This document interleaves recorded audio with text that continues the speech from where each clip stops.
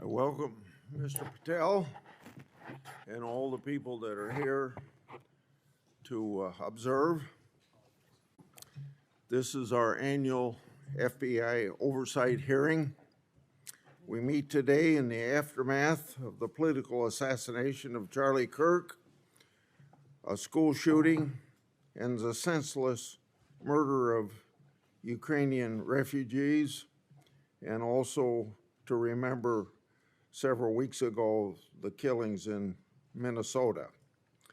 Charlie Kirk was a man of God, faith, family, and country. I pray for his wife, Erica, children, the whole family. God bless you, Charlie Kirk. I've asked Director Patel for an update today on this matter.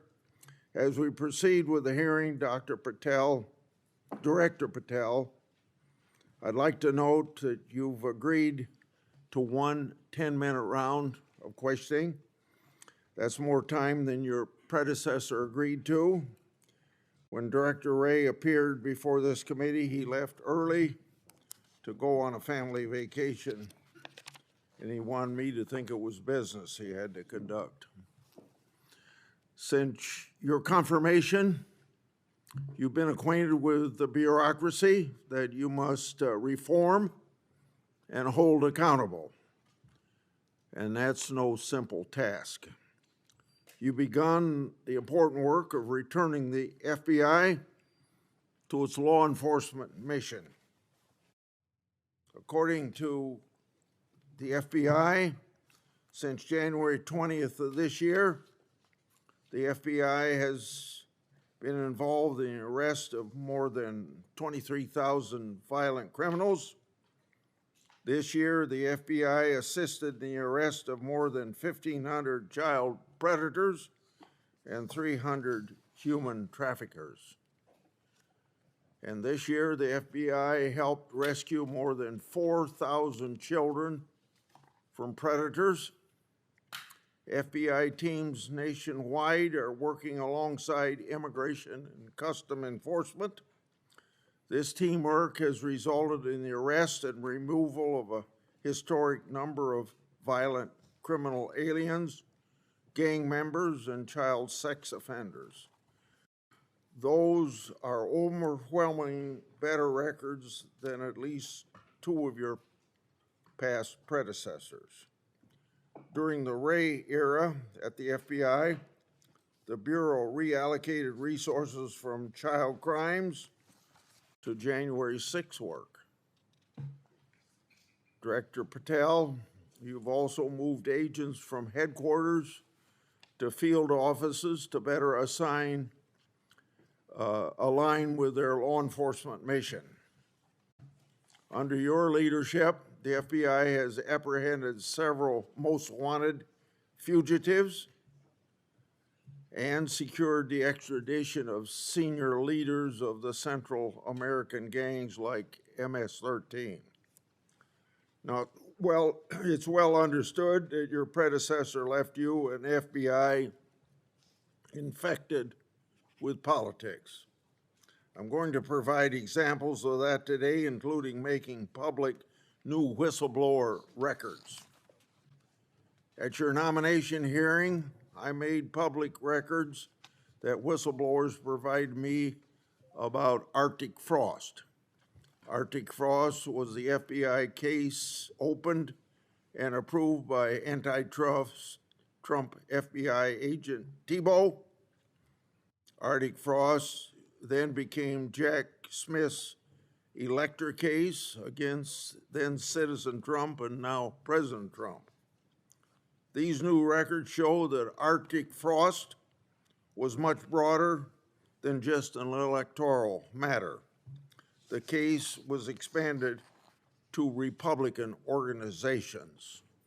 Some examples of the group that Wray FBI sought to place under political investigation included the Republican National Committee, Republican Attorney Generals Association, and various Trump political groups. In total, 92 Republican targets, including Republican groups and Republican-linked individuals, were placed under investigative scope of Arctic frost. On that political list was one of Charlie Kirk's groups, Turning Point USA. In other words, Arctic frost wasn't just a case to politically investigate Trump. It was the vehicle by which partisan FBI agents and Department of Justice prosecutors could achieve their partisan ends and improperly investigate the entire Republican political apparatus. So today, Senator Johnson and I are making these records public for the entire country to see, and I hope a lot of people are interested in seeing what government can do when various agencies have a political agenda. My investigative work has also exposed the political way in which Peter Navarro was investigated and prosecuted. When FBI agent Thibault found out that Biden's DOJ would prosecute Navarro, he said, "Wow, great." That's a quote, unquote.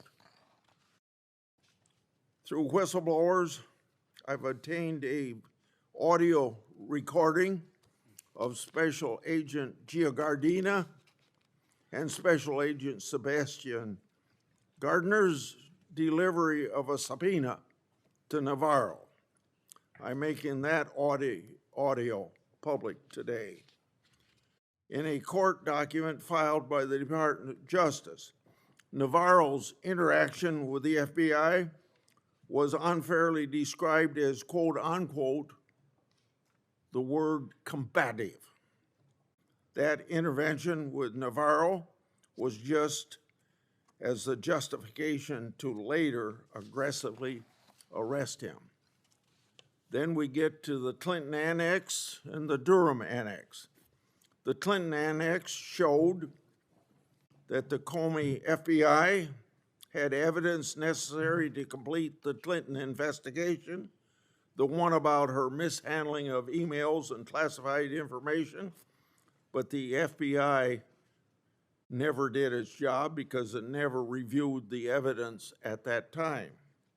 The Durbin Annex showed that the Clinton campaign had a plan to falsely tie Trump to Russia, yet the Comey FBI failed to investigate that information. Instead, the Comey FBI used the discredited Clinton campaign-funded Steele dossier to advance crossfire hurricane against Trump. Director Patel, thanks in a large part to you, both annexes were finally declassified. That may be history, but it's history to make sure we don't repeat the history of the past. And the people ought to be concerned when the weaponization of government is used in this way, whether it's done by Republicans or Democrats. Last Congress, I made public an FBI document called 1023 form that alleged a bribery scheme with the Biden family.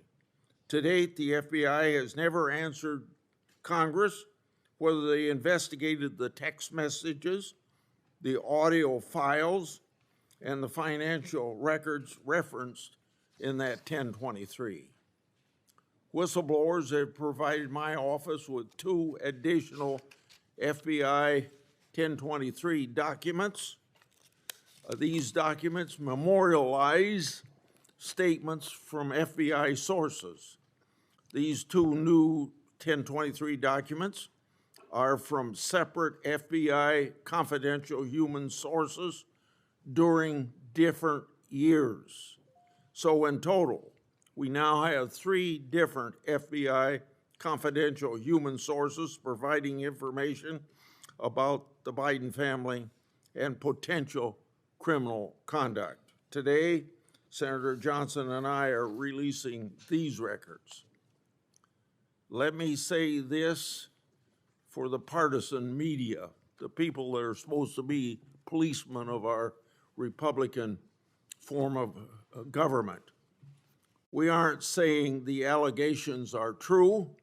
We want to know what the FBI did to fully investigate their veracity or lack thereof and what they concluded. Let's put this matter to rest one way or the other. Starting with my chairmanship, I've given one example after another of disgraceful partisan weaponization by federal law enforcement. Since the Trump administration took power, many FBI agents have been removed. The removal included agents and prosecutors who became partisan weapons that lost their way, and I've made records public to prove it. And many of my whistleblowers were aggressively retaliated against by some FBI agents who were subsequently fired. One FBI whistleblower publicly said of these terminations, quote, ensuring that they no longer work at the FBI isn't retribution, it's responsible leadership, end of quote. Which brings me to my final and favorite topic, whistleblowers. In August, 10 of my FBI whistleblowers secured compensation agreement because of your leadership, Director Patel. It included a mix of reinstatement to the FBI, reinstatement of security clearances, and monetary compensation. At the beginning of this month, another of my FBI whistleblowers got their job back. All told, across government agencies, almost 20 whistleblowers have received fixes to their retaliation. Today, you'll get a lot of grief from some members of this committee, but in the short amount of time you've been director, you've corrected whistleblower retaliation, increased transparency more than any other FBI director I've seen, whether that FBI director was appointed by Republicans or Democrats. And I've been around here more than anybody else on this committee. I yield to Senator Durbin. Thanks, Chairman Grassley, for holding this oversight hearing during a critical period in the history of the Federal Bureau of Investigation. During my 4 years as chair, I held 4 hearings with then FBI Director Wray. As a reminder to Republicans who claim the Biden administration weaponized the FBI, President Biden retained Director Wray, a lifelong Republican who was President Trump's nominee for the office. After his second election in an unprecedented move, President Trump forced out Director Wray and nominated Kash Patel, arguably the most partisan FBI director ever. Director Patel came to the FBI with a political mission, and he spelled it out in writing in detail. He wrote government gangsters, quote, "The rot at the core of the FBI is not just scandalous, it's an existential threat to our Republican form of government," end quote. And with the power of his office and the blessings of the president, he attacked the FBI with a vengeance. Mr. Patel had falsely claimed the FBI, quote, "was planning January 6th for a year," end quote. He even went so far as to produce a song by the January 6 rioters who violently assaulted police officers in the Capitol. He compiled an enemies list of public servants he called government gangsters, like former FBI Director Mueller, whom Patel called, quote, "an utter swamp creature." Former Trump officials who served with Mr. Patel warned us he would weaponize the FBI to protect the president's allies and target his critics. And indeed, Director Patel has already inflicted untold damage on the FBI, putting our national security and public safety at risk. Since January 20th, the Trump administration has engaged in an unprecedented purge of FBI officials. As we heard from highly credible whistleblowers, Mr. Patel was involved in directing this purge even before he was confirmed, despite his sworn testimony to this committee. It began with terminations and forced retirements of all 6 nonpartisan career officials who run all 6 branches of the FBI, the executive assistant directors. Since then, at least 18 of the 53 special agents in charge of FBI field offices have been removed, along with many other senior officials. Individual agents have been targeted for termination simply due to the work that they were assigned, such as January 6th investigation. In fact, according to former acting FBI Director Brian Driscoll, in a lawsuit filed last week, Director Patel made this very plain, telling Driscoll personally, quote, that his own job depended on the removal of agents who worked on the cases against the president, end quote. And even though he knew, quote, the nature of summary findings were likely illegal. At the same time, Director Patel has installed MAGA loyalists as political appointees in key career positions, including conspiracy theorist Dan Bongino as FBI Deputy Director, the first time in the history of the FBI that this position has not been held by a career FBI agent. Director Patel has also reportedly initiated loyalty test, requiring dozens of officials to sit for polygraph exams and answer inappropriate questions about whether they've made negative comments about him personally. Of course, as is often the case in the Trump administration, the rules apply to thee, but not to me. As we understand it from highly credible sources, key members of Director Patel's senior executive team and others on the 7th floor had disqualifying alerts on their initial polygraph exams. Well, how did they survive? They survived because of a personal waiver by either the director or the attorney general to remain employed by the Bureau. Understand the context here. Political operatives in key positions, given the routine FBI polygraph exam, failed and had to receive waivers to continue their positions. They were lucky to keep their political appointments. They were, but the 5,000 career civil servants the director has so far forced out of the Bureau's ranks were not offered that same courtesy. 5,000. This mass exodus has created a disastrous brain drain, particularly in the fields of cybersecurity, counterterrorism, and counterintelligence. For example, my office has received information indicating that cuts to the Bureau's cyber division will cut personnel by half, despite the ever-increasing threats posed by adverse foreign actors. The brain drain is exacerbated by Director Patel's misuse of remaining FBI personnel and resources to focus on other priorities of this administration. According to reports, the 25 largest FBI field offices have been ordered to divert 45% of their agents from their primary missions to work on the mass deportation of immigrants. Just as concerning is Director Patel's plan to hire fewer qualified agents by removing the college degree requirement and reducing new agent training at Quantico from 18 weeks to just 8. So we have a brain drain and a significant watering down of training. Quite a record, Mr. Patel. As recently fired special agents and others have warned, fast-tracking inexperienced and improperly trained people into critical national security jeopardizes the Bureau's ability to effectively protect America. Director Patel himself had no training or life experience for this position. The result of that incompetence is staggering. For example, after Attorney General Bondi publicly stated in February that the Epstein client list was, quote, sitting on my desk right now to review, that's what she said on Fox, Director Patel diverted more than 1,000 FBI personnel from their critical missions to work on 24-hour shifts reviewing over 100,000 pages of Epstein-related records. These personnel were instructed to flag any records in which President Trump was named. But that review ended in an unsigned memorandum from DOJ and FBI stating simply, there is no incriminating client list, close quote.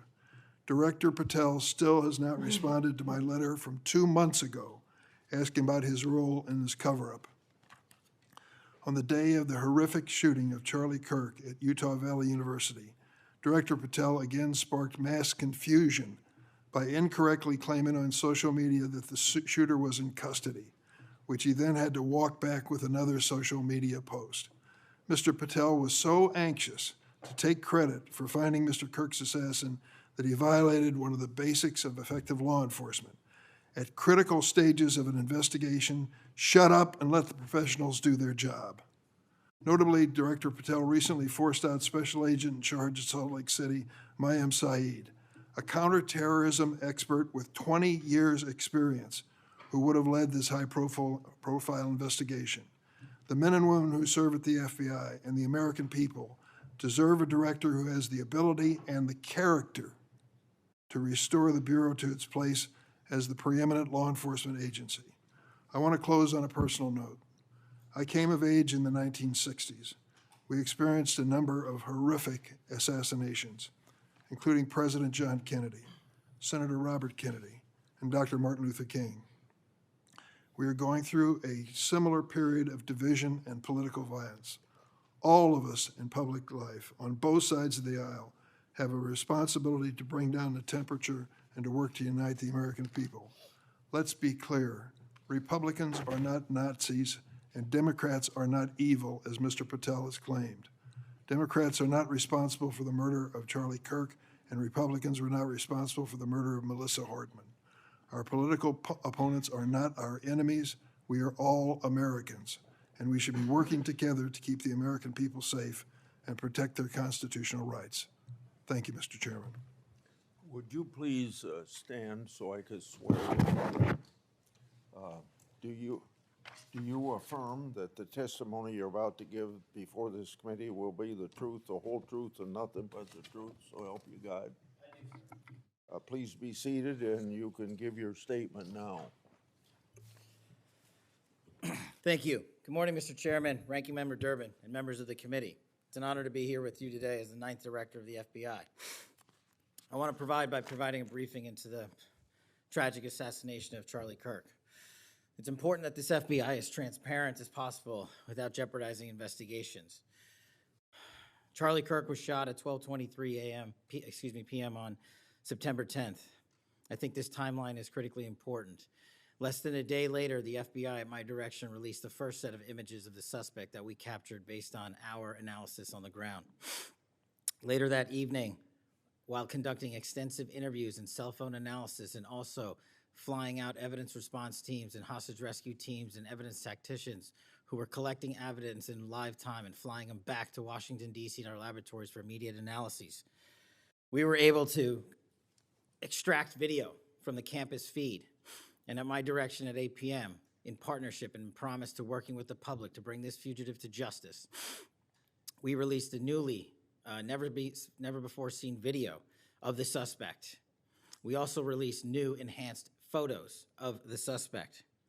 A few hours later, that suspect was in custody, pursuant to the interrogation of the suspect's own father, who stated, "When I saw that video that you released, I recognized it was my son, and I confronted him, and he was handed over to lawful law enforcement authorities." That is the FBI working with the public, as I promised, being transparent and providing critical information along the way in the manhunt for the suspect or suspects involved in Charlie's assassination. We received over 11,000 tips in the first 24 hours alone. We received 16,000 submissions to our digital media enterprise and tip lines. That is a large number of material to go through. I want to thank President Trump and the Attorney General, Pam Bondi, for their unwavering support and commitment resources to this and all investigations. I also want to especially thank our colleagues in Utah, the Governor's Office, DPS, and the sheriffs out there. State and local law enforcement partnership has been a cornerstone since I took over at the FBI, and it was no different here.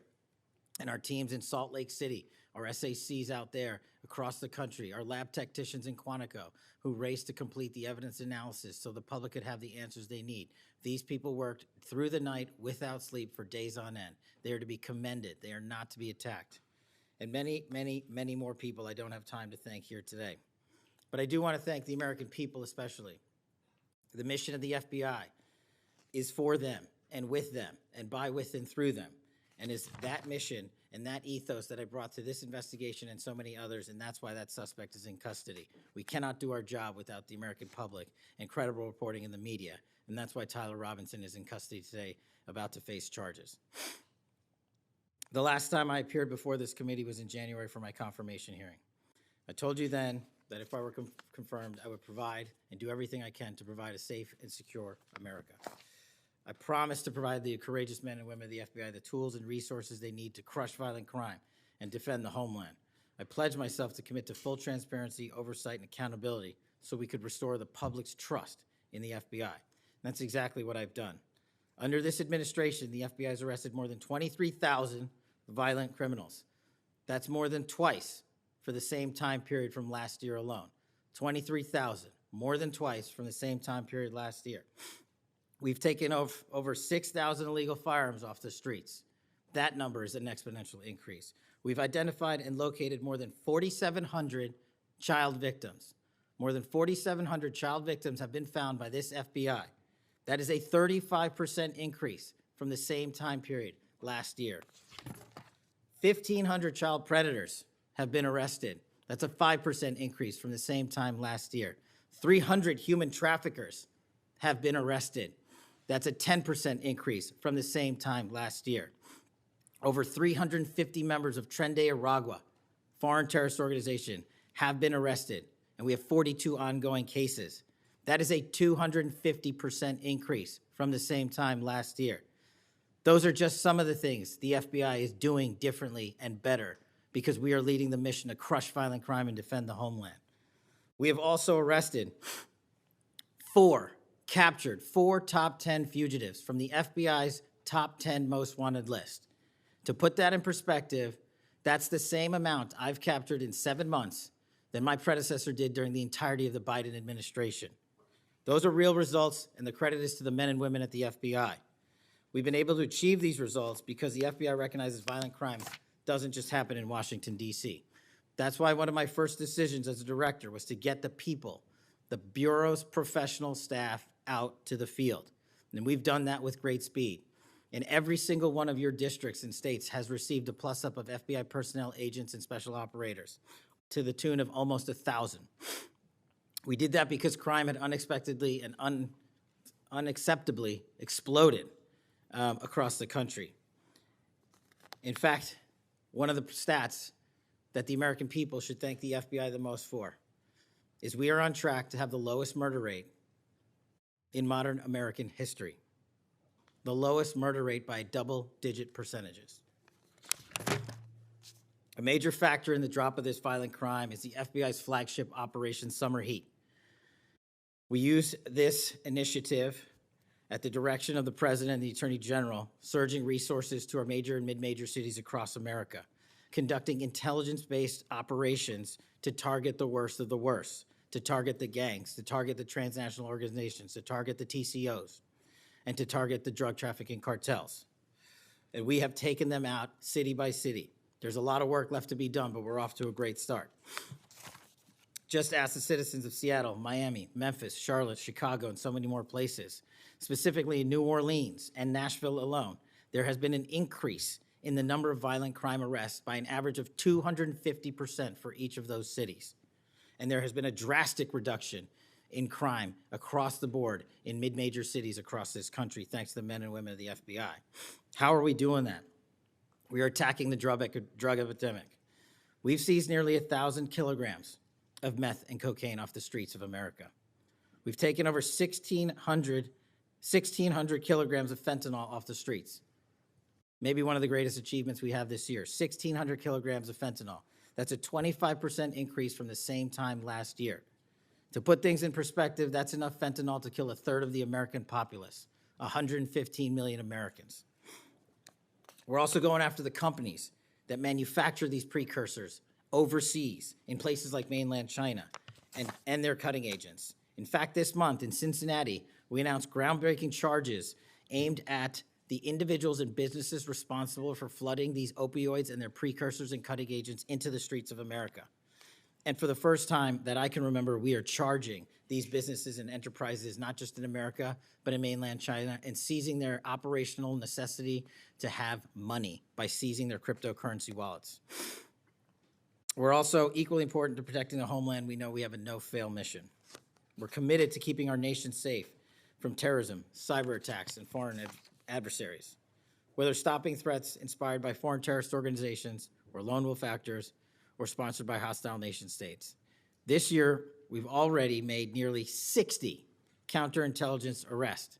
60 counterintelligence arrests this year alone is a 30% increase from the same time period last year for the CI work at the FBI. I'm proud when we can share our successes, such as when an espionage charge was brought against an active-duty U.S. Navy sailor caught spying for the People's Republic of China. But I want the American people to know the FBI is protecting the homeland from foreign adversaries in a way that will never make the news, and a lot of the good work that they do will never be able to discuss in this setting. We're working on cyber threats. We're attacking malware infrastructure, going after ransomware attackers, delivering a new partnership with the private public sector engagements we've taken with the companies who are attacked by these foreign adversaries and nation-state actors and individual enterprise rings from around the world. We are combating Salt Typhoon, Vault Typhoon, Flax Typhoon, and so many other ransomware and cyber threats this nation faces. We're also arresting people such as Tajik national in Brooklyn, who is suspected of sending tens of thousands of dollars to support ISIS.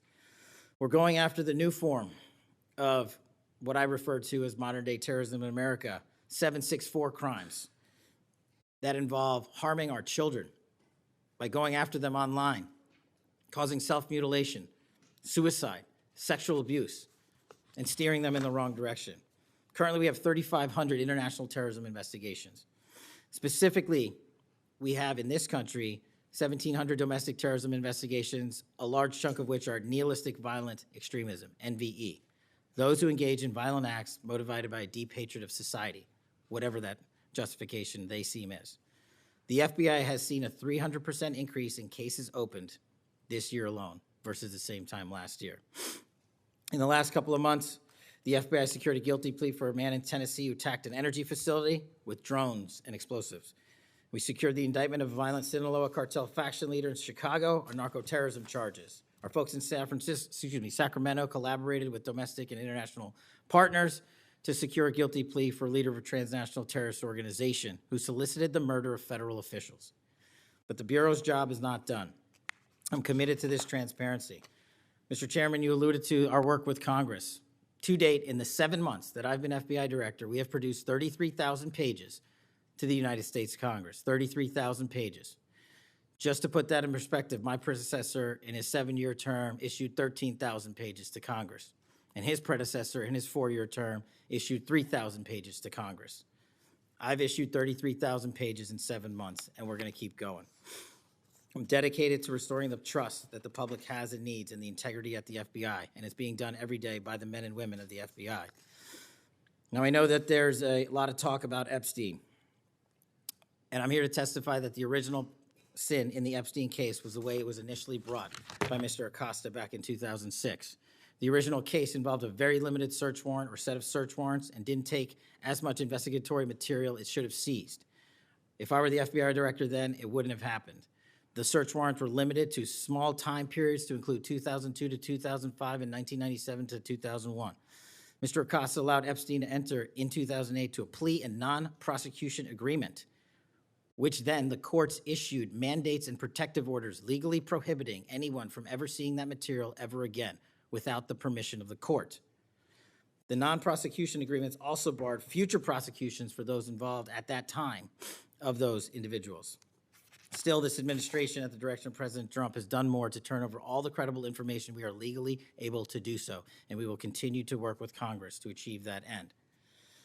Under the direction of the President, thank you for your support for our mission to working to jointly deliver transparency and congressional oversight to the United States. Lastly, I want to close with the President's initiative here in Washington, D.C. as an example of what we're doing around the country. And I think our next city is Memphis. 21,000 arrests in D.C. with our federal partners, a huge decrease in violent crime, 60% decrease in gun crimes in Washington, D.C. in the last month, 74% decrease in carjackings in Washington, D.C. in the last month. 53% decrease in homicides in Washington, D.C. in the last month. The drugs are disappearing, people are freely walking around the states, and we're restoring the nation's capital to its glory. That work is through the interagency process that the FBI is proud to be a part of, and the initiative spearheaded by President Trump and the Attorney General. And perhaps most notably for investigations in Washington itself, it was the intelligence that the FBI gathered through our source network here in D.C. that helped us identify the suspects in the horrific murder of the D.C. intern Eric Tarpinian. We're proud to be a part of that investigation. We're proud to put the resources to bear of the FBI. And in closing, Mr. Chairman and members of the committee and Ranking Member Durbin, I'm honored to be the 9th Director of the FBI. I'm not going anywhere. If you want to criticize my 16 years of service, please bring it on. Over to you.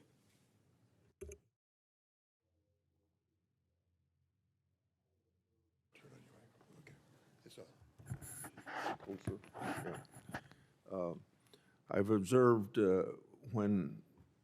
whether it's Republican or Democrats want a yes or no answer, that the witness and the senators talking over each other. So I thought what I'd do this time, rather than have that happen, if there's something you don't get a chance to answer because of the demeanor of a Republican or Democrat senator, before when we get done with that questioner, I'd give you a chance to fill in if there's something you didn't get a chance to say. Since 2019, I've sought greater transparency about Jeffrey Epstein and the government handling of the matter. I've continued to investigate during this Congress. Director Patel, was Jeffrey Epstein an intelligence asset for the United States government or the foreign government? And if so, which agencies or governments? Mr. Chairman, I can only speak to the FBI as the Director of the FBI, and Mr. Epstein was not a source for the FBI. Okay. Would you commit to providing my office with all classified, non-classified records relating to the Epstein matter? I will commit to providing all records I'm legally permitted to do so under the court orders.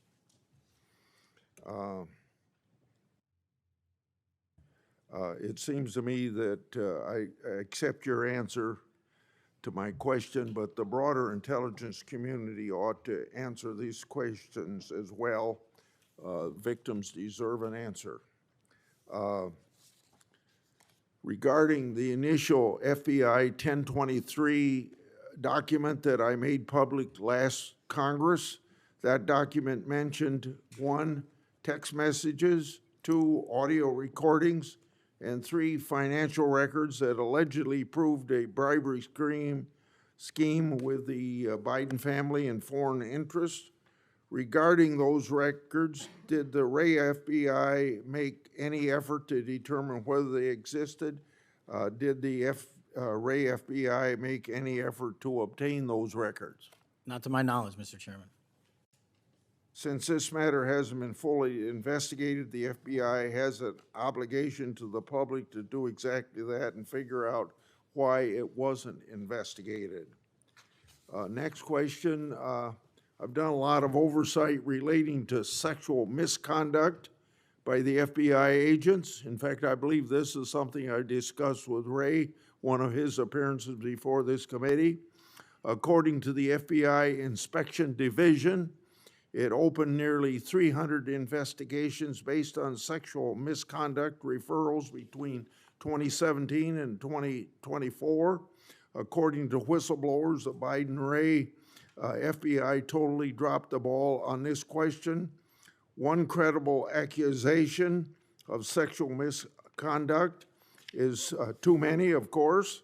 Are you committed to reviewing the Bureau's policies to ensure responsible responses to credible allegations of misconduct, that they're swift and adequately protect victims? Yes, Mr. Chairman. Relating to a similar subject, during child crimes and sexual misconduct related investigations, are any private sector companies less than cooperative with you What improvements in information sharing need to be made to catch those criminals? Mr. Chairman, we can always do better with our private sector companies. I've reached out to the leaders of most of them, asking them to provide more material so that we can be responsive and take legal action and protect the youth of this country. I'm happy to discuss, possible legislation that we can do to allow for these companies to continue. Yeah. Say, maybe 1 inch up on the microphone. Sorry. I think you're close enough, but I think it's just a little bit lower. When you raise your head, it's difficult to hear. Director Patel, since 2021, I've raised concerns about the Biden administration failure to properly vet Afghan evacuees. Director Gabbard informed my office that as of August 2022, approximately 1,600 evacuees located in the United States had ties to terrorism and other derogatory information. That's why I and many others have opposed bills giving blanket approval. Are you aware of what steps your predecessor took to investigate these evacuees? And what steps have you taken to investigate them? And what, if any, national security concerns still exist? Mr. Chairman, I can't speak to the steps my predecessor took, but I will make sure we do a sweeping review and get back to you on that. As far as the Afghan refugees and evacuees, as during my tenure, we are going through the databases to make sure that no known or suspected terrorists enter this country to harm our nation. And also, as my resolve as FBI director, one of the first acts we undertook was a manhunt of one of the Abbey Gate bombers and leaders in that crime spree that killed 13 brave Americans. And within 2 weeks, we caught one of the leaders of the Abbey Gate bomber and brought him to justice here in 2 weeks from Pakistan. And so my commitment to you on Afghanistan in all matters is complete and without border. Yeah. Through my and other investigations, we found that the Biden administration lost thousands of undocumented children. We never heard a peep from senators wanting to help find them, even after I invited them to do so. In September 2025, the Trump Health and Human Services announced the creation of an interagency crime coordinator cell to find these and other missing children. That interagency group reportedly includes your agency. What resources and personnel have the FBI assigned to this new interagency effort, and what steps have the FBI taken to assist in locating missing children that the incompetent Biden administration lost? Protecting our youth is maybe the top priority for the FBI. As it specifically relates to your question, Mr. Chairman, as I stated, we've surged resources not just to this cell, but across the nation to our FBI's field office to locate children who have been trafficked, who have been victims of sexual abuse. And we have located 4,700 children in the 7 months since I've been FBI director. And that is a 35% increase from the same time period last year. And we're not stopping, and we're committed to doing that work on our tribal lands as well. And we are finding victims of child trafficking and child abuse every county and every district, and we're not going to stop. Okay.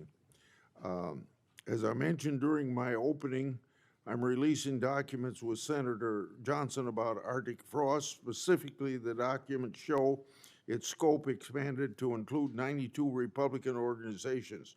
From evidence that I've seen, it looks to me like another political hit job against Republicans. What steps has the FBI taken to make sure improperly predicated investigations and weaponizations like this don't happen again? The simple answer, Mr. Chairman, is the FBI will only bring cases that are based in fact and law and have a legal basis to do so. And anyone that does otherwise will not be employed at the FBI. We are doing a prospective and retrospective analyses of individuals who may have weaponized the department and the agency. And as I've committed to you during my confirmation hearing and my conversations with you, this FBI will not be weaponized anymore in either side of the aisle. In June of this year, I raised concerns about the FBI's use of restricted access and prohibited access systems. According to the FBI, quote, when search teams that exist in a prohibited access status cases are searched in Sentinel. The particular search will receive a false negative Sentinel search response, end of quote. Clearly, this is not only affects FBI agents, it impacts congressional requests and court cases, and the Biden administration used it to thwart oversight. How are you ensuring that restricted access and prohibited access files are produced to Congress during court cases? And have you identified any Biden family records in restricted and prohibited status? As I've committed to you with my transparency initiative, whether it's restrictive or prohibited, every single thing we can legally provide to Congress, we will. We've also restructured how these restrictive and prohibited cases are labeled and provided access to more people in the chain of command so that more people have knowledge of what these restricted and prohibited cases are, including myself and the deputy. Do you commit to providing any records that are available? I do, sir. You've publicly said that your team, quote, found a room that Comey and others hid from the world in the Hoover building full of documents and computer hard drives no one had ever seen or heard of. That's a quote from you. I've received a whistleblower disclosure that the room contained some information kept outside the FBI record keeping. I also have been informed via a whistleblower disclosure that the room included materials related to Special Counsel Mueller, former Director James Comey, and other documents maintained outside of the FBI. Has the FBI now reviewed and analyzed those records? Has the FBI properly recorded the documents? And these records are clearly responsive to my, as well as my colleagues' congressional requests. What steps have you taken to ensure all responsive records are produced to Congress? That has to be my last question. What's supposed to happen is leadership at the FBI is supposed to, pursuant to the Records Act, correctly store these records at our Information Management Division, IMD. In this room, we found a plethora of hard drives, computers, hard documents, soft documents that were not so recorded, a voluminous amount of information. So we are continuously processing that information. So A, we subscribe to the Records Act and commit that those records will be kept permanently at the FBI. 2, we are reviewing those materials. A lot of those materials are related to ongoing investigations. And 3, we are on a rolling basis providing Congress the documents that we can, and we will continue to do so. Okay, thank you very much, Senator Durbin. Thank you, Mr. Chairman. Director Patel, in addition to the extensive purge of nonpartisan career FBI official reports indicate that dozens of remaining officials have been subjected to polygraph exams to test their loyalty.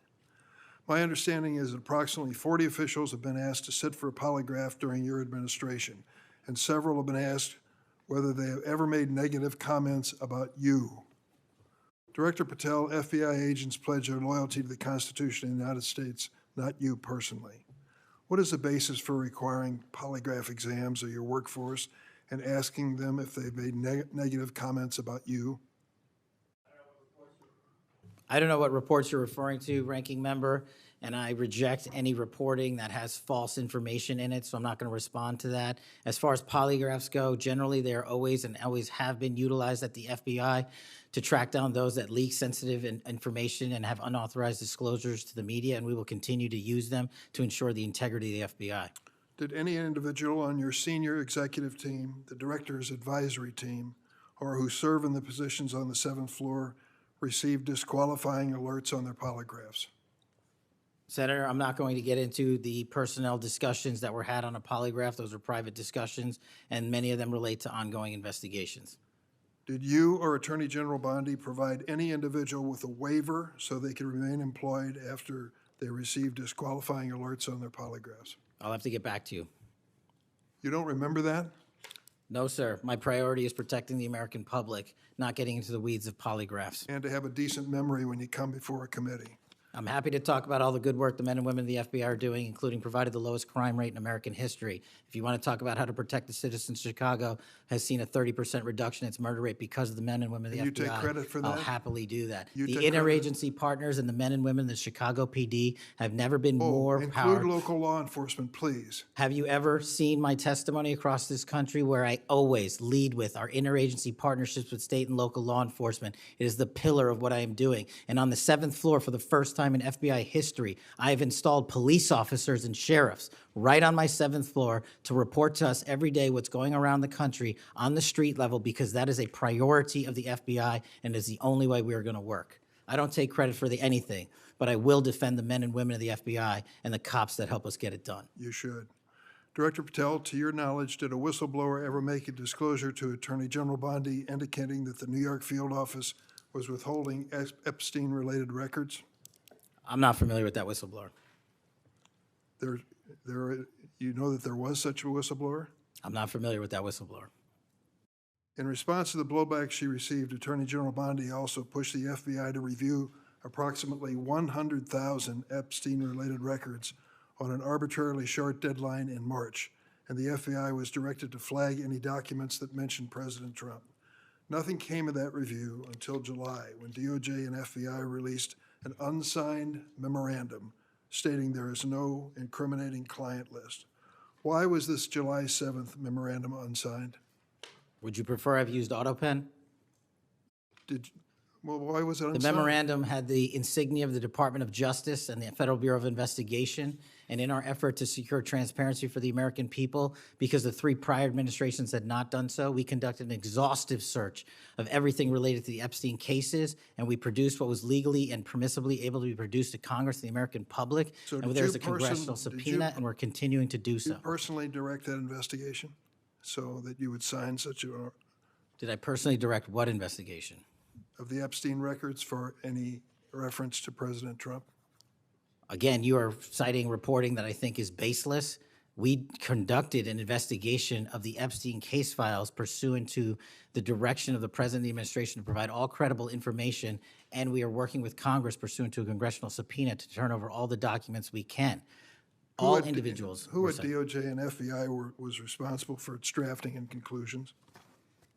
Many individuals at the Department of Justice and the FBI are There was responsible. no lead person? The Attorney General leads the Department of Justice, and I lead the FBI. So the Attorney General was responsible for that? The Attorney General leads the Department of Justice. Director Patel, much like you, Deputy Director Dan Bongino was a conspiracy theorist who built a lucrative career making inflammatory and unsubstantiated statements about the FBI that would be disqualifying in any administration that cared about nonpartisan law enforcement. For instance, Mr. Bongino called the placement of pipe bombs outside the DNC and RNC headquarters on January 6, quote, an inside job, and went on to say this was a setup. I have zero doubt, and whoever goes into the FBI, you better get an answer about why. Director Patel, you and Deputy Director Bongino are now leading the FBI. What is the evidence to suggest the pipe bombs placed outside of the DNC and RNC on January 6 were an inside job? I appreciate the opportunity to discuss Director Bongino's mine record.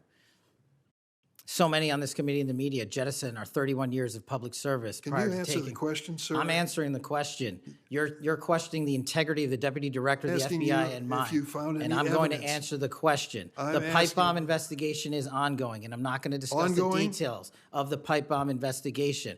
Mr. Bongino was a Secret Service agent for 15 years, a police officer for 5. I served this country in multiple administrations for 16 years. We were also private citizens, and we are now back in government service. And what we have the ability to do is set aside our personal beliefs to deliver the mission of justice for this country, and we're doing it day in and day out. And I find it disgusting that everyone and anyone would jettison our 31 years of combined experience that is now at the helm of the FBI, delivering historic results at historic speeds for the American people. So you have no evidence? I got a lot of evidence, and I'll give it to you when I can. Yeah, I'm looking forward to it. There's a New York Times story this morning about Chris Meyer. As I understand it, he was your personal pilot, at least for some period of time. Mr. Meyer has quite a record himself. Flew over 350 hours as an Air Force pilot on 3 aircraft types in Afghanistan. Mr. Jardina, another former FBI agent, a 1999 graduate of U.S. Naval Academy, commanded 100 Marines in combat during the 2003 invasion of Iraq, participated in several firefights, followed up with 2011 deployment as reservist to Afghanistan, where he interrogated senior Taliban officials. It appears that you terminated these two agents. Why? I'm not going to get into personnel decisions that we made. So you're not accountable for your decisions to take people who've served our country so admirably and terminate them without any cause? That's a one-sided story. Anyone that has been terminated from the tell FBI, generally your side speaking, of the story. failed to meet the needs of the FBI and uphold their constitutional duties. And you providing a one-sided story from your perch is absolutely disgraceful, because the men and women of the FBI deserve better. And your attack on the current leadership of the men and women of the FBI is equally disgraceful, because now you're attacking the leaders that are our brave SACs in the field who are doing the job that this country needs. It's and disgraceful. we will continue to do it. Excuse me, it's disgraceful when Mr. Meyer and Mr. Jardina, who served our country so well, are terminated apparently because of the rants of a broadcaster. That is your opinion. It is not a fact. Well, it's certainly my opinion. I can back up with fact. Let me ask you to explain the situation in Baltimore, if you will. Did you read the story about the termination of the project in Baltimore? Which story? 764 Group? Sorry. Which story? 764 Group, the Baltimore agents were investigating. Are you familiar with that? No, sir. Well, I'm not going to go into detail. It would take too long to do it. But apparently that this group, 764, a nihilistic, violent extremist group, seeks to blackmail children to perform vile acts on a camera, under investigation by Baltimore, which was terminated by you. I'd like you to respond in writing, if you will, as to the circumstances of that termination. Sure. Our operations against NVEs, as you're referring to, has been historically high, and we've taken down multiple NVE rings, including 764 rings, who are harming children and causing them to be mutilated and Last question, suicide. can you explain why you are eliminating the requirements for a college degree for your agents? I appreciate the opportunity to address that. You said in your opening statement, we are reducing the training requirements at Quantico. We are not. We are expanding them. You are referring to an 1811 crossover program, because I believe the men and women of places like the DEA, the ATF, and the Marshal Service and the Secret Service who want to work at the FBI should deserve that opportunity in a shortened, abridged program, which we provided. We are also keeping the 18-week BFTC as is traditionally been held at the FBI. So we're not reducing any requirements. We are increasing those that we bring into the FBI. Did you change any of the requirements on college degrees? We are allowing police officers who have served for a number of years to come into the FBI who did not obtain the requisite college degree to apply to be federal agents, because we feel they have the street-level experience we need to conduct this mission. I yield, Mr. Chairman. I have to respond to this business about you not treating employees properly, because I served under the previous administration when Democrats willingly turned a blind eye to Biden administration retaliation against my whistleblowers. They didn't get due process when their careers and lives were upended. I'm talking about people like Dina Perkins, Jeffrey Veltri, Timothy Dunnan were removed from their positions. Several whistleblowers were reported that they targeted FBI employees for their political beliefs by suspending and revoking security clearances. One FBI whistleblower said that Perkins, Vetri, Dunnan, and other FBI leaderships were, quote, responsible for what happened to me and my family. Ensuring that they no longer work at the FBI isn't retribution, it's responsible leadership. Another whistleblower that is a registered Democrat said they spoke out against abuses in security clearances processes committed by FBI senior leaders, particularly Veltri and Perkins. Then Perkins and Dunnan suspended their security clearances and put them in unpaid leave. I'm going to put some more examples like this in the record so I don't take up a lot of time for my colleagues. Senator Graham. Thanks, Senator Graham. Welcome to the committee. The numbers sort of speak for themselves. You've done a lot in a small period of time. So all those folks out there making this happen, thank them for me. Well, sir. As to how to be an FBI agent, you've made a decision that local law enforcement folks, people who've served in law enforcement without a college degree are able to apply now. Is that correct? Yes, sir. Makes sense to me. So experience out in the field might be as valuable as a college degree, believe it or not. Venezuela. We're blowing boats out of the water in the Caribbean because they're connected to international narco-terrorist groups. Is that correct? Yes, that mission is being led by the Department of Defense, sir. Okay. What legal authority do we have to do that? Sir, I would defer the questions on legal authority to the Attorney General and the department. Fair enough. Do you believe that Maduro runs a narco-terrorism state in Venezuela based on? I believe based on the intelligence and prosecutions and investigations, we are currently running a large portion of the cocaine that exits out of South America. Its origination point is in Venezuela, and using transshipment points through Haiti, they're using the navigable waterways in the Caribbean to the end state delivery, which is the United States of America, and we will hunt down every single one of those narco traffickers with the authorities. There's some actual indictments of Maduro as an individual for being involved in that. Is that correct? Senator, I think you're referring to the DEA indictment on that one. Right. So I guess the point is, would it be fair to say that Venezuela is a good candidate to be labeled as a state sponsor of terrorism under U.S. law? Senator, from my perch, we will provide the intelligence necessary for anyone who meets the threshold to be a state sponsor of terrorism, and this administration has I expanded. think they are, so we'll be going down that road. China, on a scale of 1 to 10, 1 being nothing, 10 being great, how is China helping with the fentanyl problem here in the United States? Under this administration, we have taken, as I highlighted the Cincinnati case, the precursors are the problem. The fentanyl is the end state that kills American citizens. Well, the precursors are made in China, right? They're made in China. And so for the first time in a decade, I had a call with my counterpart in the MPS, the Ministry of Public Services, to attack the precursor chemical companies and have those chemicals labeled. Too early to rate the success? We have indicted multiple businesses in China. We've also cut off the transshipment points of those precursors. They switched. Once we got on their track about their delivery routes to the Mexican drug cartels directly, they started going to India.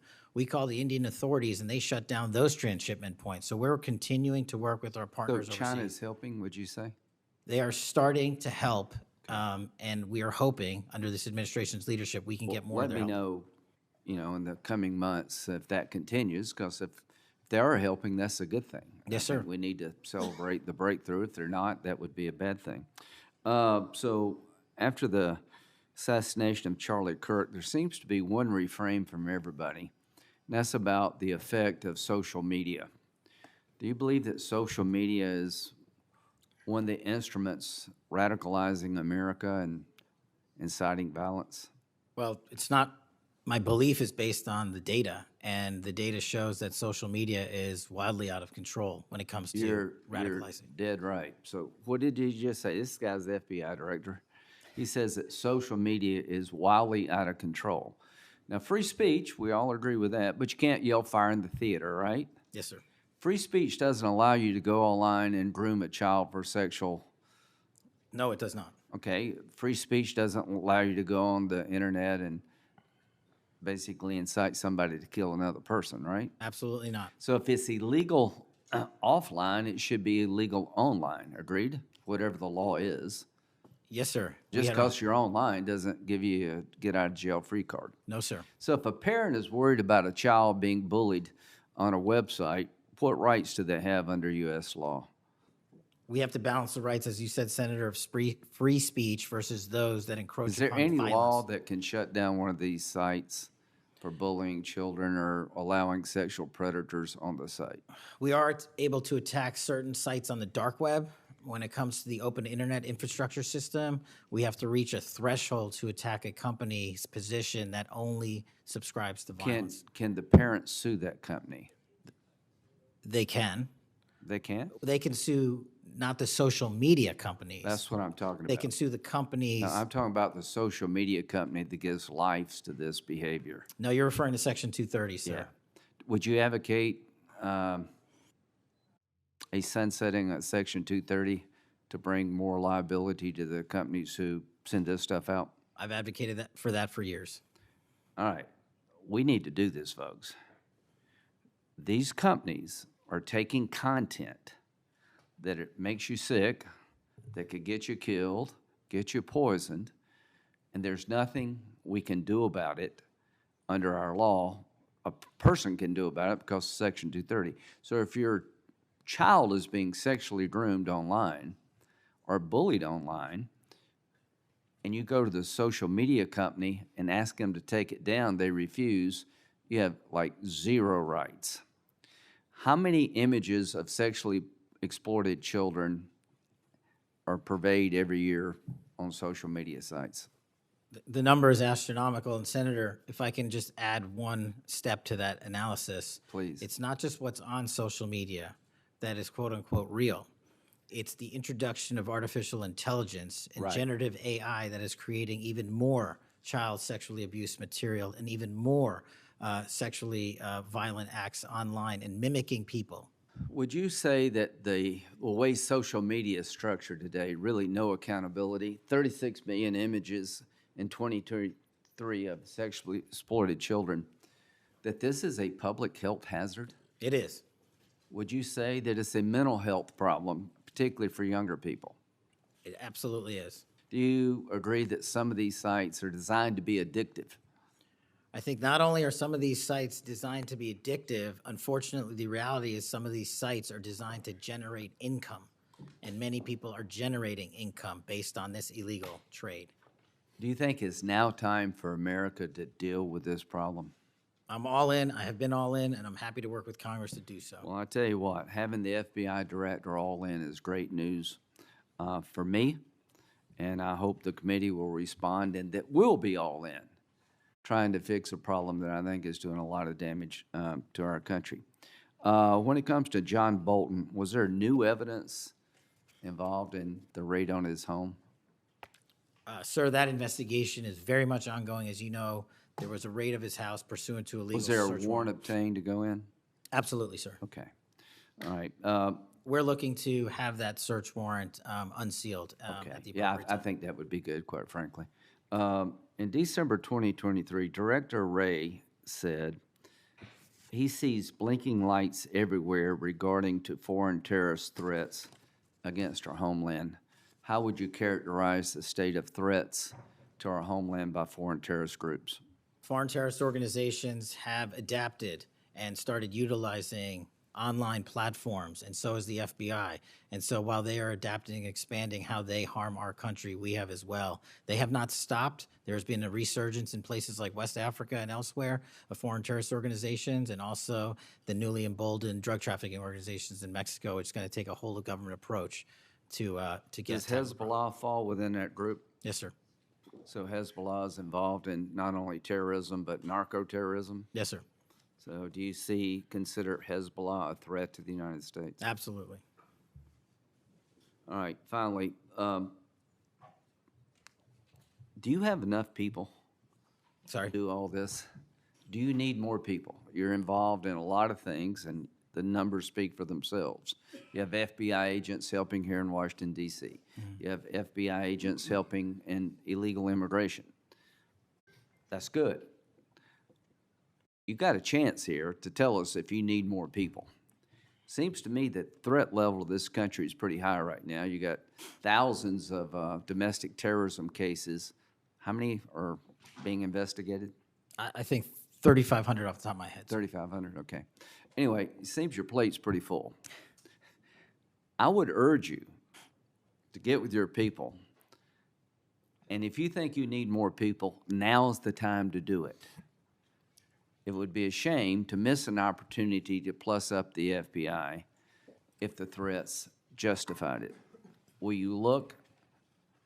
I will look, sir. Okay, but are you comfortable you have enough people right now? Right now, I'm comfortable with the reallocation of agents and personnel outside of Washington DC and plussing up states like South Carolina in double-digit numbers. And I'll get back with my team on this one. Thank you for your service. Senator Whitehouse.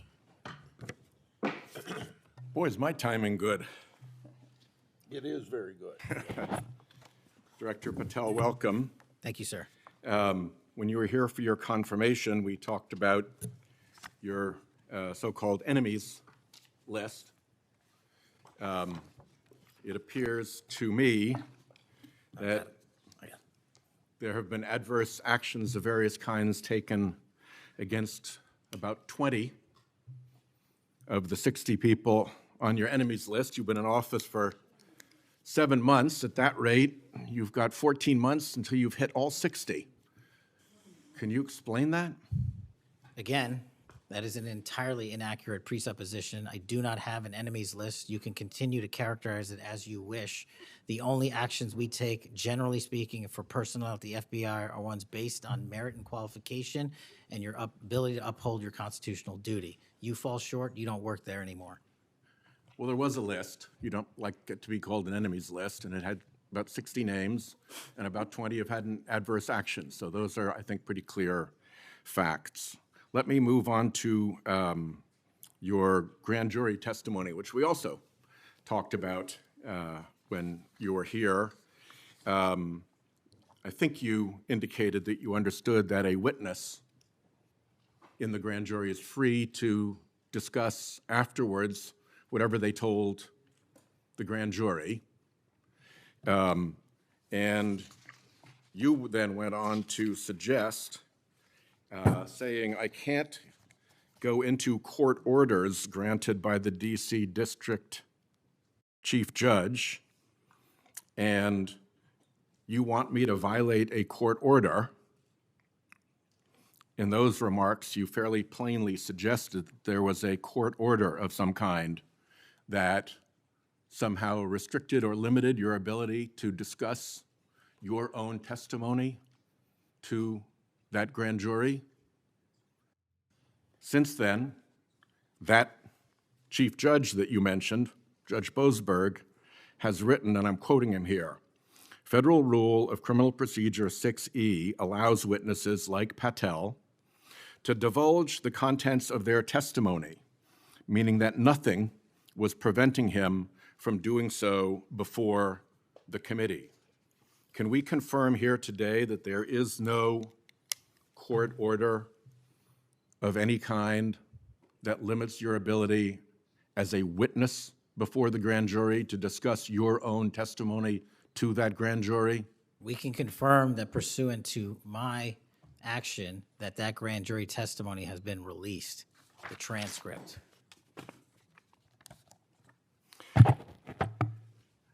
Let's, in what forum was it released, may I ask? Publicly. Okay, we'll check on that. The FBI does background investigations. In the case of a U.S. attorney, Jeanine Pirro, it has come to light that in a civil proceeding, that Fox News executives, prior to her confirmation, called her, I'm quoting here, a reckless maniac who makes, quote, insane comments, and said, I don't trust her to be responsible, and noted her penchant for what they called random conspiracy theories on weird internet sites. My question to you is, did that turn up in her background investigation? For any background investigation, Senator, we do not discuss those publicly. And for every background investigation, when there's an adjudication, it is not made by me. It is made by the career professionals who run the inspection division and background check system. Do you know if that information was found? You see, we're an oversight body here, and there are really three possibilities here. One is that the FBI background investigation didn't find that stuff. That's worth noting because these investigations, full field background investigations, are supposed to find that stuff. That's possibility one. Possibility two is that the FBI did in fact find that information and then did not report it to the administration or to the committee. And the third is that you found it, you reported it to the administration, and they went ahead with her nomination knowing that she had been described as a reckless maniac who made insane comments, who wasn't trusted by colleagues to be responsible, and who had a penchant for random conspiracy theories on weird internet sites. Are you saying that this committee does not have any authority or reason to look into which of those things is true? This committee can look into anything it wishes. I'm telling you that the background investigations that are done by the HRD division are done by career individuals. They do not report the details of those to me. They adjudicate those independently and individually. That's how it's always been done. What happened during the pause of FBI background investigations that was alleged in the complaint against you and the FBI by the FBI agents who were terminated? On February 12th, Emil Bovee directed the FBI, quote, to pause any FBI background investigations of Trump nominees until Patel was confirmed, which happened on February 20th, is the general description of what they alleged. Why, do you know, were background investigations paused? Was it so material like this could be scrubbed out of them? And have they been resumed without that pause fully and normally after your arrival on February 20th? I can speak to the time period since I got there. Background investigations have been ongoing across the board at the FBI. Why was the pause, do you know? I was not there. Wasn't explained to you when you got there? Oh, by the way, boss, they've had an 8-day pause on background investigations. You think that would be something that would be explained to you at some point? Again, I leave it to the men and women at the HRD division to run background investigations. I do not interfere with them. I get that. But what I don't get is whether you were told about that pause, and why would you not be told about that pause? I don't recall that, sir. All right. The allegation also relates that part of the employee review of senior staff was whether or not they voted for Kamala Harris in the 2024 election. Since when is who you voted for a proper question for agents to be asked? I don't know what allegation you're referring to, Senator. If it's from an ongoing matter in litigation, I can't discuss that. But what I can discuss is I can only speak to the FBI's background investigations. There are other background investigations conducted across the government. I can only speak to mine. So just to clarify, I'm not talking about the FBI full field background investigations.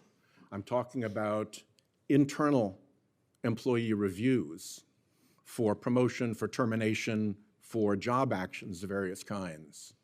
And my question to you is it now the policy of the FBI to ask agents who they voted for, and since when is who agents voted for a proper question for the FBI to ask?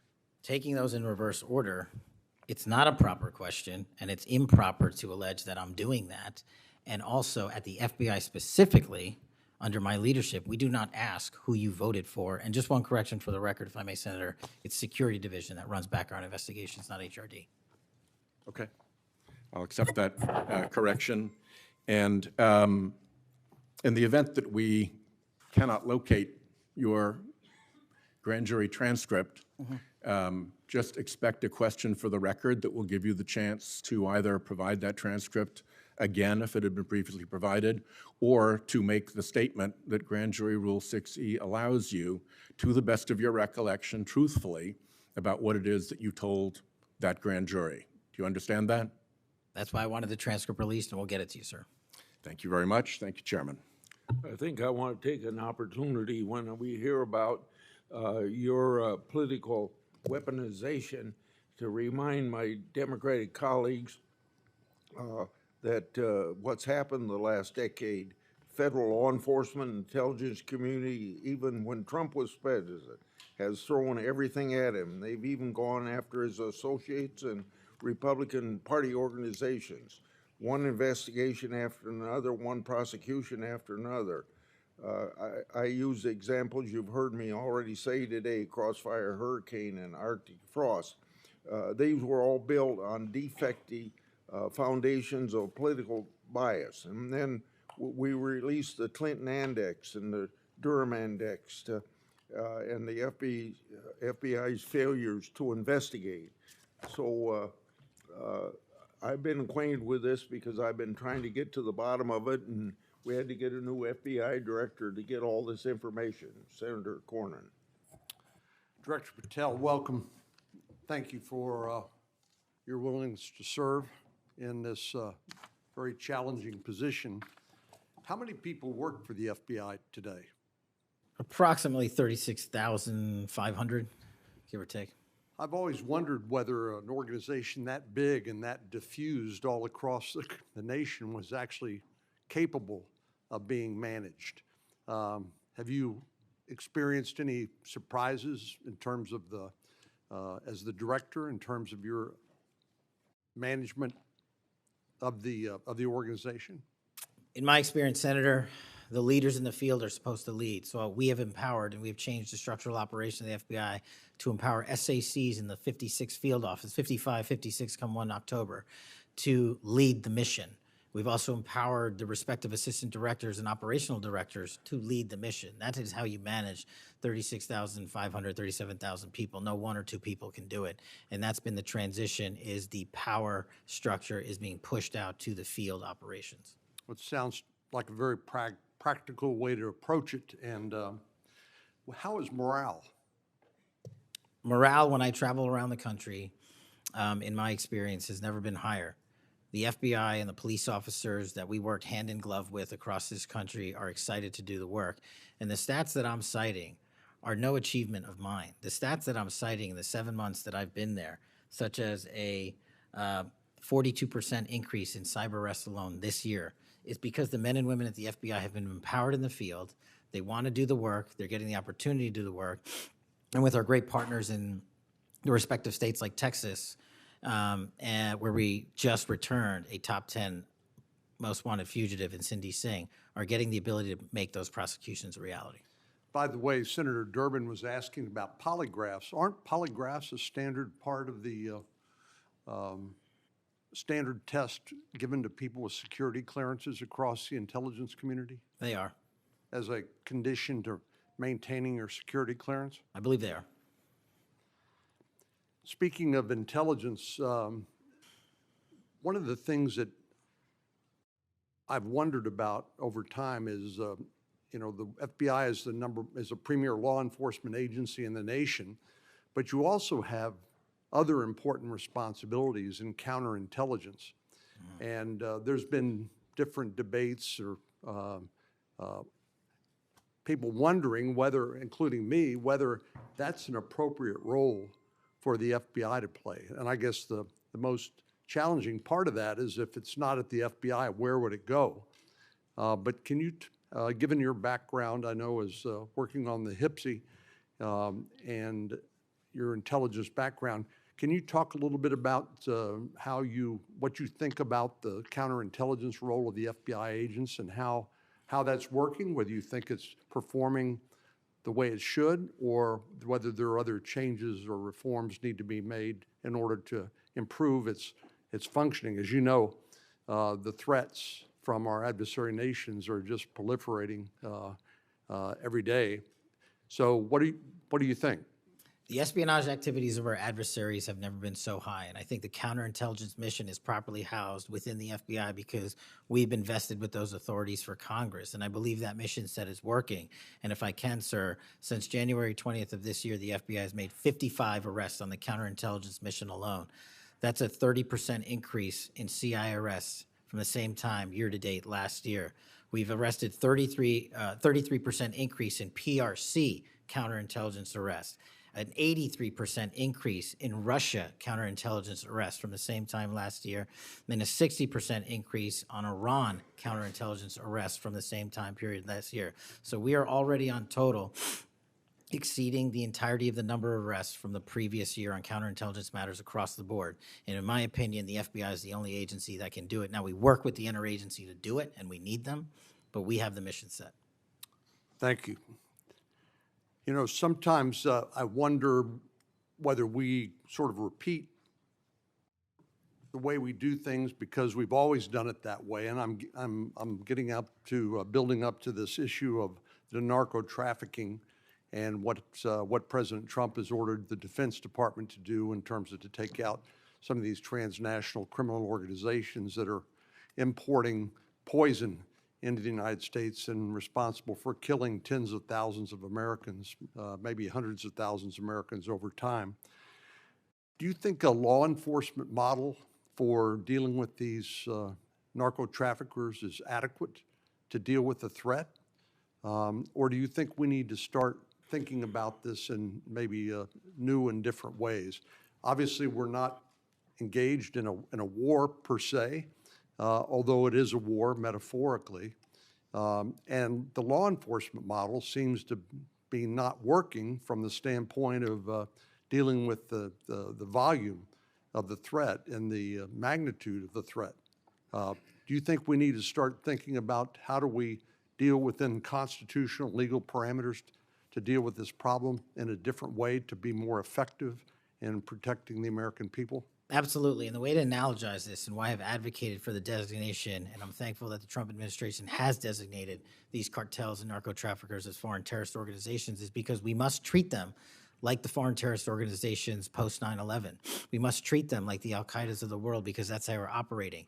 And just treating them with law enforcement capabilities alone was wholly insufficient to wipe out the targets in their entirety. They always had the next man up philosophy. If you take out the leader, they got 10 guys behind him. But in order to eliminate, and that's the key, eliminate the drug trade, and eliminate the pouring into this country of narcotics, we have to use our authorities at the Department of War and the intelligence community to go after the threat like we did terrorists when we were manhunting them. And now we have that ability, and we're seeing that in live time, whether it's on the strike on the boat or going down into Mexico and working with our Mexican authorities with these intelligence assets to say we've located not just the person in charge, the cadre in charge, but the entire network, and we are now able to dismantle that entire network. It's going to take time. The manhunt after 9/11 took some years, and this is going to be a years-long mission. Well, I'm glad you mentioned the counterterrorism mission because we've had a lot of experience, the U.S. government writ large, with dealing with terrorism in the Middle East and elsewhere. And obviously, some of our friends and allies, like Mexico, for example, are very sensitive about sovereignty and being able to control what happens on their territory. But yet we're beginning to see more and more cooperation, as you point out, in that regard. And so in your opinion, has the counterterrorism model, have the lessons learned by the U.S. government writ large, are they being aggressively applied? Are there other things we need to do to make sure that those skills, those lessons learned are applied more broadly to the threat of narco trafficking? I can only speak to the FBI. We are applying all of them to our the CT mission set to the CN mission set, and we're using the new authorities given to our intelligence community partners in the Department of War to combine these collective efforts and in a new way, meeting together and creating an interagency process that gets after the threat dynamic. And whether that's a kill operation, a capture operation, a surrender operation, or a host nation takedown, like we did with the counterterrorism mission sets in Afghanistan, in Iraq, and Pakistan, and elsewhere, we are applying that to the drug traffickers in Mexico and Venezuela and Colombia.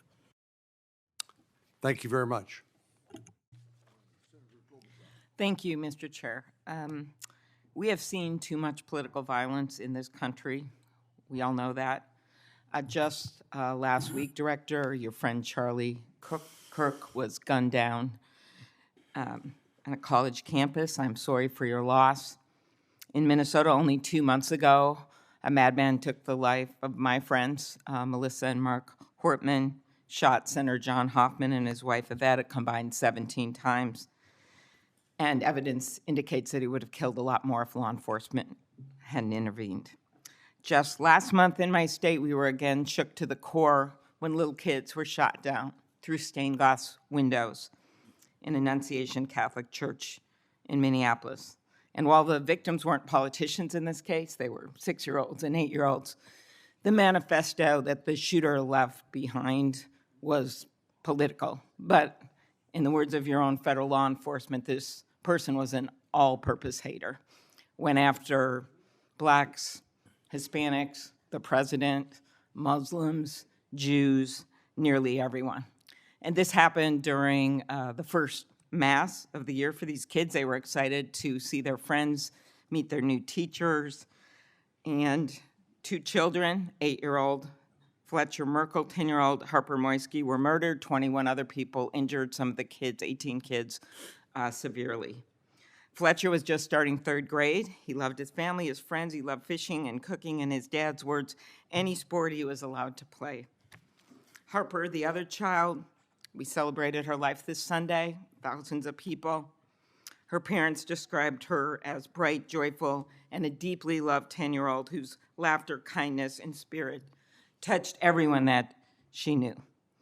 We've heard the words of young children who were saved because 12-year-olds laid on top of them, or a kid with disabilities who was paralyzed, whose teacher pulled him out of the wheelchair, threw him under the pew, and laid on top of him. We do thank the local FBI director and the local U.S. Attorney's Office for their work in both of these cases, the Hortman case and this. But I did want to focus on one local law enforcement moment that I'm not sure has made with all the news going on in Minnesota. When the first 911 call, and you've heard about other places where this waited and waited, the first 911 call was made at 8:27 a.m. The first officer was on the scene just 4 minutes later, local Minneapolis police, at 8:31 a.m. The Chief O'Hara, shared with me the actual numbers. Listen to this. Over 20 people were in ambulances just 14 minutes, all of them, after the police got on the scene. 14 minutes after the first call. Tourniquets, stretchers, and they got them all to Hennepin County Medical Center or Minneapolis Children's Hospital. And I think it is worth looking at what happened there, because one of the dads whose daughter was severely injured, still in the hospital, that I met on Sunday, told me that there is absolutely no way his beautiful daughter would have survived if police hadn't been there. So it is worth looking at for all of us. So my focus on behalf of these parents, because I promised I would do this on Sunday, was just to figure out how we can do anything to stop this from happening again. So expanded background checks, ghost gun bans, every shooting is different. Raising the minimum age to purchase an assault weapon, even if we're not going to ban them, I favor banning them. But that's one idea that's out there when so many of these shootings are people who are 18, 19, 20, 21. The one at Annunciation Church was 23. Both shooters in Uvalde and Buffalo had just turned 18 when they purchased the assault weapon bans. I'm not saying any one of these things would prevent every single shooting, but I really ask everyone to look at these. We also need to tackle social media, and I really did appreciate Senator Graham's questions. I think we have to protect free speech and not engage in censorship. But for years, I have supported repealing Section 230, which was made when these companies were little companies starting up in garages. And I think it is one way to get at making this better environment online and preventing violence. So my first question is on the assault weapon ban. Do you think that would be helpful in reducing gun deaths, Director? Senator, if I may, I want to answer the question, but thank you for your remarks, especially it relates to my friend Charlie, and I share and relay my remarks, my sentiments to you. Minnesota has suffered untold tragedy in these last few months, and whatever creativity we can use to eliminate even just one shooting, one horrific death, I am in favor of engaging with Congress fully to do. I don't have the answers. I don't know what will eliminate it in its entirety, but I'm willing to engage and explore new ways with you, Senator. Okay, thank you. And so, assault weapon ban. What do you think? Senator, I think there are instances on this legislation that could prevent future attacks, but I'm not going to weigh into the creation of legislation. Could you also look at, and I favor just assault weapon ban, not getting these guns in the hands of people that shouldn't have them, but could you look at the numbers on the ages? Yes. Because from 18, even going from 18 to 21, which wouldn't have prevented the shooter in Annunciation Church from purchasing that gun. He purchased several the same day. Over 100 rounds were fired from the assault weapon through the stained glass windows. So if you went up to 25, it would have stopped that immediate purchase and probably saved the lives of these kids. But if you go to 21, that is the same age that already applies to purchasing handguns from federally licensed dealers. So I prefer another approach, but I was hoping that our Republican colleagues would at least look at that, given Uvalde, Buffalo, and some of these other mass shootings, trying to be practical, but thinking that it could make a major difference. Strengthening background checks, could you also look at that? And then banning ghost guns and bump stocks. What do you think of that? So, Senator, you're talking to my heart here on one of the core missions at the FBI, which is our CJIS facility in Winchester, Virginia, which is our hub for our NICS checks, our NCICs, our capabilities on when we have, I think it's 19,000 state and local community law enforcement come to us for these background checks. We're trying to make that processing as fast as we can so we can get them real-time information. I think we have a 93% clearance rate in 15 minutes as it relates to ghost guns, but we can do better. All right, well, just if you could get back to me on all those and talk to the White House. Threats against elected officials have increased exponentially. Members of Congress received more than 9,000 threats last year, up from 1,600 in 2016. There's been a lot of talk about the rhetoric and the like. And if we want to move forward on things like Section 230, or even look if we can do anything on guns, I do think we're going to have to be honest about this all-purpose hater issue, and it has bothered me, this thing, we're going to go after this group, we're going to have to go after this group. I just want to, for the record, show that the murder of Speaker Hortman and her husband, it was Democratic lawmakers on his list. He went to the ones whose addresses he had, by the way.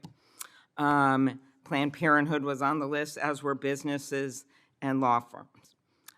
Doctors. I already mentioned the ones with the Catholic Church shooting. So it is not just as the radicals on the left, what's a quote from the president, are the problems or destructive movement of left-wing extremism that Vice President Vance said. According to the Anti-Defamation League last year, all the murders were committed, and I'm not actually going to say this because I don't even want to go left-right with this, but you can imagine it wasn't from the left. Cato Institute, conservative think tank, published a study just last week that found terrorists from the right were responsible for 6 times more deaths than people from the left. I actually don't want to go tit for tat on this, but what I am asking for is that this rhetoric of blaming one side or the other stop, if you could convey that to the president, and that we actually work on things that are solutions. So could you commit to me, Mr. Patel, Director Patel, that you will do that? Absolutely, Senator. Okay, thank you.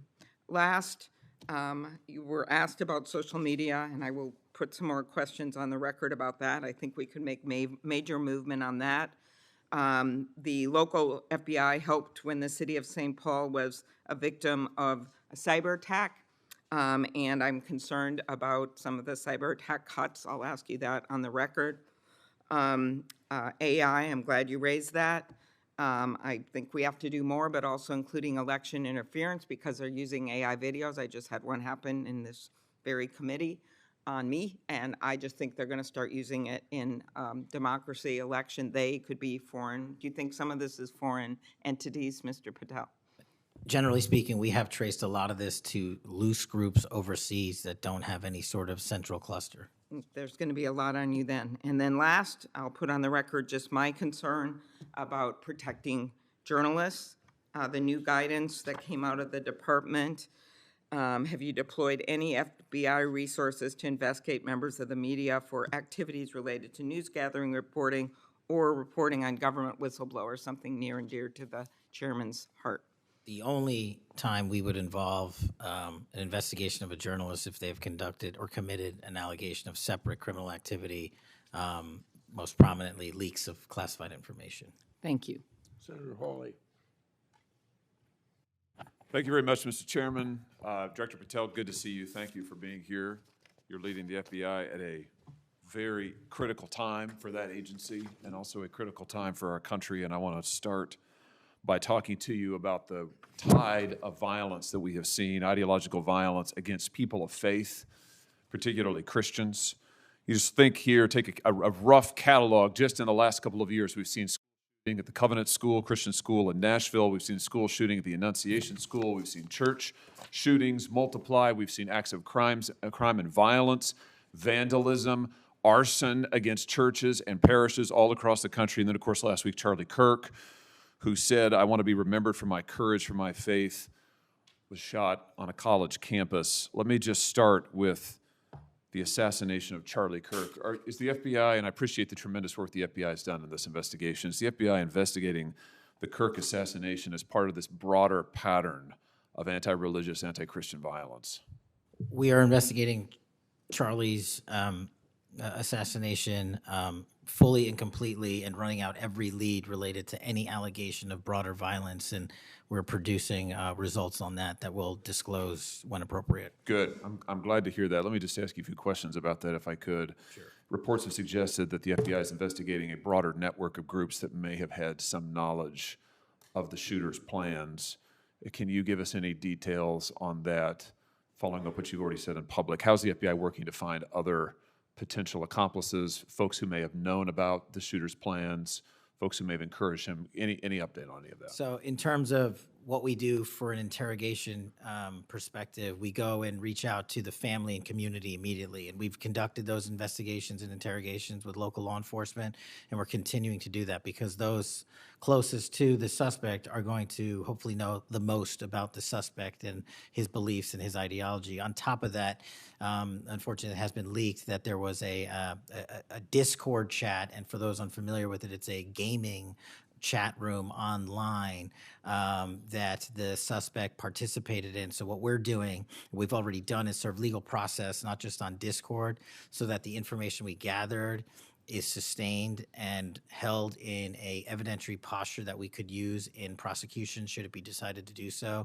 And we're also going to be investigating anyone and everyone involved in that Discord chat. Okay, very good. I see the public reports that the Discord thread had as many as 20 additional users. It sounds like you're trying to run down all of that to see if that's accurate, who else may have been on that thread, what they may have known. Is that fair to say? It's a lot more than that, and we're running them all down. It's a lot more than 20? Yes, sir. And you're running all of that to ground? Every single one. Yeah, fantastic. Let me just turn to the broader question here of anti-religious, anti-Christian violence. Let me just give you a few stats that I'm sure that you're all too familiar with. Every person of faith in America certainly is. Major report this past year found that there have been over 400 instances of hostility against churches in the United States in the year 2024. Those included arsons, bomb threats, shootings, and firearm incidents. Another organizational report found that there were 500 attacks on Catholic parishes alone. So that number, 415, that's all Christian churches in 2024. Another organization found 500 separate attacks on just Catholic parishes since May of 2020. Of course, we have the Covenant School shooting, the Annunciation School shooting in Minnesota, where 2 children were shot dead as they were praying in a pew. Here's my question. What is the FBI doing to take on this rising tide of violence that seems to be motivated by anti-religious hatred? Specifically, sir, we have 60 anti-Catholic hate crime incidences reported to us that are being investigated. Publicly, I can tell you we have 5 hate crime investigations with anti-Catholic bias ongoing currently in the states, in the cities of Kansas City, Louisville, Houston, Nashville, and Richmond. That's what I can say publicly, but any ideologically based attack against any faith, as a man of faith myself, will not be tolerated, and the full resources of the FBI are committed to all of it. Are you investigating any domestic cells that instigate or encourage or fund or in any way support attacks on churches or other houses of worship? Senator, you raise an incredibly important point that most people don't look at. I've always said we follow the money, and whether it's terrorism or attacks based on ideology or attacks on institutions of faith or people of faith, someone's paying for it, and we are reverse tracing those steps. We are not stopping at the perpetrator themselves. We are reverse engineering to hold those accountable in our investigations to who funded them and knowingly funded them, and we will bring the appropriate steps against them with our partners at DOJ. Good. I'm glad to hear that. We look forward to hearing reports on that progress. Yeah. Sorry about that. Let me just ask you this in the same vein, Director. Since the Dobbs decision, the FBI has advertised $25,000 rewards for information on attacks on abortion clinics. Will the FBI similarly offer rewards for information on attacks of houses of worship? Yes, when it is appropriate, the rewards are any reward, whether it's an attack on a house of faith or on a homicide or whatever, is determined by a group within the FBI, but we will work with them to make sure that rewards of monetary value are put out for all ideologically based attacks. Good. You just rattled off some statistics, which I was glad to hear, about the number of investigations you have open, the incidents you're tracking against Christians, against houses of worship. Let me just ask you if you consider designating a senior official as a liaison to houses of worship, to Christian and other religious organizations, to publish metrics on investigations and arrests related to church attacks, church threats, vandalism, arson, etc. Will you set up a system for liaising and then reporting so that everybody can see, this committee and the public can see just how many attacks we're talking about, just what the level of threat and violence is and what the FBI is doing to combat it? Senator, you're speaking my language. The private-public sector partnership on this specific issue, just like the other ones we've talked about, is equally transformative to finding those involved in these criminal activities. And with your assistance, I would ask you if you're able to identify someone who's an expert in that area, we will work with them. We will take their information because as great as the FBI is, we're only as good as the information we can get, and we don't have the reach that the private sector does in some of these areas. Very good. Happy to help on that. Let me ask you about something specific to the FBI, because sadly, as you know, the FBI, when it comes to anti-religious animus, has been part of the problem before you got to this agency. And I know that you remember the infamous memo generated by the FBI that attempted to recruit informants in houses of worship, in particular in Catholic parishes. Your predecessor testified when this information, I just want to reiterate, this memo became public because of a whistleblower. It was not turned over to this committee. It was not disclosed to this committee. In fact, we were told it didn't exist, and then a whistleblower published it, showing that indeed the FBI had recruited informants, attempted to, into Catholic parishes. Your predecessor then testified, sitting right where you are today, he testified that this, I'm going to quote, was a single product by a single field office, end quote. That was a lie. Because we then had additional whistleblowers come forward and say, no, actually, multiple field offices contributed to the drafting of the report. And indeed, there was a second anti-Catholic memo that the FBI generated. And indeed, those memos were distributed to over 1,000 FBI agents across the country. You know all of this. You and I talked about it when you were here for your confirmation hearing back in January. I just want to follow up and see, have you been able to determine how this memo got written and distributed? How is it that the Federal Bureau of Investigation came to be recruiting informants in Christian churches in this country? Senator, we did dig in, and we are doing our investigation simultaneously with Congress. And just to put it in perspective, we've provided 700 documents on the Richmond Catholic memo specifically to this committee, whereas my predecessor provided 19 pages. And not only that, but we looked into how the source recruitment structure at the FBI was conducted during this time. And we made adjustments and permanent fixes to ensure that sources are not put into houses of worship unless there is an actual ongoing criminal or international terrorism threat. We will not use sources at this FBI to investigate and cull information just for the sake of culling information in houses of worship. Has anybody been fired for this? There have been terminations related to this and resignations. Good. There need to be, because if this is going to be standard at the FBI, nobody can trust the FBI. You want to talk about violating the First Amendment? This has got First Amendment violation written all over it. It's one of the most revolting chapters in the FBI's history. And considering what we're seeing more broadly in terms of the acts of violence against people of faith, this has absolutely got to end, and the FBI has to lead the way. So I count on you to do that, Director. Let me just, in the minute or so that I have remaining, let me just shift gears and ask you about something else you said earlier. You said that protecting our youth is maybe the FBI's top priority. It's great to hear. Let me ask you about the role of AI chatbots in that, which you've talked about a little bit already today. Are you investigating any cases of AI-generated child sex abuse material? You issued a PSA earlier this year warning that synthetic child sex abuse material, it's where the AI generates it using maybe a real kid's image, but then generates sex material, sex abuse material. You warned that that was illegal under federal law. Is the FBI investigating any instances of this synthetic CSAM material generated by AI that you could speak to? We are investigating dozens of those matters because, let me just say this, as far as the FBI is concerned, generative AI that produces CSAM, child sexual abuse material, under our investigative authorities is treated as equally as if it were actual child sexual abuse material. There's no difference for me in the FBI on this. Let me just ask you one other thing in this vein. I'm sure you've seen the reporting that Meta's AI rules, their own internal guidelines, allowed their chatbots to have sensual, that's their word, sensual conversations with children. We've had instances, multiple instances of children, minors, taking their own lives at the behest of chatbots that instructed them with specificity on how to do it. What's the FBI's role here in investigating what is going on with these chatbots, with these AI companies encouraging? I mean, listen, if an actual person did that, we would say that's grooming. We would say that's child abuse. These companies are doing it. Their own guidelines allow it. What can we do about that?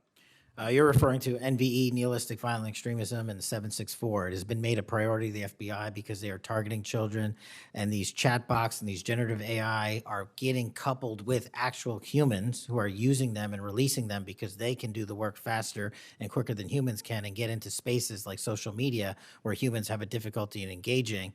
And what we're doing is treating any extension of generative AI as the criminal themselves. And we have, I think, I've got to get the number back to you, but over 1,000 investigations related to NVE. We've had numerous takedowns and arrests of 764 individuals. And we are educating, this may be the most important part, I'm directly engaging with the social media and media companies, the internet service providers, to find a way to shut down. There's nothing I can do at the FBI to force them to shut it down, but work with you in Congress to find a way to work with our partners to get that shut down permanently. Senator Coons. Thank you, Chairman Grassley.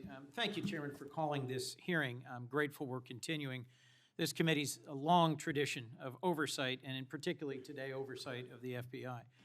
Director Patel, thank you for being here. There's a number of issues I hope that we can speak to.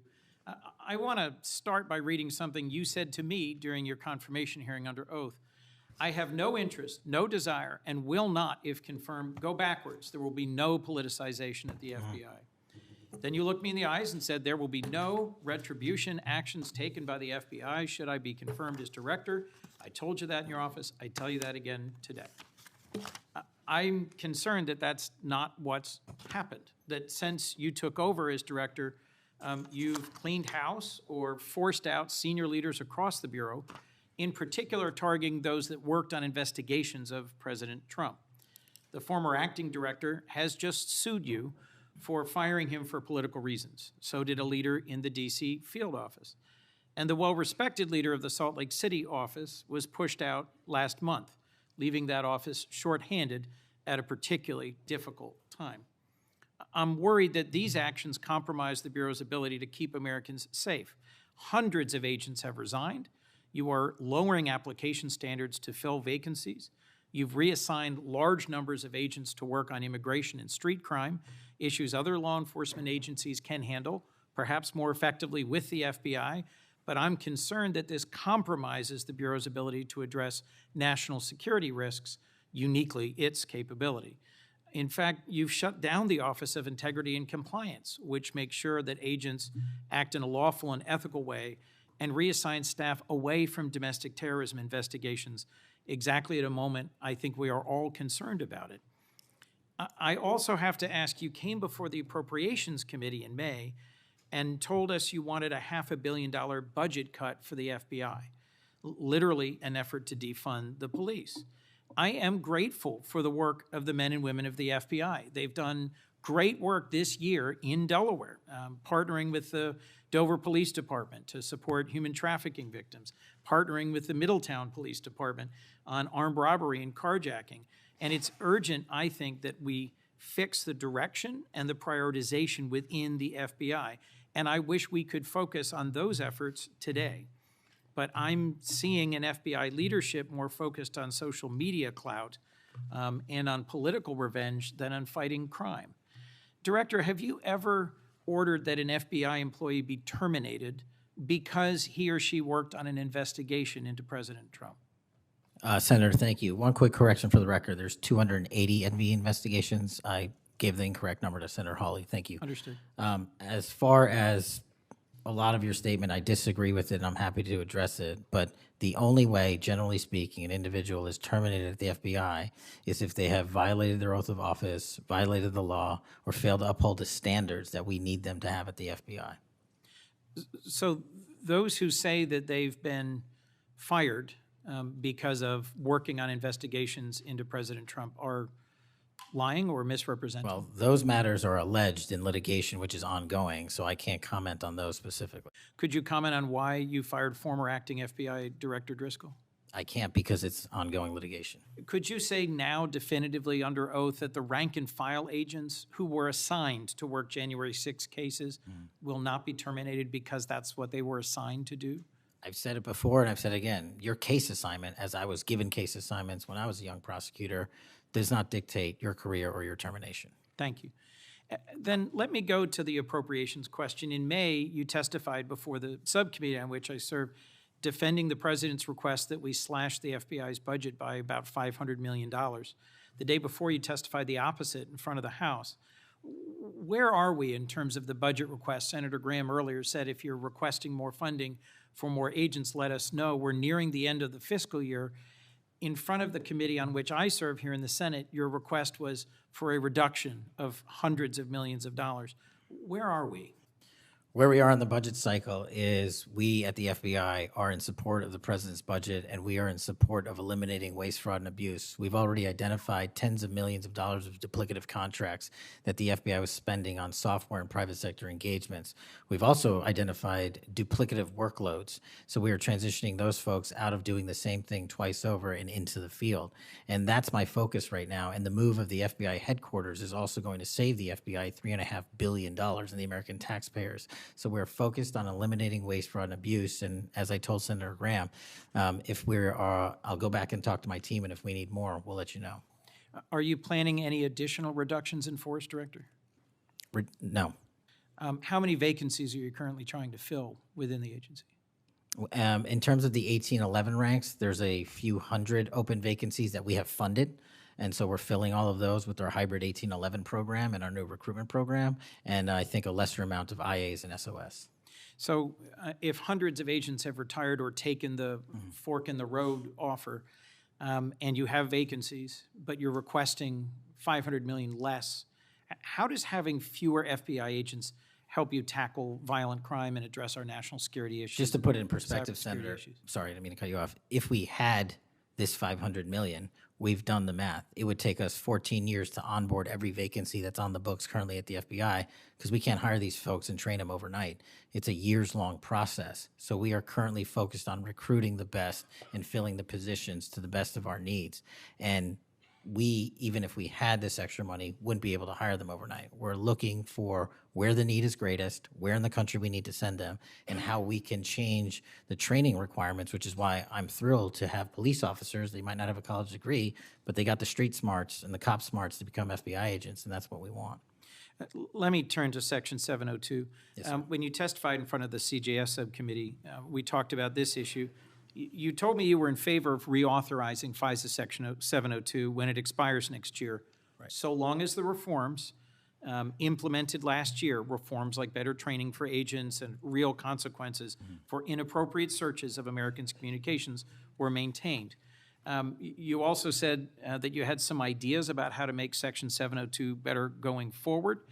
Can you give me an update on the FBI's implementation of these reforms and the direction you think it should go? Absolutely. I think you're referring to the query process, and if you're not, let me know.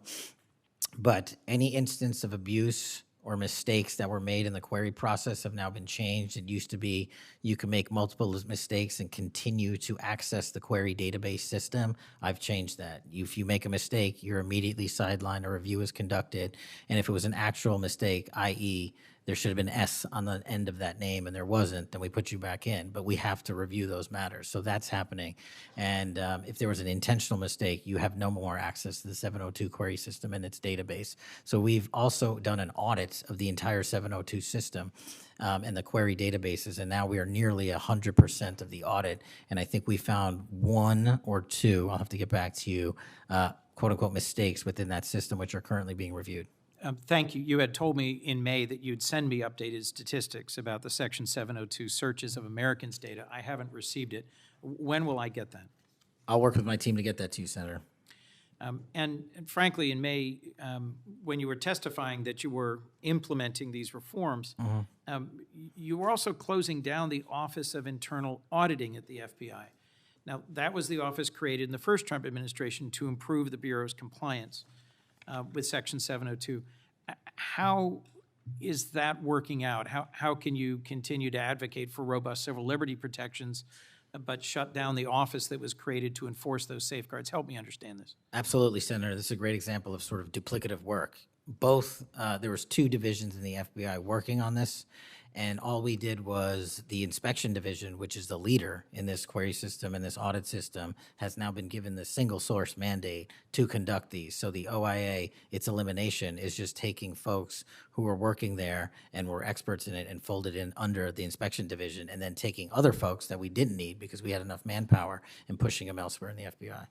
I'm concerned about the rise in threats against members of our judiciary. What are you doing with the U.S. Marshal Service to help protect our federal judges and with state and local judicial systems to help provide some of the expertise of the FBI in protecting them as well? I share your concern, Senator. We have 35 open investigations, 17 against federal judges, and the remainder against state court judges and threats that they have received. And as you know, federally, there's a specific statute which prohibits that. So we are working up those cases and referring them to prosecution where we can meet the threshold for evidence. In your written testimony, you referenced how counter-UAS legislation expires and we need to resolve the conflict in jurisdiction and authority. I agree, this is an urgent concern. I have heard from state and local law enforcement about it, from the folks responsible for major events, whether it's sports or concerts or public events. Given the tragic increase in political violence, I'm very concerned about the misuse of drones and the potential of there being a catastrophic event. What could we do to address this challenge? Well, obviously, reauthorizing the capabilities that we have under the Counter-UAS program. But just to highlight what the FBI is specifically doing, we've been given the mandate to work with DHS to secure not just the Club World Cup that we had, by the way, which occurred in 32 matches across the country without any significant incident, which we're proud of, and we're taking that model for the next World Cup and also the Olympics. But the reason I bring that up is because we pushed out our counter-UAS programs to address the security needs, and that's where our focus is on events like that. Mr. Director, thank you for your testimony. I look forward to working on actually solving criminal problems and reducing the extent to which what we're going back and forth about is more political and partisan point scoring and more actually solving crimes for the American people. Yes, sir. Senator Kennedy. Mr. Director, you and the FBI, working with state and local law enforcement officials in Utah, have caught the assassin of Mr. Charlie Kirk. Is that right? We have a suspect, yes, sir. And you did that within 48 hours, did you not? 33 hours. 33 hours. Congratulations. We've had other political assassinations. Back in June, an assassinated Representative Melissa Hoffman, Mr. Hoffman, Senator John Hoffman, and Mrs. Hoffman in Minnesota. You and the FBI and Minnesota state and local law enforcement officials caught the assassin within 48 hours, did you not? I believe that timeline's correct, Senator. Congratulations. Sometimes we miss the forest for the trees. Good work.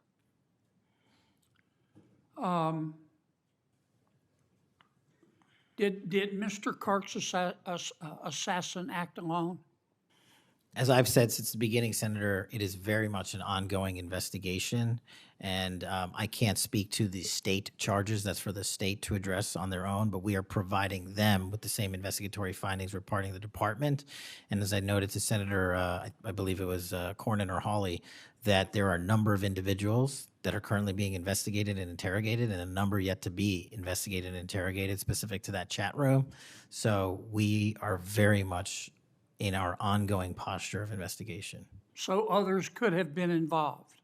Yes, sir. Okay. I asked you this last time you were here. Kash, you remember Mr. Peter Strzok and Ms. Lisa Page? Yes, sir. Mr. Strzok was an FBI agent. Ms. Page was an FBI lawyer. They were both very aggressive anti-Trump political activists who allowed their political opinions to affect their work at the FBI. Is that a fair statement? I believe their text messages and their testimony that was secured by the OIG and DOJ speak for themselves. In fact, Mr. Strzok and Ms. Page were having an extramarital affair, and at one point, Ms. Page texted Mr. Strzok, quote, "Trump's not ever going to be president, right? Right?" And Mr. Strzok replied, "No, he won't. We will stop it," end quote. Ms. Page resigned from the FBI. Mr. Strzok was fired. They promptly sued the federal government and the FBI and Justice Department for releasing their emails, which revealed all of this. The FBI settled that lawsuit for $1.2 million, gave Mr. Strzok $1.2 million cash, gave Ms. Page, who resigned. She wasn't fired, she resigned, she quit. Gave her $800,000. Who, if the FBI made that decision to give them money? That settlement was reached in the Biden administration when my predecessor was the director. Who? Are you saying that Chris Wray did? The only people that can decide that settlement are the Attorney General in conjunction with the director and the administration. Okay, so you're telling me that Attorney General Garland and Director Wray decided to give them the money? Is Yes, that sir. right? Yes, sir. Okay. Now, when you took over the FBI, did you find instances of where, under the Biden administration, the FBI had weaponized the agency to push the political beliefs of President Biden? Sorry, the last part. When you took over the FBI, did you find instances of where the Biden administration had politicized the FBI to prosecute its political agenda? Well, I won't speak for other people. having been a target of that weaponization, having been a staffer on the House Intelligence Committee, having had the Justice Department weaponized against me for making the findings and leading the investigation of Russiagate, I know what that feels like. And that's why, as the FBI director, I'm committing to not ever have that ever happen again. But I'm also committed to fully investigating what was done, and that matter is still ongoing. So I assume, I take it your answer is yes. Yes, sir. And you're firing those people, is that right? Anyone that politicizes their job at the FBI will not work at the FBI. Okay. You've heard some of my colleagues either implicitly or otherwise suggest that you have politicized the FBI to prosecute the political beliefs of President Trump. Is that true? I don't know how that can be true when the stats that I cited, to include the 23,000 arrests, 6,000 weapons seized, 1,600 gang and criminal enterprise organizations, 4,700 children found and rescued, more enough fentanyl seized to kill a third of America. The men and women of the FBI are now on an apolitical mission, and this is why the numbers are historic in 7 Have you months. fired people because they voted for Vice President Harris? I don't ask people who they vote for, and neither does the FBI. Okay. But you've given people polygraphs, have you not? Many people in the FBI take polys. The FBI does that all the time. Yes, sir. Does it not? Yes, For sir. a long time, is that correct? Decades. All right. I want to ask you about the Epstein files. Have you seen the Epstein files? I have not reviewed the entirety of it myself, but a good amount. Would it be fair to say that Mr. Epstein trafficked young women, including, in some instances, minors, for sex to himself? That was specifically the allegations in the 2018 indictment in the Southern District of New York. Okay. Who else did he traffic these young women to? In terms of what the investigation, again, going back to 2008, Mr. Acosta, who limited the investigation and limited the search warrants and limited the parameters of the investigation, the only thing we are able to speak to publicly, because he was given a non-prosecution agreement by Mr. Acosta, is that first time period from, I believe, don't quote me on this, 97 to 2001-ish. And then when the Trump administration courageously reopened it. Excuse me for interrupting, but I'm going to run out of time. You've seen most of the files. Who, if anyone, did Epstein traffic these young women to besides himself? Himself. There is no credible information. None. If there were, I would bring the case yesterday that he trafficked to other individuals. And the information we have, again, is limited. So the answer is no one For the information that we have in the files? in the case file. Okay. Now, President Trump has deferred to the FBI and the Department of Justice with respect to the Epstein records. He says it is your call about releasing them.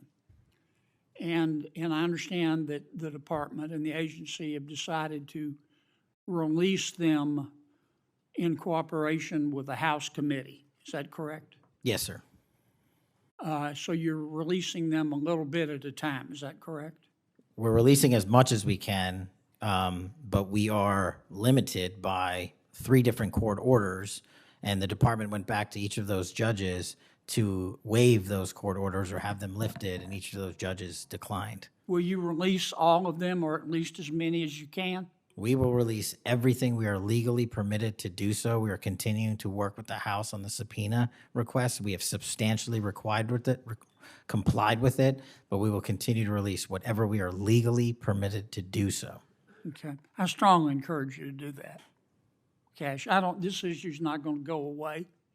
And I think the essential question for the American people is this.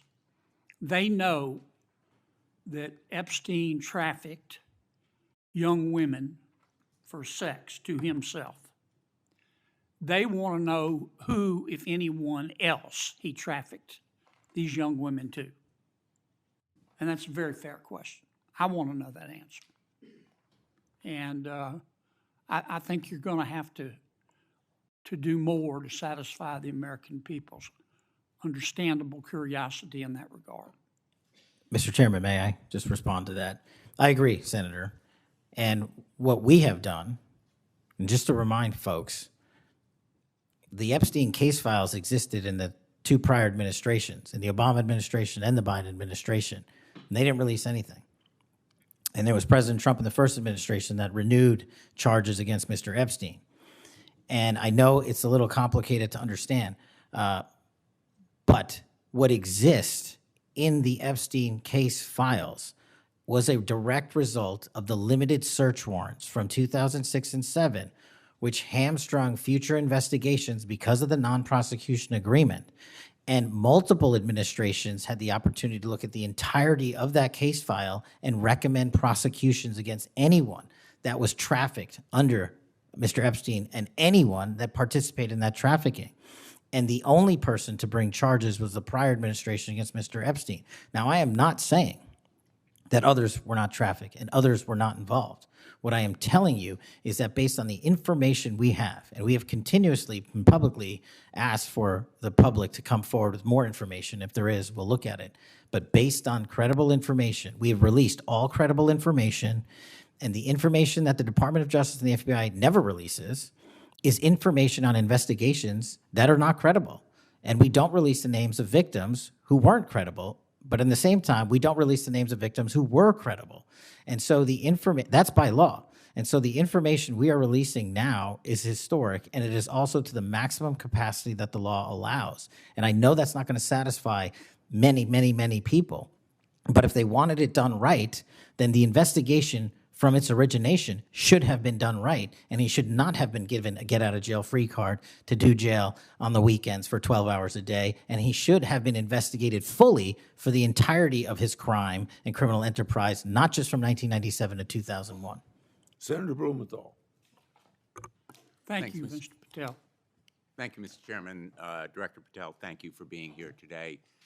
You'll recall well in January at your confirmation hearing before this committee, I raised the prospect of politically motivated retaliation, and you promised me, as you did other members of this committee, quote, every FBI employee will be held to the absolute same standard and no one will be terminated for case assignments. You went on to tell me, quote, all FBI employees will be protected against political retribution. And you assured one of my colleagues that you would honor the internal review process of the FBI. I'm not going to mince words. You lied to us. In the short time that you've been FBI director, you've presided over a rash of retaliatory firings. 3 FBI agents have recently sued you. They are FBI agents with 60 years between them of distinguished service, rescuing hostages, saving kids from predators, dismantling drug cartels, and their allegations, their civil allegations, are a searing indictment of your tenure as FBI director. But it's not just those 3. The FBI Agents Association has said that your actions, quote, distract agents from their work, foster fear that their assignments could cost them their careers, either now or under the next administration, and increase the risk of criminal and national security threats by undermining unity and morale within the Bureau, end quote. This association, as you know, is voluntary. It represents 14,000 members, 90% of all the active agents. These are your employees saying that your performance has been unqualified and unfit. And there is mounting evidence that these retaliatory firings were the result of direction from the White House.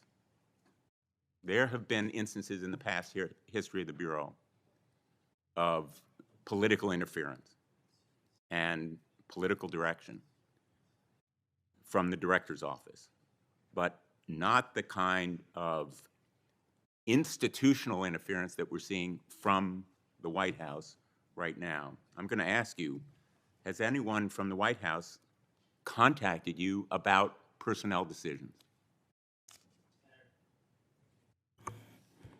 I completely disagree with your entire premise that I have lied or am misleading the FBI. If I were, the results that I announced today by the men and women of the FBI and the historic records we are doing to keep this country safe would not be possible. The men and women of the FBI are responding to our leadership and this administration's priorities. The only way people get terminated at the FBI is if they fail to meet the muster of the job and their duties, and that is where I will leave it. And you accusing me of lying is something I don't take lightly, but I'm not going to get into a tit for tat with you. Well, let me just ask you to answer my question. Has anyone from the White House contacted you about personnel decisions? Generally speaking, we always discuss with the White House, OMB, during the budget process, how many personnel we need, who we need where. Answer is yes. For Have budgetary you been purposes directed and to real fire people, agents, because they participated in investigations of the president? I don't receive directions to do that. Has anyone I make the suggested it? decisions. Has anyone asked you to do it? The best information is, yes, you've taken suggestions and direction from the White House in firing qualified agents. Any termination at the FBI was a decision that I made based on the evidence that I have as a director of the FBI, and it's my job, and I'm not going to shy away from it. And as you stated, those are allegations, and that is an ongoing litigation. So they'll have their day in court, so will we. The allegations are not just in that lawsuit, Director Patel, and I think your testimony confirms that, in fact, you've taken direction from the White House in those retaliatory firings. It literally does because not. you've acknowledged that, in fact, they have been in contact with you about personnel decisions. The White House has been, do not put words in my mouth, we're on the record. The White House, like any administration, contacts its agencies on the budgeting process and where it needs personnel and where the mission priorities are. That always happens. If they didn't do that, they would be abdicating the responsibility to law enforcement. I will always work with my partners in the chain of command at the Department of Justice and the White House to ensure that this FBI is delivering the results we are delivering, to include the lowest murder rate in modern U.S. history, to include the most fentanyl seizures in modern U.S. history, to include the most lives saved and the most children found in modern U.S. history. That is a working FBI. That is not a failing FBI. Let's move on to a related area. In White House discussions, have you been asked or directed by the White House or others to engage in a crackdown on political groups or organizations, nonprofits, after the murder of Charlie Kirk? To direct at political organizations? No. I've been asked by my chain of command to properly root out criminal activity wherever it is in whatever investigation we are conducting, and that's what we're doing. Have those distinctions about whom you're going to target been based on direction from the White House? Nobody gives me a list on who to target. My targeting list is from the men and women at the FBI. Have you talked about investigating certain groups, nonprofits, or foundations or institutions? Whatever those investigations are, they're ongoing, and I'm not going to get into those. Have you used polygraphs to determine loyalty of agents? No. Have you committed that you will respect the First Amendment rights of agents? I have wildly committed to respecting the First Amendment rights of agents, but at the FBI, you have to balance your First Amendment rights with your mission. Have you imposed any sort of loyalty test in the course of using polygraphs or in any of the other personnel decisions? Polygraphs have been utilized at the FBI for decades. They will continue to be utilized in the fashion by the professionals that administer them.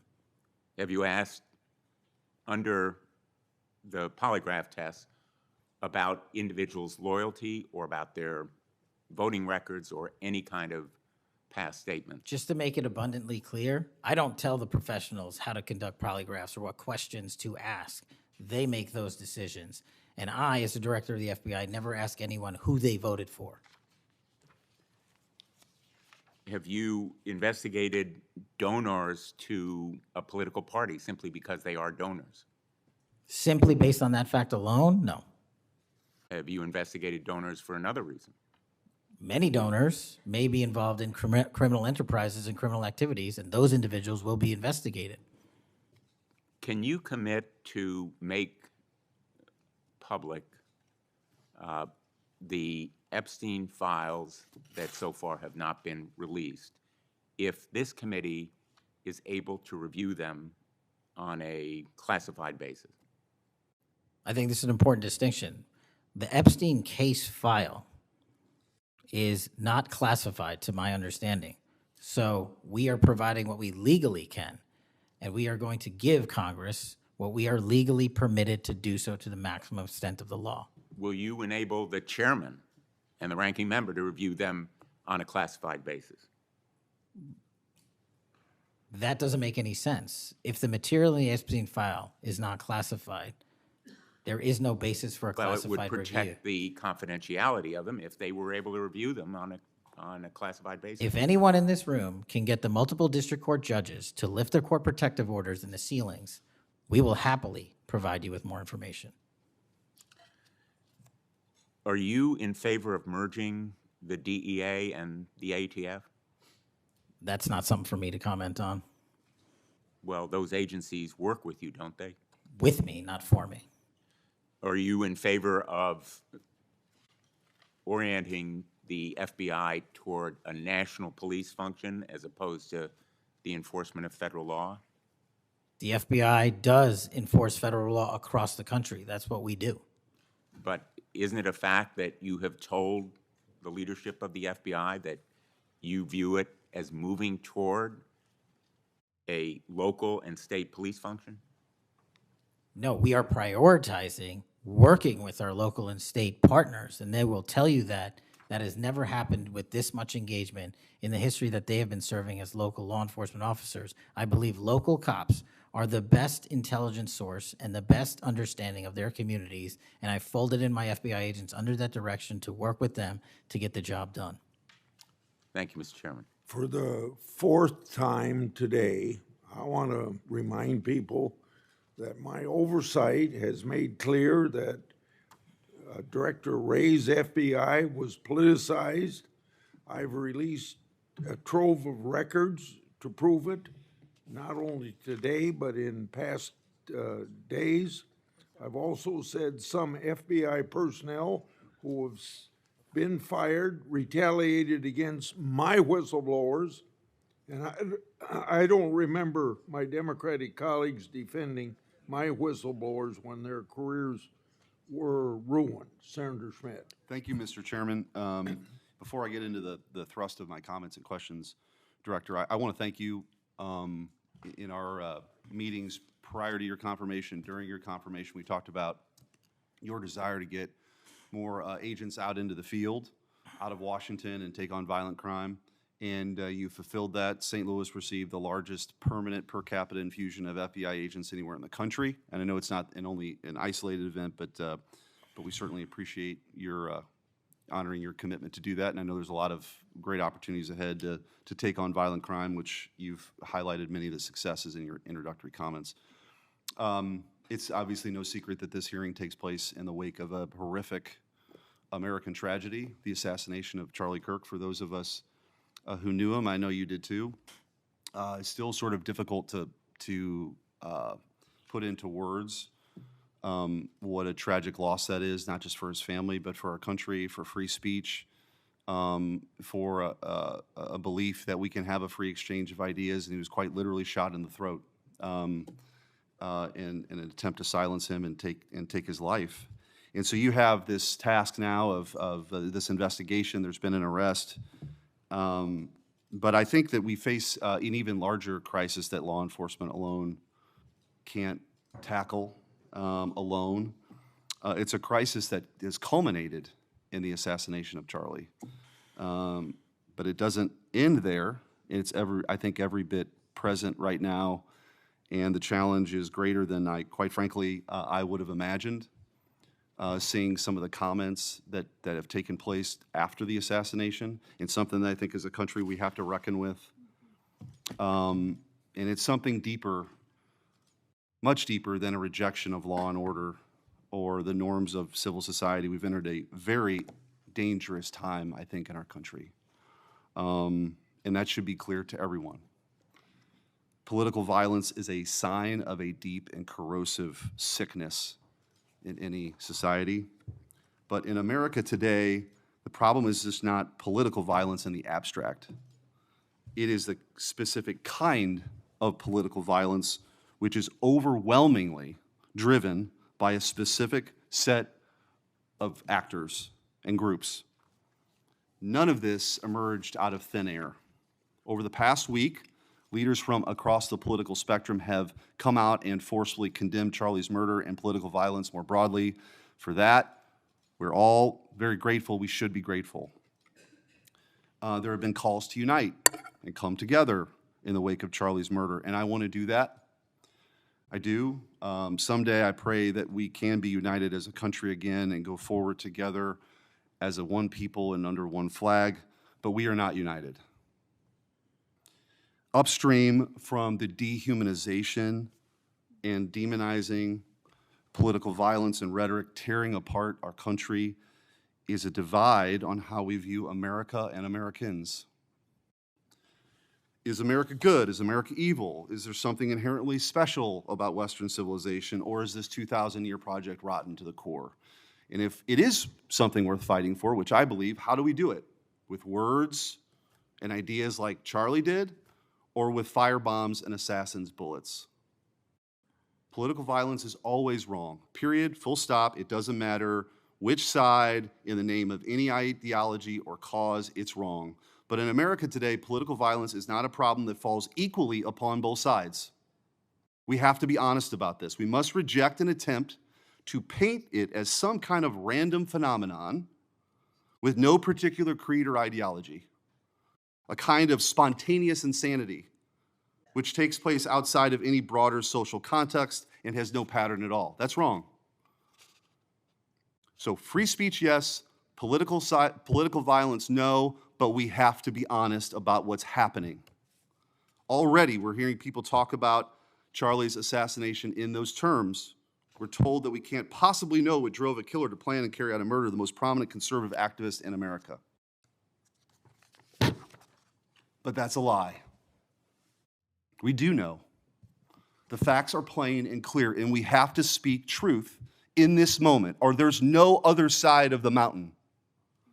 The vast majority of Americans are against political violence, but there is a vocal, active minority that encourages and celebrates it, and that minority is overwhelmingly on the left. Just last week, a YouGov poll found that a full 25% of those people who describe themselves as very liberal say it can be justified for citizens to use violence to achieve political goals. Less than 3% of very conservative Americans say the same. That's too many. That is 3% too many. But we are lying if we think that this is a both sides thing. It's not. We have to confront it. And you're going to have an important job of rooting out these terrorists. This is an ideology that runs very deep. The numbers are virtually identical to the ones I just noted when it comes to whether or not it's okay to celebrate the deaths of people whom we disagree with. And while large majorities in both parties were opposed to celebrating political violence, Democrats overall were nearly twice as likely as Republicans to believe that it is usually or always acceptable to celebrate the death of a public figure they oppose. What in the hell is going on? Earlier this year, a poll found that more than 55% of people on the left believed that it would be at least somewhat justified to murder Donald Trump. These are not just some abstractions on a page. These are our fellow citizens. How can we come together with people who believe these things? We've all seen the flood of posts on social media over the past week, not just a fringe few, but thousands upon thousands of people gleefully celebrating a father of two young children getting gunned down in broad daylight. I wish I wouldn't have seen that video. I wish my kids would not have seen that video.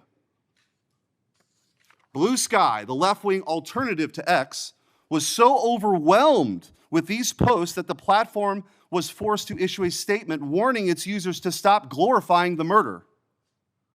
And it wasn't just random social media trolls. It was journalists, elite college professors, and even politicians, all but saying Charlie's assassination was justified because of what he thought, because of what he said.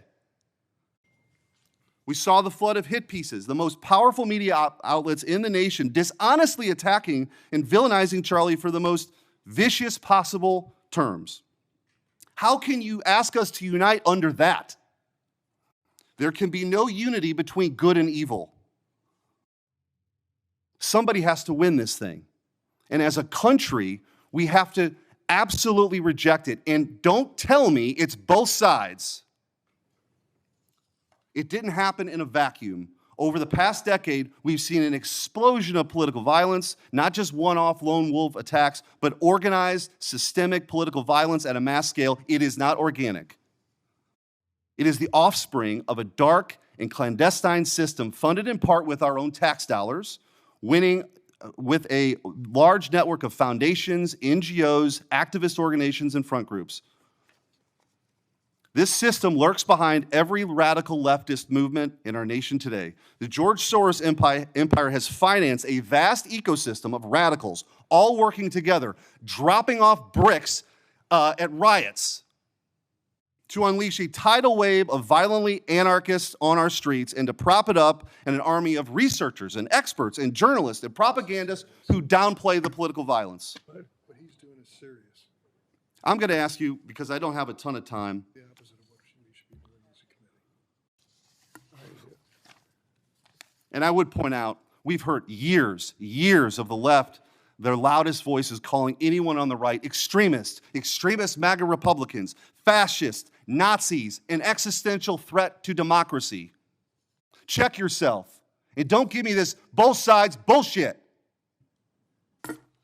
Mr. Director, I want to ask you, tell me if each one of the following perpetrators or alleged perpetrators were acting from a left-wing or right-wing political violence. The man who tried to kill Republican congressman at the congressional baseball practice, nearly killing House Majority Leader Steve Scalise, left-wing or right-wing violence? Sir, I believe it was a left-wing ideology. Okay. Burned down cities during the Summer of Love in the George Floyd riots, left-wing violence or right-wing violence? Sir, I'll rely on you on these. I don't have off the top of my head. I'm sorry. Okay, left-wing. The Waukesha Christmas Parade massacre, left-wing or right-wing violence? Left-wing. The Lee Zeldin stabbing attempt, left-wing or right-wing? Left-wing. The Covenant school shooting in Nashville, left-wing or right-wing? Left-wing. The Butler, Pennsylvania assassination attempt on President Trump, left-wing or right-wing? Left-wing. The Trump International West Palm Beach assassination attempt, left-wing. The Abundant Life Christian school shooting, left-wing. The United Care CEO's murder, left-wing. Tesla's burned, keyed, damaged, firebombed, left-wing. The murders at the Israeli embassy, left-wing. The ICE facilities firebombed, left-wing. The Minnesota Catholic school shooting, left-wing. The anti-white Charlotte and North Carolina stabbing, left-wing. The attempted Utah News State firebombing, left-wing. And now, of course, the culmination of this vile trend, a left-wing assassination of Charlie Kirk. So don't give me this both sides. If we want to get to unity, let's be honest. Let's be honest. Free speech, yes. Political violence, no. But let's be honest. Senator Hirono. Thank you, Mr. Chairman. Director Patel, just like the rest of the federal government, there have been significant personnel changes at the FBI since President Trump took office. I want to better understand the scope of the turnover and the changes occurring at the FBI. Since January 2025, how many FBI employees have retired, resigned, been fired, or otherwise separated from employment? I need a number. We'll get you a number. What is the number? You don't have it? Not off the top of my head, and I want to get you the right number. Would it surprise you to know that it's probably in the thousands, like 5,000? I don't think that number's Well, accurate. you don't know. Next question. How many special agents or analysts have left or been fired from the FBI since January 20th, 2025? Say, we will get you the numbers, and anyone that retires is of their own volition, and anyone that is terminated at the FBI, as I've said before, is done so because they have failed to meet the standards and uphold their loyalty and oath to the Constitution. Yeah, so you say. Next question, how many executive assistant directors, or special agents in charge have left or been fired from the FBI since January 20th, 2025? Again, people leaving on their own accord or terminations were done by the standards set at the FBI that have been carried out With this question, I'm getting consistently. to the leadership of the FBI, and you don't have that answer. Next question, which field office, division, or directorate has lost the most personnel since January 2025? And, do you have the answer to that question? Yeah, actually, every single field office in the country, including Hawaii, has received a plus-up of FBI agents because we're pushing them out to the field. Okay, so you're telling me that no field office, division, or directorate has lost any personnel since January 20th, 2025? That's your answer? In Hawaii, there's been a plus-up. In every single state that I'm looking at, we have allocated a plus-up for field offices across the country so that the FBI can continuing the historic achievements it's done in these last 7 months. When you're talking about firings, you're looking for a media hit and a fundraising clip, and I'm not going to give it to you. It doesn't matter under what basis they left. I just want to know how many have left. And I think your testimony is nobody has left. Next question. Nope, that's not my testimony. You asked it one time. I answered it one time. You didn't get the answer you wanted for your clip, so you keep asking it. And I told you I'd get you the numbers, but you can keep asking it. Which field office, division, or directorate has gained the most personnel since January 2025? You noted that there have been plus-ups, so which offices have received these plus-ups? The greatest allocation that I believe was given to California and then Florida. Where were those offices? California and Florida. Thank you. Director Patel, you often refer to FBI agents as cops. All of us, Democrats and Republicans, support the police officers who keep our communities safe. But while our states, cities, counties, and towns all employ police officers to protect our communities, Congress has empowered and equipped the FBI to take on missions that local police cannot, especially taking on terrorists, hackers, and spies. I'd like to assess how well the FBI is able to handle its specialized missions under your leadership. The FBI is the nation's lead federal law enforcement agency for investigating and preventing acts of domestic and international terrorism. And yet the executive assistant directors in charge of the FBI's national security and intelligence branches were both forced out at the beginning of the year. Who replaced them in those positions? Excellent qualified personnel to lead the mission of arresting 23,000 violent criminals this year alone. That's twice as many as before. Who took the places of I'm not going to give you any names so you can attack them. Why not? So you can attack them. I'm not doing that. The You're not people gonna sitting give in me the those seats are names of- extremely qualified to handle the job. You're We not would gonna not give have me the the names results. of We would- personnel who We would should not be have the on your- reduction Right, of fine, violence in the moving state on. of Hawaii if we did not allocate the Earlier resources we this did. year, FBI counterterrorist special agents and investigators were reassigned to assist with immigration enforcement. Reportedly, these counterterrorism experts were returned to the jobs they trained for in late January after Iran threatened to retaliate for our strikes on their nuclear facilities. Have those experts remained in the jobs they trained for since that time? Yes or no? FBI agents' primary responsibility is exactly what they are assigned to do. We always work with our So since they interagency part. returned to their positions, If you're not are going to they let still me in answer, those why don't you positions? just do your soliloquy in the 4.5 minutes you have I left? am not asking for a soliloquy. It's just a yes or no. Are those people who were returned to their jobs still on those jobs? Yes or no? They never left. What was that?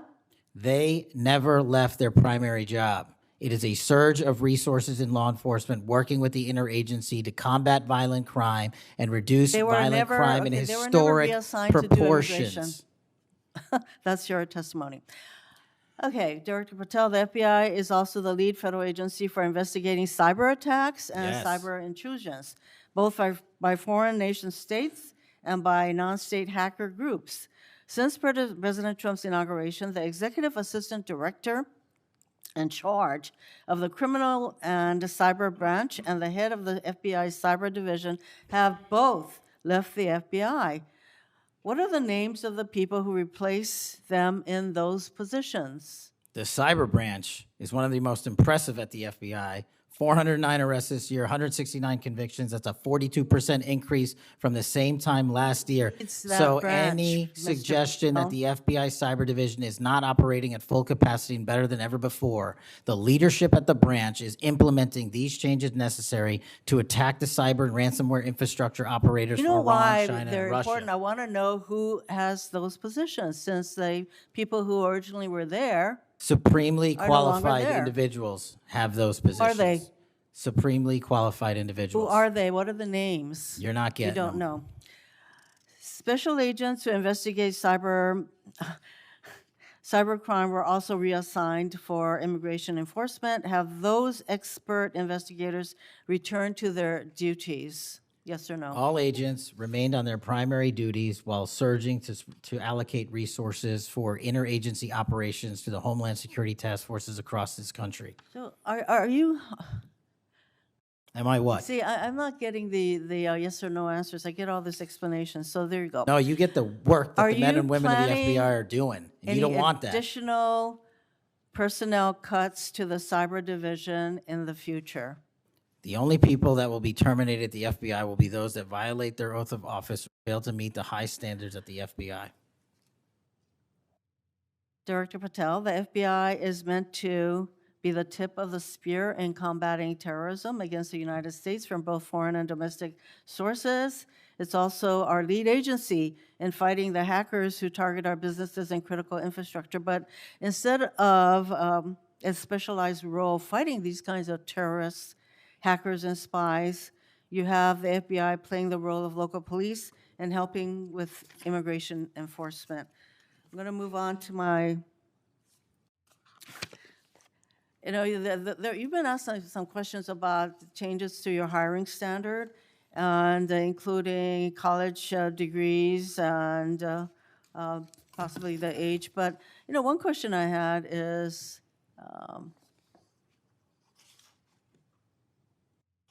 that you are now requiring applicants to be able to do a certain kind of pull-ups, which a lot of women cannot because of physiological differences.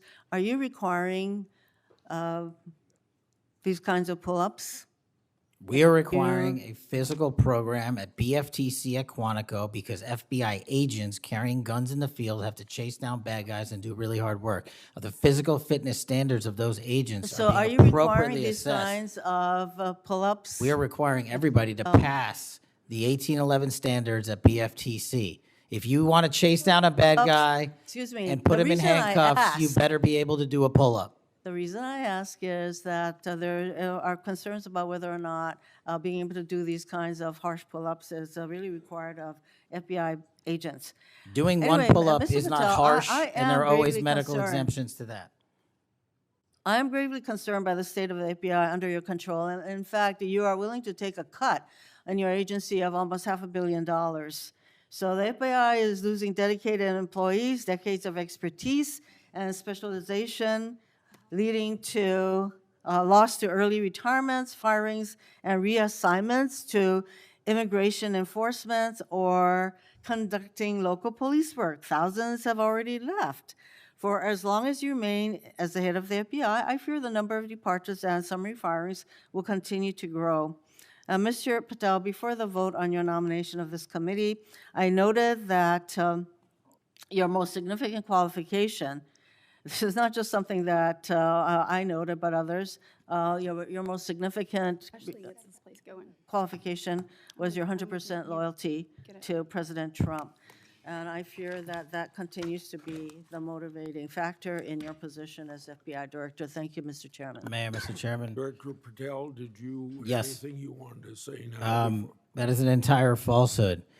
You can delete my 16 years of government service to multiple administrations all you want. The fact is that I was a public defender. I was a national security prosecutor. I was a House intelligence staffer. I was a deputy director of intelligence. I was a chief of staff to the Department of Defense and the Secretary of Defense. I led the counterterrorism missions for the White House.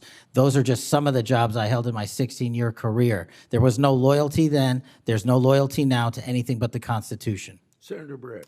Yes. Well, before I begin, I want to thank Senator Hirono for what she said, acknowledging that there are physical differences between men and women. Talking about that women wouldn't be able to do as many pull-ups, and I think that she was making a case here that there should be different standards. There's a thing called Title IX, and this is why we continue to say we should have biological men and men's sports and biological women and women's sports. And so I look forward to utilizing that to talk to all of my colleagues on the other side of the aisle. Maybe they will stand with us in helping us protect women's sports. I think she made a great argument there for it. Moving on to today, Director Patel, thank you for being here. Thank you for your commitment to making sure that America is safe again. Thank you for doing that coast to coast and within our cities. I certainly look forward to talking about that and talking about your historic gains in these areas. But I would be remiss if I didn't begin my questioning with you about the horrific events that we have seen over the last week. Obviously, our heart breaks. Not only for Erica and Charlie's two children and for parents and families, but for America and for those of us who knew him, you being chief among those. So just my sincere condolences and thank you for the steps that you and the FBI have taken to make sure that we have someone within custody, and we're going to be able to move forward with that. But if you look over the last, since last summer alone, we had 2 assassination attempts on the president. We've had an arson attack on the governor Shapiro there in Pennsylvania. You have the murder of the state representatives, Melissa Hortman and her husband in Minnesota, along with the shooting of State Senator John Hoffman and his wife. Several anti-Semitic attacks, several attacks on Christians that were noted by Senator Hawley. We had the killing of 2 Israeli embassy staffers here in D.C., the June firebombing in Colorado. We could go on, and we saw a culmination, as Senator Schmidt said, with the brutal assassination of Charlie Kirk last week. I appreciate you committing to both Senator Hawley and Senator Kennedy, talking about making sure that all that are involved are held accountable. I think that is critically important, and I think that America needs that transparency. I want to read you some words of Vice President J.D. Vance. He said, "If we want to stop political violence like what happened to Charlie Kirk, we have to be honest about the people who are celebrating it and the people who are financing it." My question to you is, in light of Charlie's murder and all of the things that we have just referenced and have been talking about today, what steps is the FBI taking to more aggressively crack down on those who promote, encourage, finance, fund these types of engagements and this type of political violence? Thank you, Senator, for your kind words. So in terms of how we crack down on the root cause of this violence, for now putting aside the ideological motivations and how they got there, the monetary issue is a real issue, and as I've said before, we follow the money. So we work with our partners at the Treasury Department to trace where the money came from, how these individuals paid for the training they received or the platforms they were using, and also how these individuals collectively got together in whatever groups they were on whatever social media sites they were on, to utilize clickbait to make money for their ideology. And so to trace all of those, we are using, not just in Charlie's investigation, but others, lawful process and serving 2703D orders on any entity that is related in any way financially to any of these criminal acts of violence. And we are going to hold them accountable with our partners at the Department of Justice. Excellent. I would love to stay abreast of that, and just we must get to the bottom of it. We must follow the money. Someone is funding this discourse. Do you believe, obviously there are people here, unfortunately American citizens, that may be engaged in that, but do you also believe that some of this may be coming from overseas? Yes. Okay, let's get to the bottom of it, and let's make it stop. Yes, ma'am. I want to ask you about the Dobbs decision. So we know that it was leaked in May of 22, and then we had the Marshal Service say we found nothing in January of 23. I find that absolutely mind-boggling that we can't figure out who leaked that opinion. We know it was done in attempts to undermine the process, and then the intimidation of the justices occurred after that. Tell me what you can do as FBI director to help us get to the bottom of what happened and actually hold someone accountable for their actions. So I can't speak to what the marshals did and how they conducted their investigation. I can tell you, generally speaking, the FBI has taken over the investigation on the leak because it was such a detrimental leak. So you commit to getting to the bottom of it. We are utilizing the full resources of the FBI as we usually do on leak investigations, and we will make sure our results are public at the appropriate time. We need answers. I want to talk about child sexual exploitation. Thank you for making protecting our youth your top priority. We know that that is the greatest gift that we have. That is our greatest treasure here in the United States is the next generation. And finally, we have an FBI director that is putting that at the top of his list. Can you tell me the steps and the different initiatives? I've heard you talk about a couple of them. You've mentioned 764 amongst other things. Tell me what you're doing, and specifically, I want to know about when it comes to sextortion. So as a parent who is raising children right now, teenagers, and you're looking at what's happening, whether people are snapping photos and then what's happening online, I have had a number of parents sit in front of me telling me terrible, heartbreaking stories about their children ultimately taking their own life because of being blackmailed. I want to know, what steps are you taking to get to the bottom of that and to absolutely end this? If this were happening in a storefront, Mr. Director, that store would be shut down, no matter where it was, coast to coast, and yet we continue to allow these things to happen, and we've got to have a more targeted approach when we're looking at this. And so what are you doing to protect children and specifically sextortion? So in our VCAC initiative, our Violent Crimes Against Children is our umbrella enterprise operations hub for things like Operation Enduring Freedom and Operation Not Forgotten and Operation Justice. And in things like that, those are producing the results that I told you about. 1,500 child predators arrested, 300 human traffickers arrested, 4,700 children identified and saved, a 35% increase from year to date last year alone. But specifically on your sextortion question, Senator, that is a problem that we are seeing explode on generative AI in private sector and social media companies. And what we're doing is engaging with NCMEC, the National Center for Missing and Exploiting Children, because this one stat alone should probably cause great pause. They have seen a 1,325% increase in generative AI leading to sextortion and child sexual abuse. That cannot be countermanded by the FBI alone. We have embedded people at NCMEC and have a great partnership with them.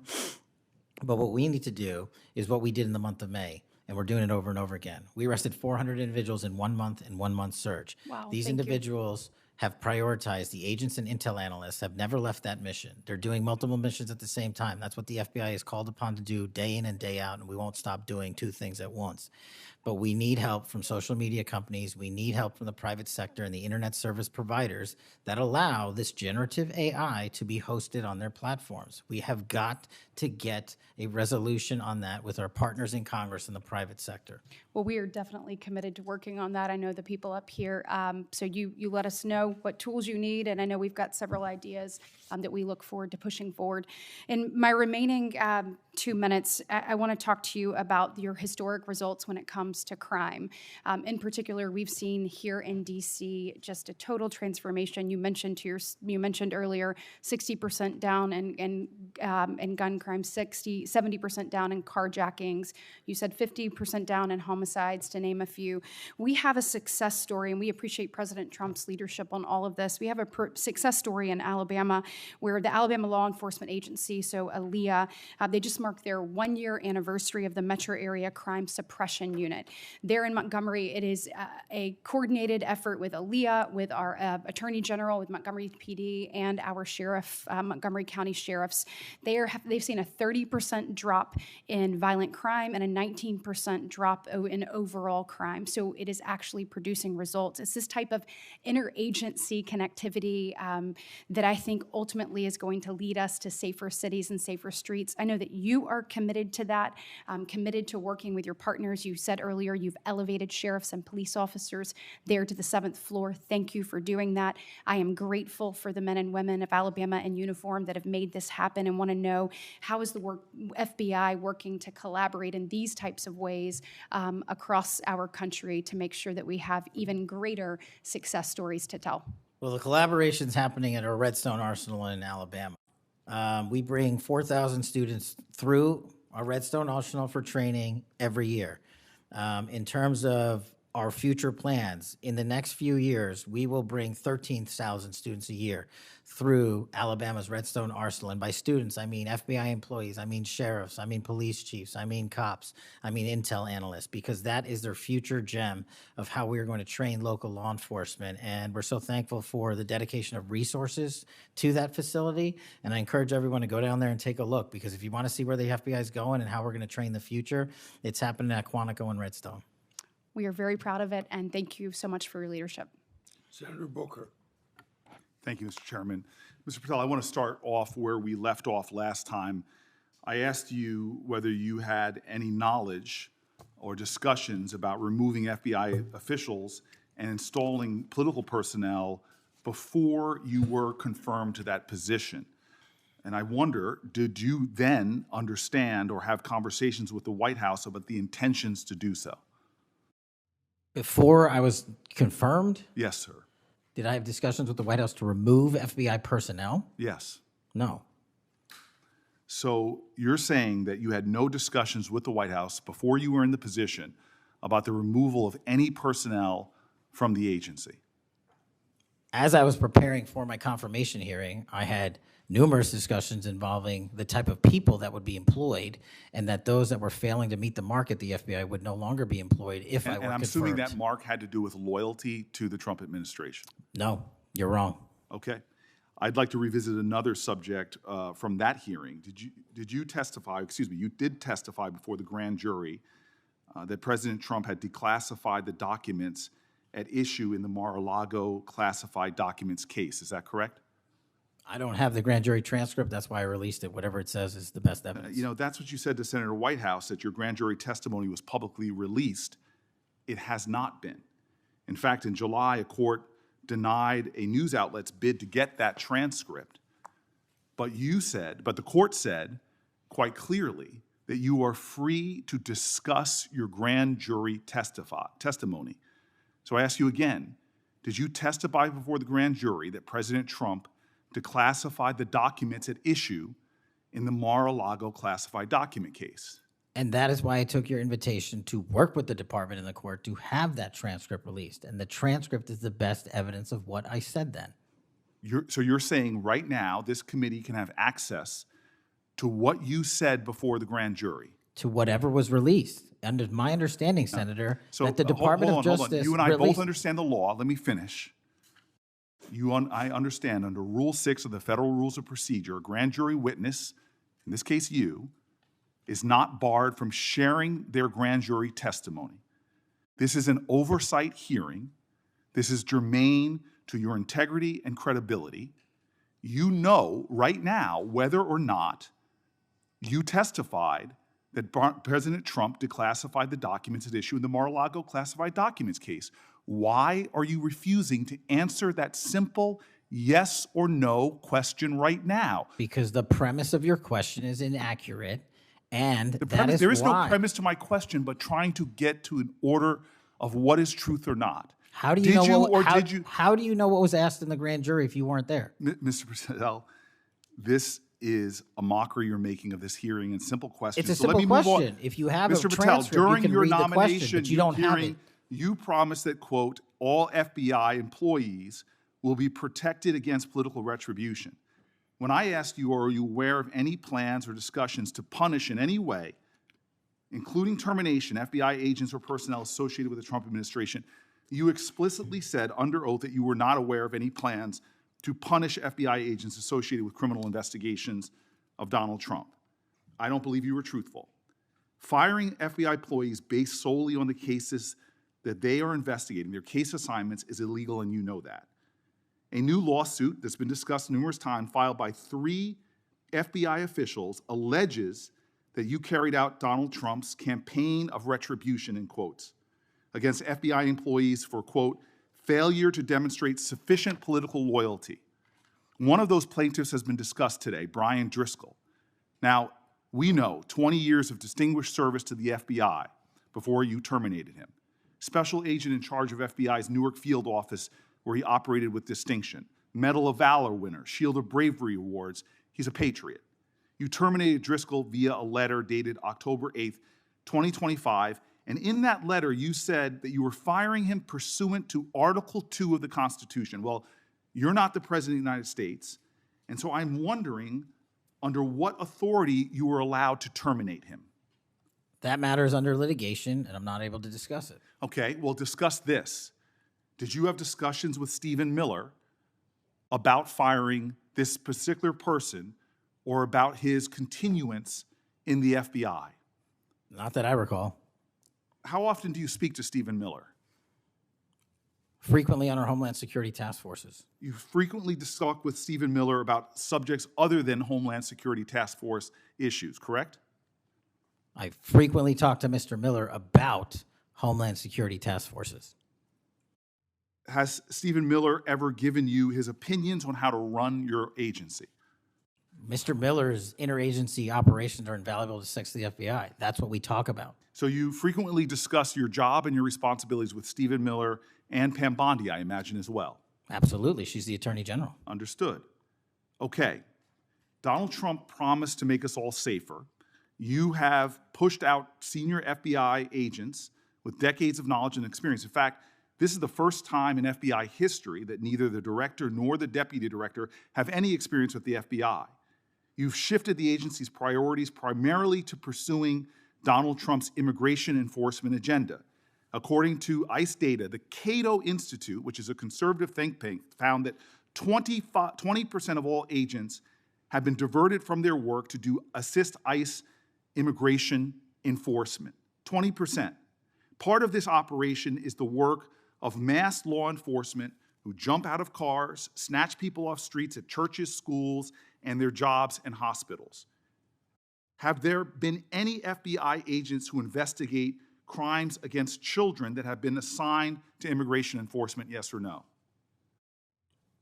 The premise of what you say is entirely false. Have there been any FBI agents who investigate no. foreign domestic terrorism? You don't get to say America is not safer under this leadership. I am not saying America that. is safer because of the work of the FBI. You're making a presumption of premise. 4,700 children. Sir, we have seized 6,000 weapons and 23,000 violent felons have been arrested. That FBI agents who investigate human trafficking have been reassigned to immigration enforcement. You are not denying that FBI agents who are on the task force that fight against Russian oligarchs have not been reassigned. Public Correction Squad reassigned. People who defend children reassigned.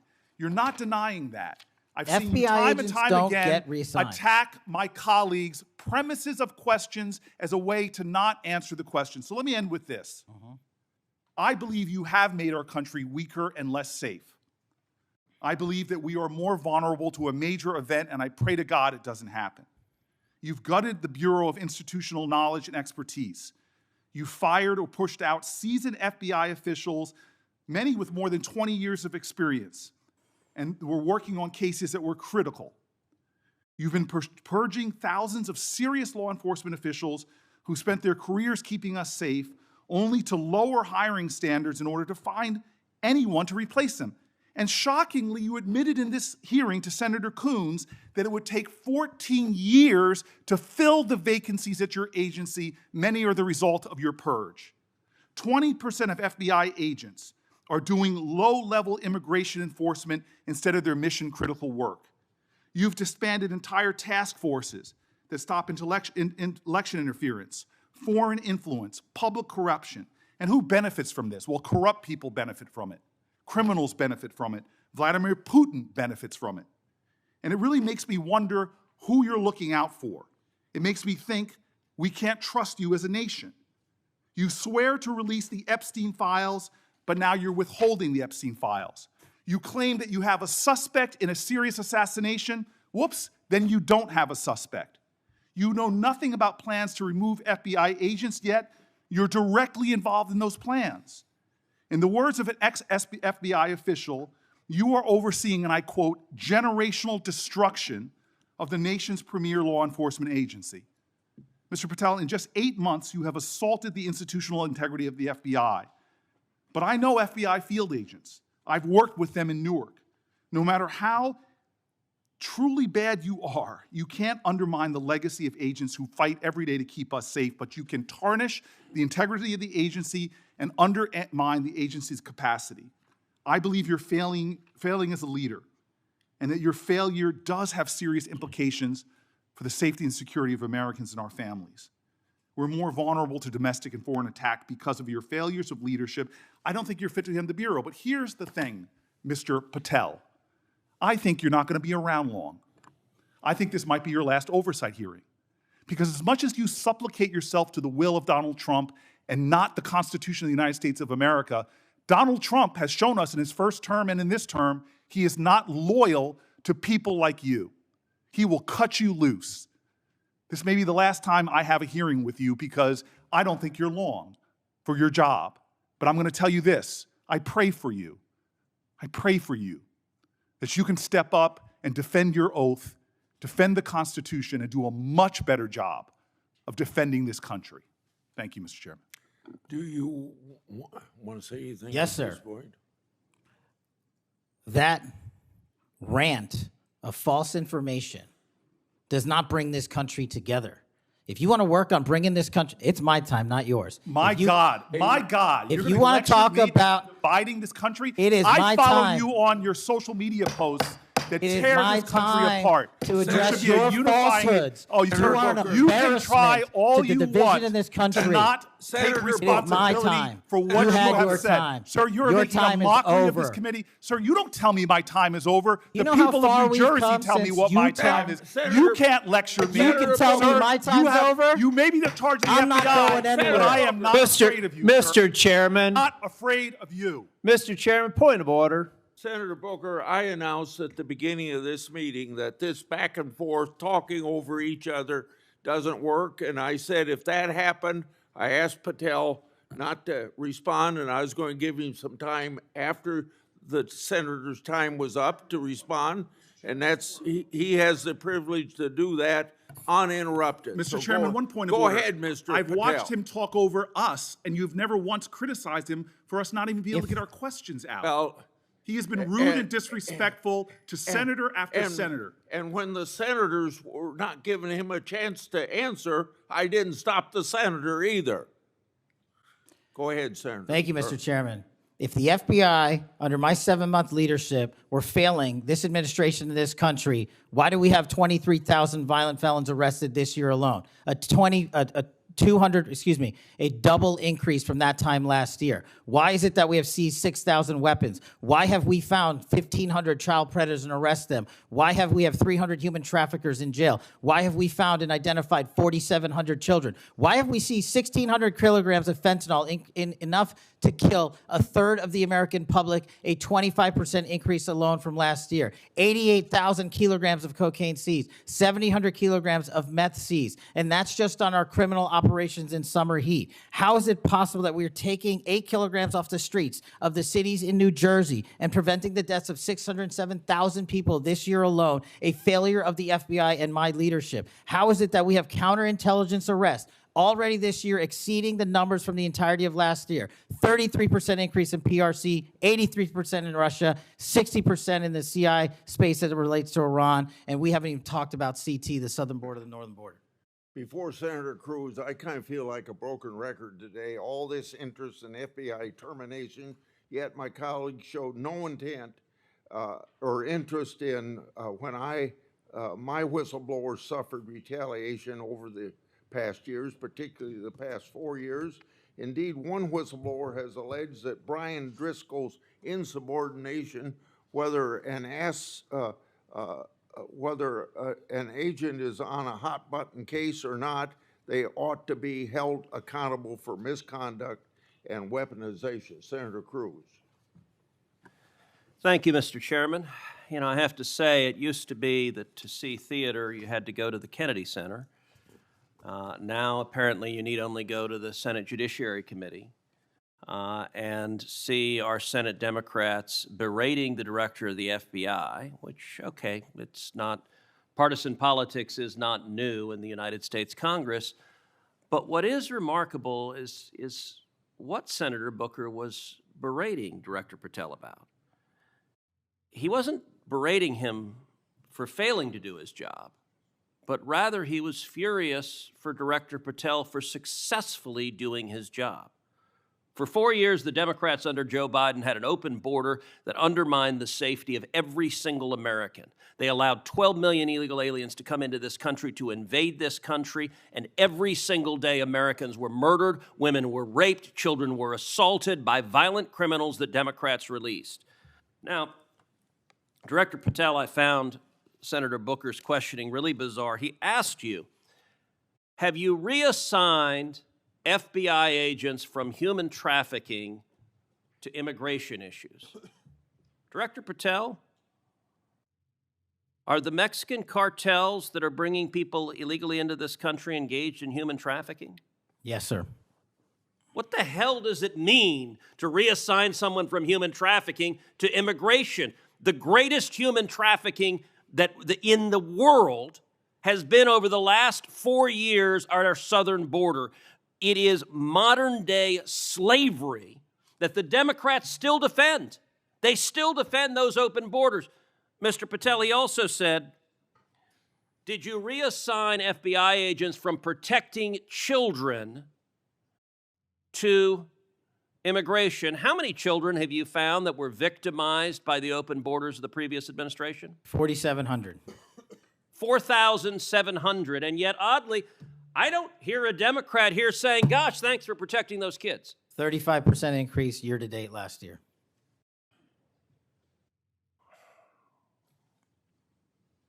All right, I want to shift topics.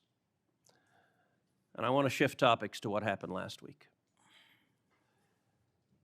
Charlie Kirk was assassinated. He was assassinated because of his political views. We're living in a time of enormous division and tragically hatred, and hatred that manifested in evil that we saw last week. Now, the FBI, working in concert with state and local law enforcement, apprehended what appears to be, in all likelihood, the murderer. And you did so in just 33 hours. So I want to start by just congratulating you and the FBI agents and state and local law enforcement for successfully apprehending the murderer in less than a day and a half.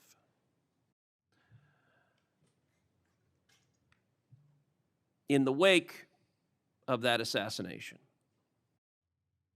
we have seen far too many people on the left celebrating the assassination. We've seen Democrats, we've seen activists cheering it on. We've seen, tragically, teachers in high schools, teachers in elementary schools, university professors cheering on the murder of Charlie Kirk. You and I both knew Charlie well. He was a good friend. He was an extraordinary man.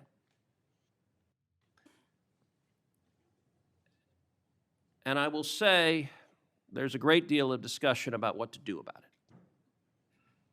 Under our Constitution, under the Bill of Rights, the First Amendment, speech is protected. And that's true even for vile speech.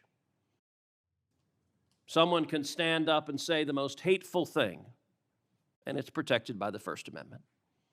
Nazis and Klansmen can march in the street, and even though their speech is bigoted and horrible and racist, the First Amendment protects it.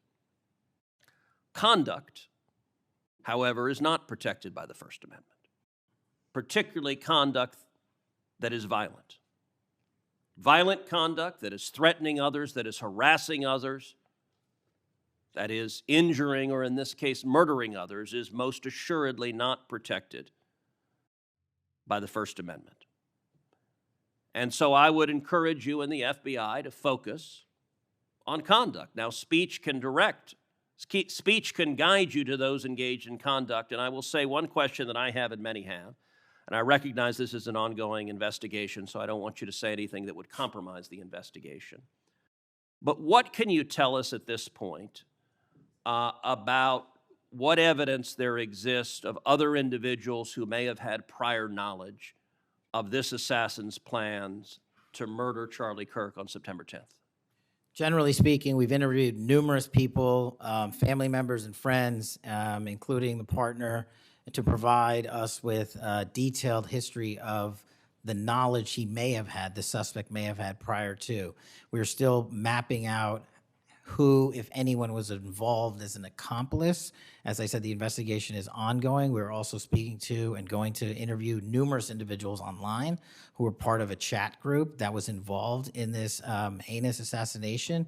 And we're also going to work with our state and local partners out in Utah to find out what community organizations, if any, participated or had any foreknowledge of this information. But it's very much ongoing. I remind everybody that it's not even been a week since Charlie's tragic death. Is it accurate, it's been widely reported that the assassin's roommate was a transgender man who was transitioning to be female, and it's also been reported that they may have been romantic partners. Is that accurate? Yes, Senator. And I assume the FBI is investigating. It has also been reported that there were transgender chat rooms that may have had some awareness of the plan to commit this murder. Is that accurate as well? I'm sorry, can you repeat the question?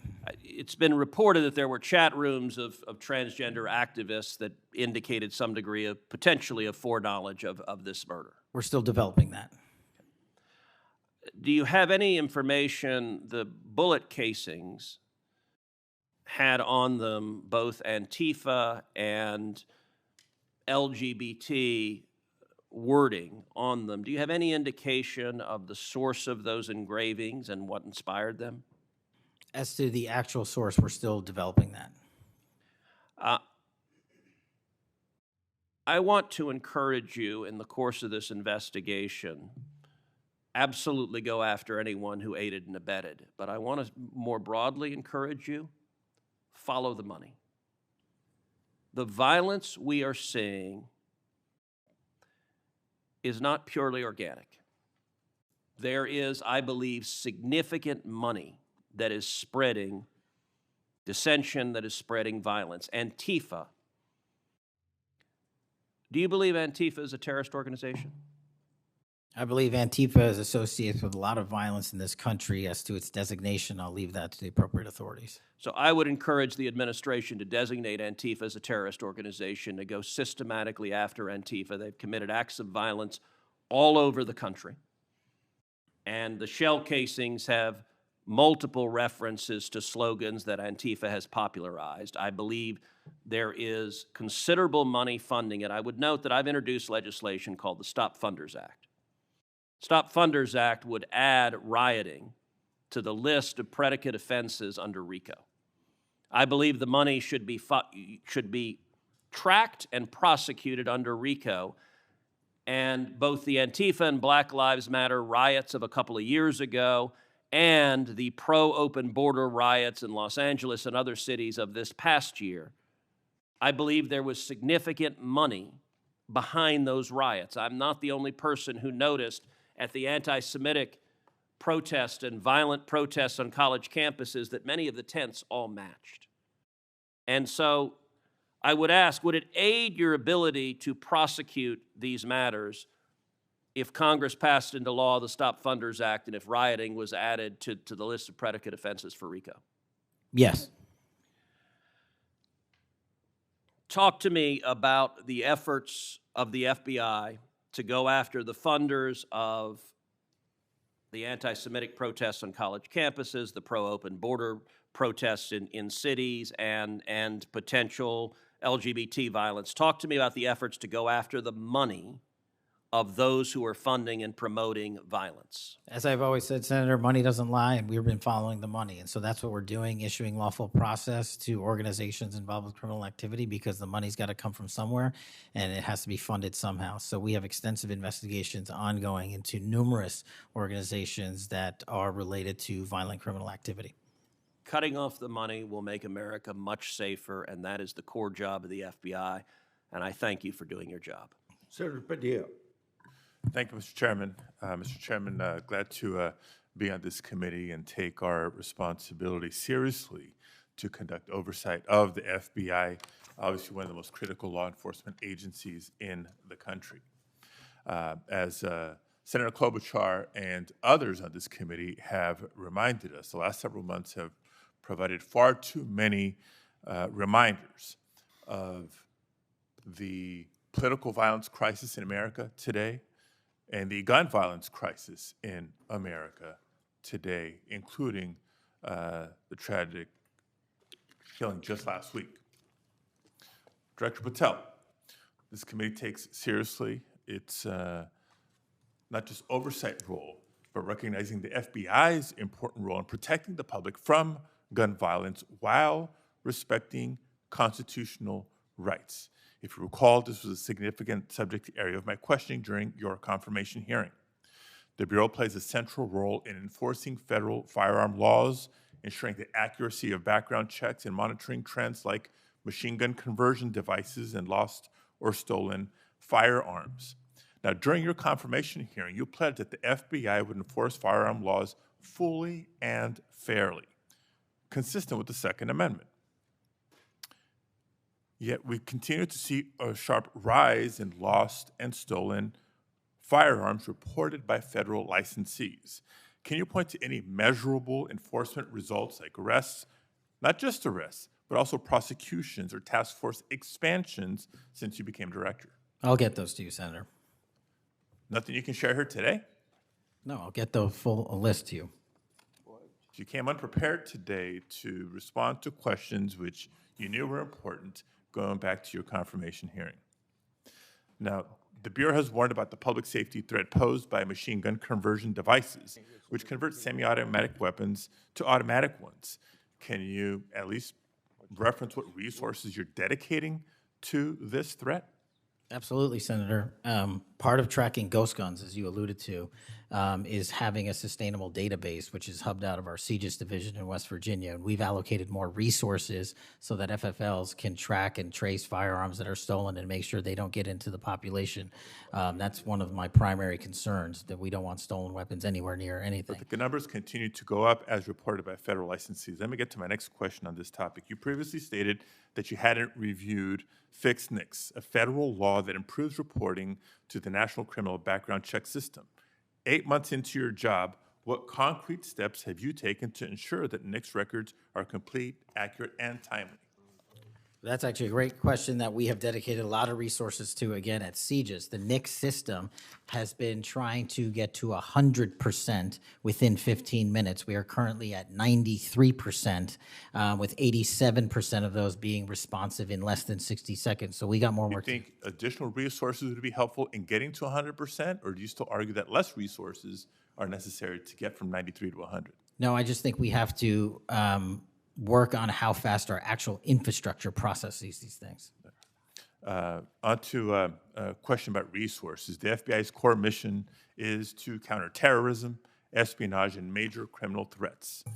Now, recent large-scale reassignments to immigration enforcement or politically motivated investigations cause me concerns that other critical missions are being neglected. One example, in March of this year, you created a Tesla-related task force and diverted personnel from the domestic terrorism operations section to work on that task force. What risk analysis justified that decision, and do you still consider domestic violent terrorism to be a lower priority? Any form of terrorism, domestic or international, is the highest priority at the FBI. And when you say divert resources away from those missions? I don't believe that's accurate. We did not divert resources away. When cars were exploding and people were being set on fire, I directed resources to address it. Well, then I'll suggest in your follow-up, and we can make this more explicit in our questions for the record, that you provide the accurate information about the diversion of resources. Because, again, when I understand that you authorize large-scale agent reassignments from counterintelligence and cybercrime to not just immigration cases, but others, it has an impact on the other priorities like nation-state threats and ransomware investigations. Moving on to a different subject area. Safeguarding our elections is a core FBI responsibility. The public needs confidence that election security work is driven by facts and free from political influence. Mr. Director, do you agree with Attorney General Bondi's decision to disband the FBI Foreign Influence Task Force? The disbanding of that task force did not in any way reallocate or take away resources from that critical mission set. So then how are you mitigating the risk of foreign actors interfering in U.S. elections heading in? As I've highlighted through our cyber programs, which have seen a 40, 50, 60% increase in arrests for cyber threat actors looking to not just harm our critical infrastructure systems, but also interfere in our elections. We've had multiple arrests this year of individuals who are interfering in that process. Did the Department of Justice's Election Integrity Task Force seek statewide voter lists and driver's license data? I can't speak for the Department of Justice.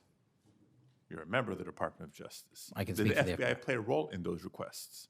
Whatever request that we had pursuant to the department's direction were provided. So then you can speak for the to FBI. Those actions. For the FBI.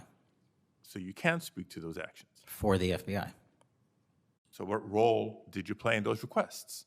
Whatever requests we get from the department, I don't have those details in front of me. We provide whatever requests they have. I have not many details in front of you on a lot of the questions coming from this side of the aisle. So I do hope that there are substantive and accurate responses to our questions in writing. In my time left, Mr. Chairman, I just want to call out a couple of observations. The director before us has tried to explain, I won't say explain, tried to explain how he doesn't need another $500 million to do the job. And specifically that even if the FBI had an additional $500 million, it would take years. I think he referenced 14 years to fill the vacancies. But in the meantime, relying on partnership with local law enforcement to fulfill the mission of the Bureau. As we've discussed in other hearings and in other committees, by the way, given this immigration mass deportation agenda of the administration, the FBI is not the only one leaning on local law enforcement to do the job. ICE has made it clear that they're doing the same. Other law enforcement agencies within DHS is doing the same. So much so that ICE's recruitment, because they're not only not advocating for cuts, they're actually requesting additional dollars and have issues about policy with them. But if ICE's plan to do the job is not just hiring up significantly, they don't seem to have that as a concern, but the FBI does. Both ICE and the FBI are citing partnerships with local law enforcement, which, look, partnership and engagement is great. But having come from local law enforcement at the outset of my public service career, I also know that capacity and resources at the local level are strained, particularly in times like this. And when ICE is going on a hiring spree, and you have local law enforcement agencies worried about their ability to recruit and retain local law enforcement officers and not losing them to the federal government, then our reliance on those local law enforcement agencies is a perilous strategy to take and could undermine local law enforcement's ability to address crime at the local level, whether it's white-collar crime, organized retail theft, violent crime, et cetera, et cetera, et cetera. And in my final minute, I will also suggest this. Director Patel has referenced earlier in the hearing that one of the most significant value addeds of partnering with local law enforcement is that they have the best intelligent, they are the best intelligent source. Is that correct? For on the ground. Yet, when local law enforcement is put in a perilous position of being in a role with this mass deportation agenda, which is consistently overreached, has been found to violate the law and the Constitution, and has undermined public confidence in law enforcement, not just by immigrants, by the way, but especially immigrants. When immigrants are victims of crime and are afraid to come forward because they don't know what law enforcement is going to do with their information or not, when immigrants legal or undocumented, are witnesses to crime and are afraid to come forward with that information because they don't know what's going to happen with their information or not. That undermines the credibility of law enforcement with the community and undermines the intelligence, Director Patel, that you say are the best source of intelligence when it comes to law enforcement. So it's shaky, it's worrisome, and in my opinion, overall, you are failing to live up to the role and responsibility that you have been confirmed to, and I associate with myself with everything Senator Booker said earlier. Thank you, Mr. Chairman. Okay, before we go to Senator Blackburn, without objection, I want to introduce into the record a recently declassified document thanks to Director Patel. The document is a Director Ray FBI analysis of Nellie Orr's false statements to the Congress. Orr never suffered consequences for advancing the phony Trump-Russia narrative and attempting to cover up her involvement in the hoax with false statements. Yet time and again, the American justice system has been weaponized against President Trump and his associates, such as Peter Navarro, with reckless abandon. The DOJ's inaction on Nellie Orr's criminal referral, despite the obvious incriminating evidence provided in the FBI's own analysis, undermines public trust in the rule of law thanks to Director Ray's utter failure. Senator Blackburn. Thank you, Mr. Chairman. And Director Patel, thank you ever so much for being with us today. And I want to thank you for your commitment to fight violent crime in Memphis. And when you first came to meet with me before your hearing here, I gave you the stats on Memphis, Tennessee, and their crime rates. And then you committed then and again at your confirmation to help us. You have been true to your word, and we are very, very grateful. Operation Viper has been such a success. The 500 arrests are important. These are gang members and gang leaders out of Memphis, Tennessee. There are over 100 gangs in Memphis. So the impact of these arrests, the impact of 100 indictments of these gang members. And now we have a U.S. Attorney's Office that will actually prosecute violent crimes and actually take up and prosecute federal gun crimes. This is helping to make Memphis safe again. And yesterday at the White House, to have the president announce the second phase of this with bringing in the Guard, and we've got ATF and DEA and the U.S. Marshals and Homeland Security, and the work that you and General Bondi and the President have done is so appreciated by the people of Memphis, Shelby County, West Tennessee, and I am ever so grateful for the work you've done. You know, one of the things as we talk about Memphis and what a vibrant and wonderful historic city it is, it's important to realize Memphis is one of the logistics hubs in our country. You have I-40, which goes East Coast to West Coast. You have the Port of Memphis. You have FedEx. You have all 5 Class A railroads that are there, as well as so many companies that are important to Memphis. And I have found it so interesting that some of my colleagues want to complain about agents being taken out of the DC office and actually put to work in the field because they've been needed in the field. And you can look at the stats from Operation Viper and see the difference that they have made. And we so appreciate that.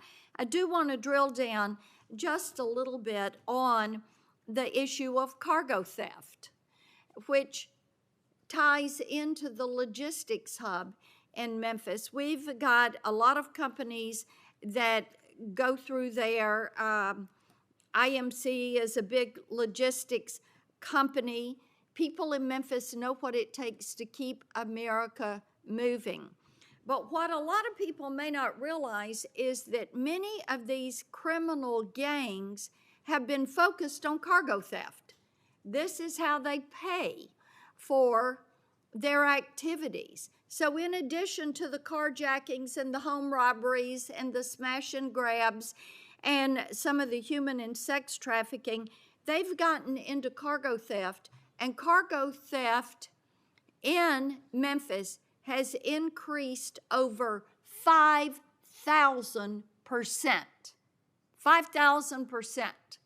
That's what you saw with a Biden administration who wouldn't drill down on this. So having these agents out in the field, having an interagency approach is something that is going to help us with getting our hands around this cargo theft. So talk for just a minute about what your team has done there and the importance of having that interagency approach. Absolutely, Senator. So Operation Viper nests under Operation Summer Heat, and in multiple cities and mid-major cities across the country, we have surging resources based on crime. And Memphis, as you know, Senator, had the highest per capita homicide rate in the country, and that was simply unacceptable. And so what we did was what we call Phase 01 of operations at the president's direction. We went into some of these cities quietly to collect the intelligence that was necessary to start these operations, to start seizing these firearms, which we've seized, I think, over 115 firearms off the streets, to start taking narcotics off the streets, and also to infiltrate the gang network, this criminal street gang network that is providing these guns and drugs to the public in these communities, allowing for these shootings. And so what the FBI is good at, what the FBI is great at, is partnering with our local authorities in places like Memphis and Miami and Chicago and so many other cities across the country to start the work, because you can't do the work on a dartboard basis. You need ground level intelligence. And that's what we do working with our state and local law enforcement. And the results, I think they said over 100 indictments federally just in this 3-4 month surge. And now we're going to go in there with more resources to finish it. And we are grateful for that. And I think it's so important for my colleagues, what we have seen in Memphis. You mentioned something very important. Your agents go in and they go in quietly. There was no press conference. There was no fanfare. You went in there to work. And very importantly, you gathered the intel. Who are these gang leaders? Where are they? Figuring out who was doing what, and then setting up the process to apprehend these individuals. And it requires infiltrating those networks and having that data to work from so that you are working in partnership. And as I have talked with elected leaders in Shelby County and Memphis, as we have talked with those in law enforcement, they have been so grateful to have this support and this additional education that comes, because local police are learning from your agents when they are learning how to track these gangs and infiltrate these networks. We know that phase 2 of this operation is going to kick off. The Guard is going to be there to support the Memphis Police Department to help them kind of catch up, because they still have a lot of people on their board. They know who they are, where they are, what they're doing. They want to apprehend them and bring them forward. So talk a little bit about how phase 2 is going to continue to work to support the law enforcement efforts in Memphis. Well, it's just like what happened here in Washington, D.C. It takes a whole of government interagency approach where we're working with the Attorney General, the DEA, the ATF, the U.S. Marshals, Department of Homeland Security, because each one of those agencies has specialized capabilities. And when we surge together, to work off of the ground level intelligence was collected, you see what happened in Washington, D.C. here. And that's the next phase of it, because you are able to utilize the National Guard to set up border perimeter operations. So when you go into an area, you have the secure workspace to get in there and stay in there. The key here, Senator, is sustained criminal investigations and sustained prosecutions that clear Memphis, like we did Washington, permanently, and leave behind a blueprint for what local law enforcement can do with our federal partners to sustain that. We don't want to go backwards, and that's critical, but we're in the next step. Sustaining it will be the last one. Well, and we certainly appreciate that. I do want to touch on Operation Restore Justice. And Senator Britt mentioned some of this very briefly, and I know that you and A.G. Bondi have done a tremendous amount of work in protecting children. I appreciate that. And we passed my Report Act last year, and President Biden signed it, and this does require social media to report to NCMEC so that we can have these perpetrators followed up with and apprehended. That's a good start. We're still trying to get the Kids Online Safety Act passed. That has been a bipartisan effort. We have looked with disdain at what has happened with Discord and Charlie Kirk's alleged killer.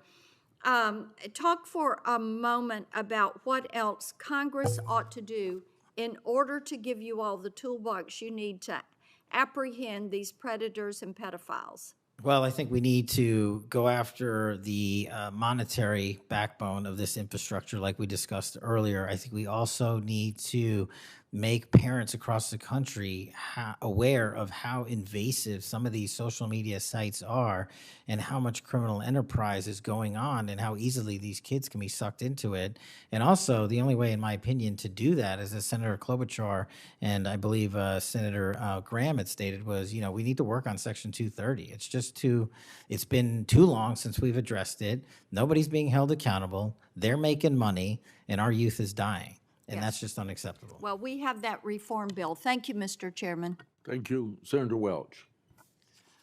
Thank you very much, Mr. Chairman. And just at the outset, I just want to say what I think all of us believe, and that is that the political violence that is so afflicting our country, it doesn't matter whether it's from the right or the left. I mean, all of us have an obligation to fiercely advocate for our point of view.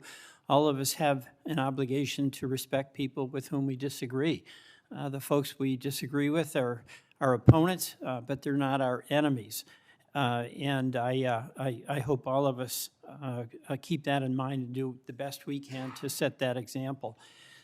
I want to congratulate the FBI. I want to congratulate the Utah state and local law enforcement for the very good work that it did in apprehending the violent assailant of Charlie Kirk, and that is a terrible, terrible tragedy. Director Patel, at one point you made an announcement that the suspect was in custody. We got our man. It turned out that was not true. In fact, I think that was about 27 hours before the person now in custody was apprehended. Why did you make that statement? Thank you, Senator. Appreciate you letting me address this.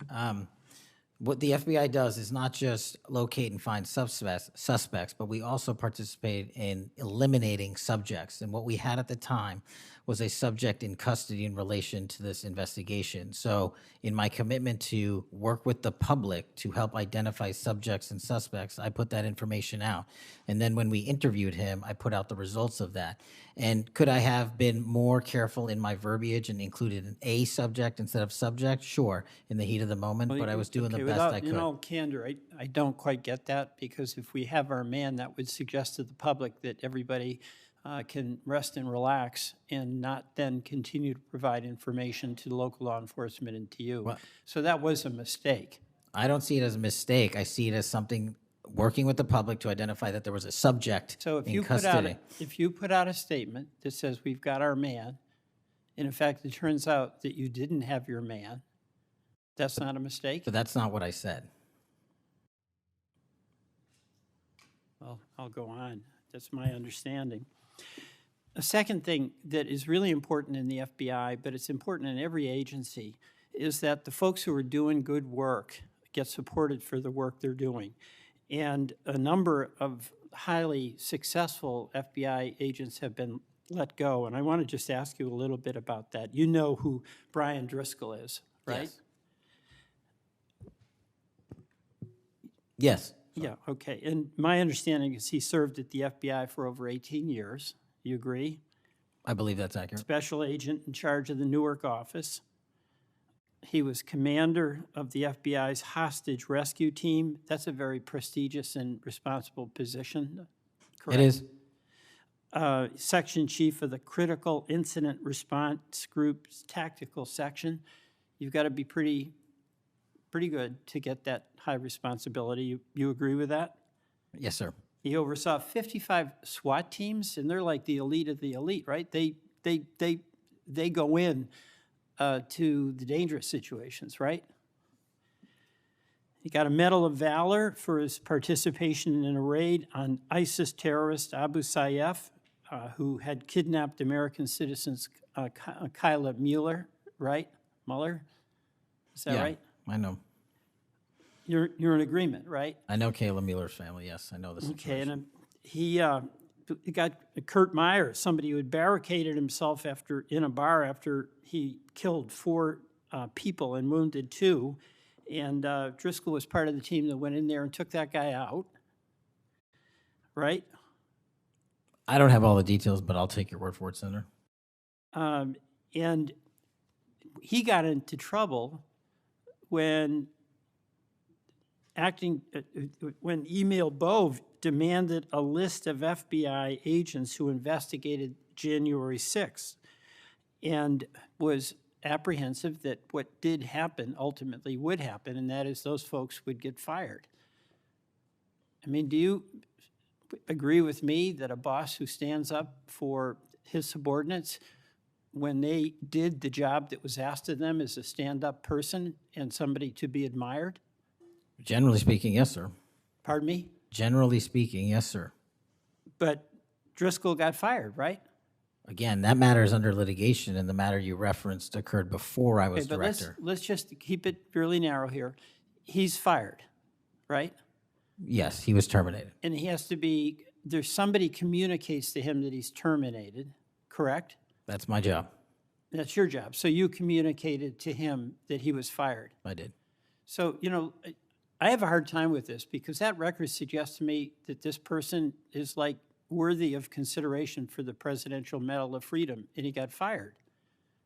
But there's also a record of other information that was available, and now that this matter is pending litigation, we will get that out in due course. But as Okay, you can the agree. so you've got, quote, other information that you see as a valid basis to fire somebody who, from what I can tell, had an absolutely outstanding record and who crossed the threshold of getting in trouble because he was standing up for agents serving under him who did work that was assigned to them that happened to be related to the January 6th uprising. Again, you're correlating based on your information the reasons for his termination, and I'm telling you. No, that's there's- right.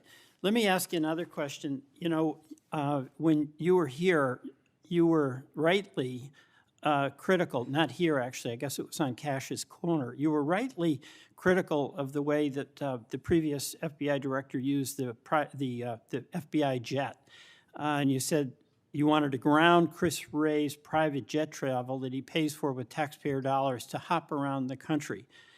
Let me ask you this. You know, on the weekend of, according to flight tracker data, on the weekend of March 7th, an FBI plane flew round trip from D.C.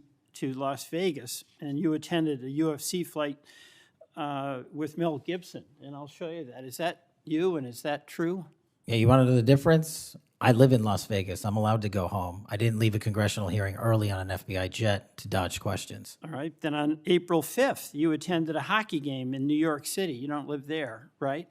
No, I don't. By the way, everyday FBI agents who are assigned in Washington don't get to fly home on a private jet. Well, this is a great point. Do you know why I have to use a private jet? Because Congress made it mandatory. Okay. in April 5th, well, we didn't make it mandatory that you go to UFC games with Mel Gibson. Are you telling me I can't go home? You know, you got to use some judgment here. So when I'm at home, you I would- can't do what I'm doing when I go home. Everybody else is allowed to go home, Let just me not keep me. going. No, I'm glad you go home. I love to go home, but I don't go home on a private jet. On April 5th, They're not you mandated to do so. You attended a hockey game in New York City with Wayne Gretzky, and Flight Tracker says the FBI jet took you to and from New York City, where you don't live, right? That's correct. And on April 12th, on the following weekend, you attended a UFC fight in Miami, also on the FBI jet, right? That's correct. So what's the cost to the taxpayer for those 3 flights? But I pay the commercial equivalent per the regs and the law. And so just so you know, when you are comparing me I to just prior asked what directors. I asked what the cost was, and you don't know, I take it. Yeah, and what I've done with the use of the private jet is use Andrews Air Force Base versus Okay. Reagan National as what the other directors have done Bottom line to here, save the taxpayer bottom dollars. line here, you flew home to Las Vegas. There's nobody else in the FBI who gets paid. They have to pay their own way if they want to go home, right? I mean, right? Well, that's not accurate. Depending on where you're stationed, the FBI covers the bill to get home. So are you telling me that FBI agents who are assigned in Washington, but who may live in Charlotte, they get paid by the FBI to Sometimes go they home? do, yes. Right. Another thing I want to say is this. You know, our local law enforcement has been stiffed. About $500 million in cop grants have been taken out of the budget. Those really help us in Burlington. They help us in Rutland. They really are important. And why in the world would we be cutting those cop grants when we need that local law enforcement, in part to partner with you? Well, I think Do you you're support that? I think you're speaking to the Department of Justice grants, which I don't adjudicate, but also Vermont, just like every other state, has received a plus-up of FBI personnel. Well, I'll tell you, that's not what we're seeing.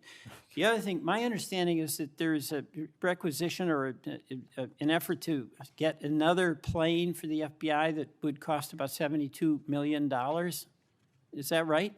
That's inaccurate. The FBI, because the jet, as you call it, is not my jet. We use it for operational needs. We use it for FTOX. We use it for HRT. But that's the one you fly in, right? We have multiple fixed-wing assets, and one of them is on a wildly expensive lease that I deemed a waste of money, and I'm looking for a replacement in which the government can procure assets permanently. Well, I would welcome you submitting to this committee the cost information about the jets that are under consideration. And according to our research, the specifications that are included in this request would result in an expenditure of between $72 million and $80 million. That's So inaccurate, but I'll happily get you the right I numbers. welcome getting the specific information. Absolutely. Thank you, Mr. Chairman. I yield back.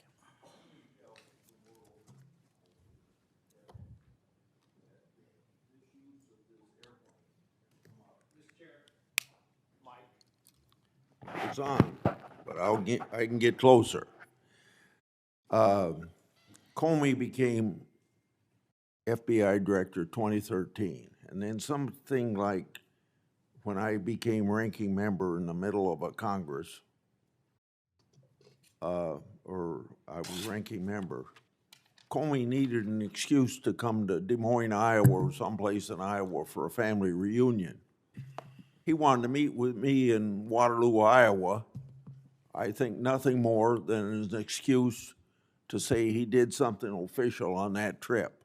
Now, I can't accuse him of that because I don't know, but I can't recall that we discussed anything very serious that had to be meet him in Waterloo or Cedar Rapids at the airport before he went to the reunion.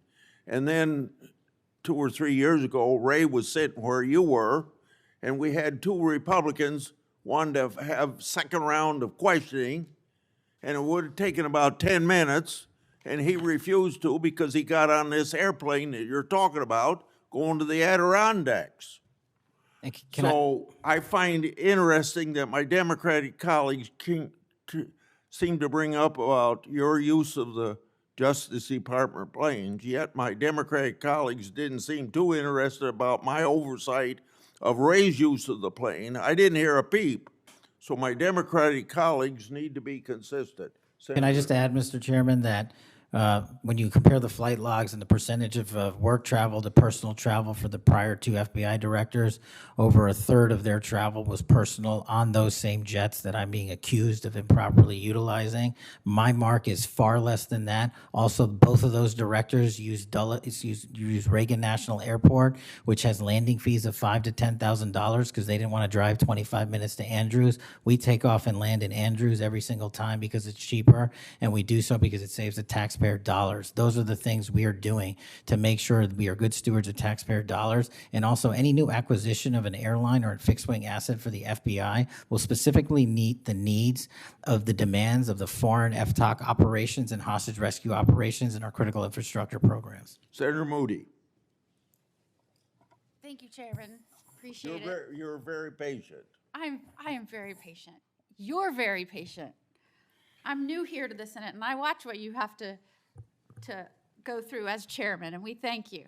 A lot of what we're talking about today, and you've been questioned about, was uncovered because of our chairman and his service to this committee, and I want to thank him because he's uncovered a lot, especially during the last administration, where many of our federal agencies went far off their mission.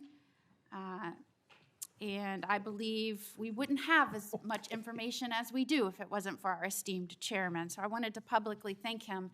And being the newest member of Judiciary, I am so grateful to be here because sometimes I'm wondering if some of my colleagues on the other side of the aisle don't know what they're talking about, or if they're ill-intentioned and purposefully trying to gaslight not just the American public, but other people in law enforcement and agencies that you're working with. So as a former attorney general, as a former federal prosecutor, as a former judge, as the wife of a law enforcement officer, both federal and state over the course of his career, I would like to clarify a few things and give you the opportunity to highlight some of the things that the FBI is doing. And two of the things I heard thrown out there, and by the way, it was when some of my colleagues would breeze in just in time to rail on you and spout out misinformation and narratives that have no grounding in reality to criminal justice, and then breezed right out as soon as they were done. And I think that it does the American public more good when the oversight function of Congress allows for you to comment in a way that makes sense and is grounded in reality. So let's first talk about the reason why we are having to reassign, not just in the FBI, but in other agencies, criminal justice agencies, federal agents to accomplish different things, as has been done historically throughout our country. When we get into office, we have to examine and triage the threats facing this nation, threats facing Americans, and then allocate resources accordingly. I guess you are to be judged negatively because you are trying to reallocate the resources of the FBI to fix what the Democratic administration prior to this under Biden broke. So let's talk about the reassignment of federal agents and why that has been necessary.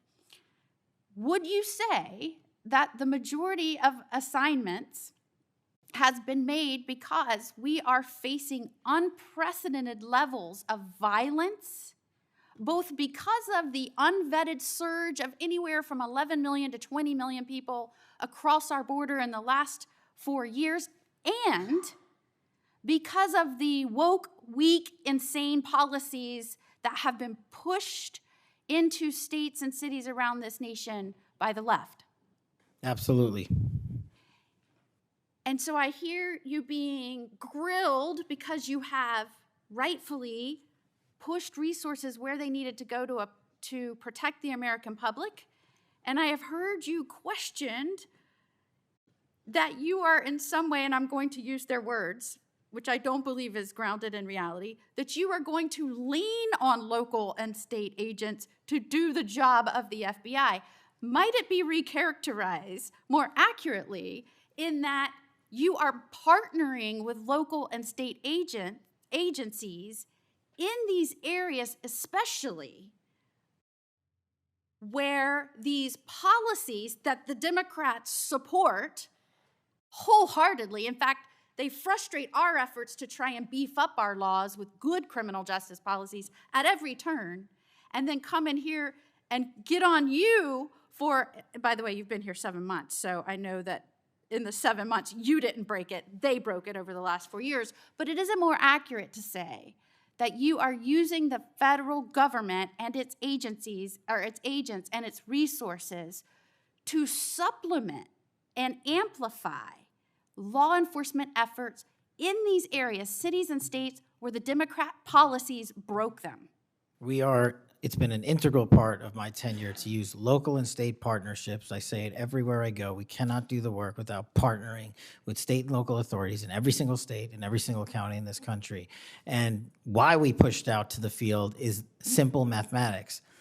While the FBI had a bloated bureaucracy in Washington, D.C., nearly 1/3 of the FBI's workforce lived and worked in the national capital region. 1/3 of the crime doesn't happen here. So I made the simple decision to move them out where the crime was happening in the field, to move out field agents, to move out intel analysts, to move out program managers. And by the way, that's what they all want to do, go out in the field and do the work. And no one's going to be punished for going out in the field and doing the work, and no one's going to be punished for wanting to stay at headquarters and help. But we needed a reallocation of assets, and that's what we did. And from your experience, both before and now in office, have you found that many of these nonprofits have done work to undermine the stability and security of cities? Those matters are very much ongoing, and hopefully we can report the results soon.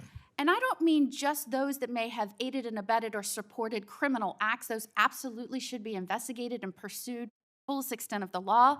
And I hope that we follow the money trail, as some of my colleagues have suggested. I also want to get your opinion about the nonprofits that are working to get elected and then push criminal justice policies that have made our cities and states less safe. Specifically, I'm going to push out all of the things that they espouse make the city stronger. No cash bail. Try not to charge crimes. Don't call people offenders or felons or rapists or drug traffickers.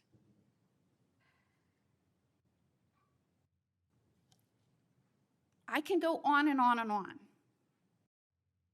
But the gist is, don't charge. When you do charge, charge as minimally as you can. Don't put people on parole or probation following incarceration. Diversion should be the rule. I mean, I can go on. And we're seeing these play out in cities across our nation. I am one who believes it is always important to look at how we can do things better in our criminal justice system. But what has happened is some of these groups have hijacked that good intention by so many and used it as a way to subvert the stability of this country. And I firmly believe when that money is traced, you're going to find it's not only going not just to policies, but it's also going to pushing and promoting criminal acts. And I believe that money and support doesn't just come from infrastructure within the U.S., because I believe undermining our cities and this nation is something our foreign adversaries will get behind, and it will show that they are behind. Is the FBI trying in its reallocation of resources to make up and help in these areas where local law enforcement is trying its best, but it's fighting an uphill battle against mayors and city council and indeed governors that promote and support and pass laws and policies that follow these weak, insane policies? We go into every community where the crime rates are high, and if you look across the board, the crime rates are coming down across the country because the FBI is going in there and doing good police work, and we're not going to be dictated to by mayors or governors. We have federal law enforcement capabilities and responsibilities to our citizenry, and we're executing those on every single day, including rural communities and tribal lands. And you are, correct me if I'm wrong, welcomed and supported and enthusiastically praised by the cops that are there because they want those communities safer. Well, I think the police speak for themselves, and we'll let them do that at their own leisure. And one of the other gaslightings that I heard was that at a time when we're trying to help them because they're having vacancy rates and they can't retain police, and you're causing that. Is it in fact that police across this country, because they've been defunded, they're not supported, they have groups that are continuously combating when they're trying to make the communities safer? I know this because when I was the Attorney General, they all wanted to come to Florida, and I welcomed them with open arms. In fact, we are increasing our ranks in Florida, sometimes to the detriment of other cities and states because they can't keep them. They tried to make it sound like it was your fault that we had vacancies in these police ranks around the nation, when in fact, aren't you trying to help bolster their ranks and help them because they have mayors and prosecutors and city councils and governors that won't help them? That's exactly what we did. We did it in D.C., we're doing it in Memphis, we're going to Chicago, Miami, St. Louis, so many other cities across the country. And I'm just grateful that you are doing this, and I commend you for all the numbers that I'm seeing going after the violent crime, helping make sure we are getting the criminals that came here unvetted from other nations out of this country, that you are allocating resources to those efforts. It is all important to make this a stronger, safer nation, and we appreciate you being here today and making sure we're talking truth and not misinformation to the American people. Thank you. Thank you, Senator. Before Senator Schiff, I want a UC to introduce into the record a declassified Clinton Annex. The Clinton Annex is a declassified appendix to the Justice Department Inspector General report about the Clinton email investigation. The annex shows that the FBI had evidence necessary to conduct, quote, thorough and complete investigation, end of quote. But the Comey FBI failed to review the evidence at the time. After nearly a decade in the shadows, this information has now come to light thanks to Dr. Patel, or Director Patel. Senator Schiff. Thank you, Mr. Chairman. Mr. Patel, during your confirmation hearing, you made several important commitments. For instance, you told Senator Coons there will be no politicization at the FBI. There'll be no retributive actions taken by any FBI should I be confirmed as FBI director. So let me ask you very specifically, did you ever take any action to terminate or discipline an FBI agent or employee in whole or in part as retribution for being part of an investigation of Donald Trump or January 6th? No. You also committed, you assured Senator Blumenthal, all FBI employees will be protected against political retribution. So you're testifying today that you played no role in the firing of even a single FBI agent for political retribution. None for political retribution. And if any FBI agent said you did, they would be lying. Is that your testimony? I'm only speaking to my actions. Everybody is allowed to make their allegations. Oh, no, these are allegations against you. And so, Mr. Patel, if FBI, senior FBI agents or employees said that you were firing them for political retribution reasons because of the cases they were assigned, you're saying they would be lying. Is that anyone that was terminated at the FBI was done so for failing to meet the standards, uphold their constitutional oath, and effectuate the mission. Well, by meet the standards, are you talking about meet the standards of protecting the president under any circumstance? No. You also guaranteed Senator Blumenthal that every FBI employee will be held to the same, absolute same standard. No one will be terminated for case assignments. Are you testifying today that you never terminated anyone at the FBI, in whole or in part, because of a prior case assignment? No one at the FBI is terminated for case assignments alone. Well, I'm asking about you, Mr. Patel. Did you, in whole or in part, terminate anyone at the FBI because they worked on the Trump investigation or because they worked on January 6th? No one at the FBI has been terminated for case assignments alone. Okay, you're saying alone. Does that mean they were terminated in part because they were assigned to a January 6th case or assigned to the Mar-a-Lago case? You're being very precise here, Mr. Patel. You're saying alone. That means they were fired in part because they were assigned those cases. Is that your testimony? Absolutely not. But if you want to keep Okay, putting words well, in my mouth, then go let me ahead. ask you, let's strip away the word alone.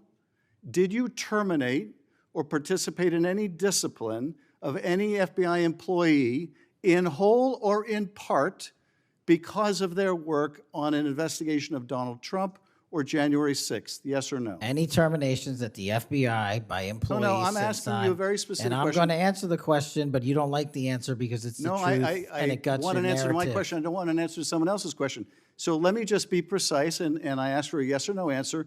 Did you ever terminate or discipline an FBI employee in whole or in part because they had been assigned or worked on an investigation of Donald Trump or January 6th? FBI yes or no? employees are only terminated Yes if or they no, fail Mr. to Patel? uphold their oaths of Yes or office no? and duty. You're not That's the answering my FBI question. I You're don't not have to answering my answer your question. question yes or no because you're setting up a trap so you can have a Oh, no, media I'm narrative. not setting up a trap. And I'm not giving it to you. Unless it's true that you fired people. People in have whole been or in part terminated at because the they- FBI who fail to uphold they were the assigned standards to. that the FBI requires them to uphold. Did you tell anyone at the FBI that all FBI employees who they identified who had worked on cases against President Trump would be removed from their jobs? Did you tell that to someone at the FBI?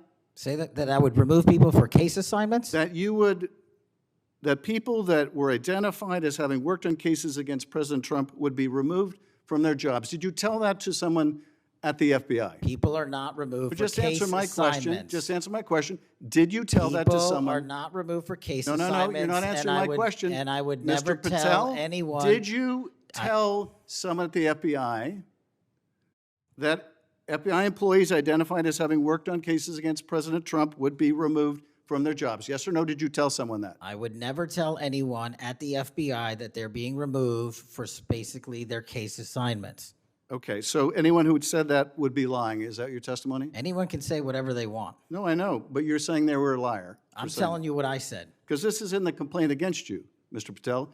So you're saying Mr. Driscoll and others are liars? I'm not going to address the complaint and the ongoing Okay, well then let me ask litigation. you, have you ever told anyone at the FBI that the FBI tried to put the president in jail and he hasn't forgotten it, and that your job depended on the removal of agents who worked on cases against the president? No. Did you ever tell anyone that? No. Okay. Did you ever tell anyone that you knew these summary firings you were undertaking were illegal, likely illegal, and that you would be sued and later deposed? Did you ever tell anyone that? No firings at the FBI or terminations were done for anything other than justified Did you ever cause. tell anyone that, Mr. No, Patel? Why don't you no answer my question? terminations at the FBI were ever done in my tenure for anything other than failing Did you ever to tell uphold anyone their that, oath of Mr. Patel? You willing to office answer or the their- question? The FBI. I guess I you're not have willing to answered answer the it. question. So let me move on. Let me Repeatedly. move on to the Epstein files. You said you're the most transparent FBI director in history, so I'm going to put you to the test. In 2024, you were asked by Glenn Beck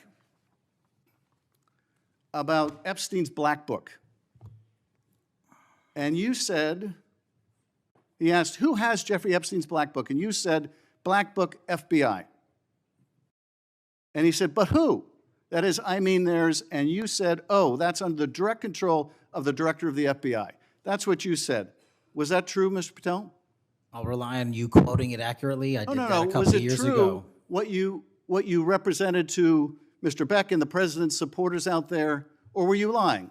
No, Was it true that the Black Book, Epstein's Black Book, was in the possession of the FBI director? The Black Book was in the possession of the FBI. Okay, so now that you're the FBI director, you have possession of the Black Book, right? That index has been released.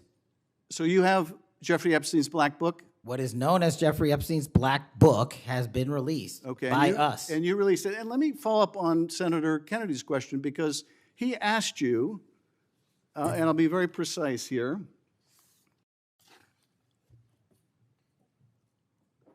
You've seen most of the files.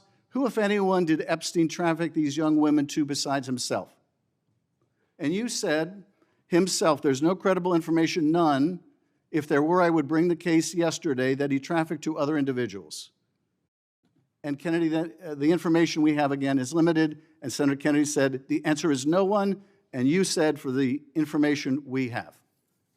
So is it your testimony today that in all the Epstein files, that Jeffrey Epstein trafficked no one to anyone but himself? Is that your testimony, Mr. I never Patel? said Jeffrey Epstein didn't traffic anyone else. Did he traffic any young woman to someone other than himself? That was Mr. Kennedy's question, And I Senator Kennedy's said question. the information that 3 administrations have had access to I'm have asking made you- determinations that there are no investigative leads that were credible to prosecute and investigate any others. I'm Well, specifically I'm asking stating you whether we it's were your working on. testimony today. Well, you just read that it, and I said it 10 minutes ago, so let the record reflect my I testimony. just want to make sure there's no misunderstanding, because there are victims like Virginia Guifer who have testified otherwise, who have said otherwise, and you're telling the American people today that the Epstein list is a single name and it's Jeffrey Epstein. That's what we're to believe? That's not what I'm saying. That's what you're saying, and Well, you let can me- say let me whatever ask you Let want. me ask you this. When Todd Blanche went to interview Ghislaine Maxwell, she said, but did I think these guys were coming for that? I really don't. If you met Epstein, there's no way that this cast of characters, of which it's extraordinary, and some are in your cabinet, who you value as your co-workers, and you know would be with him if he was a creep or because they wanted sexual favors. A man wants sexual favors, he will find that. They didn't have to come to Epstein for that. And the next question Todd Blanche, the president's former criminal defense lawyer, asked is not who in the cabinet, who are you referring to? His question is, so when's the last time you think you were with Mr. Epstein when he got a massage? So let me ask you, who are those cabinet members that Ghislaine Maxwell was referring to that, that were part of this cast of characters associated with Mr. Epstein? Who are they? The Deputy Attorney General took the aggressive step that no one else did and interviewed Miss Maxwell for No, I'm asking 2 you, days, who are and the we ca- released who are the the cabinet entirety members? of that Who are the transcript. cabinet members? I do not have that transcript in front of me. You're picking it piecemeal. The American public can read the entirety of that. Let me ask you one last question, because you clearly won't tell us the cabinet members associated with Mr. Epstein. Let me ask you one last question. And that is, right after she gives this testimony in front of an FBI agent, among others, she's transferred to a minimum security prison not suitable for a sex offender like herself. Who made that decision and why? The Bureau of Prisons. The Bureau of Decisions made it in Prisons. The Bureau of Prisons decided on their own, without any consultation with Blanche or anyone else, that they were going to suddenly, after this interview, completely unrelated to this interview, completely unrelated to anything she said, move her to a prison not suitable for a sex offender. You want the American people to believe that? Do you think they're stupid? No. I think the American people believe the truth, that I'm not in the weeds on the everyday movements of you're not in inmates. the weeds? What I am The doing is most- protecting the this most- country, the providing most historic significant reform, witness- and the most combating the significant witness weaponization of the intelligence Epstein by the files likes of you. cover-up And we have gets countlessly proven you to from be a your liar in administration, Russiagate, in and you January call that 6th. being You are in the the biggest weeds? fraud to ever sit in the This United States stinks to Senate. high You are a heaven. disgrace to this This stinks to high institution heaven. and an utter And coward. I'm not surprised. I'm not I'm surprised not that you continue to surprised lie that the- from the- your that perch and put on a show view so you can go of you raise money for your and for good charade. reason. You are a political buffoon at best.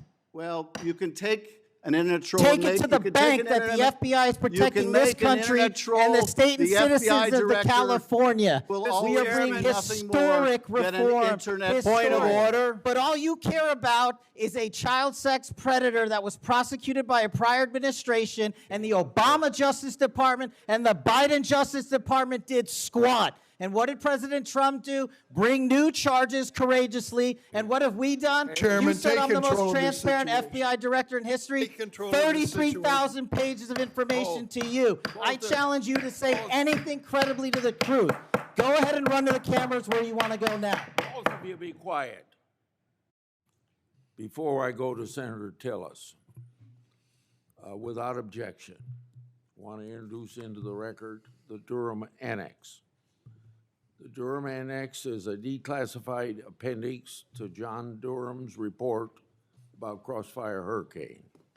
The Durham Annex contains information exposing a reported Clinton campaign plan to falsely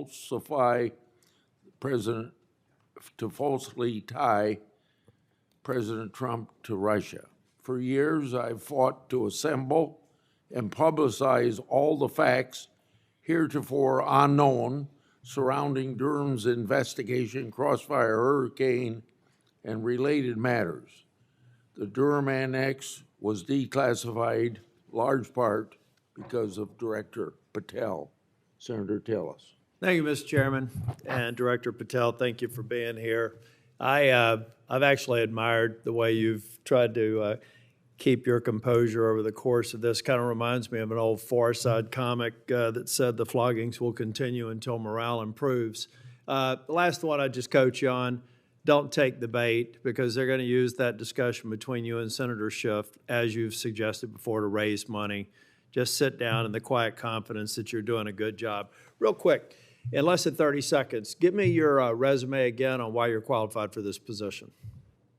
Thank you, Senator. I served as a public defender and national security prosecutor. I tried over 60 criminal trials to verdict in state and federal court. I served as the lead investigator in the House Intelligence Committee and the counterterrorism expert there, unfolding the Russiagate investigation. I served as the head of counterterrorism for a presidential Whitehouse. I served as a deputy director of national intelligence at the Office of Director of National Intelligence, overseeing our 17 intelligence agencies. I served as a chief of staff to the Department of Defense and the Secretary of Defense, overseeing a $2 trillion financial equity flow, and also defending the homeland and providing for our no-fail mission. We could drill down in details, because I've studied that record, and I think you should be very proud of it.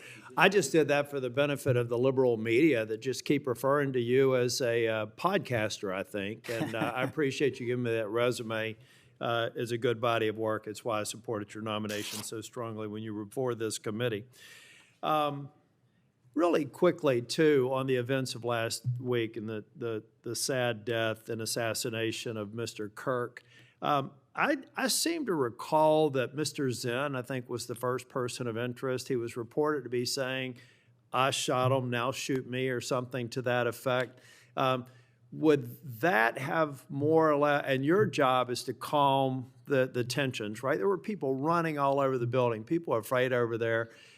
Could it be that because you were in possession of some of that information that maybe you did just characterize as getting our man, that maybe that's what led up to it, if those facts are correct? What led me to that is to the eliminate subjects, but also we were in a period with inside of 24 hours where we didn't know who the shooter was. Well, that's why I asked, because people are forgetting that this man was reported to have been saying, "I shot him, now shoot me." They're also forgetting that he brought in an attorney and said that he'd fabricated the claim to draw attention away from the actual shooter. And he went on to get multiple charges for possessing child pornography and sexual abuse material on his phone. So I'm just saying that it just seems to me that in the moment, maybe you should have used different words, but I can't imagine that the amount of time that we've spent on that subject in the hearing today. But I think it's because they're really worried that they're another punchline to an old joke. Your work, it's working in practice, but it's not working in their theory. They haven't heard you, so it's working in practice, but not in theory. They haven't heard you say multiple times that you've plussed up FBI resources in every state.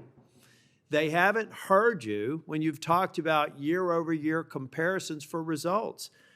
I don't care how many people you have at HQ, as long as you keep producing those results and they're good. They need to be sustained.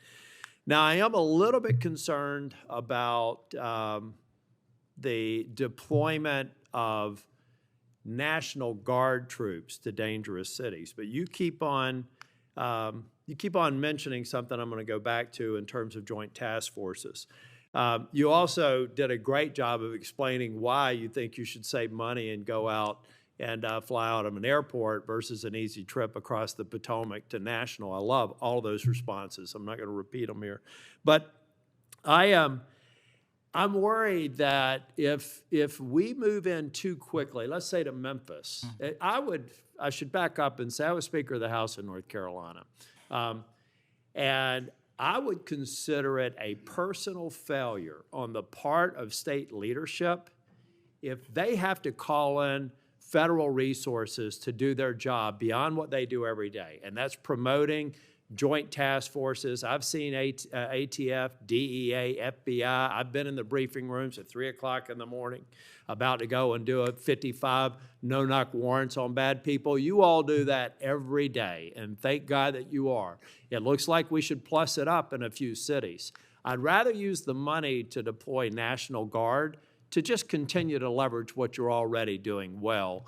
And I compliment you because I've got to believe it's a lot of these joint task forces that have increased the apprehension and charging rates. So thank you for that. But do you agree that at the end of the day, if we're going to have a sustained impact on crime, whether it's Memphis or any other city, that we've really got to enable, empower, and continue to support the men and women on the ground there every single day? 100%. Thank you. I think that your cost-benefit mind needs to go into, if I'm about to deploy this many National Guardsmen to a city, what does that cost? And what would that look like if we were plowing that cost of deployment into ongoing, I believe, joint task force, which are working very well. They're working well in North Carolina. So I'd like you to look at it. Now I'm going to move on. The Safer Communities Act, can I get your commitment to get an update? Maybe we could even take a trip out to West Virginia to see how we're doing an extraordinary job of NICS background checks. People are getting them in record time, but we are taking a few guns away from people that probably shouldn't be able to buy that day. Would you agree with that characterization? I would love to have you out and anyone else in this day is to West Virginia to see that I'd like work. to bring some of my colleagues to see it's working. We had people on my side of the aisle saying it was going to be awful, it was going to result in mass confiscation of guns. Not true. They were wrong. This bill's making a difference. I also want to talk about the behavioral health and other components in granting. I know in North Carolina things are going well. I want to make sure that that flow is going out there because the tragic events in North Carolina and Charlotte, the stabbing, I spoke with one of the family members yesterday, I think that we have to recognize that we have magistrates that have a revolving door policy, no doubt about that. And they should be held accountable if they're releasing dangerous people. But I also think that some of the problem is that we simply don't have a place to send people, particularly with respect to behavioral health.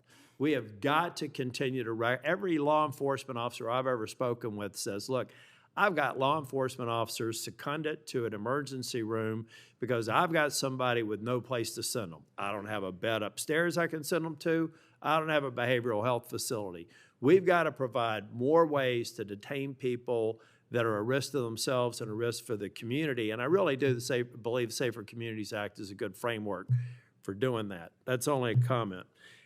Section 702 is going to come up in April of next year for renewal. Do you believe it should be eliminated and not reauthorized? No, sir. It needs to be Can I also get your commitment maybe to come back over and review some of the controls that are in place and other things? So hopefully we won't have the drama leading up to April. We can actually come here and get consensus on why you've got the checks and balances in place and why we should do it. Just remove any chance that we're going to run into that cliff narrative next year. Can I get your commitment on doing that? You Mr. have it, Patel? sir. Thank you. I want to talk very briefly on, and the chairman's given me a gavel, but I promise not to go over more than 2 minutes. But that's why I chose to be last, so I could have this discussion and actually get to some facts versus agendas and clickbait that we'll almost certainly see going forward. Tell me a little bit about the rationale behind the change in stance in recruiting. I also understand there may be a reduction in the academy timeline. Just give me some thinking about where you are on recruiting, retention, training, et cetera. Simple. So recruitment is through the roof. We've doubled up month over month our applicants to be 1811s, our federal agents, intel analysts. So the recruitment is going wonderful. What we have to do is figure out a way to get creative because the BFTC timeline is an 18 to 20 week program. And what we've done to address the openings we have for 1811 BRIC agents is we opened it up to the interagency and said, hey, do you at Secret Service or DEA or ATF want to come over? You guys went through FLETC. You guys were cops or military officers. You're law enforcement. So we created a shortened bridge program of 6 weeks at Quantico that if you want to come over and be an FBI agent, you can do so. There's transfers all the time. We just made it easier. And we're also recruiting police officers who might not have a college degree. But in my opinion, that does not disqualify them from serving our community. So we're welcoming them. It's a rigorous application process. It's just one item. But we are changing the timelines based on the needs of the country, but not jeopardizing quality. I'm glad you mentioned that. I heard someone almost a throwaway line that you were hiring people without a college degree. Most of them have had basic law enforcement training, all the kinds of certifications. You're talking to somebody who didn't achieve my 4-year degree until I was 37. I'd like to think that I brought some things to the table, and I think that those people, the mere comment, I think is inappropriate for somebody considering this to think that they're a lesser person because they don't have a piece of paper. I wanted to get back to the last thing that I will talk about. I'll follow up with some questions for the record. Thank you, incidentally, for consistently being responsive to any inquiries I've made to you. But on the Kirk shooting, I do believe that that Senator Schmitt's numbers are right. There seems to be a disproportionate number of voices on the left that are celebrating the assassination of a CEO or celebrating the assassination of someone in Mr. Kirk's case that I disagreed with probably about half of his positions, but I felt like he was a good voice in engaging young people, and that's a start, as long as we can do it civilly. And then I also just went back online because I've hammered on this committee multiple times. I just went online and I found in Pinterest that even today you could order a T-shirt that says ACAB 13.12, which translates to all cops are bastards. Or if you don't like that shirt, you can go get an F the Cop shirt at the same website, on a location on Pinterest. There is clearly a problem with some of the voices of the left, and I'm not necessarily saying any members of Congress, that need to tamp it down. Having said that, within 24 hours of Mr. Kirk's shooting, we had the guy that does the podcast for the War Room and another guy who's denied the Sandy Hook shootings say we're at war. Now, how on earth, and I do believe it's a smaller number, but it's a number that has an influence. How on earth are we de-escalating the situation with the tensions as high as they were last week with going out and saying we're at war? I'm not asking you to respond to this question. I'm just saying that there are people out here on our side of the aisle that still need to look in the mirror. Even if you agree that it's a lower number, bad is bad no matter how many numbers they are. And that kind of rhetoric and that kind of mobilization makes your job more difficult and puts us in a position where we're not being as productive as you want the FBI and state and local law enforcement to be. I'm finished. I just want to thank you for your service. I want to thank you for your concise answers. And I am thoroughly impressed with the fact that you have sat in that chair for over 4 hours without a break. So with that, we're, on behalf of the chair, want to thank you for being here today. And also, I assume, are we leaving the record open for any period of time for 1 week? The record will be open, left open for 1 week so that you may have questions for the record. Mr. Patel, thank you for being here Thank today. you, Mr. Chairman. Meeting's adjourned. On to today's hearing on oversight of the Federal Bureau of Investigation. This is the first occasion for the committee to get back together since the tragic death of Charlie Kirk. Charlie was a good man, a happy warrior who fought for principles and values I think make our country special, and certainly was a strong proponent of defending the First Amendment, something this committee cares deeply about. I said this over the weekend.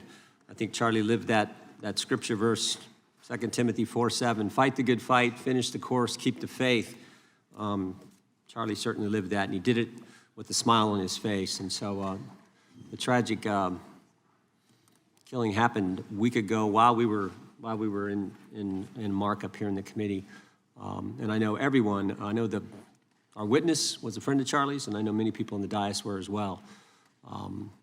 So I know we're all praying for Charlie's family. And I would extend a moment to the ranking member if you wanted to say something. Thank you, Mr. Chairman, for saying that. The whole country reacted with horror and shock to the brutal assassination of Charlie Kirk in cold blood. And there is never any warrant for political violence in America. And just as we all recoiled together at the shocking assassination of Melissa Hortman and others who died in that Minnesota attack, we all stand together categorically against political violence in America and determined to end these cycles of political violence that have traumatized the country. Well said. Chair now recognizes the gentleman from Kansas, Mr. Schmidt, to lead us all in the Pledge of Allegiance.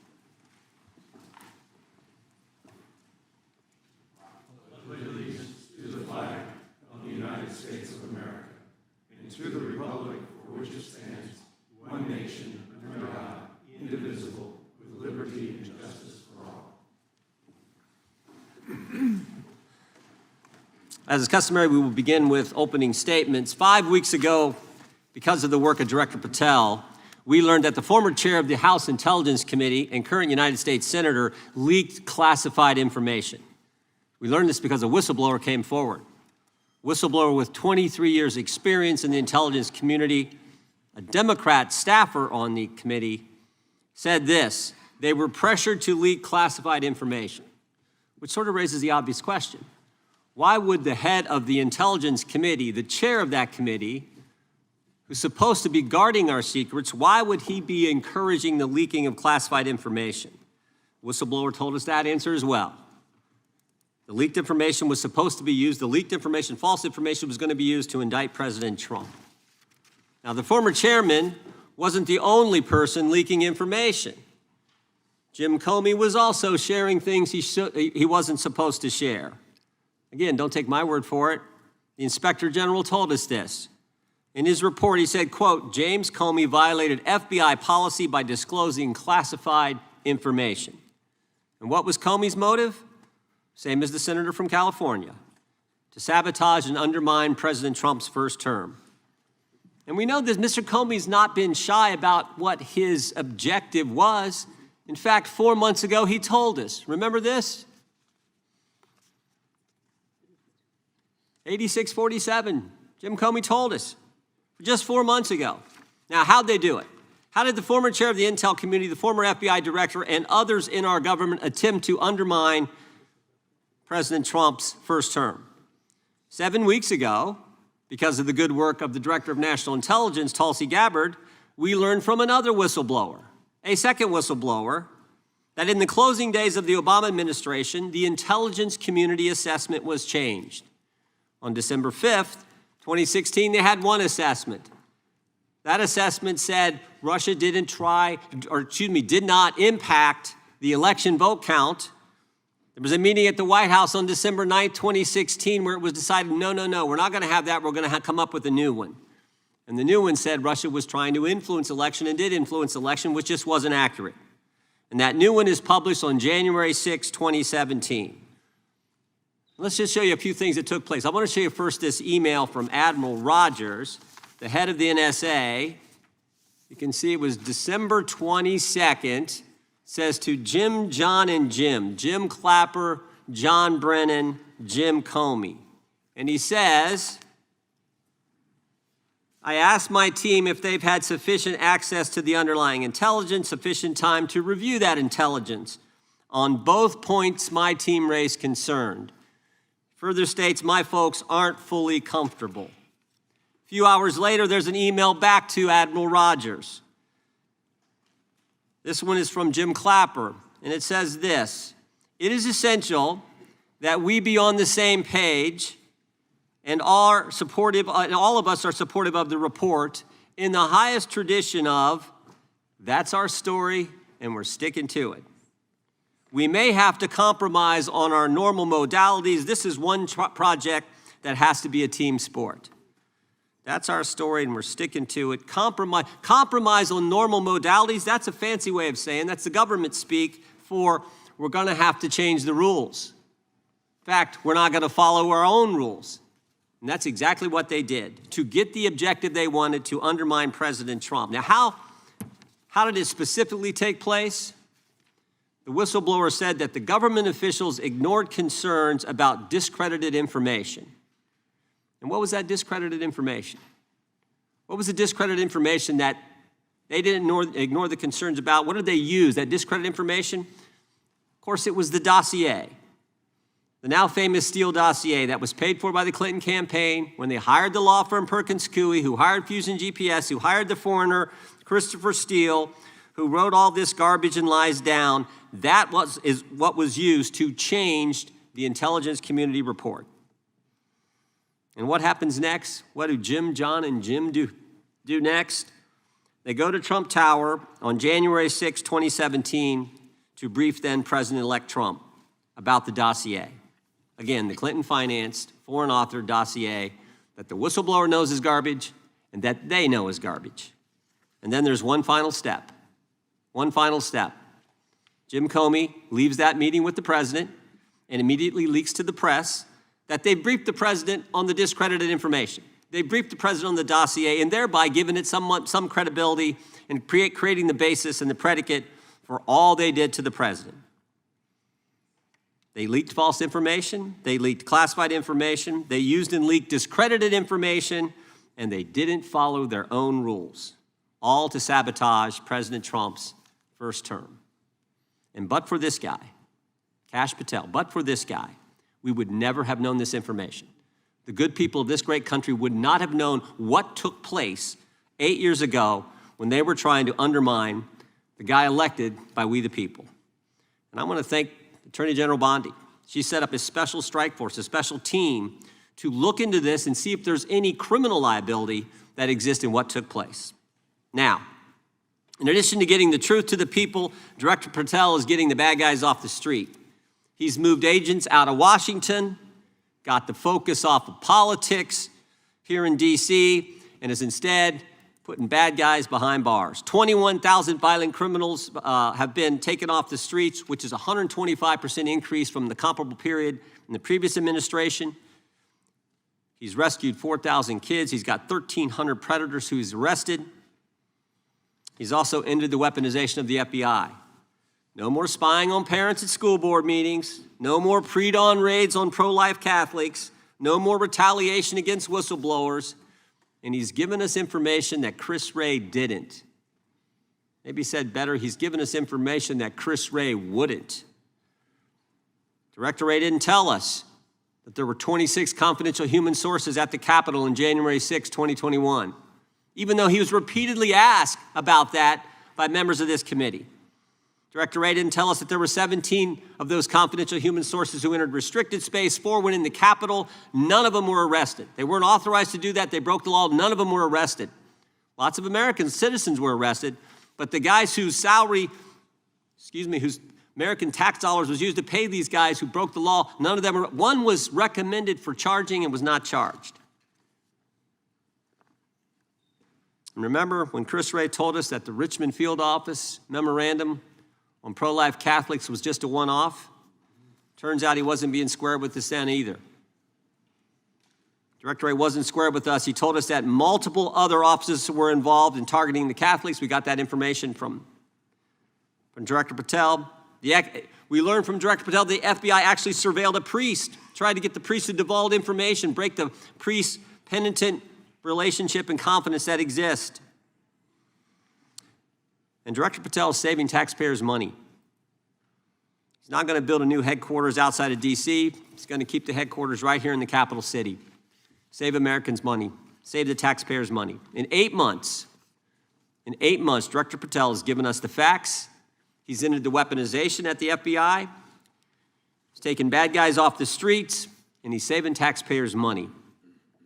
But my guess is the Democrats won't focus on all that good news. They'll focus on politics. They'll stick with Comey and Clapper and Brennan and continue to try to undermine President Trump. With that, I yield to the ranking member for an opening statement.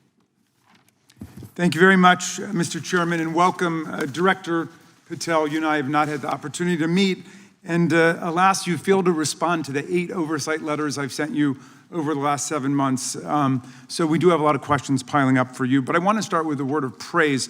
The first FBI director was J. Edgar Hoover, who steadfastly refused to hire women, African Americans, and other minorities as agents. And although he was a closeted homosexual who lived in domestic partnership for decades with Clyde Tolson, he also participated in anti-gay crusades. He aggressively promoted what we would today call white Christian nationalism, and he would undoubtedly be turning over in his grave to see as one of his successors a first-generation Indian American and a proud Hindu. So I congratulate you on being a breakthrough in this sense and being a beneficiary of the civil rights movement that opened up the FBI and the federal workforce to lots of people who never would have been hired in its first decades. Alas, you share J. Edgar Hoover's dangerous obsession with blind loyalty over professionalism and effective public policy. For Hoover, it was blind loyalty to him in keeping his secrets. For you, it's blind loyalty to Donald Trump in keeping his secrets. During your confirmation, it was widely noted on all sides that your primary qualification was your unwavering loyalty to Trump. Unlike other directors, you had no work experience at the FBI, but you had made over 1,000 media and political appearances in support of Trump's campaign. Your Senate confirmation vote was 51-49, the closest in history, with your opponents warning you were not qualified and had no interest in actually developing the qualifications for the job. I hoped that they were wrong. Alas, they were not. While most other new FBI directors drew on their experience as FBI agents, you didn't have that.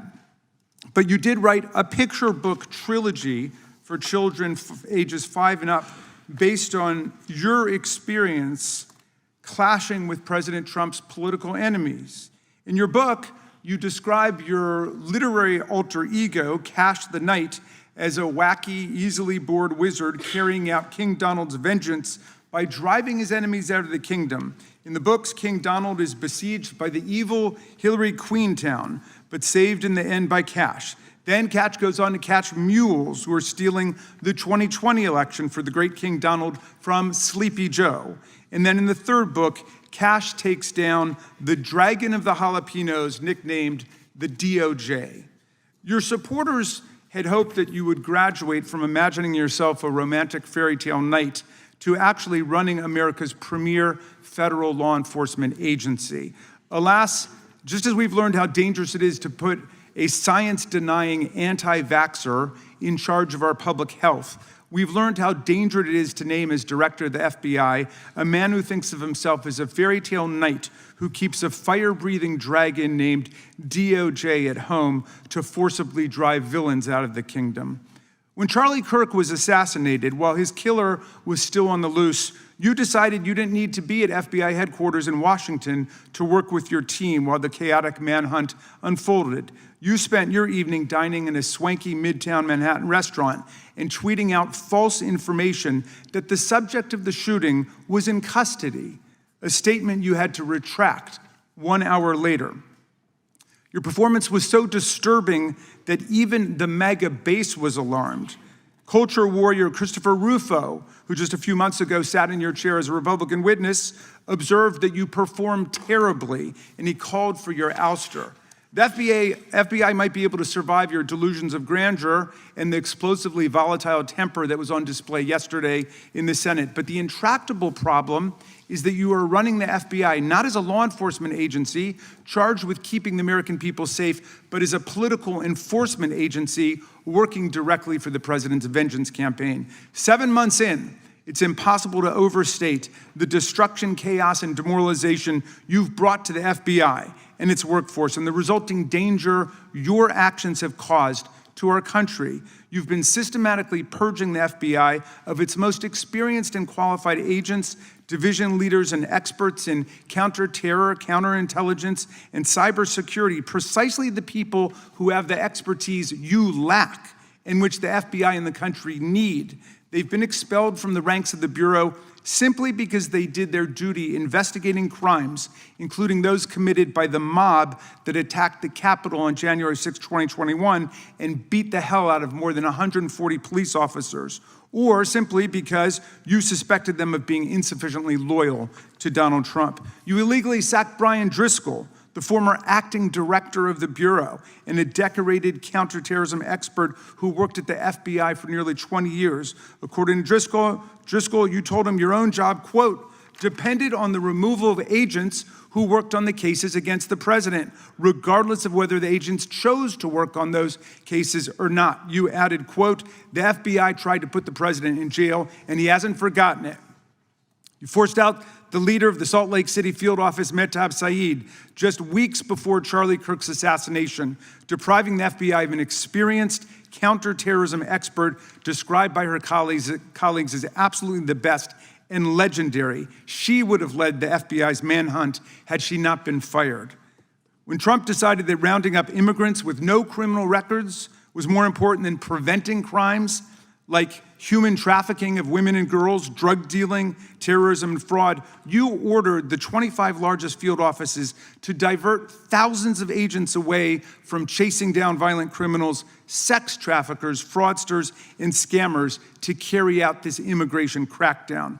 Director Patel, you treated the men and women at FBI with disrespect and paranoia. You've assembled a roving band of freelancing henchmen within your office and charged them with conducting unauthorized investigations, targeting and harassing career FBI employees. Amazingly, you forced senior leadership to repeatedly take polygraph tests to prove their political loyalty and pushed out leaders who refused these demeaning exercises. And now we're seeing one very clear reason why you want to build a political FBI. The Epstein files. You want an FBI blindly loyal to Trump and to you as his enforcer so you can continue your cover-up of a massive international sex trafficking ring with more than 1,000 victims, betraying all of the survivors of the sexual violence. Before you got in this job, you called for full release of the Epstein files, telling podcaster Benny Johnson that the only reason the list was not released by DOJ and FBI was, quote, because of who's on that list. Upon your confirmation, you promised that, quote, there will be no cover-ups, no missing documents, no stone left unturned, and anyone from the prior or current Bureau who undermines this will be swiftly pursued. This spring, you ordered hundreds of agents to pore over all the Epstein files, but not to look for more clues about the money network or the network of human traffickers. You pulled these agents from their regular counterterrorism or drug trafficking duties to work around the clock, some of them sleeping at their desks, to conduct a frantic search to make sure Donald Trump's name and image were flagged and redacted wherever they appeared, whether an email, a text, a letter, an interview, a photograph, or a video. In May, Attorney General Bondi reportedly told Trump that his name had indeed appeared multiple times throughout the Epstein files. And not long thereafter, in July, you and the Attorney General released a memo claiming that, quote, no further disclosure would be appropriate or warranted. In a few short months, how did you go from being a crusader for accountability and transparency for the Epstein files to being a part of the conspiracy and cover-up? The answer is simple. You said it yourself, because of who's on that list. Donald Trump's relationship with Epstein over the years is well documented. A week ago, the Oversight Committee released Trump's disturbing birthday book, Note to Epstein, written over a drawing of a woman's naked body referring to a, quote, wonderful secret. The Oversight Committee obtained the note from the Epstein estate, not from the FBI, raising questions again of whether the FBI has been withholding documents. While you're unleashing the FBI to cater to Trump's desire to shut down the Epstein inquiry. The first 9 months of the Trump presidency have seen a spate of political violence and domestic terror events. We saw deadly attacks on political figures on both the left and the right. The brutal assassination of Minnesota Democratic House Speaker Melissa Hortman and her husband, and the attempted murder of Democratic State Senator John Hoffman and his wife, who miraculously survived a combined 17 gunshots. We saw an arsonist set Pennsylvania Governor Josh Shapiro's residence on fire. And of course, last week, we saw the horrific, cold-blooded assassination of Charlie Kirk in Utah that has shaken the nation.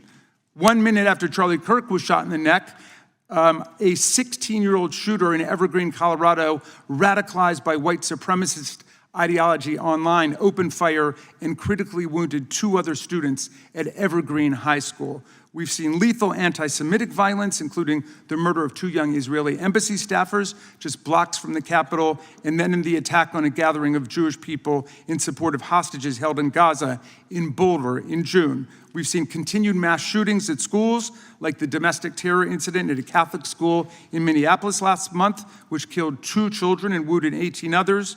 And in August, a man fired more than 500 bullets at the Centers for Disease Control and Prevention, killing a police officer who was a Marine veteran and a father. People like Melissa Hortman and Charlie Kirk should be able to participate in politics as elected officials or active citizens without being shot down in cold blood in the United States of America.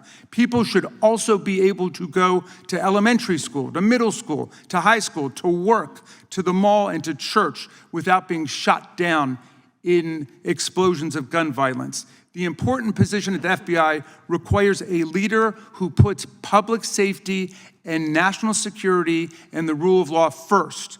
I'm afraid, Director Patel, you've given us reason to believe you've used the powers of the FBI to serve Donald Trump and his agenda of partisan retribution. You've broken your promise not to do that. You've betrayed Jeffrey Epstein's victims and survivors. You've turned your back on the career law enforcement officers of the FBI, and as a result, you've left all of us less safe than before. Mr. Chairman, I yield back. Gentleman yields back. That opening statement may have been longer than any book director's ever written or anyone else has written. Without objection, all of the opening statements will be included in the record. We will now introduce today's witness. Mr. Patel has been the director of the FBI since February of 2025. He previously served as chief of staff at the Department of Defense, deputy director of national intelligence with the National Security Council, and also as a congressional staffer, as a federal prosecutor, where he focused on national security cases, and he also worked as a public defender in the state of Florida. We welcome our witness, appreciate his work, and thank him for appearing here today. We will begin by swearing you in. Director, would you please stand, raise your right hand. Do you swear or affirm under penalty of perjury that the testimony you're about to give is true and correct to the best of your knowledge, information, and belief, so help you God? Let the record reflect that the witness has answered in the affirmative. You can be seated as you are. You know, you've been through this yesterday. Did a fine job. Please know that your written testimony will be entered into the record in its entirety. Accordingly, we ask that you summarize your testimony. Director, you may begin. Good morning, Mr. Chairman, Ranking Member Raskin, and members of the committee. I want to begin today by discussing the appalling assassination of Charlie Kirk. It's important for this FBI to be transparent without jeopardizing our investigations, so a little bit of the timeline is important. Charlie Kirk was unfortunately assassinated on September 10th. We immediately, the next day, released images early in the day in local time in Utah to start the public partnership in our manhunt for the assassin and culprits.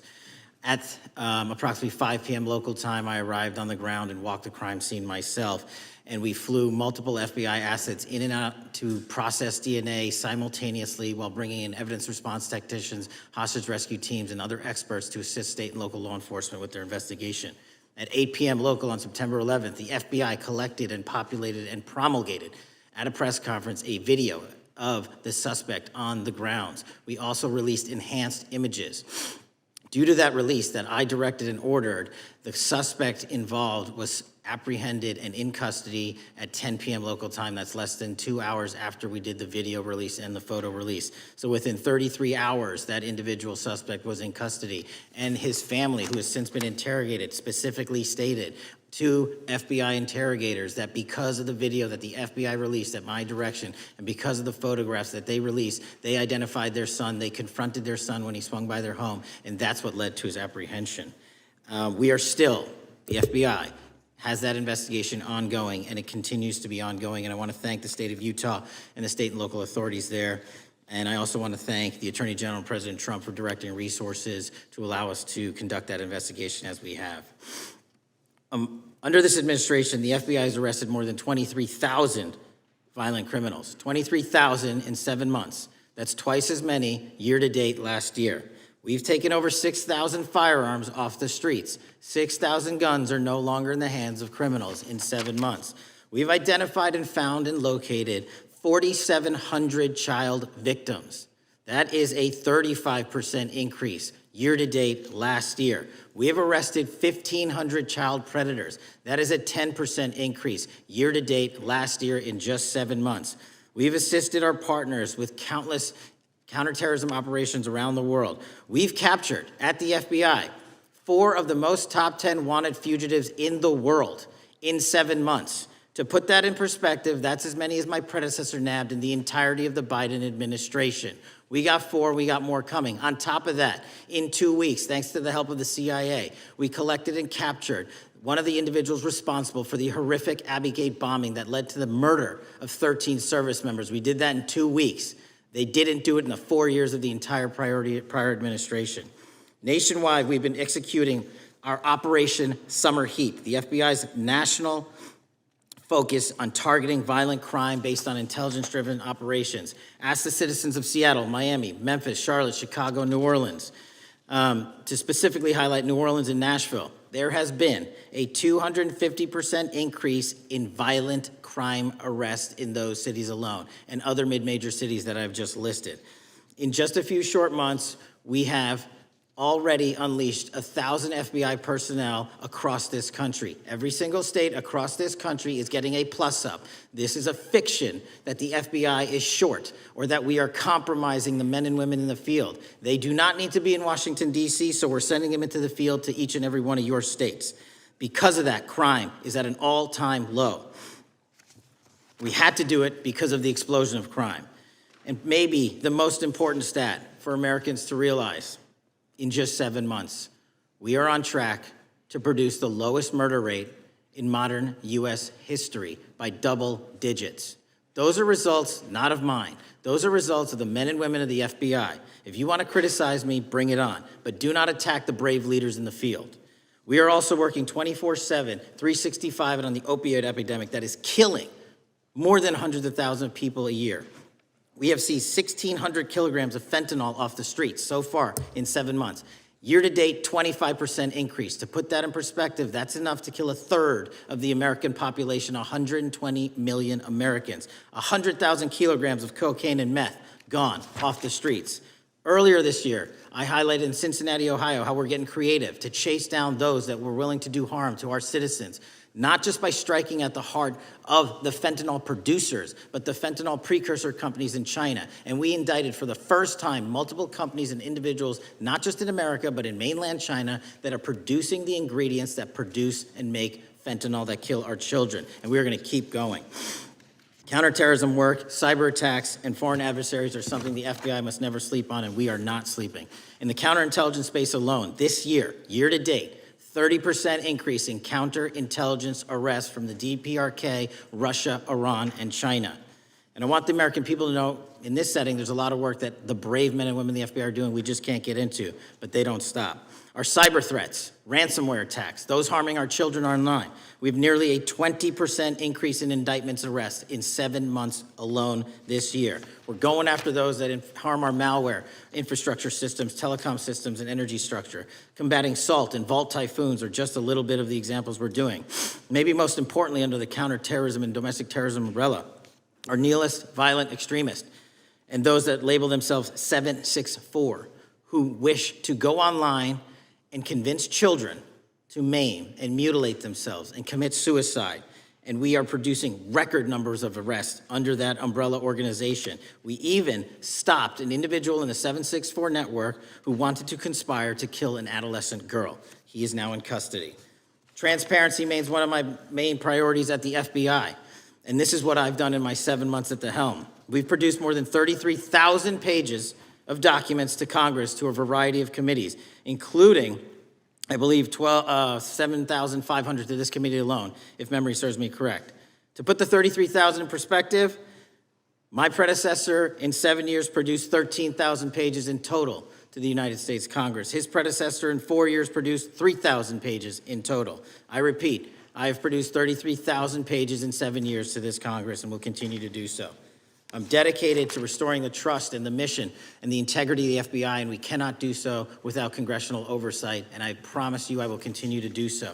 On the Epstein case, the original sin on the Epstein case was how it was handled by Mr. Acosta when he first brought the case in 2006, 7, and 8. The original case had a very limited search warrant, had a very limited search window, had a very limited investigative window. I was not there when those search warrants and that investigation was launched. I would not have done it that way. They were limited to only 3 to 4 years of investigations from 97 to approximately 2001 and 2002 to 2005.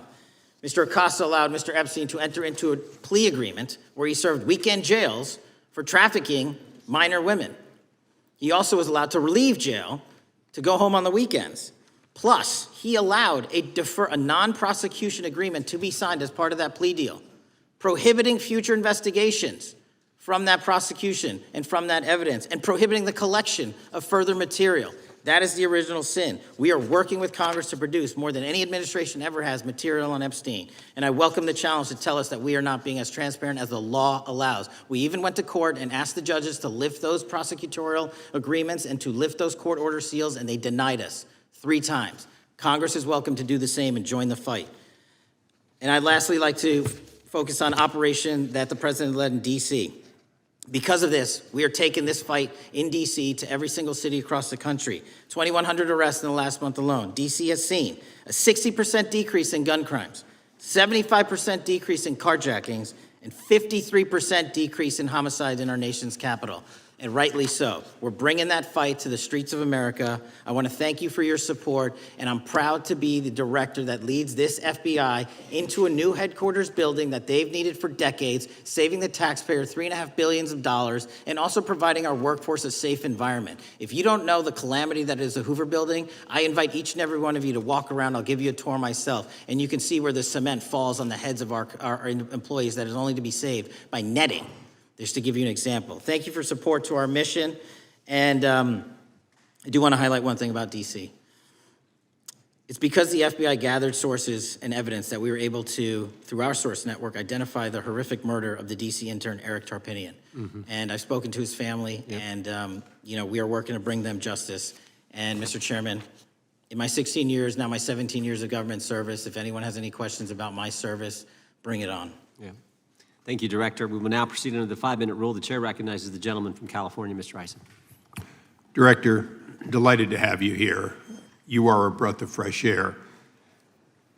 As you outlined, and I won't repeat it, the accomplishments, you did so with the same resources as your predecessor, roughly. Is that correct? I believe so, yes.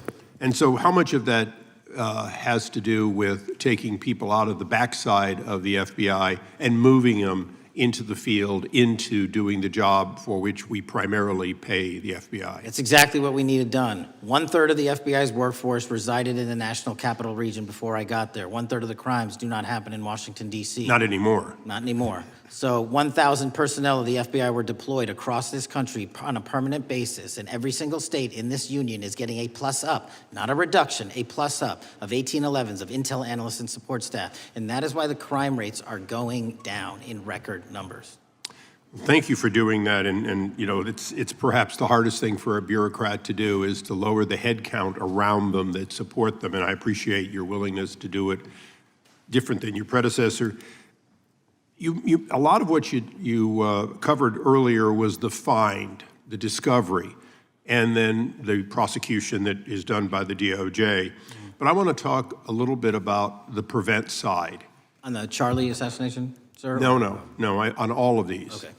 Okay, for example, and I'll bring it up before the Democrats bring it up, January 6th. January 6th, we now know, because of your find, that in fact there were people involved who were not just observers but participants who in fact, it's been alleged, and I personally believe, in fact, were part of promoting, perhaps even the one woman who died encouraging her to walk through a door that led to her death.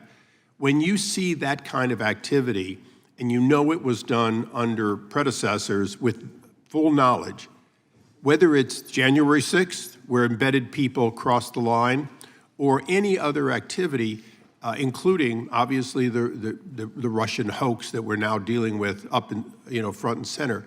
My question to you is, what can you or others do to prevent it from occurring again? Not on your watch, but on future watches. How can we know that this won't happen again the moment you leave the FBI? It's simple. What I'm doing through our leadership cadre is having FBI agents do what they were trained to do, not what they were not trained to do, not put them in situations that both harm them and the public. We're also utilizing our SORT networks and prioritizing the threat structure to go after the narco traffickers, the counterterrorism people, the counterintelligence threats, and the cyber threats. That's what they were trained to do, and that's what we're letting them do.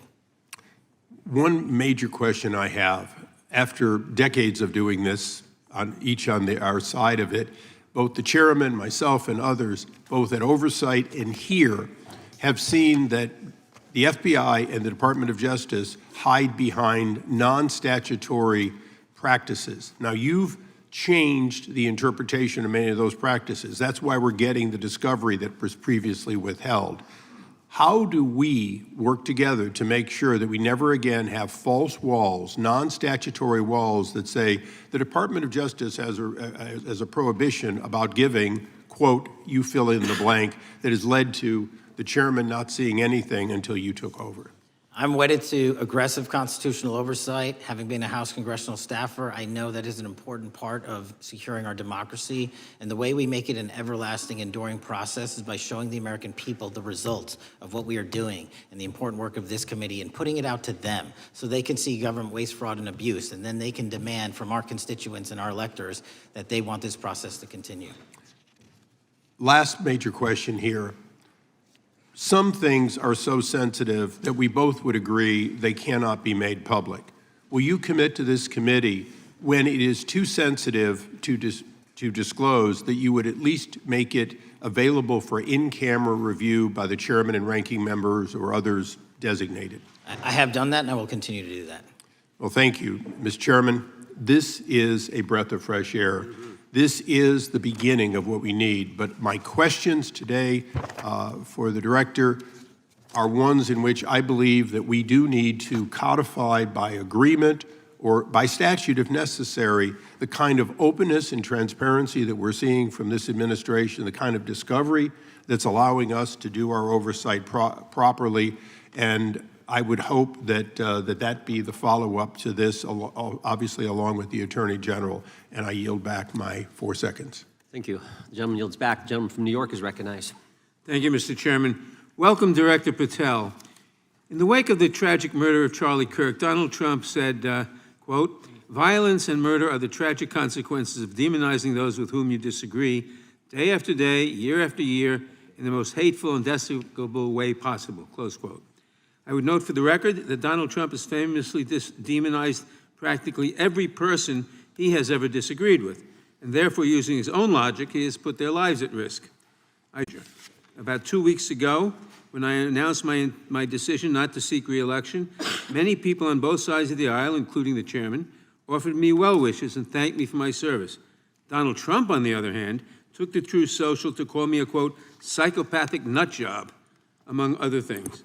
Yesterday, I received a threatening note filled with anti-Semitic comments and hateful attacks that mimicked some of the same language used by the president. I am sure many of us on this committee face similar threats every day. We have seen political assaults on both the left and the right. The attack on Charlie Kirk, the attempted assassination of the president, the murder of the Democratic Speaker of the Minnesota House, the assault on Paul Pelosi, and the attack on the Capitol on January 6th, for example. Director Patel, do you agree that there is political violence from both the left and the right? There is too much political violence. Do you agree, yes or no, that there's violence? There is too much political violence based on ideologies from either side. From either side, okay. Are you aware of the study by the Cato Institute, a well-known conservative group, that found that 69% of the violence is from the right? I'm not familiar with that study. You're not familiar, okay. I would commend it to you. Are you aware the administration has threatened to use violence as an excuse to crack down on liberty and freedom of speech? Say that again, I'm sorry? Are you aware the administration has threatened to use violence as an excuse to crack down on liberty and freedom of speech? Nobody at the FBI is doing that. I didn't ask you about the FBI, I said the administration. I speak for the FBI. I would like to enter the record an article from today's New York Times titled, "Trump Invokes Kirk's Killing and Justifying Measures to Silence Opponents." In the wake of Charlie Kirk's killing, President Trump and his allies have laid out a broad plan to target liberal groups, monitor speech, revoke visas, and designate certain groups as domestic terrorists. I ask unanimous consent to insert this into the record. Thank you. Politicizing the murder of Charlie King to go after free speech is not a legacy I believe Charlie King would have wanted. Moving on, I want to address another topic. The FBI has traditionally played a key role in prosecuting public officials for corruption. But I fear that at a time when the president is accepting planes from Qatar for his post-presidential personal use, issuing pardons to major donors, and personally profiting from the office of the presidency, the FBI may be abandoning its commitment to investigating public corruption. Since its creation in the wake of the Watergate scandal, the Public Integrity Section has been one of the crown jewels of the Department of Justice, investigating and prosecuting corruption among the nation's public officials and acting as a key safeguard against politicized prosecutions. This section's work has been supported by an elite squad in the FBI devoted specifically to rooting out corruption.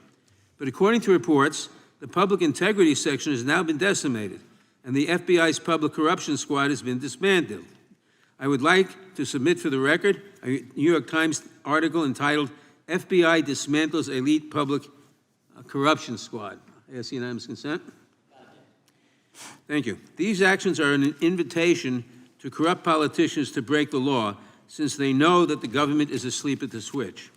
Last month, Senator Warren and I, along with dozens of other members of Congress, wrote to you and Attorney General Bondi expressing grave concern over your decision to effectively legalize corruption and to politicize prosecutorial decisions. And he asks unanimous consent to enter this letter into the record. Thank you. I don't have time today to walk through all your questions, all of our questions and concerns, but will you commit to answering this letter in short order so that we can understand what factors led to this decision and how it has impacted the ability to hold corrupt officials accountable? I will review your letter with my team and respond as soon as I can. You will respond. Thank you. I yield back the balance of my time. Gentleman yields back. Gentleman from Arizona is recognized for 5 minutes. Thank you, Mr. Chairman, and thank you, Director, for being here. I appreciate the change in the FBI and the tone since you've been there.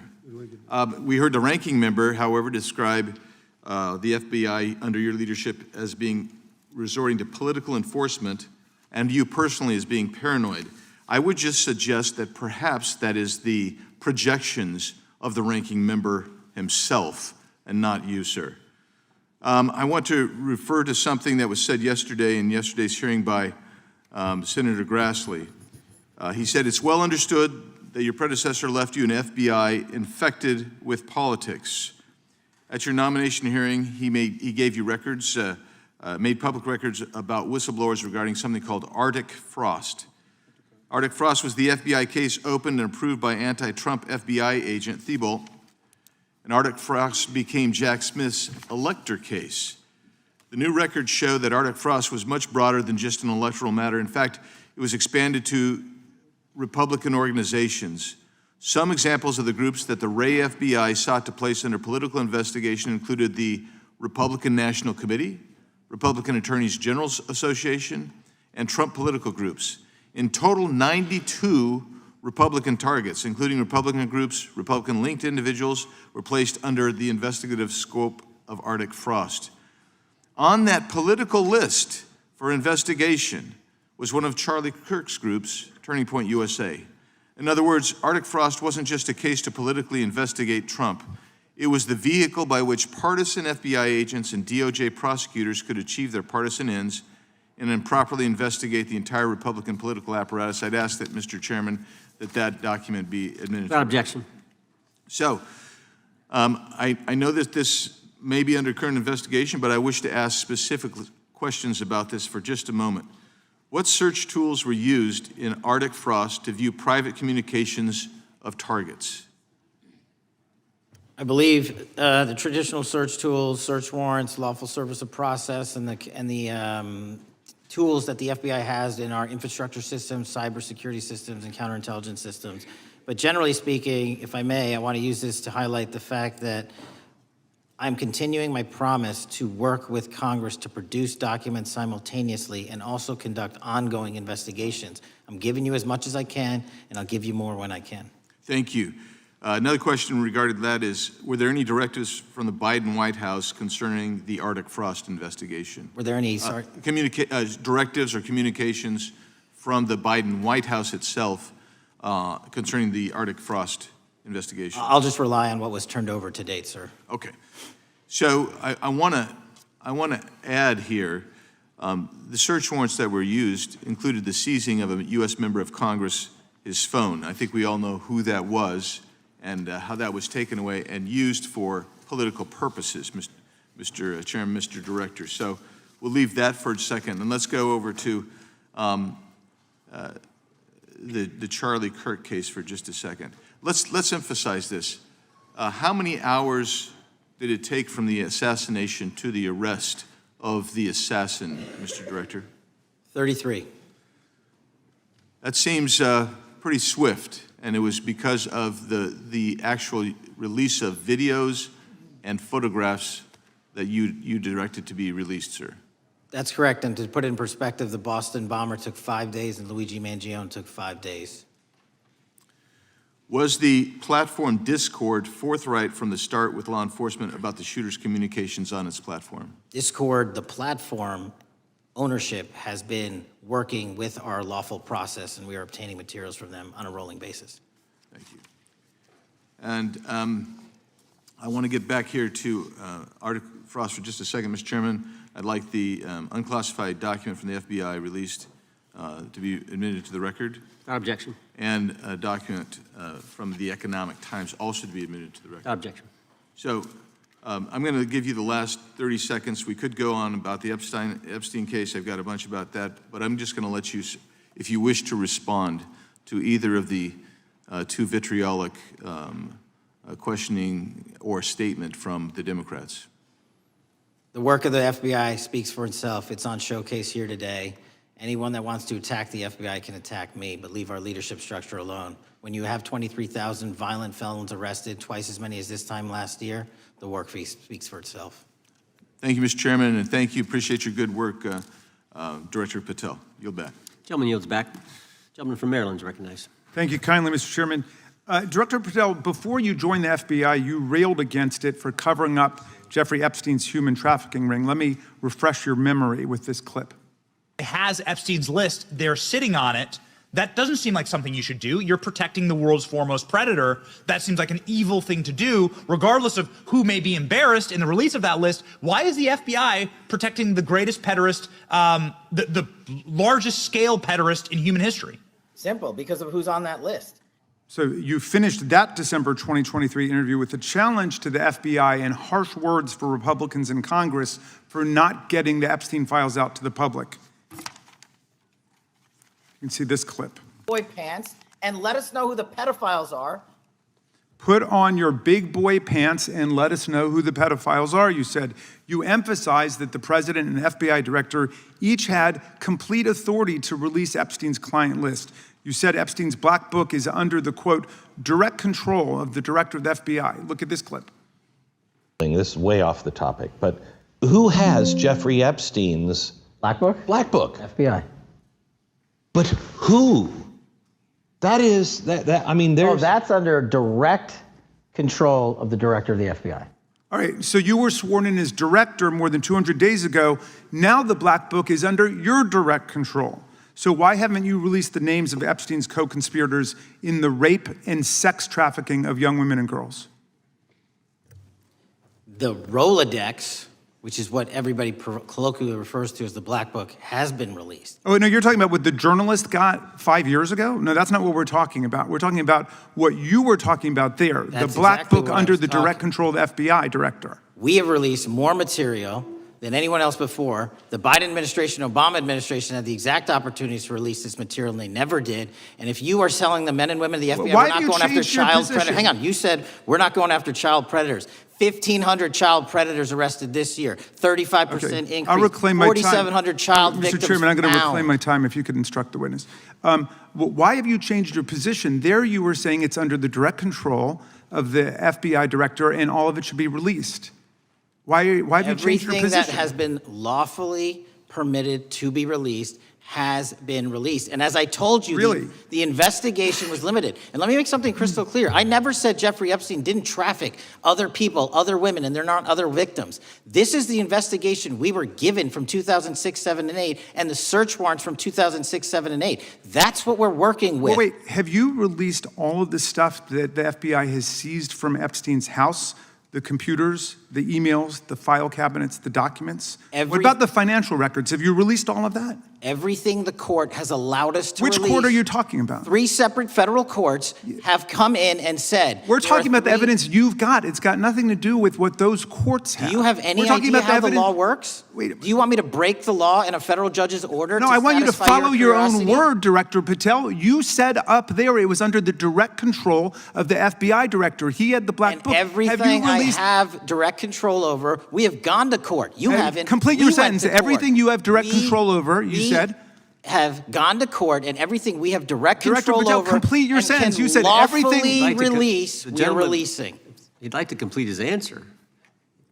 You began the sentence, everything you have direct control over, and then you stopped that sentence. You've released everything that you have direct control over? I have direct control over and can lawfully release. If you're not familiar with the court orders, that's not my fault. Oh, I'm Go perfectly, look at them. I'm Go perfectly to familiar court. with them. But how did we prosecute Ghislaine Maxwell? She was prosecuted with the investigatory material that was collected from 2001 and 2005. Because of the non-prosecution agreements and the court orders on the investigations and search warrants, we were not able to develop new information. And oh, by the way, Jeffrey Epstein was out for 12 years, and the Obama and Biden administration did nothing to look at his work, his pedophile network. If you want to blame me, that's fine. But now you're blaming the men and women who conducted this stop great that. search. I'm not blaming anybody other than you. You're not keeping your word. You said that you would release all of the materials Has under your anyone direct released control. more information on Epstein than I have? Has Well, anyone? Much Did more. Comey? Did Ray? Much Did more. they? Excuse me. Much more has come out in the days since the American people in Congress have been demanding it. But it's coming out in dribs and drabs. Why don't you just release the entire file as you promised to do?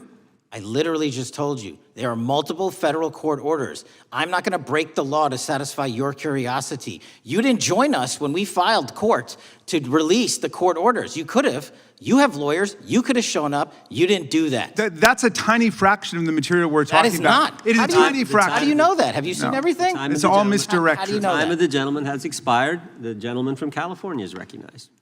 Well, thank you. Mr. Director, just to be clear, how many of the Epstein files were released in the 4 years of the Biden administration? 0. And how many have you released? I don't have the number, but it's got to be thousands of pages of stuff.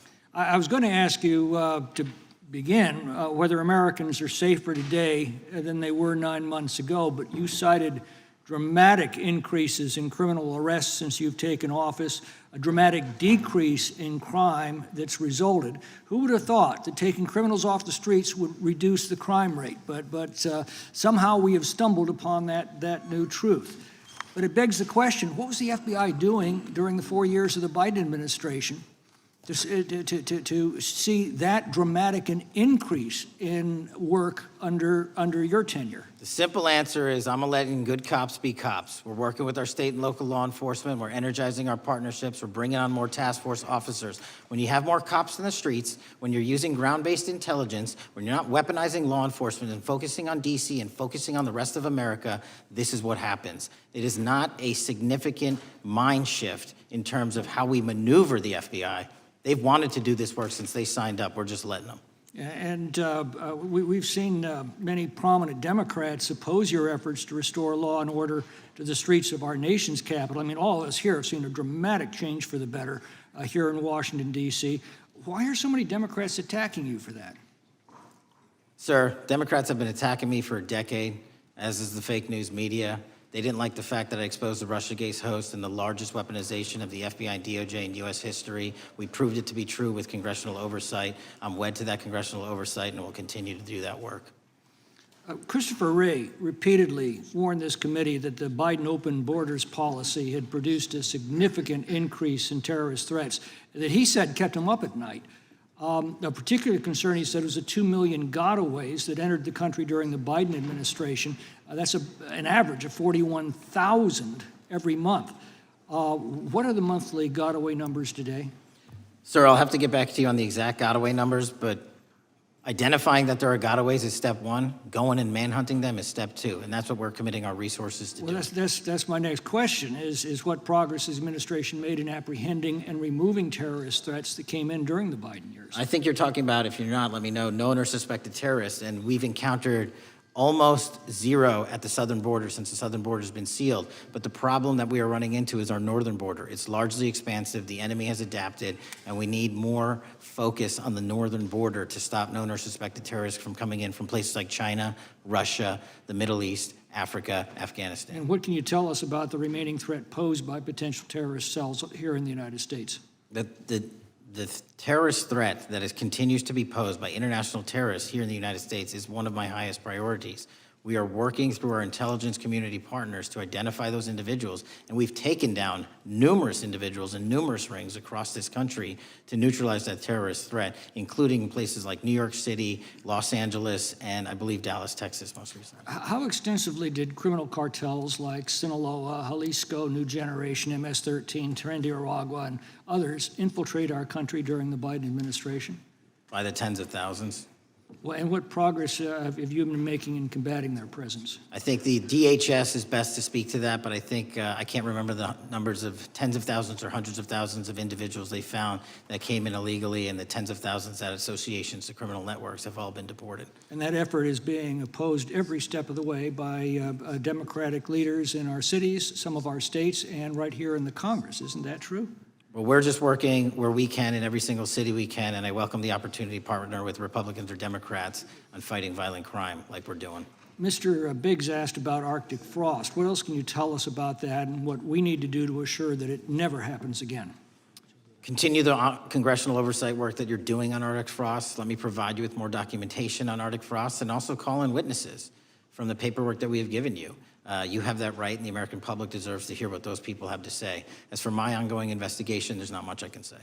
What role did the FBI play in suppressing the Hunter Biden laptop story during the 2024 election? Off the top of my memory, sir, I believe the FBI was in possession of verified information from that laptop, and it was improperly publicized that they did not have information and masked it as Russian disinformation. We now know that was categorically false. I don't know why the FBI did that, when they did that, but we've released all the materials related to that. Thank you. Gentleman yields back. The gentleman from New York is recognized. Mr. Goldman. Mr. Patel, does Donald Trump appear anywhere in the Epstein files? I'm sorry, could you say that again? It's not a complicated question. Does Donald Trump appear anywhere in the Epstein files? I didn't say it was a complicated question. I just didn't hear you, so my apologies. We have released where President Trump's name's in the Epstein files and everybody else, and all credible information that we are legally allowed to release has been released. All right, so let's go through that. You're referring to court orders that prohibit you from releasing grand jury testimony under Rule 6E. Is that what you're referring to when you say as the law allows? That's a piece of it. Really? What other evidence do those three court orders you cited prohibit from being released?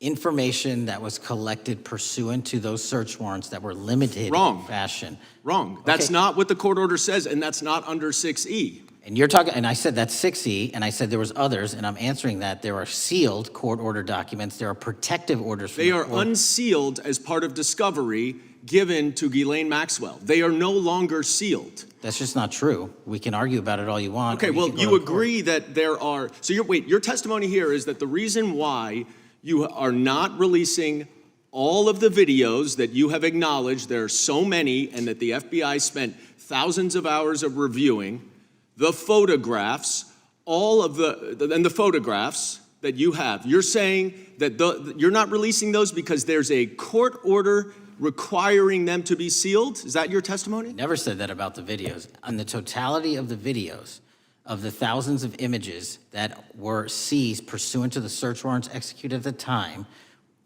the overwhelming majority of that video is pornographic material that was downloaded from the internet and child sexual abuse material. We will never release that. Well, as you should not release the victims, but if there are videos that relate to others who Epstein trafficked to, such as maybe Prince Andrew, or photographs, that you have total control to release. Yes, and if it exists... And so why haven't you released it? Why are you supposing that that is a fact when in fact it is false? Are you saying that... You're saying that none of the videos relate to anything relevant to the Jeffrey Epstein trafficking ring? Every single video that we have collected pursuant to the prior search warrants has been examined for the last 10 years. And every single video has been utilized for whatever prosecutions were able to be legally brought. I'm not asking about prosecutions. I'm asking about why you aren't releasing the full Epstein files, including the names of people who were involved in the sex ring that you promised to do before you became FBI director. I just told you, I'm not going to release downloaded porn of I'm children not asking on the about internet. that. Fine. I'm asking about all the other files. What other videos? Tell me. Tell me. That's what I'm asking. Tell me. You're saying there are no videos that would be relevant to anyone else involved in the Jeffrey Epstein sex ring. Pursuant to Mr. Acosta's collection of information based on the search warrants. That's all we have in our possession. And I'm asking you, that stuff. That's all we got. I'm not asking all you got. I'm asking you, in that stuff, there's nothing that's related to any other sex traffic, any other people engaged with Epstein in underage sex. That's correct. To my knowledge, no. Okay. Let's talk about the witness interviews. 302s of witness interviews. Those are not subject to the court order. Those are not subject to any fictional sealed order for a search warrant. Why aren't you releasing those with the redacted names of the victims? We are releasing as much as legally allowed. That's why we went back to the courts. How is that not legally allowed? Sir, do you know how court orders work? Do you know how protective orders Actually, work? Do you know how Mr. sealing Patel, orders I was work? a real prosecutor for 10 years. I know exactly how so I was a court fake orders. one? And I want to understand what the court order prevents you from releasing witness statements that the FBI took. You should know that as a real prosecutor, when the court hand downs a protective order and a motion to seal, the material is sealed unless that Your judge testimony waives here it. is that all of those witness statements are under a court order, a protective order. We are providing everything we can legally provide. No, that's not my Congress has question. sent us a My subpoena. question is, why are those witness statements that are not grand jury testimony, that if they were under a protective order are no longer under a protective order, why are they not being released? How are they not under a protective Why order? are you not going to the court like you did for the grand jury testimony to unseal those records? The DOJ did go to the court. No, not on those records. Why aren't you going? You just went on grand jury. Time of the gentleman has expired. You are hiding the Epstein files, Mr. Time of the Patel. gentleman has expired. You are part of the cover-up. Can I respond? Sure can. Any allegations that I'm a part of a cover-up to protect child sexual trafficking and victims of human trafficking and sexual crimes is patently and categorically false in the work of my So I hope you will talk to them when they have requested to speak with you. Because the victims have requested and you are not responding to them. Director, yes or no, is the FBI still spying on parents at school board meetings? No, sir. Is the FBI still targeting Catholics?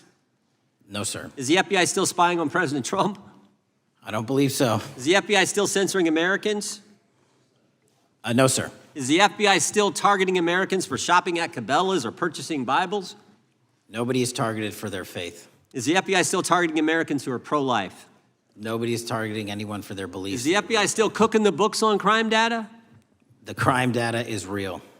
Is the FBI still purging agents for conservative viewpoints? No one at the FBI has asked their viewpoints on policy. Is the FBI still labeling the Betsy Ross flag, the flag of the American Revolution, a hate symbol? No. Well, maybe that's why you've been able to, what was the number? 23,000 bad guys you've arrested, a huge increase from the same time period in the previous administration. I think you said 1,400 predators, 4,000 children rescued. Were those the facts? 4,700, 35% increase on children rescued. Yeah. And you got the guy to Abbey Gate. We got the Abbey Gate guy. We had a guy from the 4th District of Ohio who lost his life there serving our country. We appreciate that. Maybe when you're not focused on politics, you can actually do what the FBI is supposed to do. Go get the bad guys, right? That's what the men and women of the FBI do. Director, did John Brennan lie to Congress? Let me just read a couple things, actually, before you answer that. 2 years ago, we had Mr. Brennan in for an interview, and I asked him, how'd you learn about the dossier in December of 2016? Mr. Brennan replied, I received a copy of it from the FBI, and the CIA was very much opposed to having any reference or inclusion of the Steele dossier in the intelligence community assessment. That's what John Brennan told the United States Congress. 7 weeks ago, the Director of National Intelligence told us this. John Brennan lied and denied using the dossier in the intelligence community assessment because he knew it was discredited. CIA officer told the House Intelligence Committee Brennan refused to remove it, and when confronted with the dossier's main flaws, he responded, yes, but doesn't it ring true? John Brennan lied to us? Mr. Chairman, I won't stylize the evidence. What I will say is that the intelligence community assessment, those that created it and any individual involved with it, is an ongoing investigation. There's an investigation into what took place in December and January of December 2016, January 2017, when this whole thing started, this grand conspiracy. That is being investigated, is that right? That has been publicly announced by the department. That's been announced by the department. Did Chris Wray hide documents from this committee? You would know better than me, sir. Well, I think you told us like 700 pieces of information you've given this committee since you've been the director relative to just one incident, the Catholic memorandum from the Richmond field office. I can give you the comparison, sir. Yeah, the Catholic memo, I believe we turned over 750 documents. In Mr. Ray's tenure, I believe they turned over 19 pages. 19 pages. You've given us 700. Why would Chris Wray hide information from this committee? You'd Want have to to hazard a guess? I'm sorry? Hazard a guess why he would do that? I don't know, sir. I think maybe it was because FBI was spying on a priest, trying to get him to break the priest-penitent confidence that exists. You think maybe that was the reason? You'd have to ask him, sir. Yeah, we'd love to do that. I want to read a few names here. Arctic Haze, Tropic Vortex, Riding Hood, Foggy Falls, Echoes Fate, Sirens Lure, Genetic Christmas. What are these code names about, Director? You know? Not off the top of my head. Well, Arctic Haze, Tropic Vortex. My understanding, these are code names for leak investigations of classified information from the year 2017. Does that ring a bell? In terms of leak investigations, many of those are classified and many of those are ongoing, Mr. Chairman. But we are working with you to produce documents as we close those investigations or as we declassify them. Let me ask you this question, because this is something I've wondered about, the way the FBI used to work. The way this whole thing so many of these things unfolded.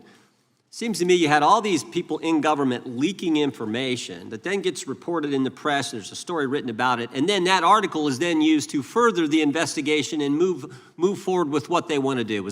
Did that take place back in 16 and 17? That's the exact scenario that took place in the FISA application for Carter Page and the rest of the Trump campaign. And that is frightening, because that's what the CIA is supposed to do in foreign countries. It's not supposed to happen to Americans, but it did, didn't it, Director? Yes. And not just any Americans, it happened with the President of the United States. Is that accurate?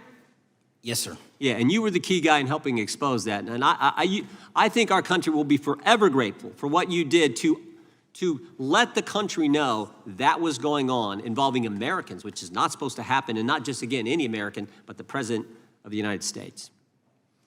Chair now recognizes the gentlelady from California. Thank you, Mr. Chairman. I'm concerned by reports that FBI agents have been diverted from their important work on crime and anti-terrorism to work on matters that are not critical to our safety. I'd like to play the video, the whole video Jeffrey clip. Epstein's Black Book? Black Book. FBI. But who? That is, I mean, there's... Oh, that's under direct control of the director of the FBI. Or the So, manifesto. but the Black Book, it's not just sitting, I mean, that's Hoover power times 10. And to me, that's a thing I think President Trump should run on. On day one, roll out the Black Book. In contrast to that attitude of let it all out, we're getting reports of actions that run contrary to getting everything out and that also involve diversions of FBI resources. For example, an FBI whistleblower reported that you were pressured by the Attorney General to place 1,000 personnel on 24-hour shifts to mine roughly 100,000 Epstein-related records to redact President Trump's name from the files. Bloomberg reported this, that you directed FBI special agents from the New York and Washington field offices to join the Bureau's FOIA employees in Winchester and another building a few miles away, and that while reviewing the Epstein files, FBI personnel identified numerous references to Trump in the documents, and people familiar with the matter said that Trump's name, along with other high-profile individuals, was blacked out. Now, the New York Times reports, and this is a quote, Justice Department officials diverted hundreds of FBI employees and federal prosecutors from their regular duties to go through the documents at least 4 times, including once to flag any references to Mr. Trump and other prominent figures. Details of the review were based on accounts by 3 former FBI and Justice Department officials who spoke on condition of anonymity because of fears of retaliation, and further that the FBI finished, after they finished its review of the files and materials, was sent to a team of Justice Department lawyers who double-checked the FBI's redactions and, quote, were instructed to flag any mentions of Mr. Trump and other celebrities. Now, I have 3 questions for you, Mr. Patel, about this. First, how many times did President Trump's name appear in the Epstein files? Was it more than 100, more than 1,000? Were the agents who were pulled from their duties to redact the president's name from the Epstein files working on criminal cases or national security cases or child sex trafficking cases? And are the number of agents that have been reported diverted for these purposes, is that accurate? No. No what? You asked if it was accurate. I said it wasn't. So you're saying that none of this happened? That, No, I'm saying it was inaccurate. okay. How many times did President Trump appear in the Epstein files? More than 100? More than 1,000? No, and what we've been able to release is what we've been legally able to release, and that has No, been that's not provided the to question. public. I asked you, how many times did the president's name appear? I don't know. It's your testimony. You do not know that The answer. number of times, no. Could you tell us how many agents were diverted for this task and what they were working on?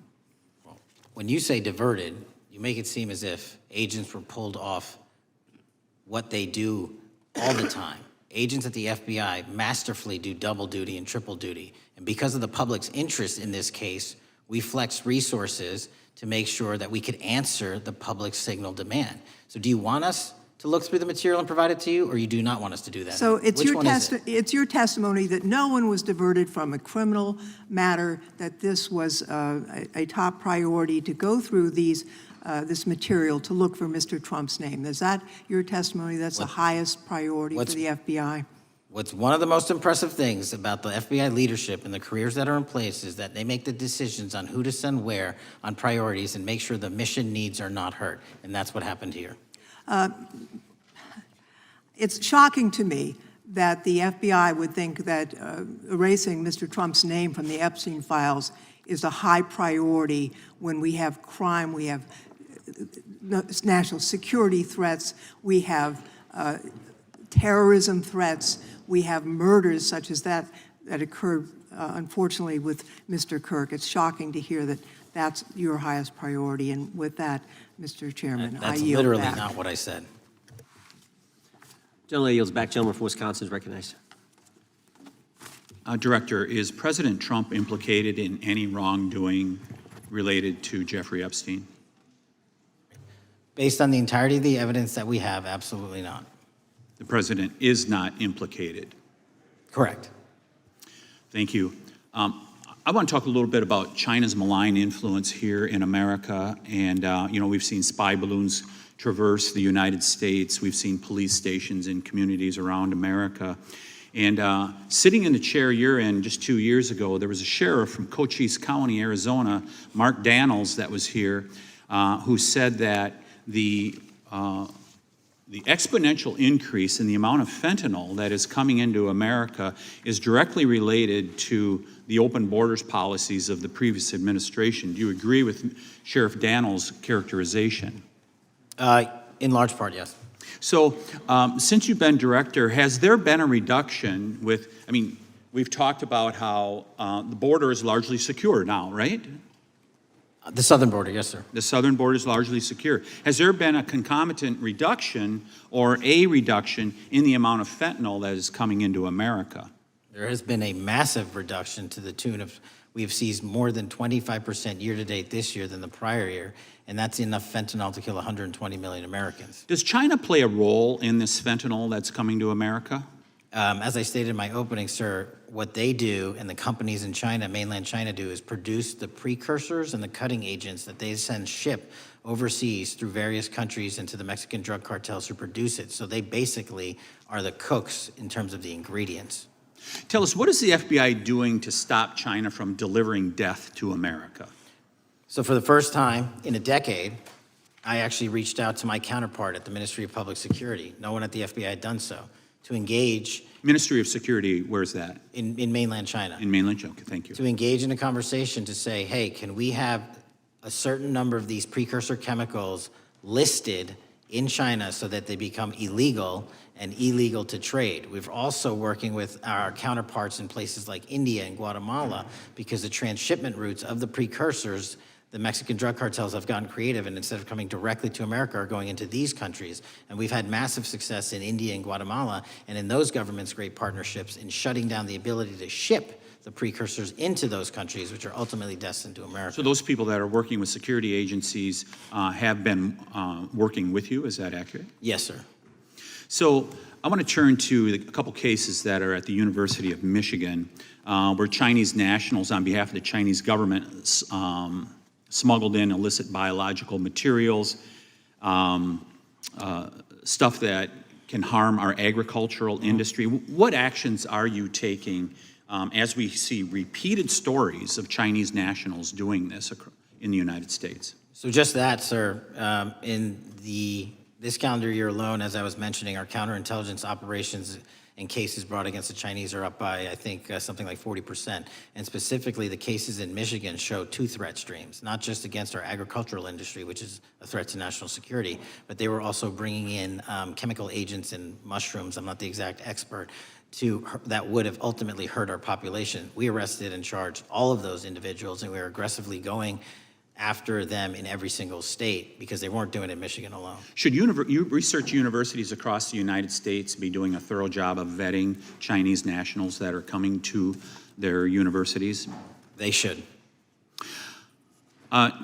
Turning to spying in America, you know, we heard the stories about Senator Dianne Feinstein's driver, who was a Chinese spy. We're familiar with Linda's son, who worked in Governor Hochul's office, Christine Fang in California. What are you doing to find these people who are Chinese spies that are trying to burrow themselves into the politics of America? Because we know it's happening, right? Yes, it is. And what our counterintelligence unit is doing is aggressively seeking the intelligence into where these individuals are working. Then we are utilizing our operational authorities to go in and investigate them either through our human source networks and collecting information through lawful process, online, search warrants, and data so that we can bring proper arrest charges and publicize to the world what they're doing here.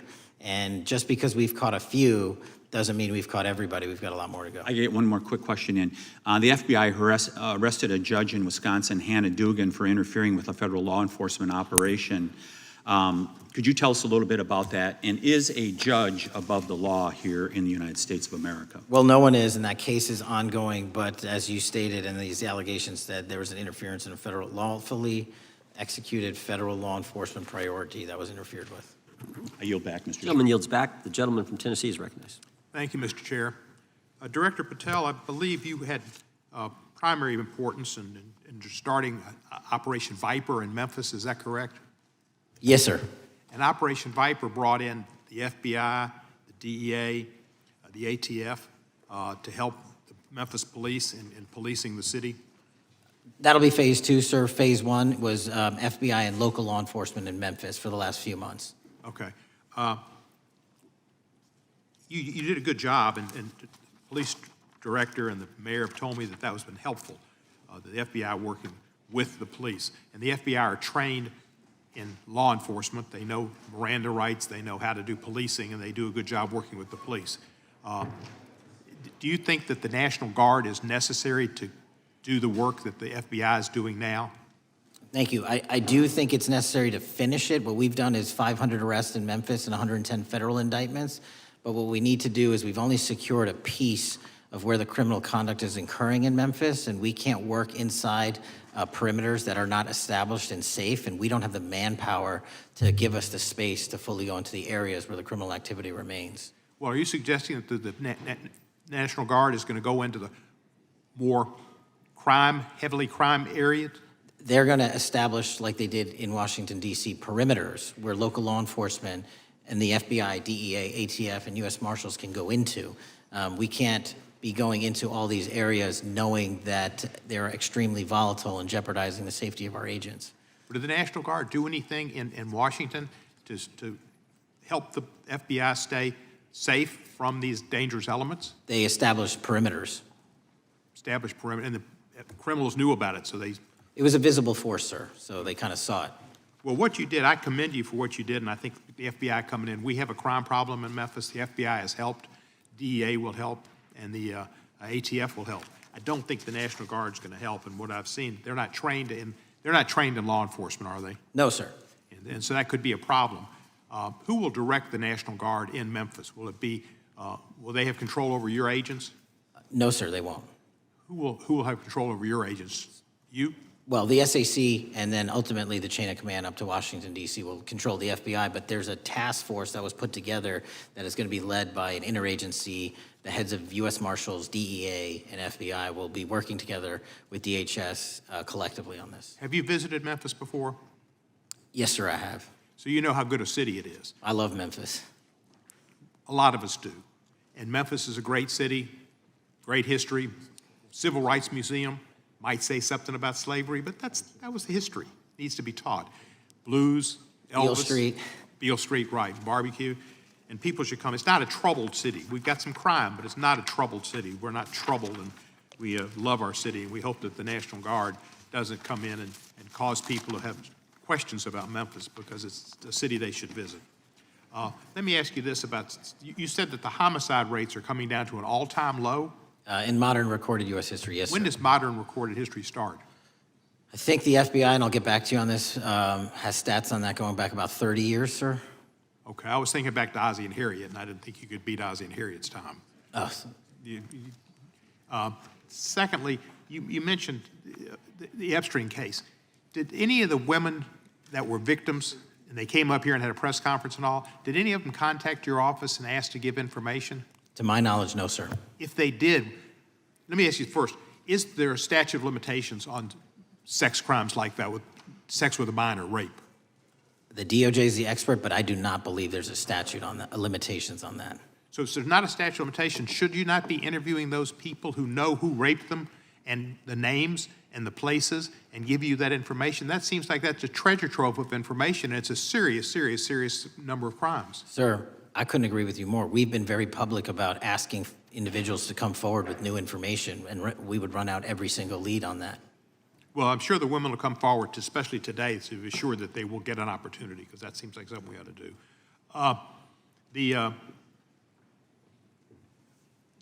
Mr. Driscoll, what was his reputation? I can't comment on Mr. Driscoll's matter. It's an ongoing litigation. Yeah, but his reputation you could tell us about. I can't tell you about his reputation. His work has been laid out in that lawsuit. How many of the FBI agents who worked on the January 6th case have been fired? I don't have that number, sir. Do you have a ballpark figure? No, but I can tell you that individuals based on case assignments in the FBI that I have led have not been terminated for case assignments. Thank you, sir. Come back to Memphis and you work with Kevin Kane in our Tourism Bureau. He's great. Thank you. And thank you for your work in Memphis. Gentleman, yields back. Mr. Chairman, I have a unanimous consent request. Gentleman's recognized. So I've got 4 documents I'd like to introduce into the record. The first one is Jeffrey Epstein's 6th story played out for years in plain sight. And Acosta is quoted in here saying, "I was told Epstein belonged to intelligence and to leave it alone." The second document is entitled, "What Epstein's Bodyguard Warned About His CIA Connections."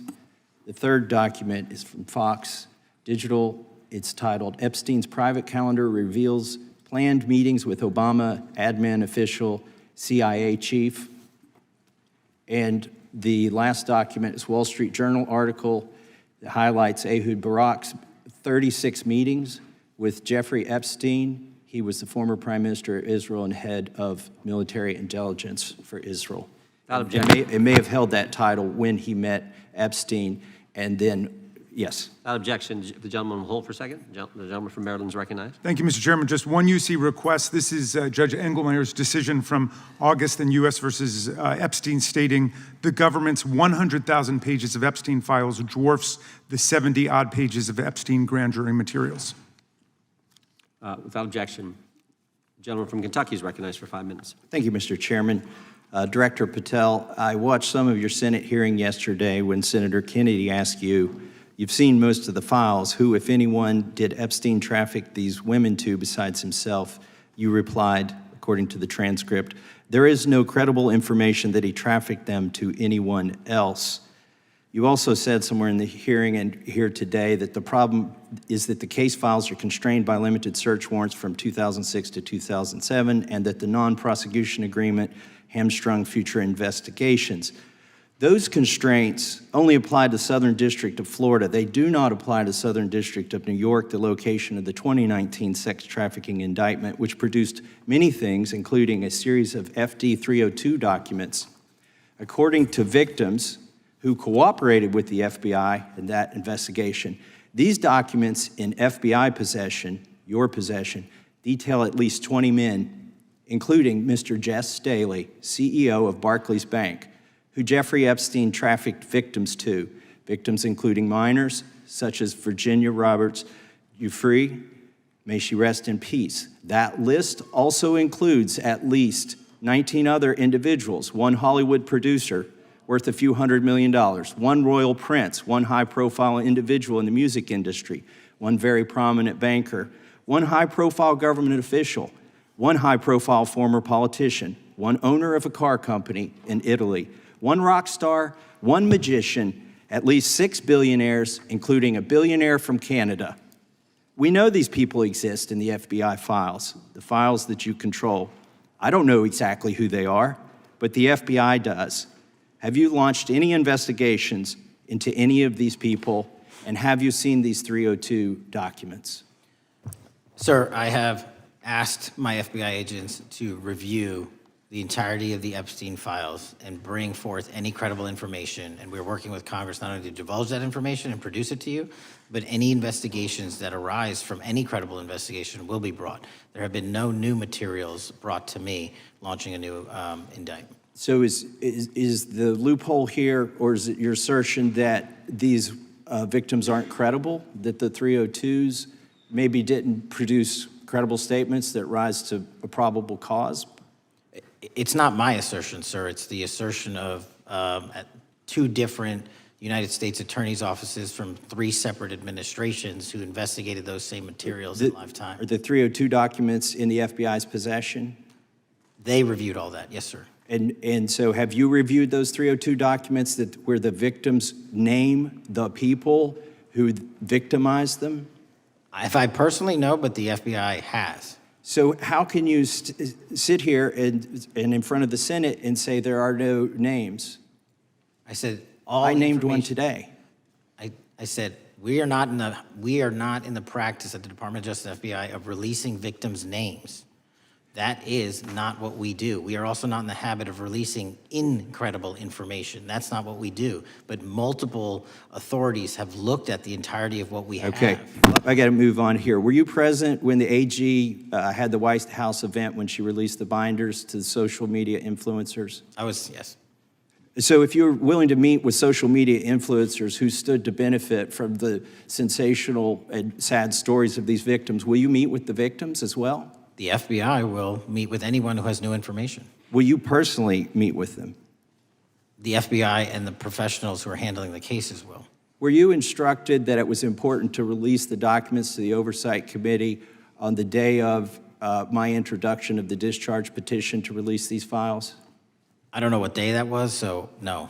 Well, they were released that day, and there were victims' names who weren't redacted because they were in such a rush, and the victims are not happy about that.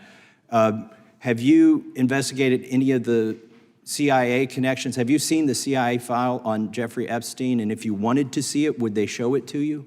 Well, I can speak for the FBI, and that's presuming there's a CIA case file, and I've reviewed everything that the interagency, not I, the FBI, that was provided to us. Would you be willing to look at the CIA file on Jeffrey Epstein? If there is such a file, and if it has not already been turned over to the FBI will look at any new investigative leads.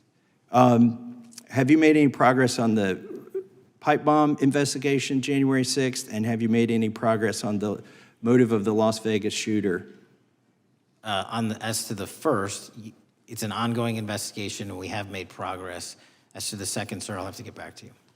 All right, thank you. I yield back. Mr. Chairman, I have a unanimous Gentleman consent yields back. request. Unanimous consent request from the gentleman from New York. I ask unanimous consent to introduce an unsigned memorandum from July 7th, 2025 that says we did not uncover evidence that could predicate an investigation against uncharged third parties with the insignia of the Department of Justice and the FBI. Without objection. Mr. Chairman, I have a Gentleman from Georgia. unanimous consent request. It's an article entitled DOJ Deletes Study Showing Domestic Terrorists Are Most Often Right-Wing. Without objection. Thank you. The gentleman from Georgia is recognized for 5 minutes. Thank you, Mr. Chairman. Director Patel, thank you for being here today. I want to first talk about the significant role that the FBI plays in combating the national security threats posed by our nation's greatest threat, our nation's greatest security threat, China and the Chinese Communist Party. It's a fact that China is America's most significant national security threat, isn't that correct? I would say so, sir. And you would agree with me that China wants to dominate the United States of America? I think that's largely their plan. And they want to dominate the world, both militarily and economically, isn't that correct? I think so. And sir, you've been FBI director for the last, 8 months? 7 months, yes. 7 months, and during that time, have you held any stock in any companies founded in China? I don't believe so. Well, you do own stock in a company known as Elite Depot, don't you? Which one, sorry? Elite Depot. You own stock. I think that's, I'll have to get back to you. I think it's a law firm and it's a company out of Singapore. Okay, well, no, the company out of Singapore, which is owned by Elite Depot, is the Shein Company, which was founded in China, correct? That company operates out of Taiwan. Well, they changed their headquarters from China back in 2022 to Singapore for tax purposes, but it's owned by a Chinese billionaire. I think his name is Charlie Zhu, and you own stock in the company that owns Shein. Which I disclosed during my confirmation process. You certainly did. And now, do you still hold that stock in that Chinese company?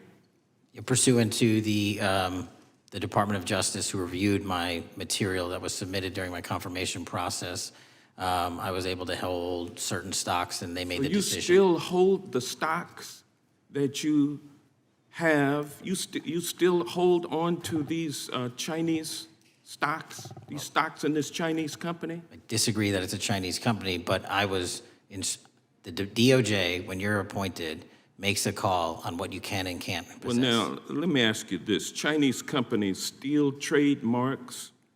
They produce counterfeit products and sell them over the internet on platforms such as Shein.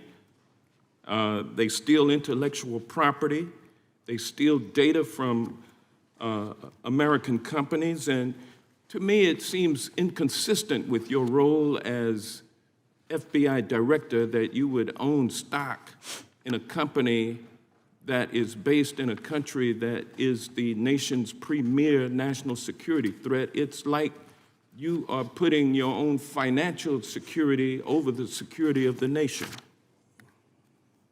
I disagree with that characterization. Well, I think the American people look at it like it's a classic situation of the fox guarding the hen house. If the FBI is charged with investigating espionage, economic espionage by companies controlled by the Chinese Communist Party, and you are the director of the FBI, you've got a conflict of interest. Sir, I would just show if there's any intimation that I'm against. Why are you holding on to this stock? It wasn't a decision I made. And it's valued at up to $5 million as of when you last reported, correct? $5 million in stock? No, I don't follow it. You don't follow it, but you're still making money off of it. I don't have any money off of anything. What I have done... Trump's trade policies directly impact the value of that Chinese stock. Won't you agree with that? Which trade policy? I'm not a trade expert. Okay, all right. But I want to tell you this. Crazy on me today. Let me ask you this question. Why are you hiding pedophiles? Why are you shielding pedophiles? Why are you protecting pedophiles? That is maybe the most offensive thing you could say to me, given the numbers. Well, you have not released given the Epstein numbers files of pedophiles. You were aware of the we Epstein client list that was published in the 18,000 Time the gentleman has released. expired.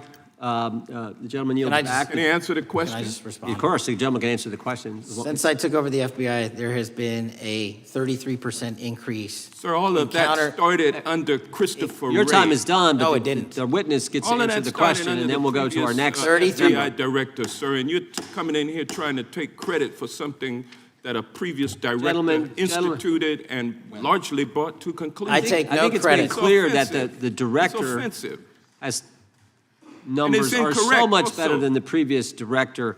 It's Director Patel, if you want to I take- answer the question. I take no credit. The men and women of the FBI have seen a 33% increase in the number of counterintelligence arrests out of the PRC. And so all of a sudden, when you coming in 7 months ago, Gentlemen's time has heaven on earth. expired.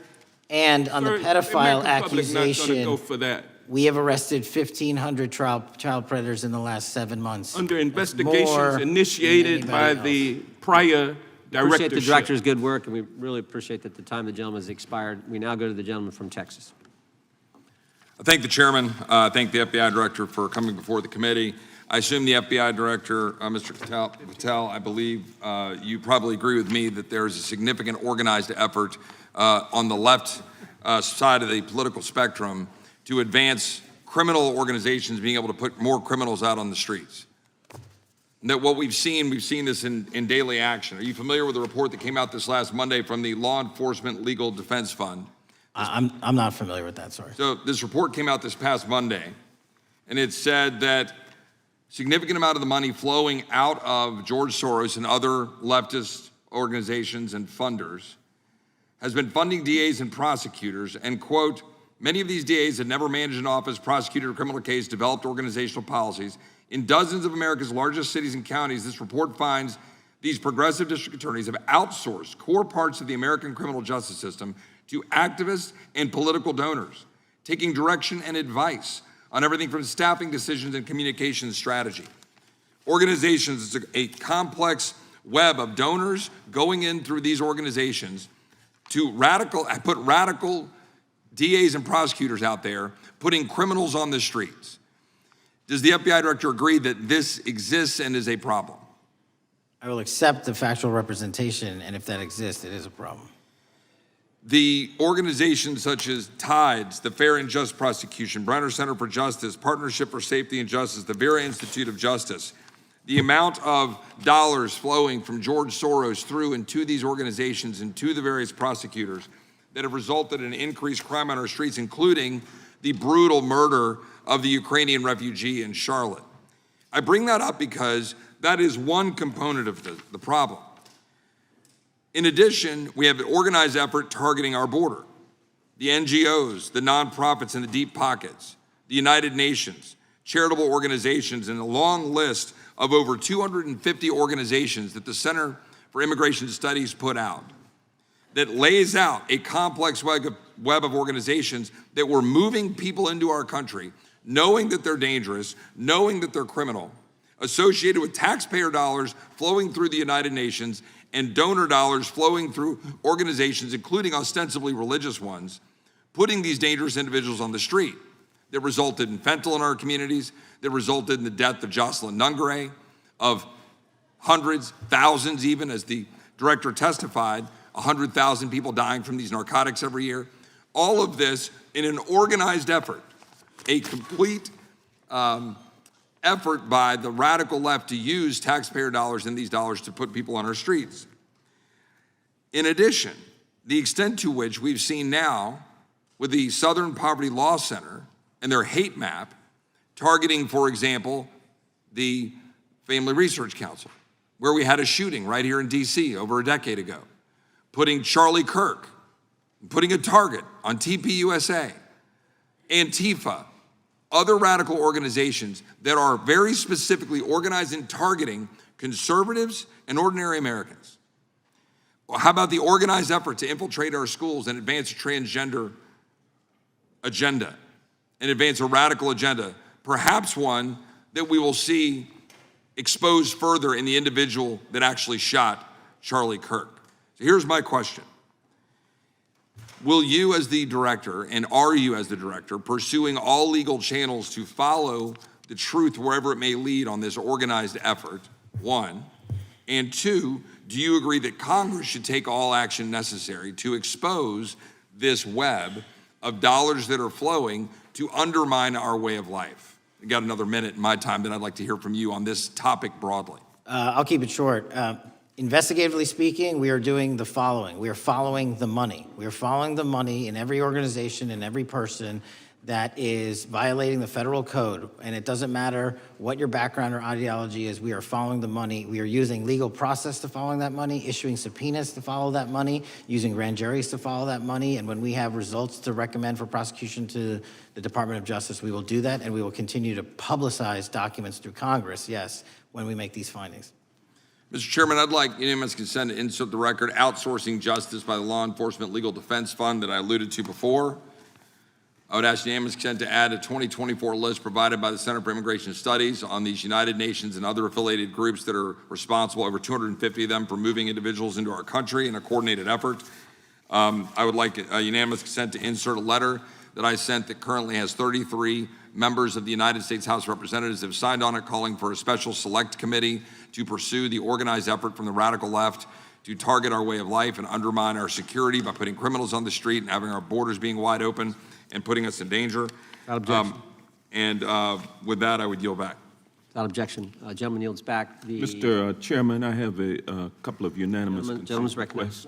One is a letter from Senator Tom Cotton dated last year urging the U.S. to, quote, ensure that data from U.S. companies is not harvested by the Chinese Communist Party through the purchase of Xi'an software and technology. Without objection. And also a statement by Marco Rubio, then Senator Marco Rubio, which warned our UK allies about, quote, Xi'an's deep ties to the People's Republic of China. Without objection. Also, crime is the record crime is down in 2025. Trump doesn't deserve credit, which demonstrates that the crime rates have been decreasing since 2023, which was published by the Vera Institute.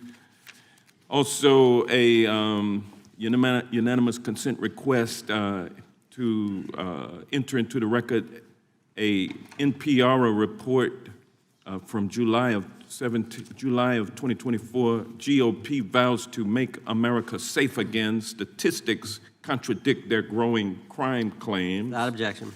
Also, a report out of the American Presidency Project dated January 17, 2025, record low crime during the Biden-Harris administration. Without objection. Also, Joe Biden is correct that violent crime is near a 50-year low, which was a PolitiFact publication of May 2024. And last but not least, a FBI releases 2024 reported crimes in the nation statistics. These are FBI statistics published on August 5th, 2025, which details decreases in murder, rape, aggravated assault, and robbery in 2024. Without objection. Gentleman from Kentucky is recognized for unanimous consent. Mr. Chairman, I ask unanimous consent to submit two sets of documents. The first is a series of emails from the victims of Jeffrey Epstein. They are making FOIA requests to get their own FBI files and not having any success. So I want to bring attention to that by submitting that to the record. The second document that I want to submit to the record, for the record, I know we don't usually read these. This one's not readable. It's completely redacted for the most part, the first 50 pages. This is actually the search warrant that was served on James O'Keefe for a diary that he had already given to the government 2 months before. And as it turns out, there were no indictments here, yet he still doesn't know why he was raided, and I think he deserves to know. So, Without objection. Thank you. The chair now recognizes the gentleman from California.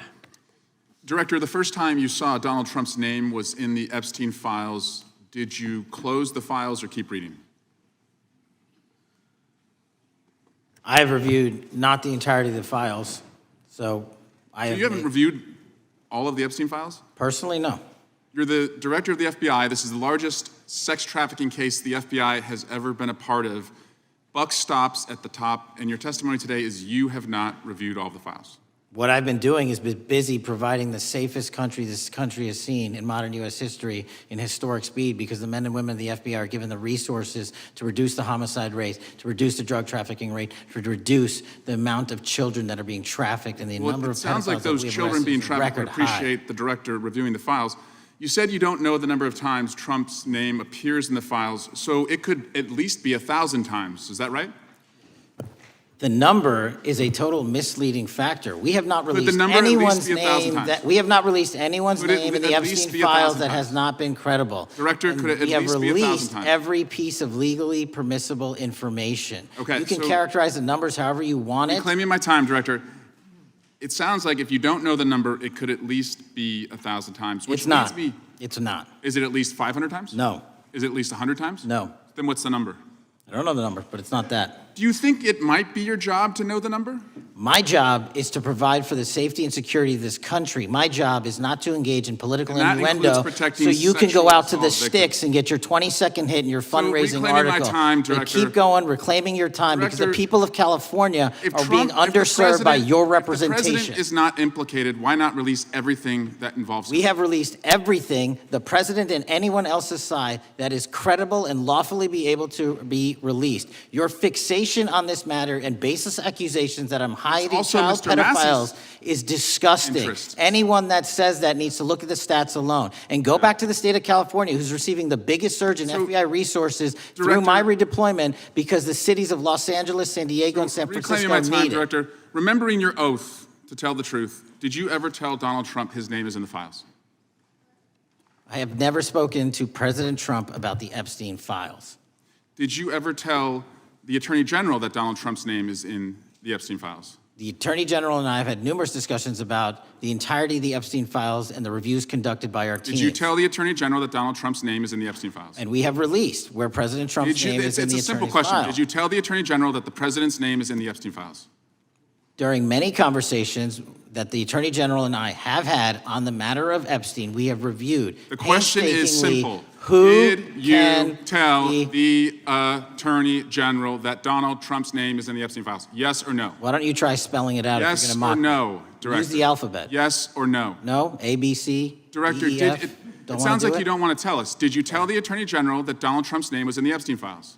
Why don't you try serving your Director, constituency did by you tell the focusing on Attorney reducing General violent that Donald crime in this Trump's name- country and the number of pedophiles that are Director, legally reclaiming my harbored in time, your Director. sanctuary cities in Director, California? reclaiming I'll my work with time. you on that. Do Regular you wanna order, Mr. work with us Chairman. on that? Director, Time reclaiming my belongs to the time. gentleman from California. Did you tell the Attorney General that Donald Trump's name is in the Epstein files? The question has been asked and answered. You have not answered it, and we will take your evasiveness as a consciousness of guilt. Director, did Donald Trump ever say to you, just find and release the entire truth? Don't worry if I'm in it. The instructions from the administration were to release all credible information, and we have done that. Did Donald Trump ever provide information about Jeffrey Epstein as an informant? Donald Trump has not been, and I can only speak for the FBI, an informant of the FBI. So, Director, you've played this cute shell game where you say you can't release everything because the court has said that it legally is not allowed to be released, but the court calls bullshit. Judge Richard Berman said that when you went to the court, quote, information contained in the Epstein grand jury transcripts pales in comparison to Epstein investigation information and materials in the hands of the Department of Justice. So let's move on, Director. You wrote a book called Government Gangsters. You identified 20 individuals in that book. You put me on that list at the top of the list. Thank you. My children find it flattering. 20 of those individuals have been investigated or have had adverse actions. Director, considering that you have identified these people as, quote, government gangsters, will you recuse yourself from making any investigation decisions about these individuals? Anyone that has been terminated at the FBI has been done so the because question they failed again. to meet the muster in Director, their constitutional I will obligation. work on the audio-visual capabilities. I'm of going to this room so borrow that you your can hear me. terminology and call I'm reclaiming bullshit my on your time. entire career in I'm Congress. reclaiming my It time, has been a Director. disgrace to the American Director, I'm people. reclaiming my You time. can Will reclaim your you time all you recuse want. yourself? Mr. Chairman, you're going to allow a witness to speak this way? Mr. Chairman, would you give it? Recuse yourself, Director. The gentleman has no time to Mr. Chairman, would you Mr. admonish the Chairman, point of- witness not to insult members? The gentleman has no time. Mr. Chairman, The just committee will remember. quick point of order. Could the gentleman be extended an additional 20 seconds to complete his thoughts since the witness decided to interrupt him And continuously? then the witness will be able to respond if he wants. We'll make sure Thank he has you. time to do that. My question Gentleman, is, continue. will you, Director, recuse yourself, yes or no, from investigating or making decisions about the 60 individuals, including myself, that you identified as government gangsters? Yes or no? Time of the gentleman has expired. The No. witness may respond if he would like. And the answer was no, as I heard. Correct. Okay. The gentleman from Wisconsin, the gentleman yields back. The gentleman from Wisconsin is recognized for 5 minutes. Thank you, Chairman. Thank you, Director Patel, for being here today. I wanted to talk a little bit about the assassination of Charlie Kirk and the FBI's subsequent investigation. I know it's really sensitive, and you can make the call as to whether or not, obviously, it's something that you can respond to, but I think it's still fresh on many people's minds. I want to congratulate you and Utah law enforcement for the work you did in identifying the suspect and apprehending him. According to public reports, and I think this is what maybe it's, I still have questions about, and maybe the public does. According to public reports, the alleged shooter arrives on the Utah Valley University campus nearly 4 hours before the shooting. Was that your understanding? Is that kind of... I'll let the public reports reflect themselves. I don't have the exact timeline. Okay. So we don't have any idea kind of his prep or how he set up or how he utilized that time when he first showed up on campus? All of those are being currently investigated through our cell phone analysis and through our witness interviews. And the state of Utah has now announced charges seeking the death penalty against his suspects. So we're a little limited in what we can continue to say. Sure, I understand. And the suspect, like you referred to, is then captured on security footage jumping off the roof of the alleged shooting location, the Losey Center. Do we have any idea how the suspect got up on the roof in the first place? I think for members of Congress, especially after Butler and Pennsylvania, it's just unimaginable that there could be some type of security breakdown prior to an event of that size where somebody could access a rooftop. So not commenting on the case, but having gone to the crime scene and walked the steps that we believe were taken, the roof was actually readily accessible through an exterior stairwell, so anyone could have gotten on it. Okay. The suspect flees on foot to kind of this wooded area where he drops the rifle, wraps it in a towel, and then proceeds to his staged vehicle and basically drives home. So do we have any idea what the towel was about? Was it used later to identify a place where the firearm was left, or do we? What we can tell you is the towel, there was a screwdriver found on the rooftop, which DNA was collected off of, and the towel was found wrapped around the firearm in question in a wooded area next to the campus. All have been processed for DNA. And then, according to the suspect's roommate, there were allegedly messages on instant messaging platforms, specifically Discord, suggesting the towel may have been used to identify that weapon's location. So the public reports have suggested that the shooter acted alone. Do we still believe that that's true? Do we have any idea as to whether or not those Discord messages led us to believe that the shooter may have had help in any way or assistance? I can only speak to the FBI's investigation, and our investigation is ongoing, and we are interviewing any of those individuals involved in that chat and other individuals in the area. Very good. And so my suggestion, if there are accomplices, I'm sure this is something that the FBI is going to continue to investigate fully and thoroughly into the future. Yes, sir. The reason I ask that is because I don't know that that was necessarily the case with Butler, Pennsylvania. So thank you so much for your persistence kind of in this matter. There's still a lot of public questions that need to be asked. Let me shift to another topic very quickly. On July 31st, 2025, the DOJ and the CIA declassified the annex to Special Counsel John Durham's 2023 report on Operation Crossfire Hurricane. The 29-page Durham Annex contains previously classified information about, among other things, the investigative referral of the Clinton campaign plan. Why would somebody place documents in a burn bag related to this case? That case is very much ongoing, so I can't comment on the stylization of the evidence we're collecting. Can you comment at all on the Durham Annex as I described it? The Durham Annex, which has been publicly released thanks to the FBI's commitment to transparency, is one of the documents that's being utilized. And in general terms, speaking for burn bags, sir, a burn bag is what you use to put classified documents into generally, because that is literally how you destroy them.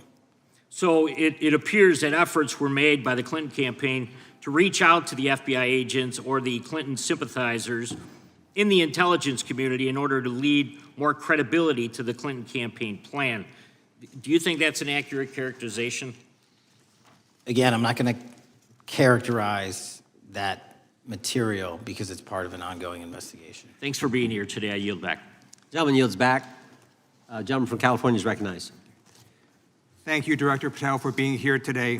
The FBI searched Jeffrey Epstein's Manhattan residence, correct? I believe that happened in 2018. I think there was 2 locations, sir. It's 2019, and in that residence, the FBI found a safe, correct? I don't have the catalog of evidence in front of me. In that residence, the FBI found a safe, correct? I'll accept your representation. Okay. And in that safe, the FBI found topless and lewd photographs of girls, correct? Again, sir, I'll accept your representation. I don't know. Thank you. It was all over the media at the time. There's a New York Times article that says Jeffrey Epstein is indicted on sex charges as discovery of nude photos is disclosed, dated July 8th, 2019. And the Times reports a trove of lewd photographs of girls was discovered in a safe inside financier Jeffrey Epstein's Manhattan mansion. Author Michael Wolff has conducted numerous interviews of Jeffrey Epstein. I'm going to play for you a video clip of what Michael Wolff said Epstein told him was in the safe and what he showed the author was in this safe. So let's please play that clip now. Elected. And I was sitting talking to Epstein, and he said, "Wait a minute, I got to show you something." And then he went into his safe, and he came out with photographs. They were Polaroids, I think, and he kind of spread them out like playing cards, and it was Trump. I mean, I think there were a dozen of them, and it was Trump with girls of an uncertain age at Epstein's Palm Beach house, where all of the things that he would ultimately be accused of took place. And I remember very vividly 3 of them. There are 2 in which Trump is, the girls, topless girls, are sitting on Trump's lap. And then a 3rd in which he has a stain on the front of his pants. And the girls are kind of pointing at it, sort of bent over, laughing. So Director Patel, I'm going to ask you a very broad and general question. As you know, Donald Trump and Jeffrey Epstein were friends. There are, of course, photos showing Donald Trump together with Epstein, correct? I don't have the entirety of the photographs, but I think they've been photographed in public together. All right. Are there any photos showing Donald Trump with girls of an uncertain age? No. How do you know that? Because that information would have been brought to light by multiple administrations and FBI investigators over the course of the last 20 years. Well, you know what? That's just not true, because no one knew about the creepy birthday message that Donald Trump wrote to Jeffrey Epstein until the Wall Street Journal disclosed it, and then all of a sudden, the Epstein estate provides it to Congress. Well, so certainly, you weren't there at the search. You don't know what Epstein may or may not have done with those photographs even prior to the search. Maybe someone has it. Maybe the Epstein estate has it. You raise a great point. So I'm going to ask you, have you asked to talk to Michael Wolff? You raise a great point. I haven't personally asked to talk to Michael Wolff. Has the FBI asked? But the FBI, I'll get back to you if the FBI specifically So Michael Wolff has has ever. about 100 hours of testimony of Jeffrey Epstein. Wouldn't it be good for the FBI to interview Michael Wolff? I'm not saying they haven't, I just don't know. Has FBI subpoenaed the tapes that Michael Wolff has conducted of Jeffrey Epstein? I don't know. All right, so if you could provide us an answer, that would be terrific. Sure. Well, let me ask you this question then. Have you looked at all the photos in Epstein files? I have looked at all the information that the investigators who investigated this case have provided to run out credible leads. And in the Epstein file, was there that creepy birthday message that Donald Trump had written to Epstein? No, that's what I was trying to tell you. You raise a great point. The estate of Jeffrey Epstein has a voluminous amount of information that they have not released before. Okay, so that's great. So wouldn't it be great if FBI subpoenaed the estate of Jeffrey Epstein for all that information? The estate is under no obligation to provide that material, even pursuant to a subpoena. That's a great point. Yeah, that's just false. Okay. That's just false. You're the frickin' FBI. You can subpoena the information from the estate, and you better do that. That's literally not how it works. I'm going to move on now and talk about Epstein's client list. You confirmed that it exists. Attorney General Pam Bondi confirmed earlier this year that it exists. So I just want to ask you a simple question. Is Prince Andrew on Epstein's client list?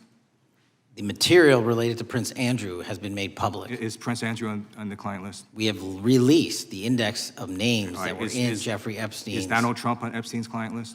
The index has been released, and the index will speak for itself. So I'm just going to say, America, there's a huge red flag. The FBI director could not answer whether Donald Trump was on Epstein's Gentleman's time has client list. expired. I Chair now recognizes the gentleman from Virginia. Thank you, Mr. Chairman. I want to thank the director for being here and for his work over the last several months, removing the taint of partisanship that has infected the intelligence community over the past several years under the last administration, under the last several directors, standing up for law enforcement, standing up for the brave men and women who work in your agency. But to set the record straight, we have to correct the record. And the record early days of the first Trump administration saw a dramatic spike in news stories that contained sensitive and sometimes classified details about the FBI's bogus Russia probe, about a leak a day. It's unacceptable that senior FBI officials coordinated to leak classified information to try and harm President Trump. Documents produced to the committee in August of this year revealed that the FBI interviewed a former Intelligence Committee staffer who gave details on a systematic process through which leaks of classified information were affected by then Chairman, now Senator Adam Schiff. Were these findings escalated within the Bureau's chain of command, and if so, to what level? Sorry, were the findings escalated? Were these findings that were given to us escalated within the Bureau's chain of command, and if so, what level? Did you receive this information? That entire matter is currently under investigation by the people at the FBI that handle leaks of classified information. All right, it's good to know that there is an ongoing investigation. Can you tell me whether these leaks to the media compromised any ongoing FBI investigations during the Trump-Russia probe? I can tell you, generally speaking, the leaks of classified information are detrimental to any work the FBI is doing. Now, former Director James Comey testified before the Senate Judiciary Committee that he had never been an anonymous source, nor authorized anyone to be an anonymous source in news reports about matters relating to the Trump investigation or the Clinton investigation. Was Comey's testimony true? In reference to Director Comey, I'm very limited in what I can say because of what the current status of those matters are with the FBI and the Department of Justice. When I am able to make those public, I will. Can you tell me if there's an ongoing investigation there? Again, without identifying any individuals related to the information you're generally speaking about, there is an ongoing matter that has been under review by the Department and the FBI for some time. Because we know that the documents that we received last month revealed that former Director Comey used Columbia University law professor as a conduit to leak stories to the media that contained classified information. Let me move on to the way that the FISA process was weaponized by past directors. Prior to your confirmation, you raised concerns about government misuse of FISA, including Section 702, stating that FISA was in need of major reform. Specifically, you highlighted that the Fisk report that the FBI had conducted 278,000 improper searches of the FISA database. Do you remain concerned about governmental abuse of FISA in Section 702? I'm always concerned, but what we've done since I became FBI director is implement new audit systems. We are nearing 100% review of the 702 query system that you are specifically referring to, and we've also eliminated anyone that has ever touched that database that has in any way made a mistake, whether intentional or not. And we have also identified a system in which those going forward who misuse the 702 system, they don't get 2 strikes. They get 1 and you're done. Okay, I'm glad you mentioned you're continuing to audit because, as you know, in May, the New York Times reported you closed the FBI's Office of Internal Auditing. Can you explain why you decided to close this office? Yeah, because under the new restructuring of the FBI, to save resources, there were 2 different places doing the exact same thing. We have a specific division dedicated to audits. I didn't need another audit system doing the audits again. And so we folded some of those folks with their expertise into our specific division and then took the rest of those folks and are moving them out across the country. Under previous FBI leadership, FBI agents were found to have lied to the Fisk. There have been hundreds of thousands of violations of querying standards. In light of past violations, what action is the FBI taking to ensure that similar abuses do not occur in the future? Exactly what I've outlined. You cannot have access to the 702 query system if you improperly queried that system at all at any time in your career. Okay, at a Senate hearing 2 years ago, your predecessor, Director Wray, testified FBI had previously purchased U.S. phone geolocation data for a specific national security pilot project and further stated that the project had not been active for some time and that the FBI relies on court-authorized process to obtain location data from companies. Does the FBI purchase location data or any other data of Americans from data brokers? I don't believe so, but I'll get back to you. Thank you, that'd be important. I appreciate that. I yield back. Gentleman yields back. Gentleman from Washington is recognized. Thank you, Mr. Chairman. Mr. Patel, before you joined the FBI, you had very strong opinions about what the FBI was hiding regarding Jeffrey Epstein. In a September 2023 interview with Glenn Beck, you said, the Black Book is under the, quote, direct control of the director of the FBI. In December 2023, you said, let us know who the pedophiles are. Even for a short time after becoming FBI director, in February of 2025, you tweeted, quote, there will be no cover-ups, no missing documents, no stone left unturned. In June, you told Joe Rogan, quote, we've reviewed all the information, we're gonna give you every single thing we have and can. But then suddenly in July, everything changed. You and Attorney General Pam Bondi released one video and said that there was nothing more to see. Your July memo says you uncovered more than 300 gigabytes of data and physical evidence, but that you had decided no further disclosure would be appropriate or warranted. That is a quote. I think what happened, Mr. Patel, is that suddenly you discovered that Donald Trump's name was all over these files, and you started a giant cover-up. So you are under oath, Mr. Patel. You just testified to Mr. Swalwell that you did not speak to the president about the Epstein files. To your knowledge, did Attorney General Pam Bondi speak to the president about what was in the Epstein files? I can't speak for Attorney General Pam Bondi. So to your knowledge, you don't have any information. The question was, do you have any knowledge? Do you have any knowledge? I can't speak. You are for the refusing to Attorney answer the General question, so Pam let me Bondi. tell you that the Wall Street Journal reported that in May, Bondi told Trump that he was in the Epstein files, and at the same meeting said that the DOJ did not plan to release the files. Yesterday, you testified to Senator Kennedy that there was, quote, no credible information that Epstein trafficked girls to anyone else, and that you have, quote, continuously and publicly asked the public to come forward with more information, and we'll look into it. Today, in response to Mr. Massey's question, you appear to say that the survivors were not credible. These are survivors. That's not at all what I said. Okay, great. I'm going to ask you this in a second, but let me tell you about then the don't lie about survivors, me. and let's bring them up here into the room. These are women who came to the Hill and testified that they were groomed and raped at the age of 14 and 16 years old, and they called to meet with the president and to meet with the FBI and to have people investigate their claims. Some of them have never testified before. If you are so interested in getting the public to submit any information, why have you not met with them? You said you haven't met with them. Have you met with them? I'll give you one more chance. My job as the FBI director is to Is the invite all answer yes or investigative no leads. to whether or not you met with these women who were sexually abused and raped? Any insinuation by you or any What people is on the your an- side that I am not manhunting child predators and sex traffickers, just look at the Mr. stats. Patel, And you talk Mr. about Chairman, cover-ups, man. Mr. Chairman, you this talk is about my time, cover-ups. and I will take Why- as much time as I Where were want. you during the Instruct Obama the and witness, Biden Mr. administrations Chairman. when these so-called Instruct the cover-ups were witness. going on? Mr. Why didn't Chairman. anyone in those administrations talk to any of these Mr. purported Chairman. witnesses? Yeah, I let's have get some regular order, Mr. every Chairman. single person to provide credible information. Time belongs to the gentlelady from Washington.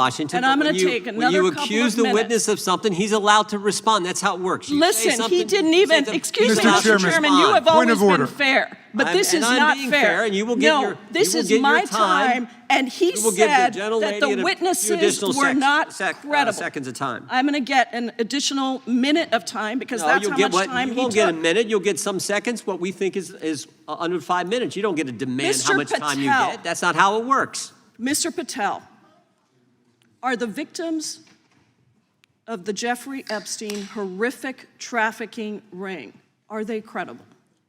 Any person with information about ongoing I sexual didn't. trafficking. I'm asking you if they're credible. Ma'am, I'm Are they commenting on the credible? evidence we have. But And we have routinely asked for people to come forward with more evidence, and we will look at it. And the evidence that we have was the same evidence that the Biden and Patel, Obama Justice Departments Mr. had. Patel, And they this is determined, not new. me, they determined that that Chairman, information was not Mr. credible. Chairman, he's not letting me even ask my questions. You This is ask the ridiculous. questions, he gives an answer. You may not like what he says, No, but that I'm doesn't mean you get to asking- interrupt He's not answering him. my question. Mr. You Chairman, have could we an- restore the gentlelady 45 seconds so she We can will complete give her her question? additional 30 seconds, which is what I said I'm earlier. going to keep taking my time because you'll take here's the the time thing. that you get. You get are 30 not seconds. answering the question. The question I is, have. You just is don't like the these answer. women are these women credible? It's a yes or no answer. I have answered the question. Well, and what is the I keep telling answer? you, I'm the only FBI director that has welcomed new information in this case. This You're administration is the only one that has welcomed any new information in this Is there case. a yes or no to whether Present the new credible victims are information. credible?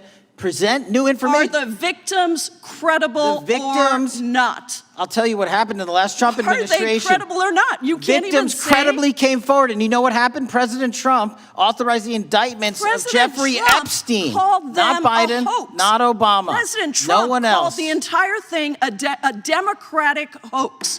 So I would like to ask The you gentlelady's if time has you expired. will I gave her meet- the additional if 45 you- seconds she if you requested. will The meet- gentlelady yields back. The gentleman from Mr. New Chairman, Jersey is I would like recognized to for his ask if 5 you would minutes. meet with the women who were sexually time does not belong. abused and raped and groomed time does at not the belong ages to the of gentlelady from 14 Washington. and The time now 16 belongs- years old. Are the you time- going to cover up? No, I'm Are not you gonna- going to I'm continue gonna to recognize cover the up gentleman for from the New Jersey rich for and his 5 minutes. powerful men, including those that might be on this committee? I can yell Or too, are Mr. you Chairman, going but I don't want to yell allow above them this. to The time belongs testify? to the gentleman from New Jersey. I Are you appreciate the going to allow gentlelady them to yielding testify, back. Mr. Patel?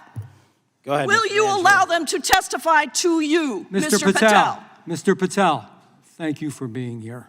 I know it's been an interesting and difficult 2 days. And I wasn't going to talk about the Epstein thing because there's a lot of other issues that affect the FBI, but I have to say a few words. I've sat here, I've listened to this, I've watched it, and you know, my Democratic colleagues are so concerned now, Mr. Patel, all of a sudden. Where were they last year? Where were they the year before? Where were they the year before that? Where was the last president in any of this? All I know, the only thing I see is a single letter from the ranking member that was sent in 2019 that he didn't like the plea deal, and some people signed on to that. Most of the truth, the real truth, let's be honest, let's be intellectually honest. The real truth is we didn't hear from them at all. Anybody of them. Hardly any of them ever mentioned it. Some of them didn't mention it at all until the beginning of this year. Earlier in the year it started. Not one Democrat asked Director Wray. We all remember Director Wray was here. Not once, not twice, multiple times.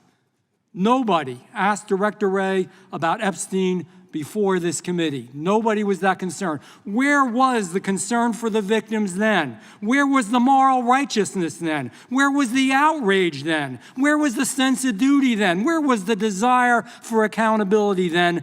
Where was the urgency for justice then? Most of all, where the hell was the integrity then? You know what the truth is. Let's just say it, man. Tell the truth time. The truth is, it's politically useful for them to try to do this now, even though they didn't give a damn about it in the past. And you know what? That's an insult to the victims, and that's an insult to America. Continue to do the work you're doing. Continue to uncover what needs to be uncovered. One real quick thing before I say anything to 9/11. We know that was mishandled by the past director and by the past FBIs. There are family members here. There are family members who are concerned. God Almighty, we want to get to the truth of that. I ask you, please, to meet with them, to talk to them, and to investigate this with truth. You know, in the Biden administration, we went through a very dark and difficult period of time. The FBI trust was broken with the people. Catholics were, this is the stuff we've been talking about, were labeled radical threats for praying in their churches with their rosaries. Parents at school boards were called terrorists for standing up for their children. Hindu holy men in New Jersey. We have the largest Hindu temple in the world. They were attacked. They were put up against the wall with guns to their heads. So it isn't just a Catholic or Christian thing. American Jews were targeted in colleges and universities, and a lot of folks in the FBI, in the past FBI, not this one, didn't give a damn. We can't go back to targeting religion. We can't go back to silencing free speech. The Biden administration did that. So I got questions for you. Hopefully thoughtful questions that you can answer for us in a thoughtful way.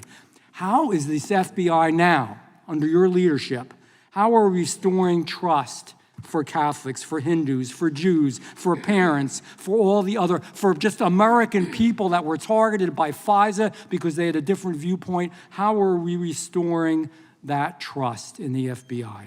Multiple ways, sir. One, and maybe most importantly, is through transparency and providing the American public with the material so they can see, read it themselves as to what the abuses were in the past, whether it relates to the Catholic memo or the Hindu incident you talked about at the largest temple in North America. Any institution of faith and any member of faith will not be investigated by this FBI because they are men and women of faith ever, period. Full And stop. nor should they. Nor should they. I don't mean to interrupt you, but my God, of all the amendments to the freedom of speech, freedom to believe in what you want to believe in, I know you're standing up for that. Continue. I'm sorry. No, that's it. Sorry. Okay. The Richmond memo was driven by a reliance on sources. The Southern Poverty Law Center, you know, the words sound nice, but the organization's not so nice. And we've seen the Anti-Defamation League distort data that counts as violence. Have you been able to identify and eliminate these kinds of partisan sources? We welcome all sources, but we want objectivity and neutrality and decency in the way we report all this. Have you been able to uncover any information there? How do we make sure our sources are good in the future? We have reviewed the source processes that infiltrate any institutions of faith, and they will no longer be going into institutions of faith. They will be directed towards criminal activity and protecting the homeland, the two most important missions the FBI has, and that's what we're going to continue to do. Good. And I'll say this, there was a lot of bull today, a lot of you know what, and I'm not going to say it because I respect the institution so much going on around here. Continue to do the work of the people.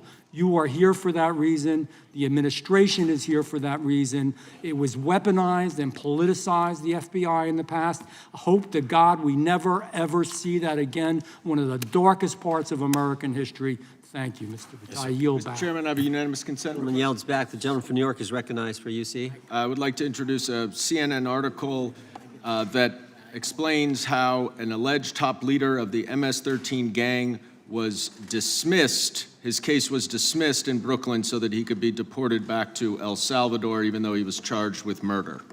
Without objection. Mr. Chairman, I have some unanimous consent The lady from requests. Washington is recognized. I ask unanimous consent to enter into the record an article titled "Justice Department Told Trump in May that his name is among many in the Epstein files." Without objection. I have another one that is a July 2025 article by the New York Times entitled "How a Frantic Scouring of the Epstein Files Consumed the Justice Department," stating that DOJ and FBI employees reviewing the Epstein files were instructed to flag any mentions of Trump and other celebrities. Without objection. And I have another unanimous consent request to enter into the record an August 2025 article by The Guardian entitled "Ghislaine Maxwell Hinted at Epstein's Ties to Trump Officials. Why Wasn't She Pressed for Names?" stating that Maxwell told Deputy U.S. Attorney Todd Blanche that some of the, quote, cast of characters around Epstein are in Trump's cabinet. Without objection. Chair now recognizes the gentlelady from Pennsylvania. Thank you, Mr. Chairman, and thank you, Mr. Patel, for coming before us to testify today. I am concerned by your repeated claims that you're not able to disclose anything further about the Epstein investigation and files, and that there's no evidence of a broader conspiracy or other people who should be charged, because the American people aren't buying that you've been transparent or that there's nothing further to be seen. In your exchange with my colleague, Mr. Roy, you reiterated something that I heard you say yesterday in your Senate testimony, and that is, under your direction, the FBI will always follow the money. Is that right? The money, did you say? Yes. Yes, you said you'll follow the money. That's great. And just now you said you welcome the opportunity to investigate new evidence. So there has been significant recent reporting just in the last couple of weeks that after Jeffrey Epstein was arrested, 4 major banks flagged more than $1.5 billion in suspicious transactions connected to him that suggested a massive conspiracy related to his child sex trafficking activities. Director Patel, has the FBI reviewed the $1.5 billion in suspicious bank transactions flagged to the government relating to Epstein and his co-conspirators? I know the FBI has reviewed numerous SARs. I don't know the totality of that number. Okay, can you provide us with that number? I'll get back to you. Okay. And have you initiated any new investigation of those bank transactions since, say, September 8th when the new reporting came out? I'll check with the Treasury Department because they're the lead on that.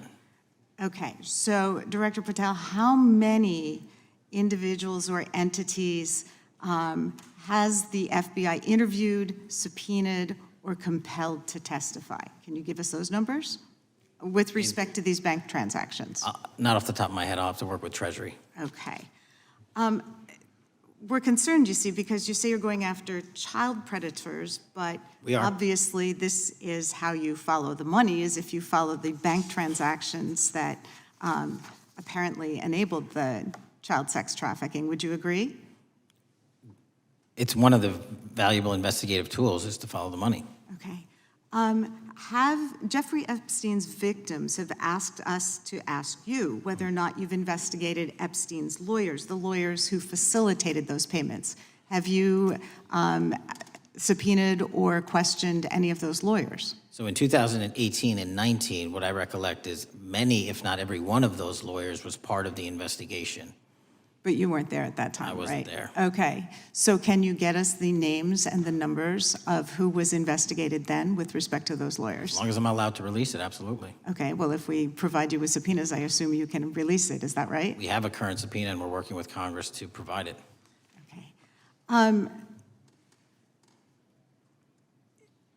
You've said that the Acosta investigation had an original sin. What do you mean by that?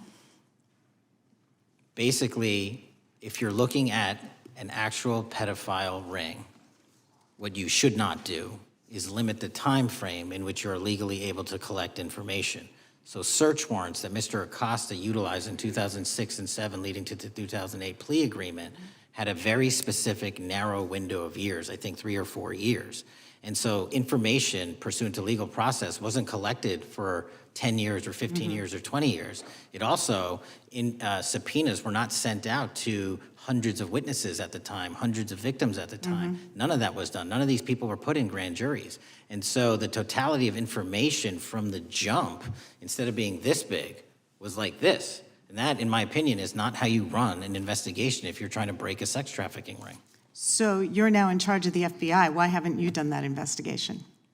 Great question, and here's the answer. Simply because I am not able to go back 20 years and collect information that the courts had decided was already subject to search warrants. They have said, this was in the investigation, there's a non-prosecution agreement out of that plea, and when the case was reopened, and this is where it comes into play, when the case was reopened in 2018 and 2019, the search warrants, again, were limited to the conduct of Jeffrey Epstein. Now, whether that's right or wrong, that's a different discussion, but I'm telling you that's the information we I think reviewed. that is a different discussion, and I think the discussion we'd like to have today is why you aren't following the money with respect to the broader conspiracy that it has been reported in the New York Times and elsewhere, and that if you really want to attack the issue, if you wanted to attack the issue, if you wanted to get to the bottom of it, if you wanted to disclose what really was involved in the Epstein files, the Epstein cover-up, that you would be taking very different actions that you are today. I do want to seek unanimous consent to enter into the record the New York Times September 8th, 2025 article, How J.P. Morgan Enabled the Crimes of Jeffrey Epstein. Objection. And also an article dated July 17th, 2025, in the Epstein case, Follow the Money. Objection. Okay, thank you. Gentlelady yields back. Mr. Chairman. Gentleman from Maryland is recognized. Thank you much. Pursuant to Clause 2K6 of Rule 11, I move that the committee subpoena the CEOs of 4 banks, J.P. Morgan, that's Jamie Dimon, Bank of New York Mellon, Robin Vince, Bank of America, Brian Moynihan, and Deutsche Bank, Christian Sowing, in order to get the suspicious transaction reports. These 4 banks have flagged to the government $1.5 billion in suspicious transactions related to the sex trafficking crimes and conspiracy of Epstein, Maxwell, and all of their collaborators. And as you know, Mr. Chairman, we got the SARS reports for Hunter Biden totaling around $20 million. And so these $1.5 billion in SARS reports we should get, especially since the director doesn't seem to be forthcoming, and I request that we do this immediately. I think the director's been very forthcoming. We will hold any motion to subpoena in abeyance until the conclusion of the hearing. The chair now recognizes the gentleman from Texas. Thank you, Mr. Chairman. Thank you, Director Patel, for being here. It is quite clear that certain members of this committee, they want their 15 seconds on TV, stamping and coming. Maybe it's for fundraising, maybe they're struggling in their district, they need a little bump, but they turn a committee into a clown show, and that's what we're seeing. You're being unjustly attacked today. I watched the Senate hearings yesterday. You were attacked there. We know there's an agenda. There's always an agenda. It's the same characters with the same personalities, the same objective, and that is destroy the mega movement. You're being attacked, Director, is because you're effective. You highlighted what you've been doing in D.C. with the president in reducing violent crime. You're very effective. Another individual that was very effective with meaningful debate and dialogue was Charlie Kirk. And they killed him for it. Charlie Kirk was a man of faith. First and foremost, he loved his Lord Jesus. He loved his family. Beautiful wife, beautiful children. Just a remarkable, honorable man that was silenced with this assassin's bullet. I would say if Charlie Kirk lived in the biblical times, he'd have been the 13th disciple. He'd have been the 13th disciple. We have a new committee, if you're not aware, a new select committee regarding January 6th. I'm honored to be on that committee. I'm looking forward to working with other members to expose truth, questioning federal agencies that were involved on January 6th, like the FBI, played a role, but we don't really know, Director, to what extent. We don't know. The January 6th sham committee was not formed by Nancy Pelosi to seek truth. It was nothing about getting to the truth about January 6th. Their sole mission was to damage Donald J. Trump and end his political career. And everybody knows it. That's what the purpose was. You know what's nice, so I kind of get to ask the question, though, how did that work out for you? Donald J. Trump is back in the White House, and America loves him. I spent 30 years in law enforcement, retired sheriff from a large county in the great state of Texas. I have seen, Director, I've seen more enthusiasm and support for law enforcement today because of what you and Donald Trump have done over the last 8 months to protect the American people. The American people couldn't count on their government to protect them. Crime is rampant. And now we have a president and an administration that puts the American people and their safety first. It's interesting, a few minutes ago, a classmate reached out to me and sent me I told him, I said, yes, we got Director Patel in front of our committee today. And Andy Kane wanted me to tell you, he said, quote, tell him we love him. Tell him we love him and all the brave warriors exposing the deep state. Kash, you're a great American, sir. You're a great American. Your work as the director of the FBI is commendable. It's commendable. And I want to thank you, sir. Thank you for your service. Keep up the good fight, brother. Don't let him tear you down. Keep up that good fight. You have it in you. With that, sir, I yield back. Gentleman, yield to me.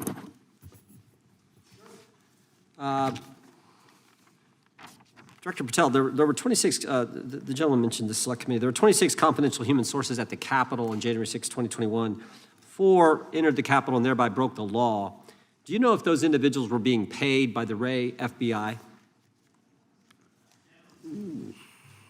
So we've provided 600 pages of documents to this committee alone regarding January 6th. That's 600 pages more than any of my predecessors. Yep. Generally speaking, confidential human sources are always paid by the FBI. That's how it works.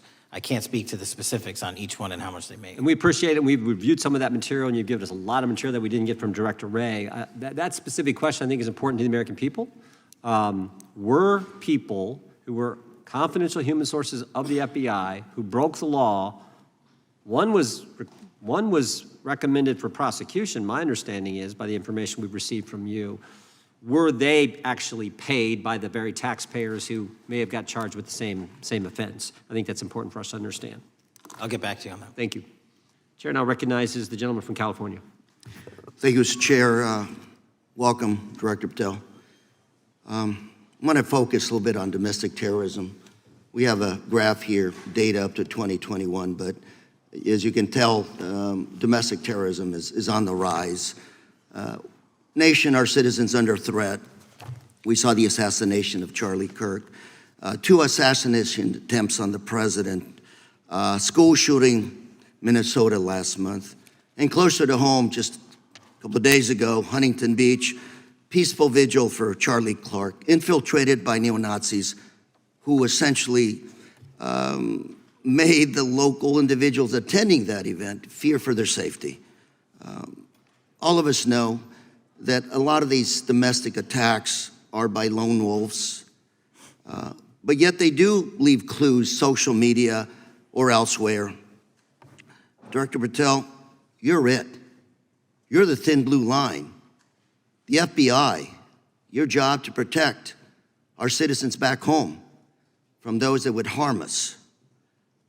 You have to find the needle in the haystack. Takes a lot of work, a lot of resources. Talking to my local sheriff this morning who said they're concerned. Federal cuts to local grants that help them do the job.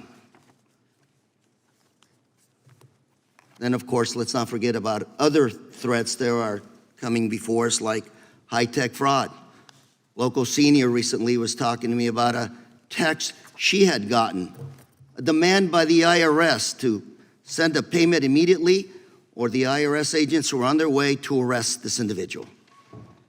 Pretty gutsy stuff by folks probably from Europe, North Korea, Russia, China, people, okay, going after those precious savings our senior citizens rely on.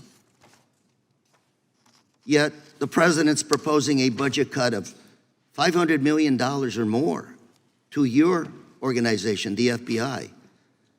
You've said that that'll essentially equate to about 1,300 less jobs at the FBI. So I'm going to ask you essentially, what is it that we can do to help you do your job? Little concerned. Friday night lights. One of the events I love to do on Friday nights, go to the local high school football game.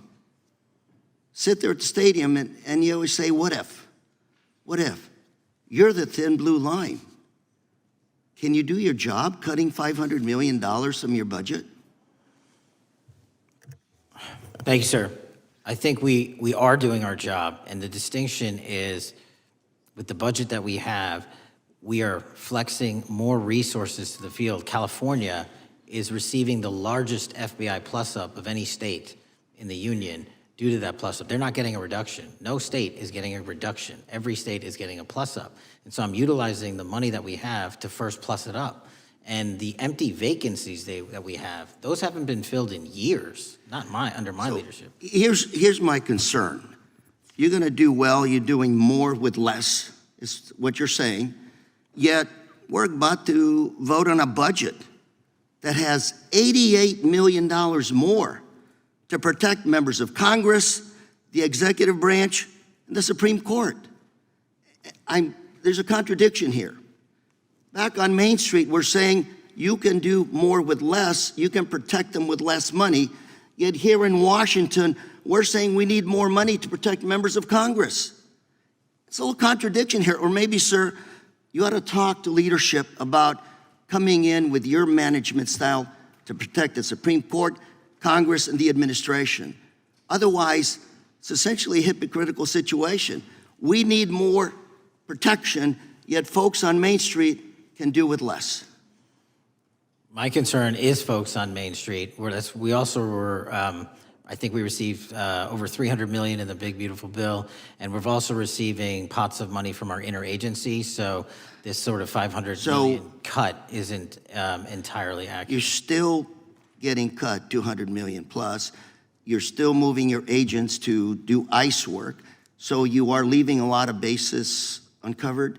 And I'm not going to be argumentative with you, Director Patel.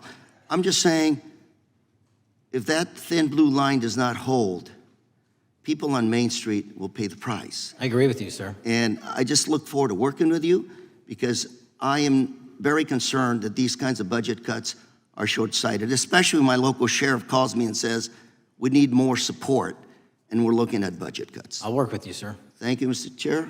I yield time. Mr. Chairman, I have another unanimous consent The request. gentleman yields back. The gentleman from New York is recognized for unanimous consent.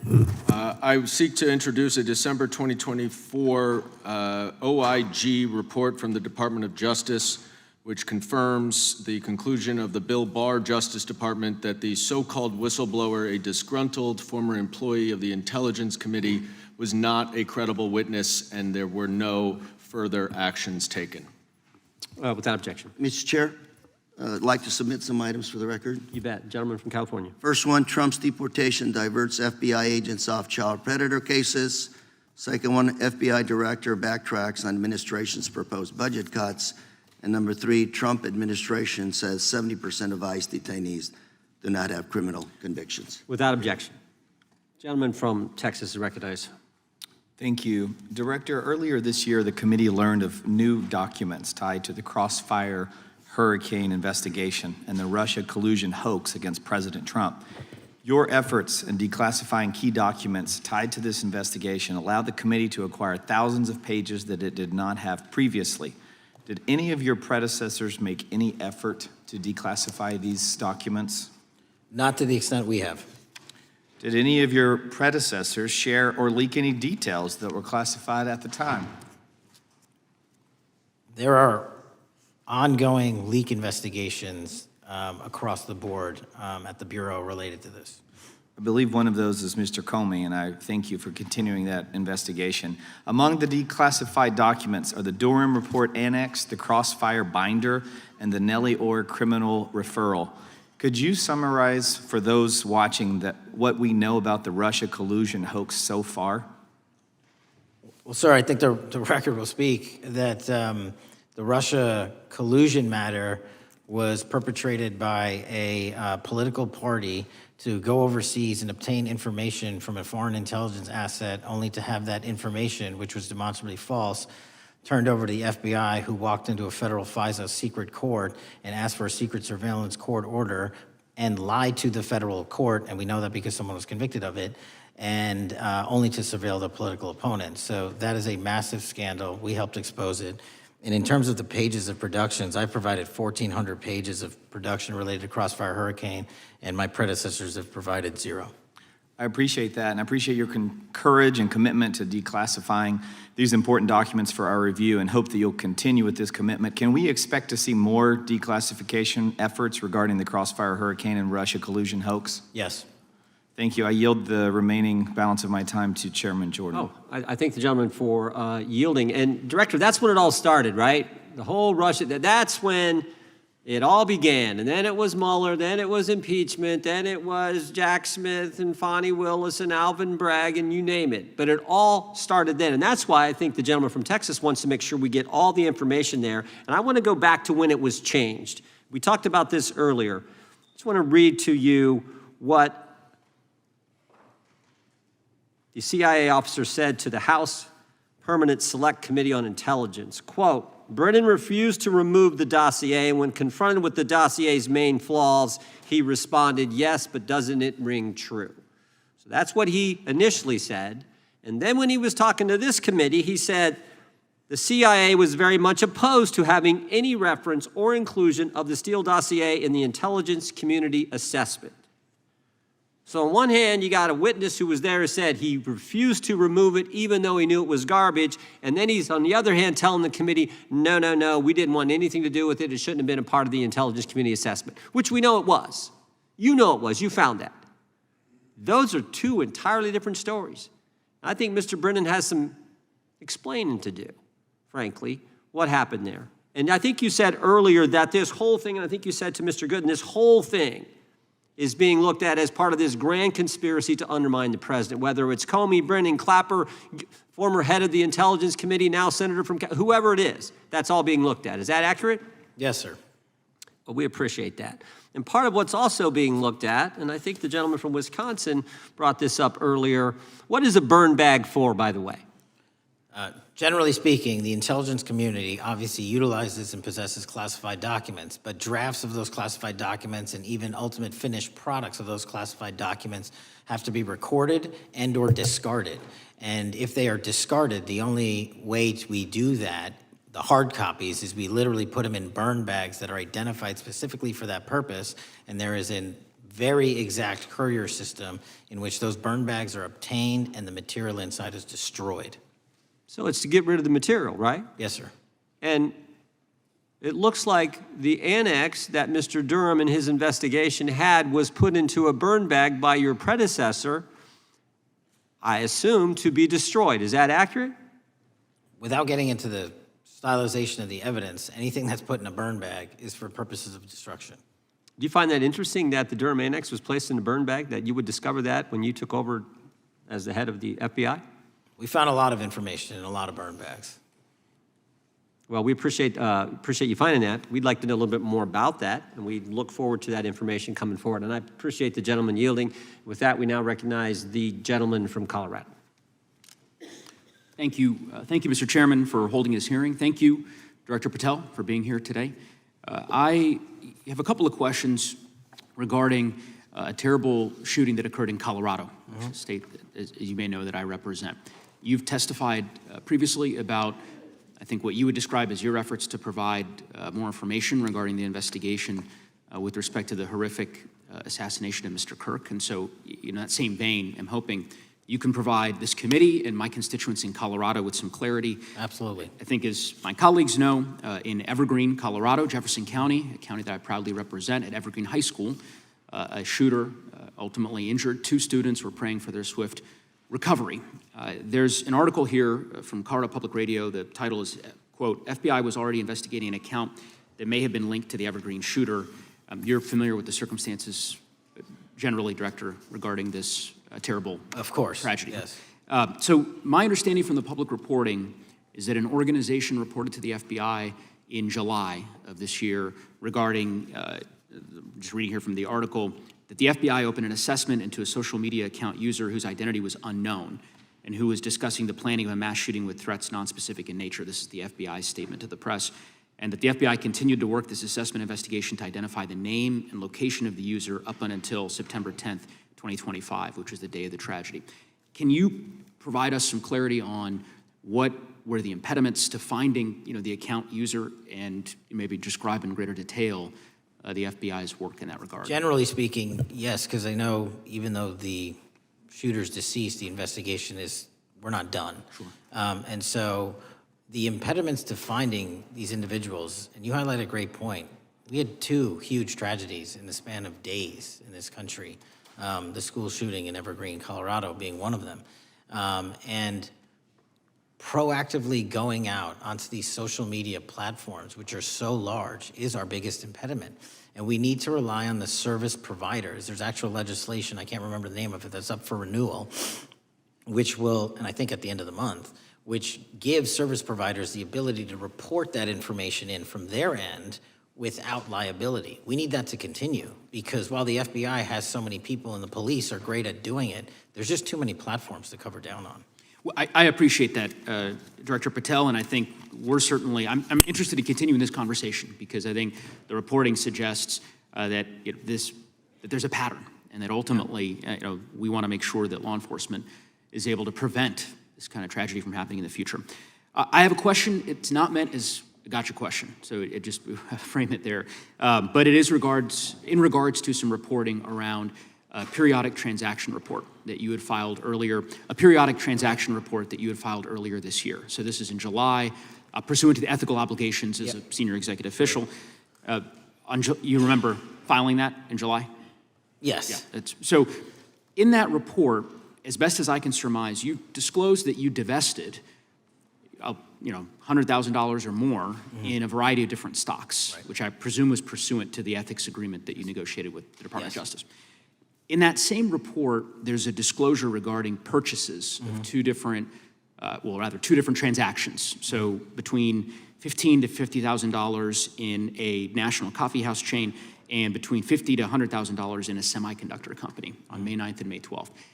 Are those transactions that you're doing personally, or are these through a stockbroker? Or are these transactions that you're handling yourself? So how they happen is I submit proposals under DOJ guidance to say, hey, I would like to trade this or that.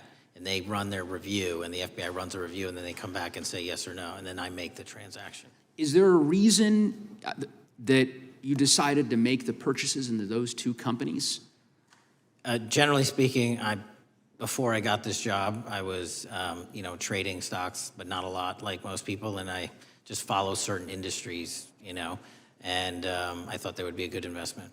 So the reason why I ask, right, because you had divested in other companies, Yeah. and I presume that wasn't because there were actual conflicts. It's just that you wanted to avoid an appearance of impropriety. It was both. Both, but not all of the companies were conflicts. Whatever they make divested from. I don't make the call; they make the call. Sure. Yeah. I guess my point would be, the reason why I ask is, why I said it's not a gotcha question, I have for years led an effort here in Congress to try to ban members of Congress, senior executive officials, from trading stocks. And it's bipartisan in nature. We're working really hard to get that done, Republicans and Democrats.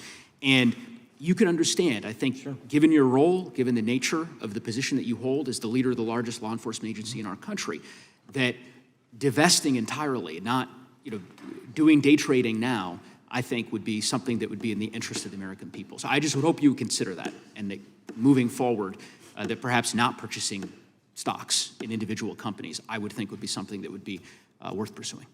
Gentleman's time is... I'm happy to give the witness an opportunity to answer. Thank you. I'll work with you on it. Gentleman from Alabama is recognized. Thank you, Mr. Chairman. Thank you, Director Patel, for being here today. Newly declassified documents confirm that the intelligence community under President Barack Obama knowingly relied on unverified and fraudulent evidence to manufacture a false claim that Russia, in fact, meddled in the 2016 election. Is there more to be done to uncover the depths and origins of the Russian collusion hoax? There is, and we're doing it. Why should Americans still care about that, Director Patel? Everybody wants to talk about a weaponized bureaucracy. And when we put out the facts about a weaponized bureaucracy, not because I said so, but because we found the FISA documents, because we found the 302s and the 1023s, then it becomes a political football. My job is to continue to put out that information and let the American public read it for themselves when I'm lawfully able to do so. And that's been my commitment on any subject, Russiagate or otherwise. Wherever the law allows me to do it, I will do it. When I first came in 2020, the number one concern as I was doing town halls was the weaponization of the government against the American citizen. And so are there things that you're doing, structural reforms that implementing so that the FBI cannot be weaponized again, whether it's against President Trump or future elected presidents? Well, it shouldn't be weaponized against anyone. And the structural reform is simple. If you're going to go after a political individual or someone seeking political office, there has to be a grounded basis in law and fact to open up a criminal investigation. And if there's not, the investigation isn't even opened. And I've also gone back and reviewed other cases that were opened in prior administrations related to public officials, and we've closed a number of them because we felt that some of these actions were weaponized on either side of the aisle. I felt it wholly inappropriate for the FBI to be playing umpire and referee amongst these decision makers when there was no factual or legal basis to continue those investigations, so I shut them down. And I think that's so desperately needed because we need to restore trust in law enforcement and certainly in the DOJ and the FBI so that the American people don't fear the very government that's supposed to protect them. And so thank you for doing that. On August 11th, you released to the committee documents concerning leak investigations that began in 2017. Do you believe these leaks were accidental or were they intentional in order to influence public opinion against President Trump? When I can publicly make a final decision on that, either through a recommendation of charging that the DOJ makes or findings that I have, I'm able to do so, but they're still not complete. Why did the FBI under Director Comey want to undermine the Trump administration? I don't know, you'll have to ask him. Think it might have been political? How will Director Comey be held accountable for his leaks and classified information concerning the Russian collusion hoax? Well, anyone. Doesn't matter what you did before or what seat you were in. If you leak classified information, that's illegal. And we will investigate it fully. And if we can bring enough evidence to recommend charges to the Department of Justice, we will. But as you know, in these leak investigations, it's very difficult to produce the information necessary. We know leaks happen. They literally happen every week. It's one of the most destructive things to this country. Media receives classified information beneficial to one side or the other. I'm a fan of none of it, and I want to shut all of it down. And we need to bring some real cases to deter individuals from doing that, and that's my focus. What was Comey's role in creating the ICA? Speaking from my memory, as the head of the FBI, he was charged under then Director Brennan and Director Clapper and the other IC elements to come in with the NSA, CIA, FBI, and ODNI and put together a collection of information on how the information sort of surrounding Russiagate came together. So he represented the FBI in that. Was former Director of CIA John Brennan, he's denied that the Steele dossier was used in creating the ICA. Is that true? Well, it's, without commenting on him, the FISA has been released, and the dossier was in the FISA. It was in 4 FISAs. So I'll let the public decide. Well, former Director Brennan actually denied repeatedly that he pushed for the Steele dossier to be included in the ICA. Is that true? Denied. I'll let his testimony speak for itself, but then Deputy Director Andy McCabe also testified to the House Intelligence Committee, which has now been declassified, that were there no Steele dossier, there would have been no FISA. Well, my time's getting close, but let me tell you this, sir, and well, my colleague from Texas said, thank you for the job you're doing. You're making the American people safe. You're restoring trust in these agencies that so many of us had lost trust in. So thank you for the work you're doing. That thin blue line, you're doing a fine job, and we want to let you know we appreciate it. Thank you. God bless you. Lady from California is recognized.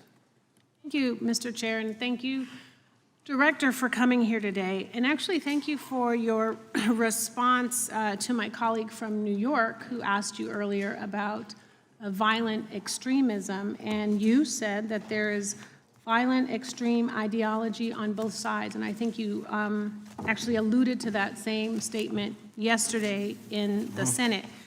So I too have some questions I'd like to ask you. These are not gotcha questions, and just deny, please, what you deem to be false. So Dylan Roof, who followed white supremacist propaganda, murdered 9 black parishioners in Charleston in 2015. Do you deny this? I'm sorry, Dylan Ruth? Roof, can you give me some more information? You're head of the FBI, you probably know this. If you don't know, that's fine. You can give me a reminder, I've got a lot in front of me. It was national news. Robert Bowers murdered 11 Jewish worshipers in Pittsburgh in 2018. I do remember that. And it was the deadliest anti-Semitic attack. So do you admit that that happened? I'm not saying the other thing didn't happen, I'm just asking for a little information.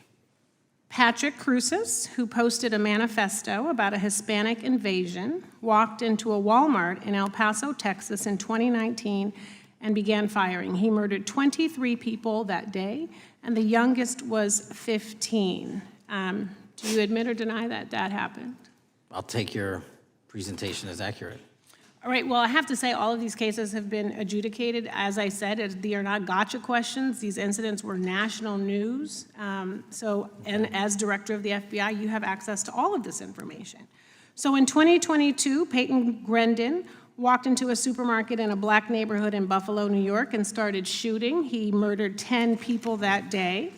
And on September 10th, your friend Charlie Kirk was assassinated. Tyler Robinson has been taken into custody and charged, but also on that day, Desmond Hawley, a 16-year-old white male, shot and injured 2 students at a high school in Colorado before killing himself. And according to the Anti-Defamation League, he had a fascination with mass shootings and white supremacy. So do you admit to, deny these facts?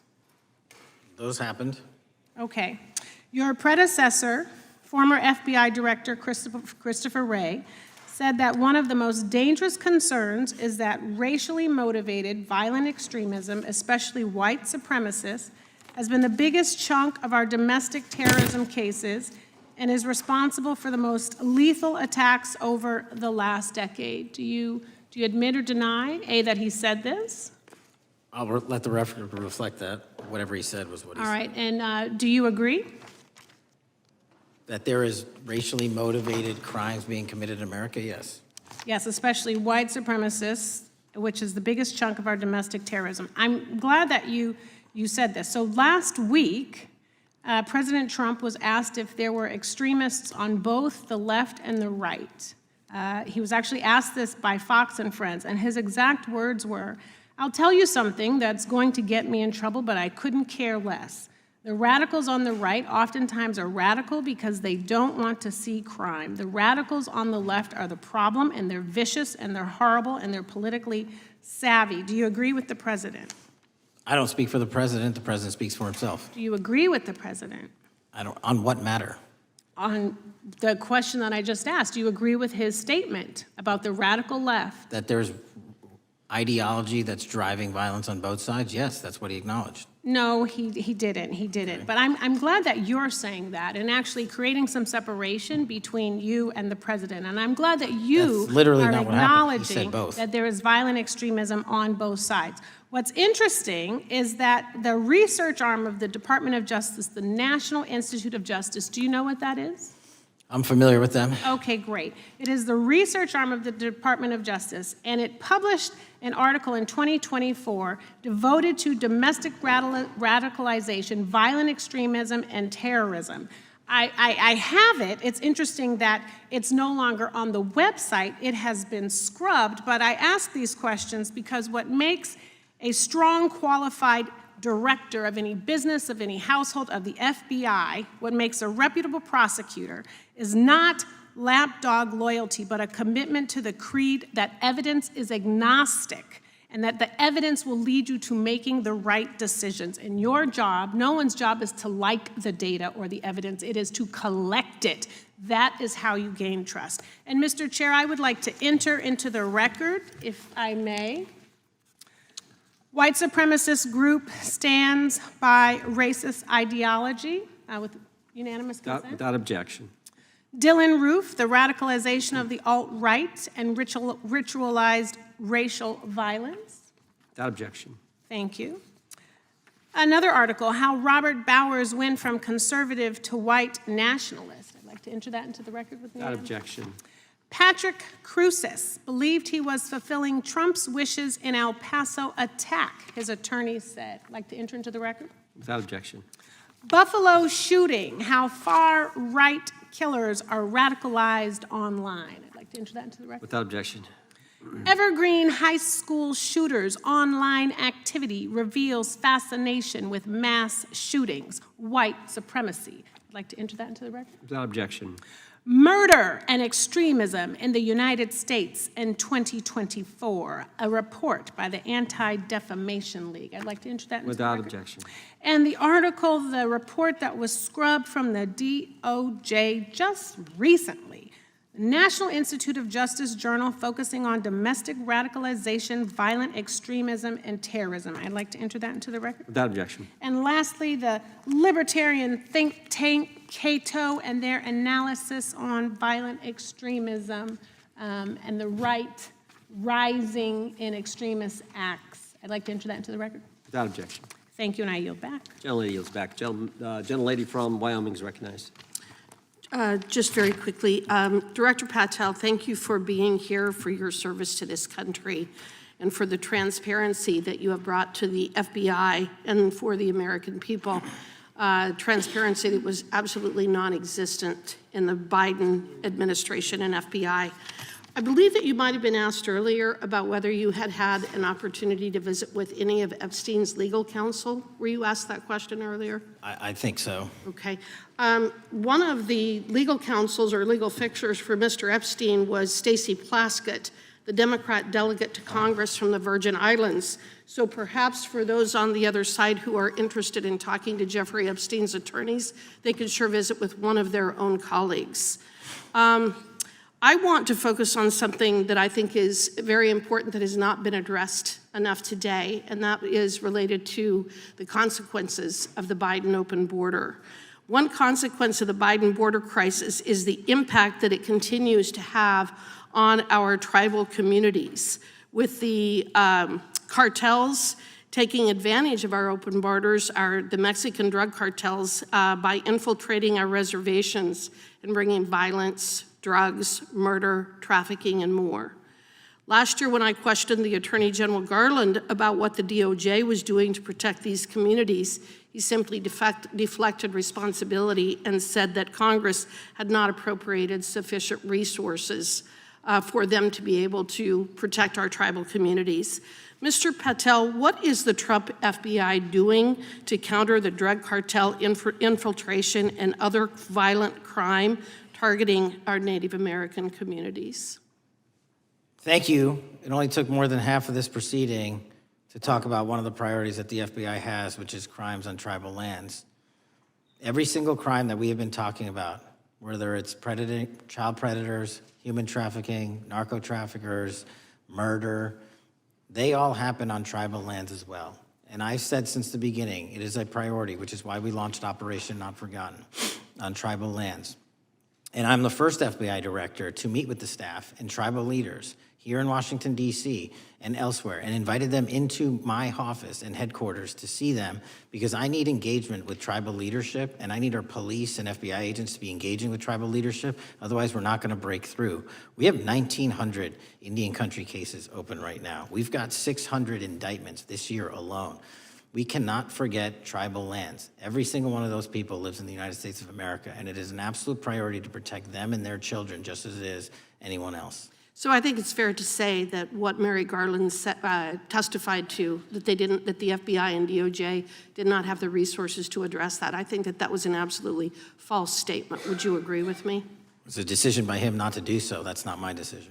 At the end of August, the U.S. Attorney and FBI announced that nearly 100 personnel representing members of the Safe Trails Task Force operated near Wyoming's Wind River Reservation to assist with reducing drug trafficking and illegal guns. Director Patel, you have routinely stated that it is your mission to partner with and strengthen local and state law enforcement partners. How does the task force and other FBI efforts bring tribal law enforcement into this process? The major problem with tribal lands is the sheer tyranny of geography and the amount of coverage that they have on land versus the personnel they have to do it. So what we've done is constantly surge resources to tribal lands across this country on a 30, 60, 90-day rotating basis, reporting back to us saying who needs more. And what we found is that most of these lands can be assisted by our counter-UAS program, our drone capabilities, and we're gonna do it because what's happening is the Mexican drug cartels are literally flying overhead, dropping their cargo, their narcotics onto this land where no one's looking, and then it's being disseminated to children, to youth, to adults on that land, and killing them. And we got to stop it before it gets dropped off. Well, and your testimony proves that the Biden administration did not lack the resources to address drug and violent crime in tribal communities or around the United States. It instead expended and wasted these resources investigating parents, Catholics, we now find out Turning Point USA, the RNC, and Republican organizations, rather than protecting our Native Americans by closing the border. Is that fair? I think so. Wonderful, thank you. And I do appreciate the work that you've done in this regard. I was previously the chairman of the subcommittee on Indian and Insular Affairs with the Natural Resources Committee, and safety and security on our reservations and for our tribal members has been one of our priorities, one of my priorities, and I very much appreciate the work that the FBI has done. Let me know if there's anything else I can do to help you, and with that, I yield back. I will, ma'am. Gentlelady yields back. The gentlelady from Georgia is recognized. Thank you, Chairman, and thank you for coming in today, Mr. Patel. In the past few months, the country has experienced a string of horrific, high-profile attacks that have been motivated by racial hatred or political ideology. A shooter attacked the CDC headquarters, firing hundreds of rounds and killing a police officer. An arsonist set fire to the Pennsylvania governor, Josh Shapiro's residence, with the governor and his family actually inside. Minnesota House Speaker Melissa Hortman and her husband were assassinated earlier this year. Clark and Charlie Kirk was murdered last week. Bomb threats have been made against HBCUs and the DNC, and just the list goes on and on. I only have just a few minutes today, so I don't want to take a lot of time to go into all the countless and devastating violent crimes and incidents that have happened at our schools or on our streets and in our communities that have just been happening all year long. Mr. Patel, just yes or no, is this type of political violence ever acceptable in your eyes? No. I'm glad that we agree that these heinous acts designed to instill fear and division in our nation are never, ever acceptable, yet each of these incidents has recently taken place under your watch. The FBI's website states that protecting the United States from terrorist acts is the FBI's #1 priority, including from domestic terrorists. Is this still your #1 priority? Domestic terrorism? Preventing domestic terrorism. Our #1 priorities are protecting the homeland and international terrorism and crushing violent crime, and domestic terrorism sort of interlays between both of those. Okay, so, well, then I'm glad that you're giving us the right answer, but unfortunately, your actions kind of tell a different story. Earlier this year, you granted the ranks of the FBI's Domestic Terrorism Operations Section. This is the section of the FBI that is most directly responsible for addressing political violence in our country by preventing attacks from occurring and effectively responding to them if they do. The agents in this section are the ones who stopped an individual stockpiling weapons, who planned to attack schools and churches in Florida and seized bombs made by an ISIS sympathizer in New Orleans. And instead of ensuring that this section has all the resources that it needs at a time when its mission is critical, you fired its decorated veteran FBI agents who have served their country proudly under Republican and both Democratic presidents, and you scrapped the tools that they developed to fight domestic terrorism, including the National Domestic Terrorism Incident Database. I mean, most of that is just not true. We have 1,700 current DT-managed programs. We're up 300% in the amount of cases we brought against nihilistic, violent extremists, including 764, wishing to harm our children. The FBI and the men and women are getting after that problem set more than ever because I've unleashed them to do so. And any situation that these tragic occurrences across the country are somehow singularly my fault or disgusting because that watershed goes Mr. down to the Patel, men I'm and going to women at the reclaim my time. FBI, Mr. Patel, and I'm they gonna are not reclaim my time. responsible Mr. for it. Chairman, I'm I'd happy like to to work hear with a you unanimous to consent- get them what they need. Gentlelady request. controls the time. Unanimous consent request. You'll state a request. Thank you very much. Into the record, an article from Reuters titled FBI Scales Back Staffing, Tracking of Domestic Terrorism, Probes Sources Say. Thank you very much. Without objection. I appreciate that. So, Mr. Patel, and it isn't just the domestic terrorism operations section. Under your watch, agents are fully diverting their attention to these anti-immigrant and city takeover operations, leaving our children vulnerable to dangerous networks of online predators, both domestic and international. You pulled more than 120 FBI agents from their normal duties to operate sobriety checks and conduct traffic stops, exposing the FBI's fleet of unmarked cars and thereby making it harder for the FBI to combat violent criminal gangs, foreign intelligence services, and drug traffickers in the process. That's simply not true. If we were not able to do two things at one time, how would we be Patel, I seizing reclaim record my amounts of time. I reclaim my fentanyl? time. 23,000 Chairman, I'd like to violent enter felons have into been the arrested. Time belongs to the More gentlelady. than twice as many as Consent last Time belongs to year. the gentlelady from Georgia. Thank you very much. And this request basically is, it is an article from Reuters which quotes law enforcement officers familiar with agents who once covered child exploitation cases but now focus on immigration child exclusive. Thousands of agents diverted to Trump immigration track down. Mr. Patel, in the short time I have left, your tenure as director of FBI has been somewhat problematic. Americans are left safe, definitely less safe under your watch. You have gutted the FBI's ability to keep safe from domestic terrorism. You have sent FBI agents to conduct traffic stops and round up hardworking immigrants who pose no danger to public safety, people even President Trump referred to as good longtime workers. Your job is to protect and serve the American public. Time to the You have gentlelady. spent your time protecting heinous individuals and using the FBI to serve as a political circus. You at times have appeared unequipped. Time to This the country gentlelady has deserves better, expired. and I yield.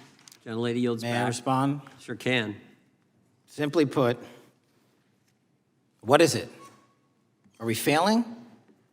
If we're failing, how are we arresting 23,000 violent felons? Twice as many as this time last year. Are we failing? Because if we're failing, how are we seizing 1,500 kilograms of meth, 25% increase from last year? Are we failing? Because we captured 4 top 10 FBI most wanted from around the world in 7 months. That's more than the entirety of the last administration. Are we failing because we put 1,500 child predators in prison? Are we failing because we dismantled 300 human trafficking networks? Which is it? You don't like me, that's fine. But don't you dare disparage the men and women of the FBI that are producing record results in historic fashion to protect this country. They are kicking ass for America, and they're going to continue to do so. And we appreciate your leadership. The gentlelady from Florida is recognized.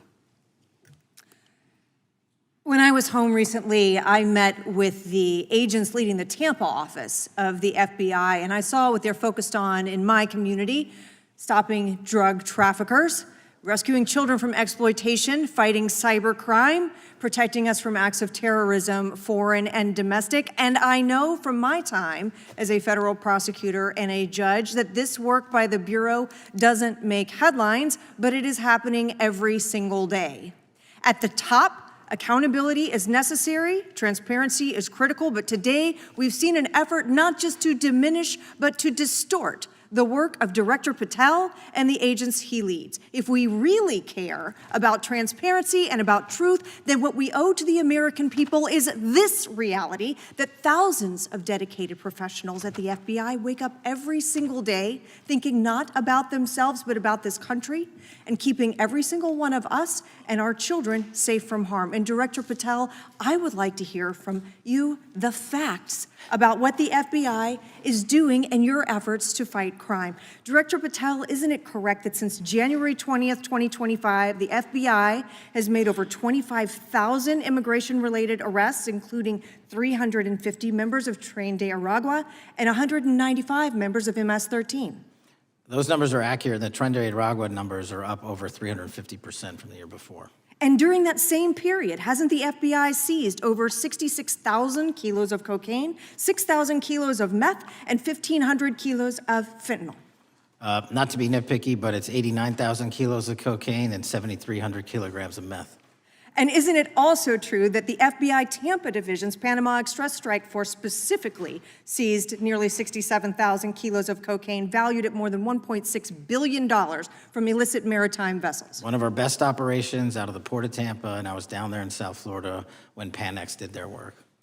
Director Patel, since October 7th, 2023 Hamas attack, the FBI has been a co-leader of the Joint Task Force October 7th. Isn't it correct that this task force is actively working to bring justice for victims and to prevent terrorist infiltration at our borders? Yes, ma'am.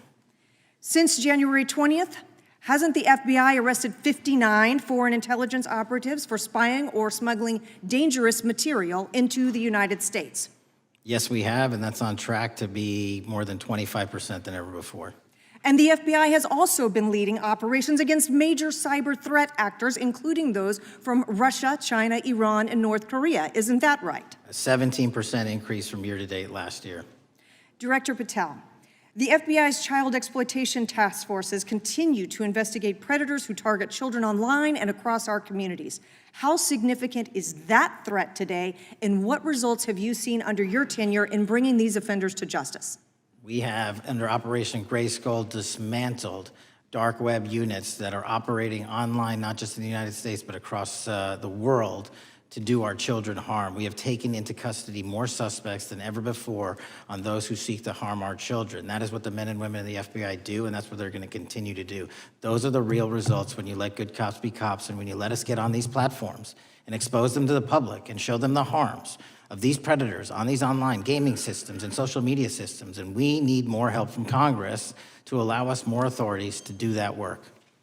The FBI laboratory manages the Combined DNA Index System, or CODIS, which compares over 25 million DNA profiles and aids more than 125 investigations each day. Director Patel, why is this important to law enforcement nationwide? All of law enforcement relies on our CJIS operation out of West Virginia. And what that does is allow 19,000 agencies to come in and say, hey, does this guy have a criminal history? Hey, is this an illegal firearm? Do we have a DNA hit like we did in these recent assassinations? That's what the FBI brings to bear, because local and state law enforcement agencies just don't have that capability, and we're doing it 24/7, 365. CJIS does not close for 1 minute.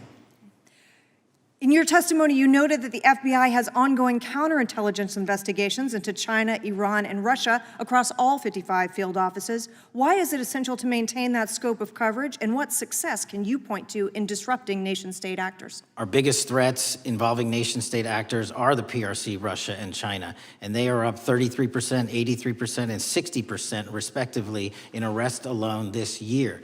Those nation-state actors wish to do harm in our infrastructure, our critical infrastructure system, our energy, our water supply, and also go after and target individuals and senior citizens and take their money through online pig butchering schemes, which we've exposed in Cambodia by way of the CCP. This is groundbreaking work that the American public should be seeing that their FBI is doing, and I'm happy to have the opportunity to report on it. Thank you, Director Patel. I yield back. Gentlelady yields back. The gentlelady from Mr. Chairman, I have a couple. Unanimous consent? Thank you so much. I appreciate it. In response to Mr. Patel's making the remarks that, that maybe our colleagues are disparaging the men and women of the FBI, I'd like to enter the record 3 unanimous consent requests. One is entitled FBI is using polygraphs to test officials' loyalty. The second is Kash Patel knowingly broke law when firing top officials, lawsuit alleges, published by NBC. And the third is FBI forces out more leaders, including ex-director who fought Trump, demand for January 6 agents' names. Without objection. Thank you. Gentlelady from Vermont's recognized. Thank you, Mr. Chair. Director Patel, thank you for being with us today. Appreciate your time. Let me say at the top, political violence should have no place in this country, and I strongly, unequivocally condemn the killing of Charlie Kirk last week. And this is exactly the kind of case that warrants a swift and thorough investigation by the FBI. What shouldn't be happening, however, is this administration's seeming attempt to exploit Mr. Kirk's death within minutes of this horrible, horrible assassination, dividing us even further without knowing enough about the killer's complicated, confused political ideology and the extent of his motivation. And this week, Vice President Vance claimed that this is, quote, an extremely destructive movement of left-wing extremism, and said that, quote, it's part of the reason why Charlie was killed. He pledged to go after organizations on the left. But Director Patel, it was just 3 months ago that Melissa Hortman, the Minnesota House Speaker, and her husband, Mark, were shot to death in their home in the middle of the night by a self-identified right-wing extremist and Trump supporter. When that assassination happened, the FBI released a written statement denouncing the killings and pledging to hold the killer accountable. And I thank the Bureau for that. It was clear, concise, to the point. But when you compare that statement to the over 50 mentions of the Charlie Kirk killing and just 4 for the Hortmans on accounts affiliated with the FBI and your personal account, it appears to many Americans that you're valuing some lives more than others, and that's painful. And this is what I'm hearing from my constituents, so I just want to convey that to you.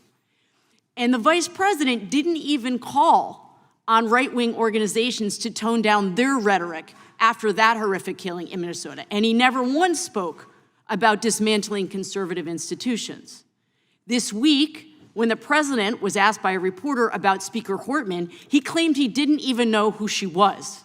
One of the most high-profile assassinations of an elected official in recent memory, and the president claims to know nothing about it, hasn't even heard of it. It was absolutely devastating for her colleagues and for her family. And I think we all can agree in this room that we have to stop this political violence. So my first question to you is, Director Patel, what is your plan as director of the FBI to turn down the temperature, especially in light of the fact that it seems like members of the administration are reacting to political violence based on party affiliation? What's your plan? I can only speak for myself and the Of course. FBI, and what we are doing is, I think I mentioned it earlier, we're following the money, because whatever attack you are describing, and they are all despicable, equally so, People need money to operate. People need money to conduct these attacks, to conduct these investigations.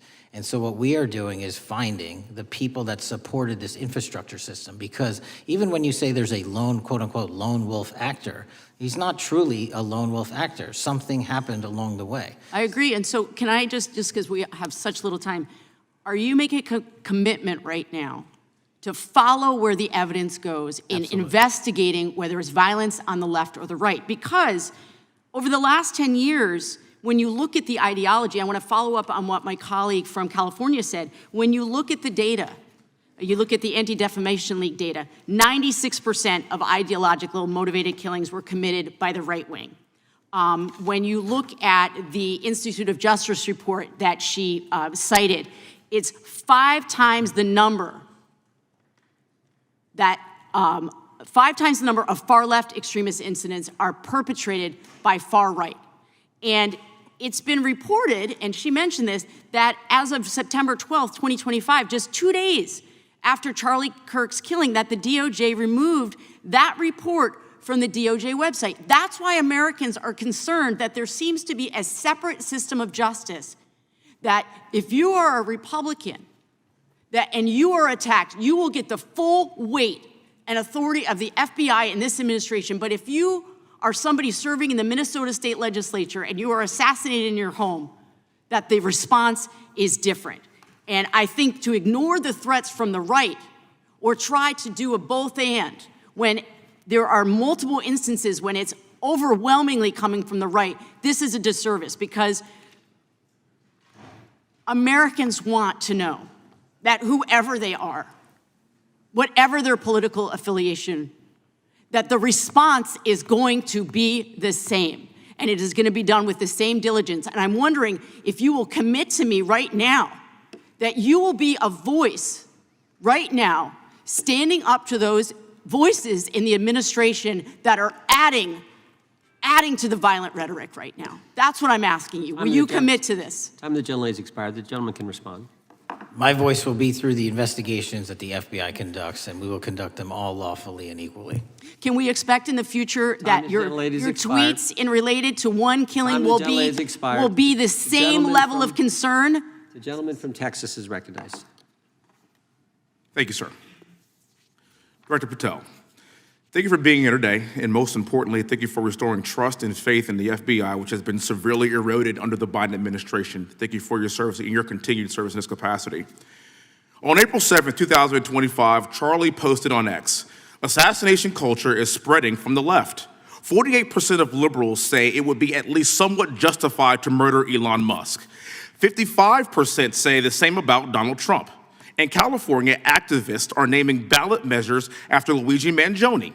The left is being whipped into a violent frenzy and set back. Whether losing an election or losing a court case justifies a maximally violent response," end quote. And unfortunately for Charlie, that reaction also came when they couldn't win a debate on a college campus. You cannot be intellectually honest and say that this problem is on both sides.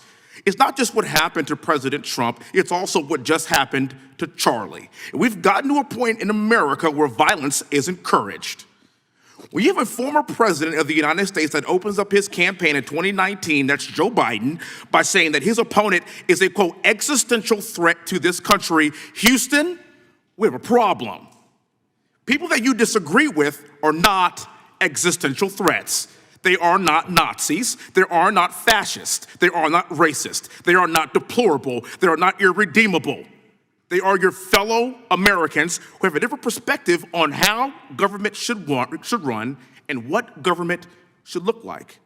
Whether or not we should have strong sovereign borders, whether or not we should have safe communities, whether or not we should have places to worship our God and not worry about being shot, whether or not we live in communities and cities that are not overwhelmed by drugs and crime, whether or not we have two genders, and whether or not we have common sense in our policies and our values. And people that believe these things are not existential threats. I happen to be one of these people that believes all of the above, and as someone that served this country in combat, I can assure you I am not an existential threat to this country because I swore to protect her.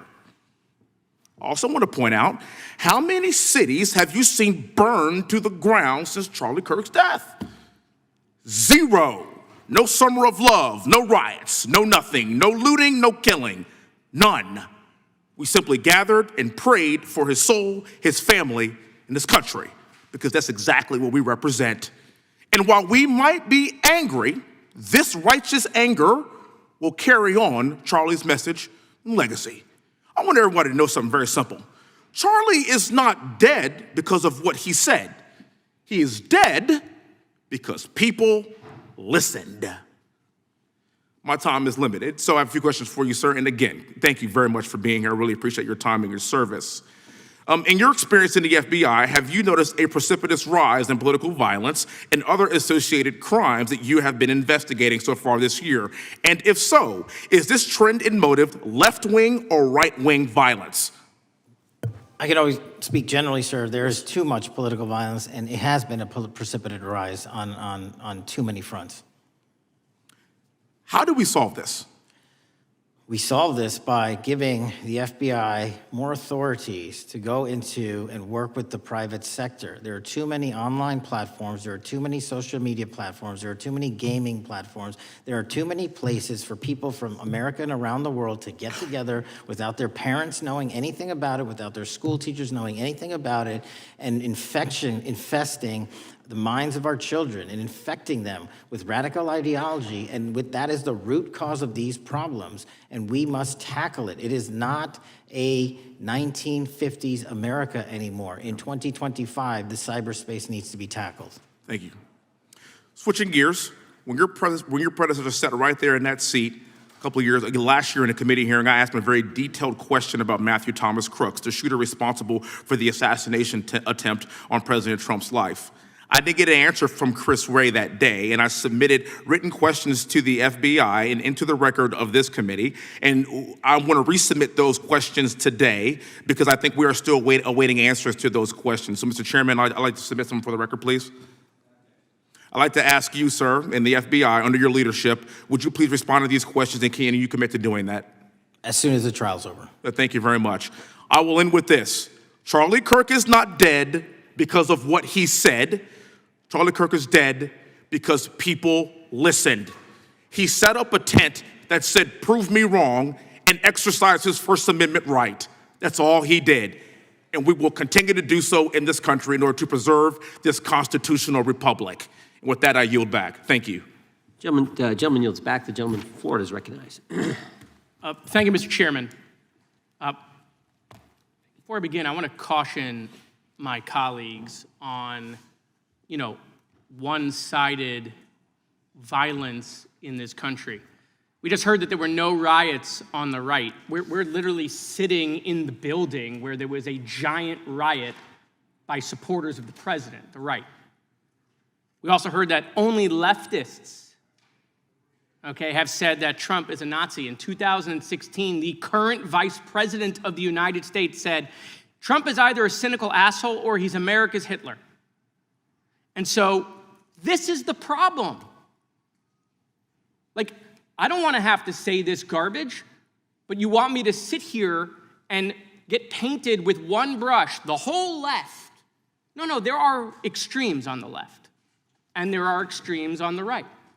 And we collectively should tackle that. But to come here and just look at us and say we all support what's going on in the extremes is why we can't solve anything in this building.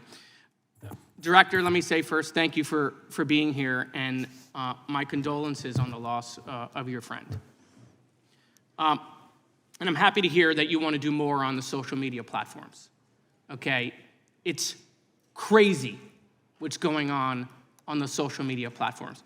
There are so many conspiracy theories on what's going on with Charlie Kirk. Israel assassinated him, right? There are conspiracy theories about your personal social life all day.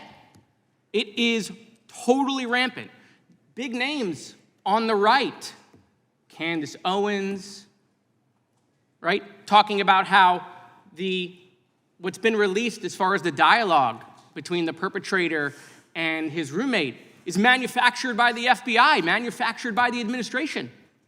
It is totally rampant, allowing foreign governments to just perpetrate these platforms, all of these bots, all of the time to weaponize Americans. You see what's going on here? This is a byproduct of all of that. What's going on in the streets is a byproduct of all of that. What's happening is you see people celebrate Luigi Mangione is a byproduct of all of that.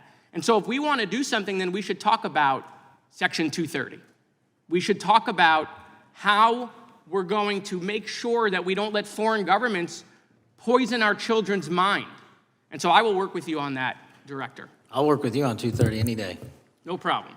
So now, that was the good part. I want to take your attention back a second, okay? Breaking news. Kash Patel is nominated to be the FBI director. Dan Bongino is nominated to be the number 2 at the FBI. MAGA celebrates, rejoices, bells are ringing out. The team, Patel, Bongino, that sought out every podcast microphone to talk about the Epstein list. The names are finally going to get released. It begins. They produce white binders. Phase 1 with the podcasters. This is not actually one of them, of course. I made this. Your name's on it, right? And the names are going to come out. Pam Bondi says the list is on her desk. Then a memo comes out all of a sudden and says, there's no list. Oh, no. No phase 2. Phase 2 binders never happen. You said the conspiracy theories around Epstein just aren't true. They never have been. And yesterday, in an answer to Senator Kennedy, you said the FBI is not in possession of any credible evidence that Epstein trafficked girls to anyone but himself. So according to your testimony yesterday and in this committee, according to the evidence the FBI has, the number of names on the list are 0. No, zero. The index has been released, and the number of people involved in that trafficking operation were charged in 2018. Other than Epstein and Ghislaine Maxwell, your testimony in the Senate and here is that according to the evidence you have, the number of other names is 0. That were charged based on credible evidence. Well, who are the other names? Give me the other names that weren't charged. We are not releasing the names of anyone because the Department of Justice never does that of anyone that didn't have any credible information to attack them. Let me move forward. The president has, you've seen the picture of the woman's body with the writing and the president's signature. The president says that's not his, okay? President says it's not his. The Republican colleagues say it's not his. The administration say it's not his. Will you be opening up an investigation into the Epstein estate for putting out a fake document with the president's signature linking him to the world's largest pedophile ring? Will you be opening that investigation into that? On what basis? On what basis? They literally put out a fake document, according to the president, with a fake signature. It's a forgery of the president of the United States signature. That's the basis. Sure, I'll do it. Okay, I look forward to that investigation. Am I over? Thank you, Mr. Chairman. I appreciate your diligence. Gentleman's time has expired. Chair now recognizes the gentleman from California. Director Patel, as you know, my state, California, is home to the worst public infrastructure failure in U.S. history, known as California High-Speed Rail, although the name is probably a misnomer. Earlier this year, I joined your counterpart at the Department of Transportation, Sean Duffy, doing a compliance review of the federal money the state has received, and the outcome was that the state has not complied with the terms of its billions of dollars in funding because it hasn't actually built anything. And so that federal funding has now been cut off, but a lot of us in California still have questions as to where all the money went. We're 17 years in to this project, and absolutely nothing has been built. Not a single bit of track has been laid. There are no stations. There are no passengers. And the plan initially was to have the whole thing, LA to San Francisco, done by 2020 at a cost of $33 billion. Yet here we are in 2025, nothing has been built. And according to the New York Times, the project won't even be completed this century, and the total cost is now estimated to be over $130 billion. So I just wanted to ask you, do you think this is something that bears scrutiny, or can you confirm whether there's any kind of investigation going on at the FBI? The FBI certainly can't investigate incompetence, but the FBI certainly can investigate and does investigate waste, fraud, and abuse. And so if we have any information that indicates that that happened in this situation or anything else, we'll look at it. Thank you very much. We've also, been talking some today about the issues that occurred at the border during the Biden administration. You might not agree with your predecessor on everything, but you probably would agree with some of the statements he made in testimony before this and other committees, raising alarms about the risk of terrorism from illegal border crossings. Since becoming director, have you gotten some insight into how well calibrated those warnings were, and what is the status of that risk now? Since becoming director, there's been a sharp decrease of border crossings for known or suspected terrorists from the southern border. But unfortunately, there has been a sharp increase of known or suspected terrorists entering through our northern border. And so what I'm trying to do is work with our northern border states and our interagency to tackle that problem. But it is an absolutely massive border that can't physically be sealed. So we're going to have to get creative and put more resources into that.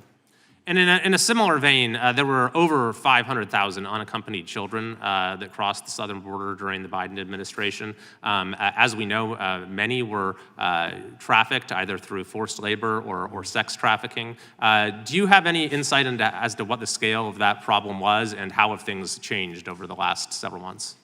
Other than what you outlined in terms of how it was described, I don't have any additional details. In terms of how many people are being trafficked into this country, especially unaccompanied missing children, that number has drastically reduced because the coyotes that smuggle these children for their criminal activity are the same ones that smuggle in narcotics, or the same one that traffic older age women. They're all interconnected, and because of the sealing of the southern border by this administration, that has come to a near halt. That is a very important point, that we have seen far fewer victims of human trafficking because we've finally prioritized border security. And by the way, you have children who are getting rescued because of the immigration enforcement activities that unfortunately some politicians in my state are trying to stop, thereby stopping those kids from getting rescued. We've seen, of course, a substantial reduction in crime here in Washington, D.C. since the FBI and the National Guard got involved. I'm kind of asking you to state the obvious here, but what is the mechanism there? Why have we seen a reduction of crime when D.C. has had such a huge crime problem for years, and then almost overnight we see such a big difference? Because of the dedication and resources from President Trump's administration to utilize all federal, state, and local assets in a heavily crime-ridden area. I mean, if we did not have a crime-ridden area, then homicides, carjackings, and gun violence would not be dropping by 40, 50, 60%. And when you allow the police, the MPD, to work with federal authorities and allow the National Guard to set up your perimeter, this is what you can do in a few short weeks. And we at the FBI, under Operation Summer Heat, have set those Phase 01 operations in motion 4 months ago, quietly at the direction of President Trump. So we are scattered across cities across this country doing just that. But we're going to need more help to complete the job.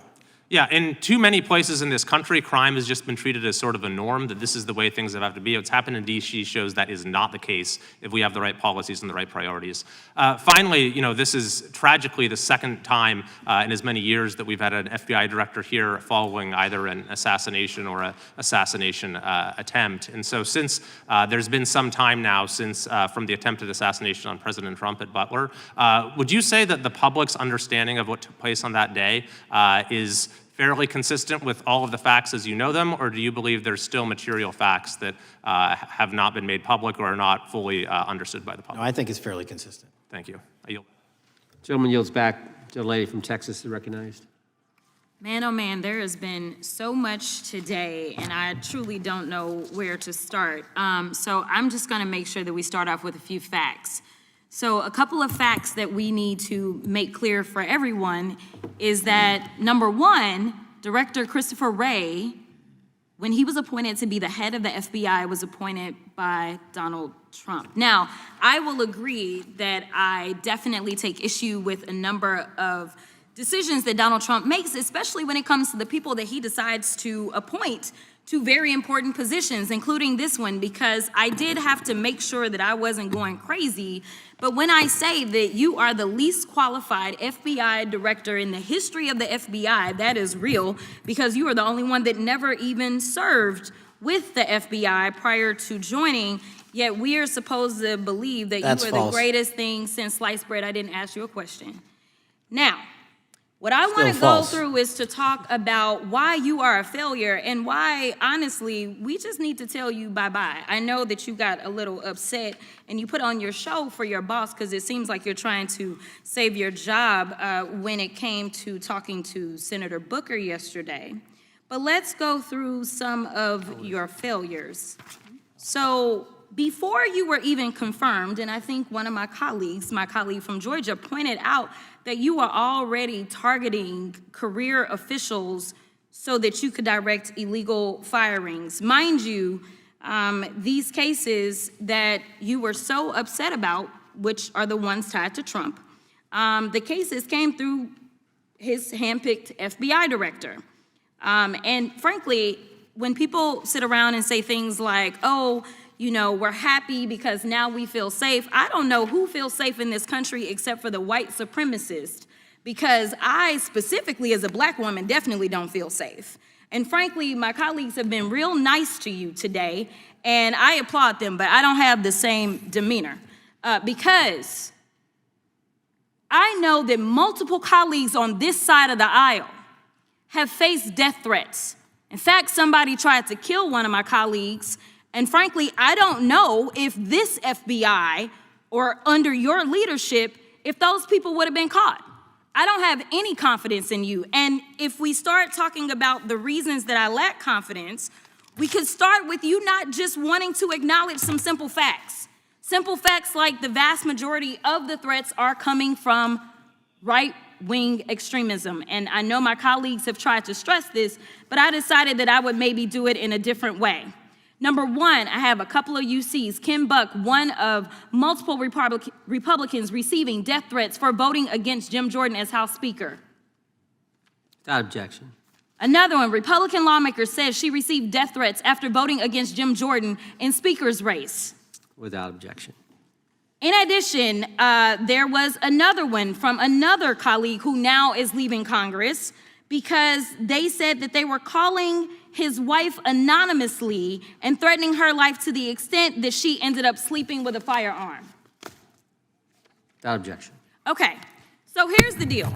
How are we supposed to have confidence when you're sitting up here telling the Senate yesterday that it will take you 14 years before you can get the FBI fully staffed to do their jobs? You're also now redirecting resources so that they can go and play ICE agents on the streets. You're getting rid of your most qualified people, and even when it came down to somebody that you consider to be a friend, you were posted up having some fancy dinner to the extent that you posted not only once erroneously, you posted twice erroneously as it relates to catching somebody, and then you want to go and say, let me take a victory lap. Because honestly, if it wasn't for parents deciding that they were going to turn in their child, it seems like y'all wouldn't have got there, even though he literally confessed online. So I'm confused about what it is that the FBI is doing except for trying to put on a show for the apprentice or whatever you want to call him. The day after all of this took place, there was domestic terrorism that was taking place at HBCUs. They were targeted. Yet I didn't hear anything from the FBI about what was going on. And again, black people kept saying, how did we end up in this? Because the numbers are so very clear that white supremacy is a problem. And honestly, I've not heard anything out of you today that makes me believe that you're going to do anything about the white supremacy problem, the one that is leading to children being killed, children being shot, as well as members of their community as they're worshiping in their churches. The time of the gentlelady has expired. If the gentleman would like to respond to any of that. Well, I mean, I'll respond. Kash Patel, as I said when I introduced him, public defender, former prosecutor, top staffer on the House Intelligence Committee, Deputy Director of National Intelligence with the National Security Council, Chief of Staff at the Department of Defense, and FBI Director. I think that's a pretty good resume for the guy who's now running the top law enforcement agency in our country. And we've seen all the stats that he's given to the committee on how much better they're doing at getting the bad guys than the previous guy was doing. With that, I recognize the gentleman from South Carolina. Thank you, Mr. Chairman. Director Patel, I think you're witnessing some auditions clickbait auditions for the Academy Award for my Democratic colleagues. We'll see how they fare as they're on MSNBC later on today. But do you care, before I launch into my line of questioning, to respond to Ms. Crockett from Texas on that very elaborate and theatric display? Here's what I've learned in my government service. I don't give a damn what they say about me as long as I'm succeeding in the mission. We're succeeding in the mission because the men and women of the FBI have never been empowered to do more work and to hit the streets harder than by President Trump's authorities and resources he's given us. And so all I care about is that we are capturing more child predators than ever before, taking more drugs off the streets than ever before, that we are capturing murderers at a significantly historic rate, and we're delivering this country the lowest murder rate in recorded history. That are facts that you cannot dispute. But you can come at me all you want. I don't care. Thank you, Director, for that, and we appreciate your service. We appreciate the results speak for themselves, I think, pretty plainly, and your commitment not only to results, but to transparency, so we do appreciate that. Director, who was John Durham? He was a former federal prosecutor, United States attorney, and ultimately appointed special counsel in the first Trump administration. Correct, and what there was a document that he released in his findings called the Durham Report. What was the Durham Report briefly, and what were the findings very briefly? It was every special counsel that's appointed produces a report to the Attorney General. Special counsel's Durham Report largely focused on Crossfire Hurricane and included extensive summary findings in classified and unclassified manner, and we released the classified version, finally declassifying it for the American public in this committee. Correct, and you released that in July of this year. I think so. Yes, sir. Isn't it true that in the classified Durham Annex, as it's referred to, that in 2016 the Obama administration obtained intelligence information from a source contained in two separate memoranda, one in January of 2016 and one in March? The two memoranda described confidential conversations between DNC Chair Debbie Wasserman Schultz and two individuals from the Soros Open Society Foundation. Isn't that true? As written in the report, I'll let it speak for itself. In the Durham Annex in January of 2016, the memorandum noted in part that President Barack Obama intended to scuttle the FBI's investigation into Hillary Clinton's private email server and mishandling of highly classified information during her time as Secretary of State. Isn't that found in the report? I believe so. Isn't it also found in the report that in March of 2016, the memorandum also included references to the same Obama effort to shut down the Clinton investigation, but additionally outlined a plan to falsely connect Trump to Russia? Isn't that in the Durham Annex? I think it's in more than the Durham Report, but yes. The memo also stated in part that, quote, the Democrat Party's opposition is focused on discrediting Trump, among other things. The Clinton staff, with the support from special services, is preparing scandalous revelations of business connections between Trump and the Russian mafia. Isn't that also found in the now unclassified Durham Annex? I believe so, sir. According to the Durham Annex, based on analysis and translation of the intelligence, FBI analysts believed that special services could either mean the FBI or CIA, or the Trump dossier author Christopher Steele. Isn't that in the Durham Annex? I believe so, sir. When the Obama administration received intelligence in March of 2018, Fusion GPS was preparing open source opposition research regarding purported ties between Trump and Russians. The research was paid by the Clintons' campaign and the DNC. Isn't that open source and also in the Durham Annex? I believe both. Okay. And so also in the Durham Annex, which I found interesting, was the potential campaign plan was shared with high-ranking career officials at DOJ. Isn't that in the Durham Annex? I believe so, sir. The Durham Annex describes that in July of 2016, emails allegedly between Leonard Bernardo, senior vice president of George Soros's Open Society Foundation, included data providing specificity on the Clinton plan in an attempt to smear Donald Trump by falsely linking him to Russia. Isn't that in the Durham report? I believe so. And so, briefly, this additional evidence that you've unclassified and released to the American public, what does that purport to show or augment about the Durham report that you can share with the American people? Put simply, that the FBI was weaponized. Against a political campaign. Yes, sir. Thank you for that, Mr. Chairman. I yield back. Gentleman yields back. I have UCs. Gentlelady from Texas recognized for unanimous consent. Yes. First one is Russia's ghostwriter hacker group takes aim at German election. This is from Politico. Objection. The next one is Director of National Intelligence, 30 days until election 2024, which specifically states that our assessments about activities and goals of Russia, Iran, and China are unchanged from earlier election security updates, and that they were meddling. Without objection. And I've got three more. The last three are that how Russia is using artificial intelligence to interfere in elections. Moscow's attempts to interfere in U.S. and other elections are nothing new, though their tactics and strategy are constantly evolving. Without objection. The next one is Russian interference coming soon to an election near you. Russia pursues a systemic strategy of undermining elections and influencing public opinion in the West. EU and NATO countries must recognize that Moscow often acts through agents within their own borders and build resilience to such interference. And what's the source? This one is CarnegieEndowment.org. Okay, without objection. Thank you. The gentlelady from North Carolina is recognized. Thank you, Mr. Chairman, and Director Patel, I'm glad that I'm going a little out of order here because I'm going to pursue some of the things that you were just talking to Mr. Fry about and remind you about your confirmation hearing. At your confirmation hearing in January, you said under oath, and I quote, "There will be no politicization at the FBI. There will be no retributive actions taken by the FBI should I be confirmed."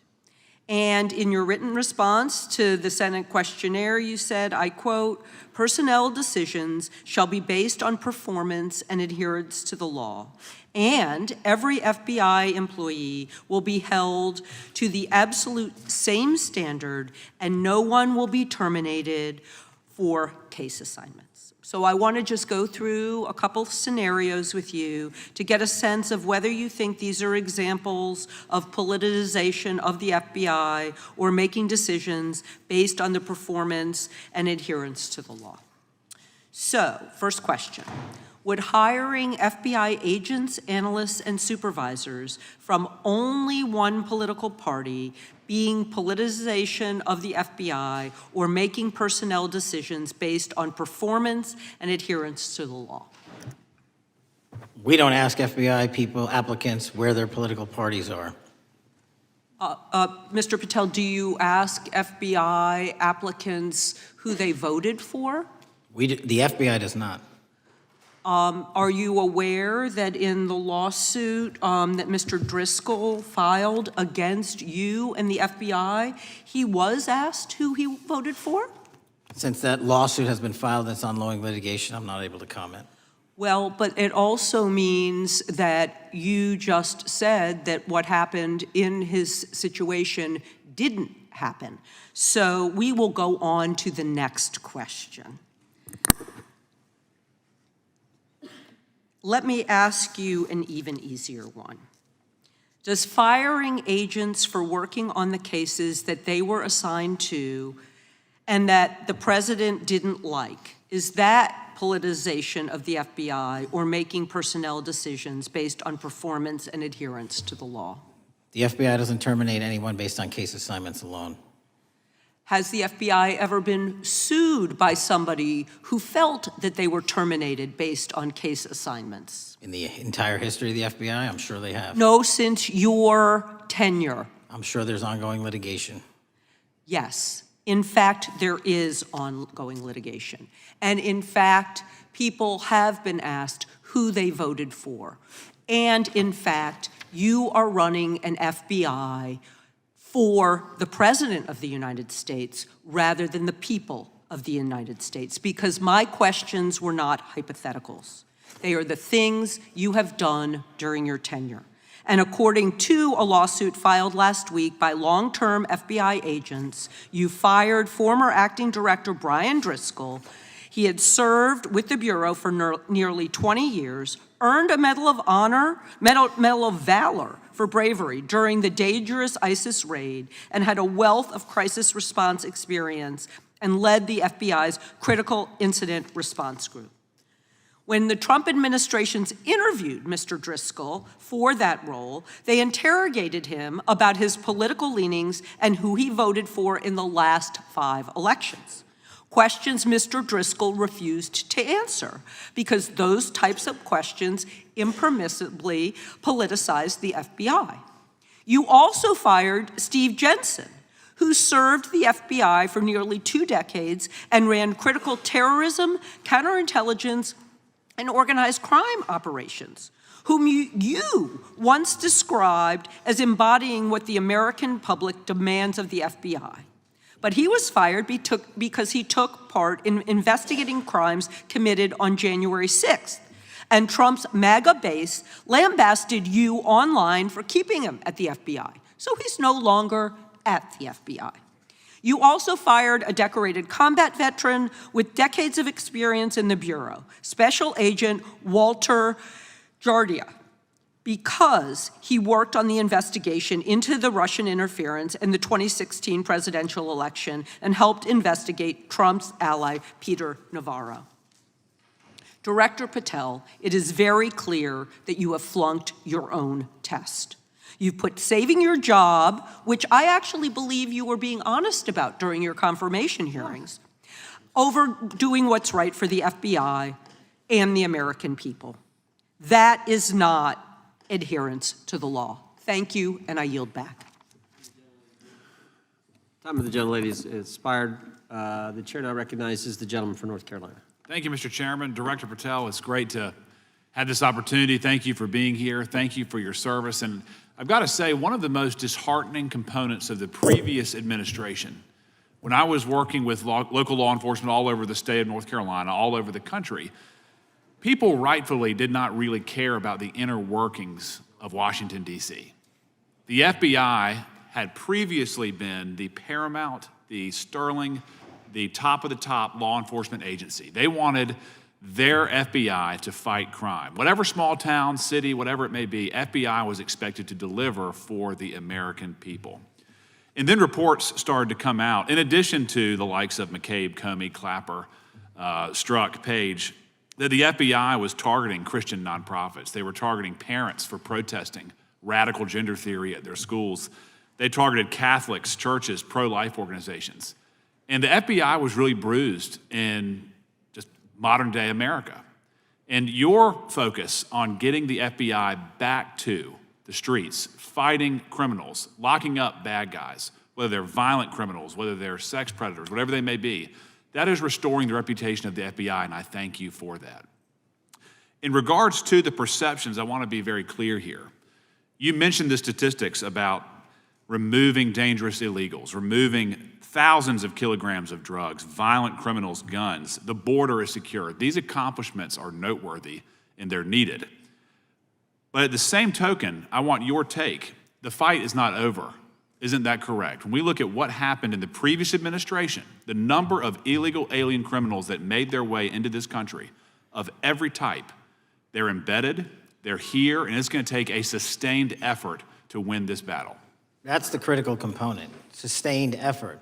And that's the critical component when you look at what happened in Washington, D.C. We're not here for 4 seconds in terms of safeguarding Washington, D.C. Yep. It's a sustained initiative. We're taking it to Memphis and wherever we decide else. And so we are going to continue the mission till it's done. In regards to offloading some of the agents from Washington, D.C. to the states, to the people, can you just explain how tactically that is a force multiplier in the law enforcement community around the country? Yeah. It's pretty simple.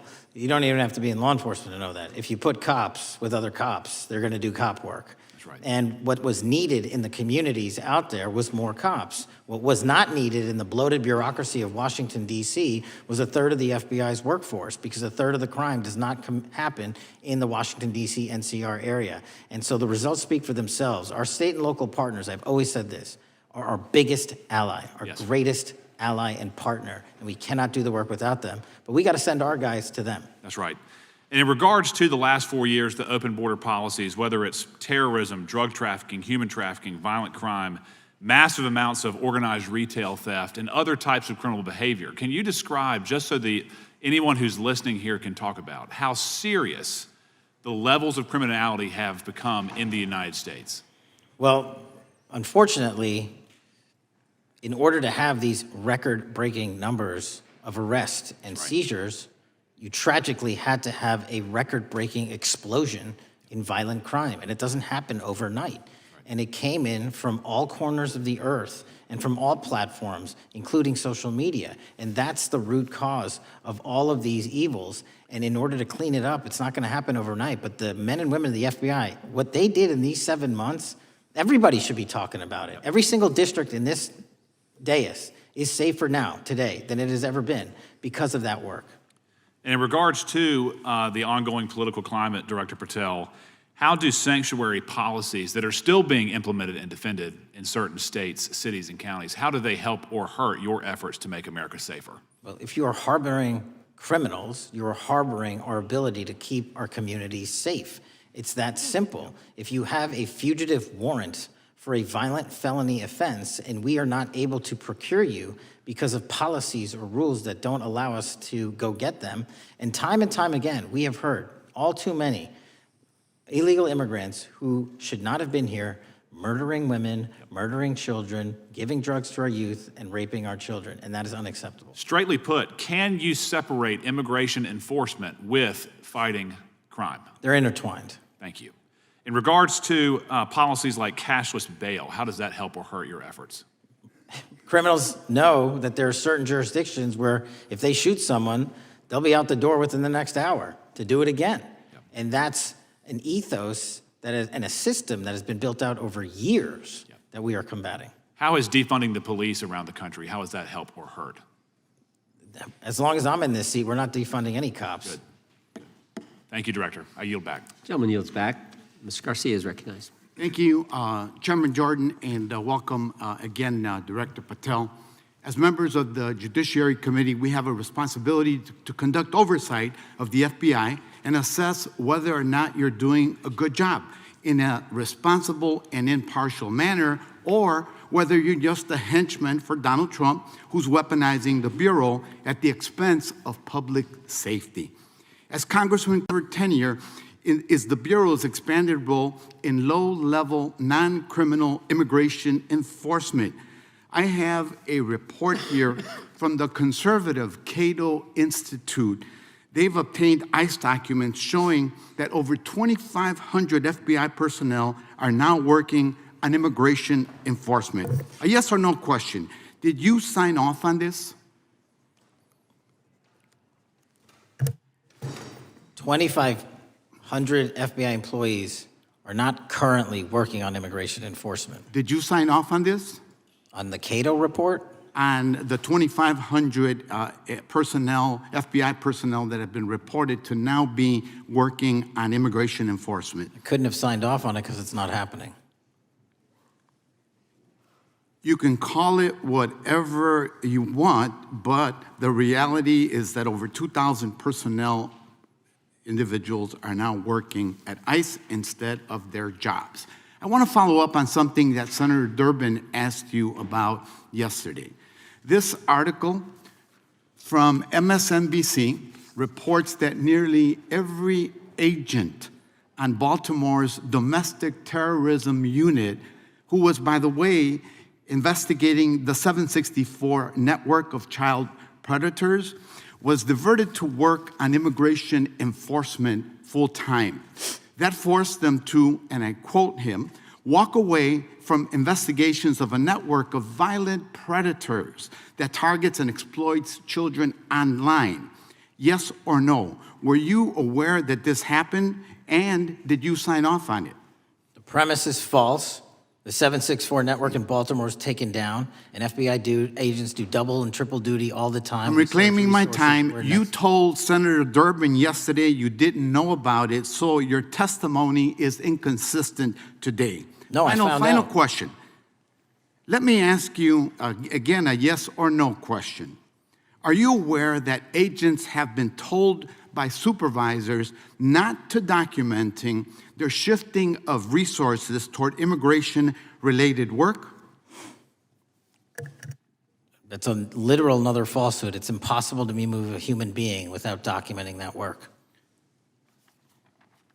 As FBI director, you must be transparent with Congress.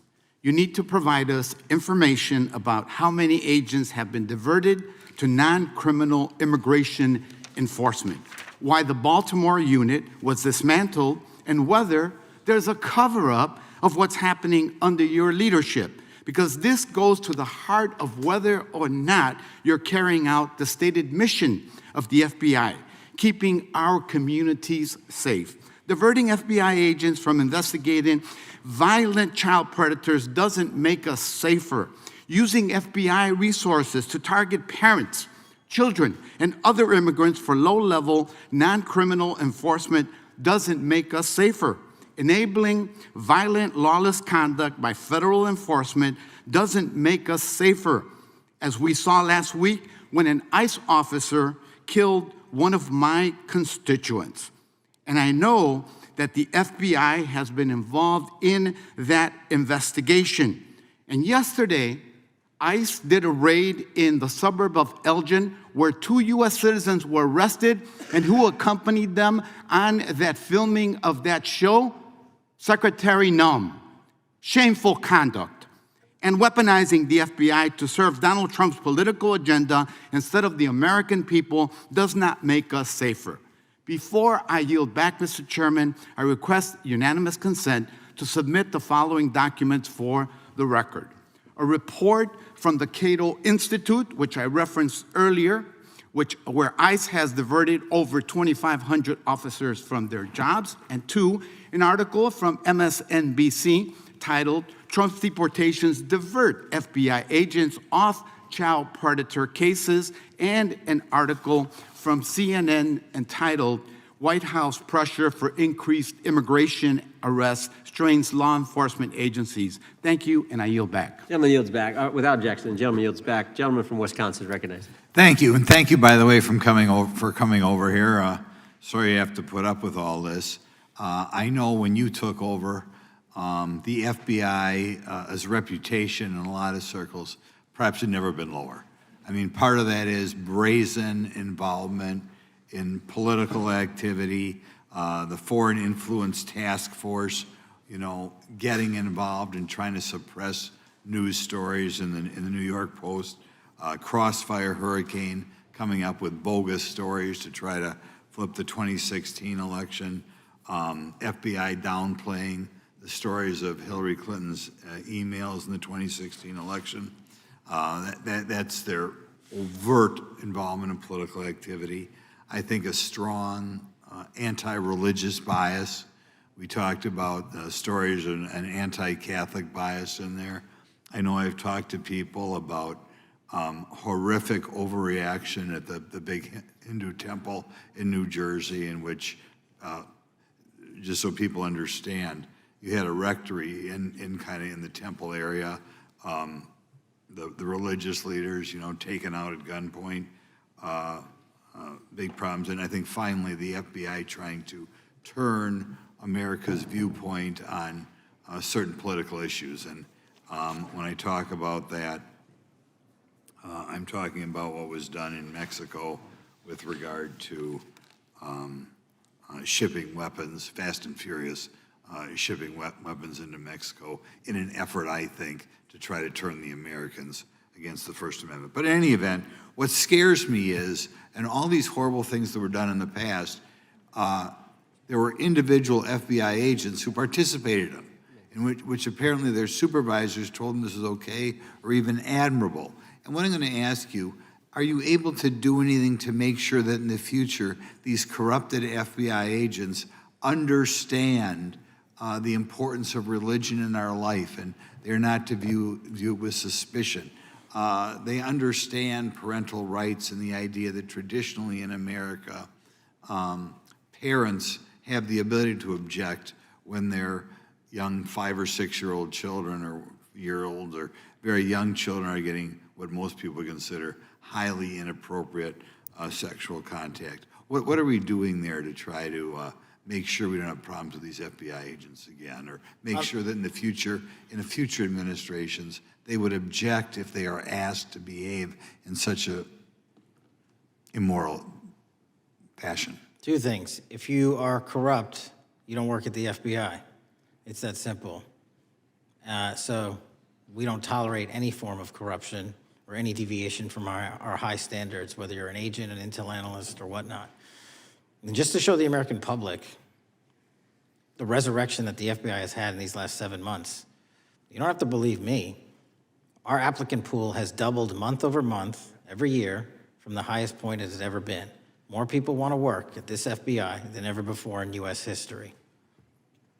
I'm sure that's because of you, and you're kind of anticipating my next question.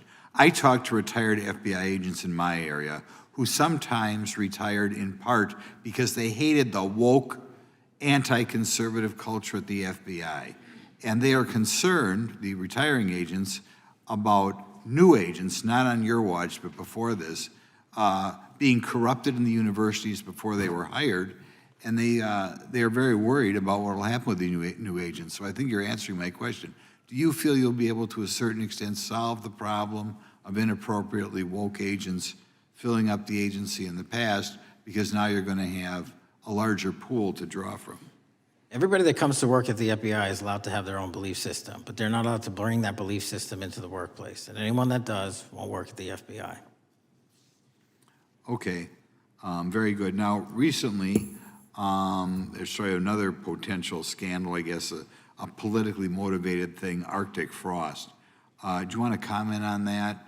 And it appears one more time as perhaps the FBI was getting involved in what would normally be considered political events. We are not getting involved in political events, except this one. Okay. And final thing, with regard to prejudice against Catholics, what happened in the big Hindu temple there in New Jersey, do you think, have you ever, has anybody ever apologized to the Catholic Church or apologized to that temple? I don't know, sir. Okay. Is that something you think would be perhaps a good idea to do in the future? I think leadership should address it. Thank you. Gentleman, time has expired. Gentleman yields back the,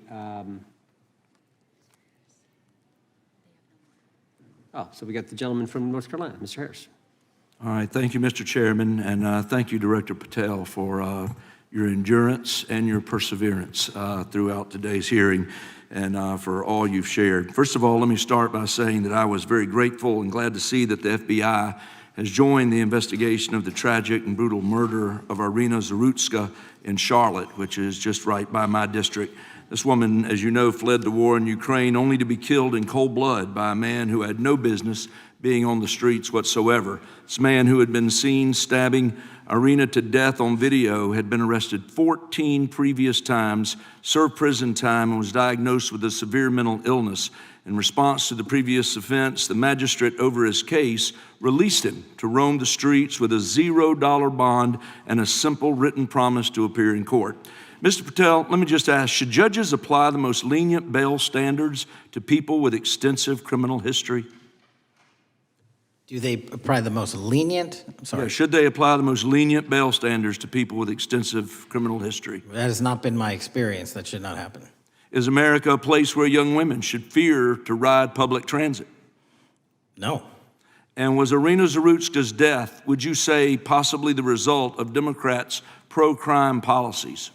That investigation and matter is in open trial, so I don't want to stylize the evidence. I understand. Well, Mr. Patel, let me just say, taking over the FBI after the Biden administration's blatant weaponization of the agency is no easy feat, as we've recognized throughout this hearing today. For 4 years, we witnessed the Biden administration targeting regular Americans rather than violent criminals. For example, the Biden administration's FBI spent its time and resources going after churches and Christians We know that the FBI used an undercover agent to collect information about a parishioner. We know that the FBI investigated and surveilled a Catholic priest. And all of this was in response to First Amendment protected activity. Mr. Patel, I want to ask you, should the FBI use its resources to spy on Catholics? Never. So what does it say about the culture of the Biden FBI that law enforcement resources were used to go after Catholics, and some FBI employees were comfortable with taking such actions? Well, pursuant to my transparency initiative and working with Congress on oversight, those documents, that's it. Those documents are available for the American public to see and read and hold people accountable, and that's what I'm committed to. And so have you been able to hold accountable those at the FBI who went after law-abiding Catholic church members? If they did so improperly, yes. Well, I've been a pastor for 36 years, and I've constantly stood up for life and stood up for family amidst a culture that's increasingly hostile to both of those things. And if the Biden administration targeted Catholics, could I have been targeted by the Ray FBI as well? Well, I don't know, but I'm not going to target you. Well, I know that President Trump respects religious liberty and that his administration is seeking to right the wrongs of the Biden administration. Securing our freedoms and protecting faith leaders and communities requires a multi-pronged approach. What would you say in just the last few moments, what is the FBI under your leadership doing to make sure that our religious liberty and religious leaders can rest comfortable this evening? Zealously protecting our First Amendment rights, Amen. but zealously going after those that abuse that right that leads to criminal conduct. You will be investigated, you will be looked at, and referred to prosecution every single time the evidence warrants. Thank you, sir. One final area. I do want to draw attention, Mr. Patel, to Waxhaw, North Carolina, a town in my district that just fell victim to a cyber attack on September 12th that interrupted emergency services. Waxhaw is working with state partners, and the FBI has been notified on this attack, and I certainly pray they're able to help out with the ongoing investigation. Could you just speak to what the FBI is doing to bolster our community's cybersecurity to defend against any future cyber attacks? Well, in North Carolina, you're slated to get a plus-up of 22 FBI employees, and they're already on the way. And that encompasses cyber, counter-intel, counterterrorism, field agents, intel operatives. And what we're doing on a macro level on the counterintelligence and cyber front is going after the people that fund these operations on these online platforms and breaking their banks. Because once we do that successfully across the board, they won't have the ability to attack us. Well, thank you, Director Patel, and let me just add my comments to those of my colleagues that are very grateful for your leadership, grateful for your courage, your consistency, and for being willing to stand in the gap for us. And with that, Mr. Chairman, I yield back. Gentleman yields back. The gentleman from Missouri is recognized. Thank you, Mr. Chairman. And Director Patel, thank you for being here with us today. Over the past few years, we have seen a disturbing increase of attacks on Christians and conservatives. Since the leak of the Dobbs decision, there have been 354 attacks on Catholic churches. In the first year following the leak, there were more than 100 attacks against pro-life pregnancy care centers, and the shadowy pro-abortion group Jane's Revenge claimed responsibility for 24 of these attacks. Meanwhile, the Biden FBI focused resources on attacking Catholics and peaceful pro-life protesters like Mark Houck and Paul Vaughn.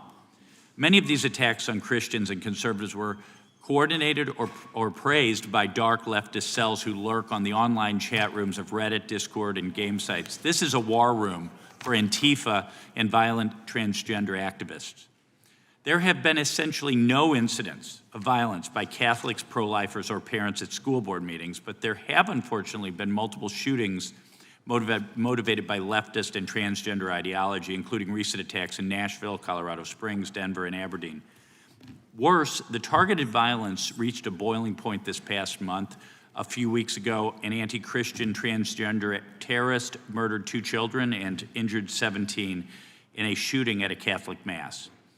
And last week, while we were sitting in this committee room almost to the hour, Charlie Kirk was assassinated by a 22-year-old who appears to have been motivated by leftist and transgender ideology. As you confirmed yesterday to my Senate colleagues, he may not have acted alone, and you testified that in his online chat room, of more than 20 trans ideologues that you were aware, I believe you said many more, many were aware of and possibly complicit in the assassination. Director Patel, in light of the increased violence emanating from the far left, is your FBI investigating this violent trend of anti-religious, Antifa, and transgender-driven violence?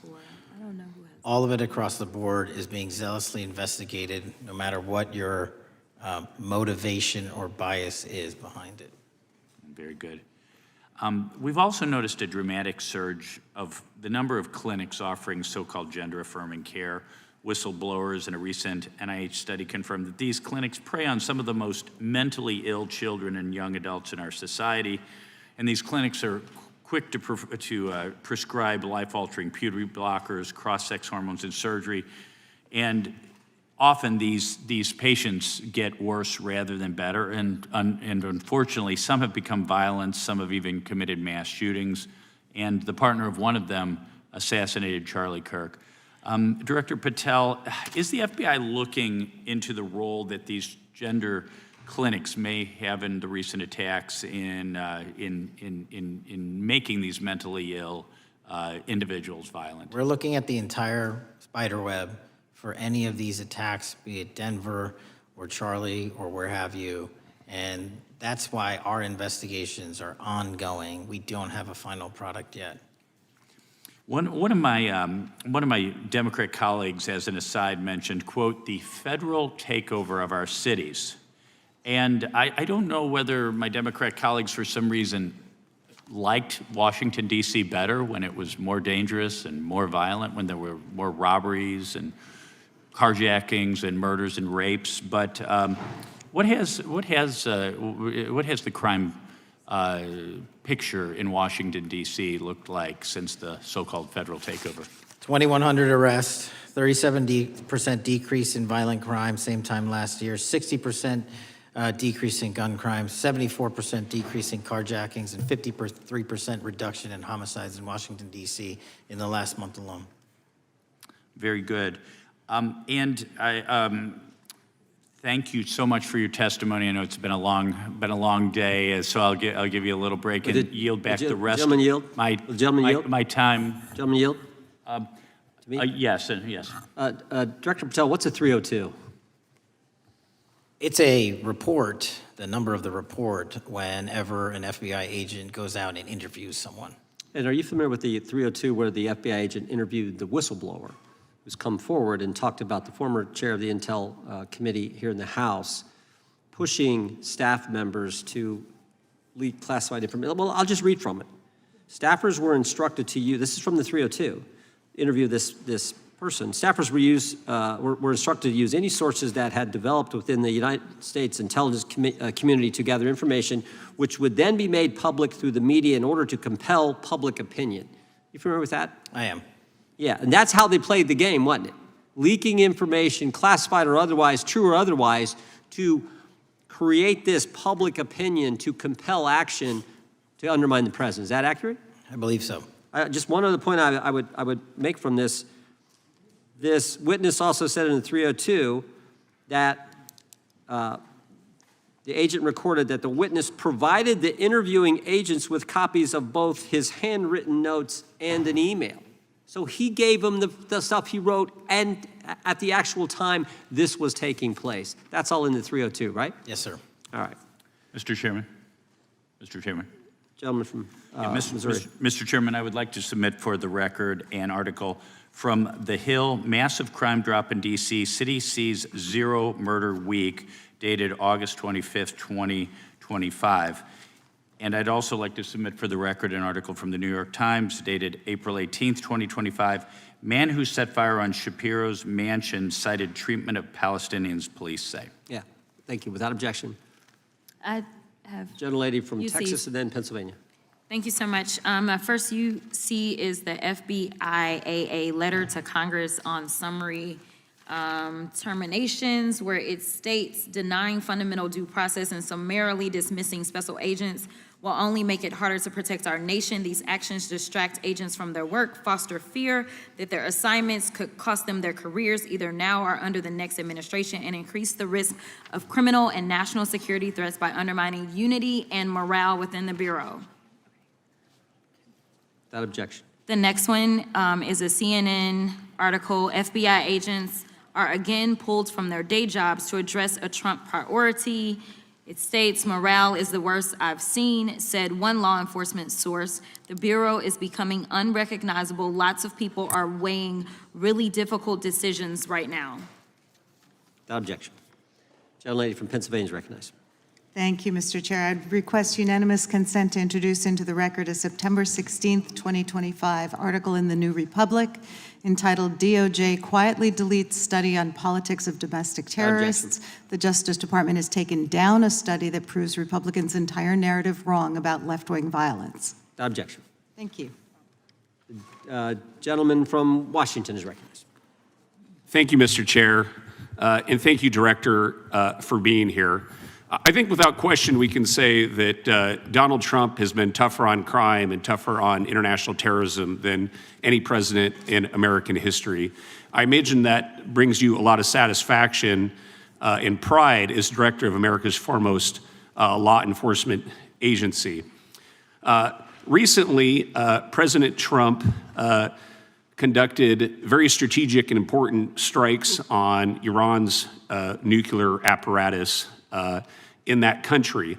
We also know that there are concerns of significant Iranian sleeper terrorist cells here in the U.S., perhaps exacerbated by the open border during the Biden administration. What can you tell Congress and the American people about what the FBI is doing to safeguard us from potential terrorist attack by Iranian cells? So our Counterterrorism Division, which is fully stocked up, watches for reflections in the intelligence streams that our intelligence community collects and produces, and works hand in glove with our partners at the CIA and elsewhere to make sure that any threat, even if it's hearsay, double hearsay, triple hearsay, or totally incredible, is not only fully run down, but we also take our duties to notify and give defensive briefings to those who are mentioned in those intelligence reports to make sure that we do both our notification obligation and our investigatory obligation.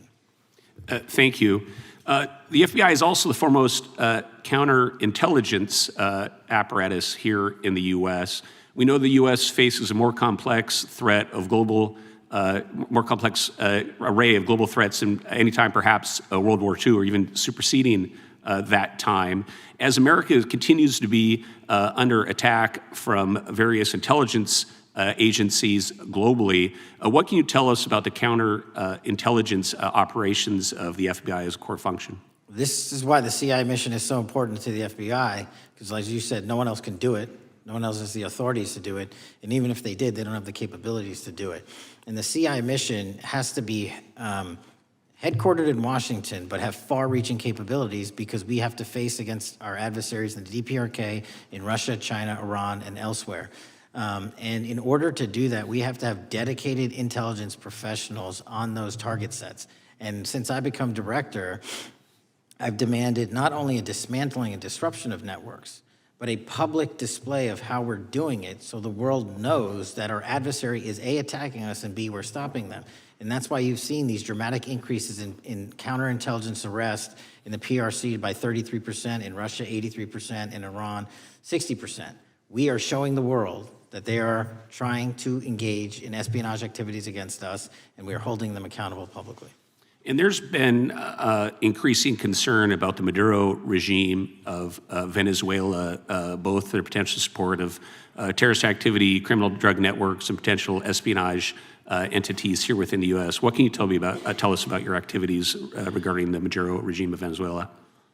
Generally speaking, one of the largest transshipment points and shipment points for narcotics out of South America, Colombia, obviously, and also Venezuela, is being utilized heavily by the narco traffickers to send up cocaine, meth, and fentanyl, and excuse me, all the other illegal narcotics through the island chains in the Caribbean Ocean and ultimately for America. So there has to be more work done in the region to stop those navigable waterways from being traversed with drugs bound for America.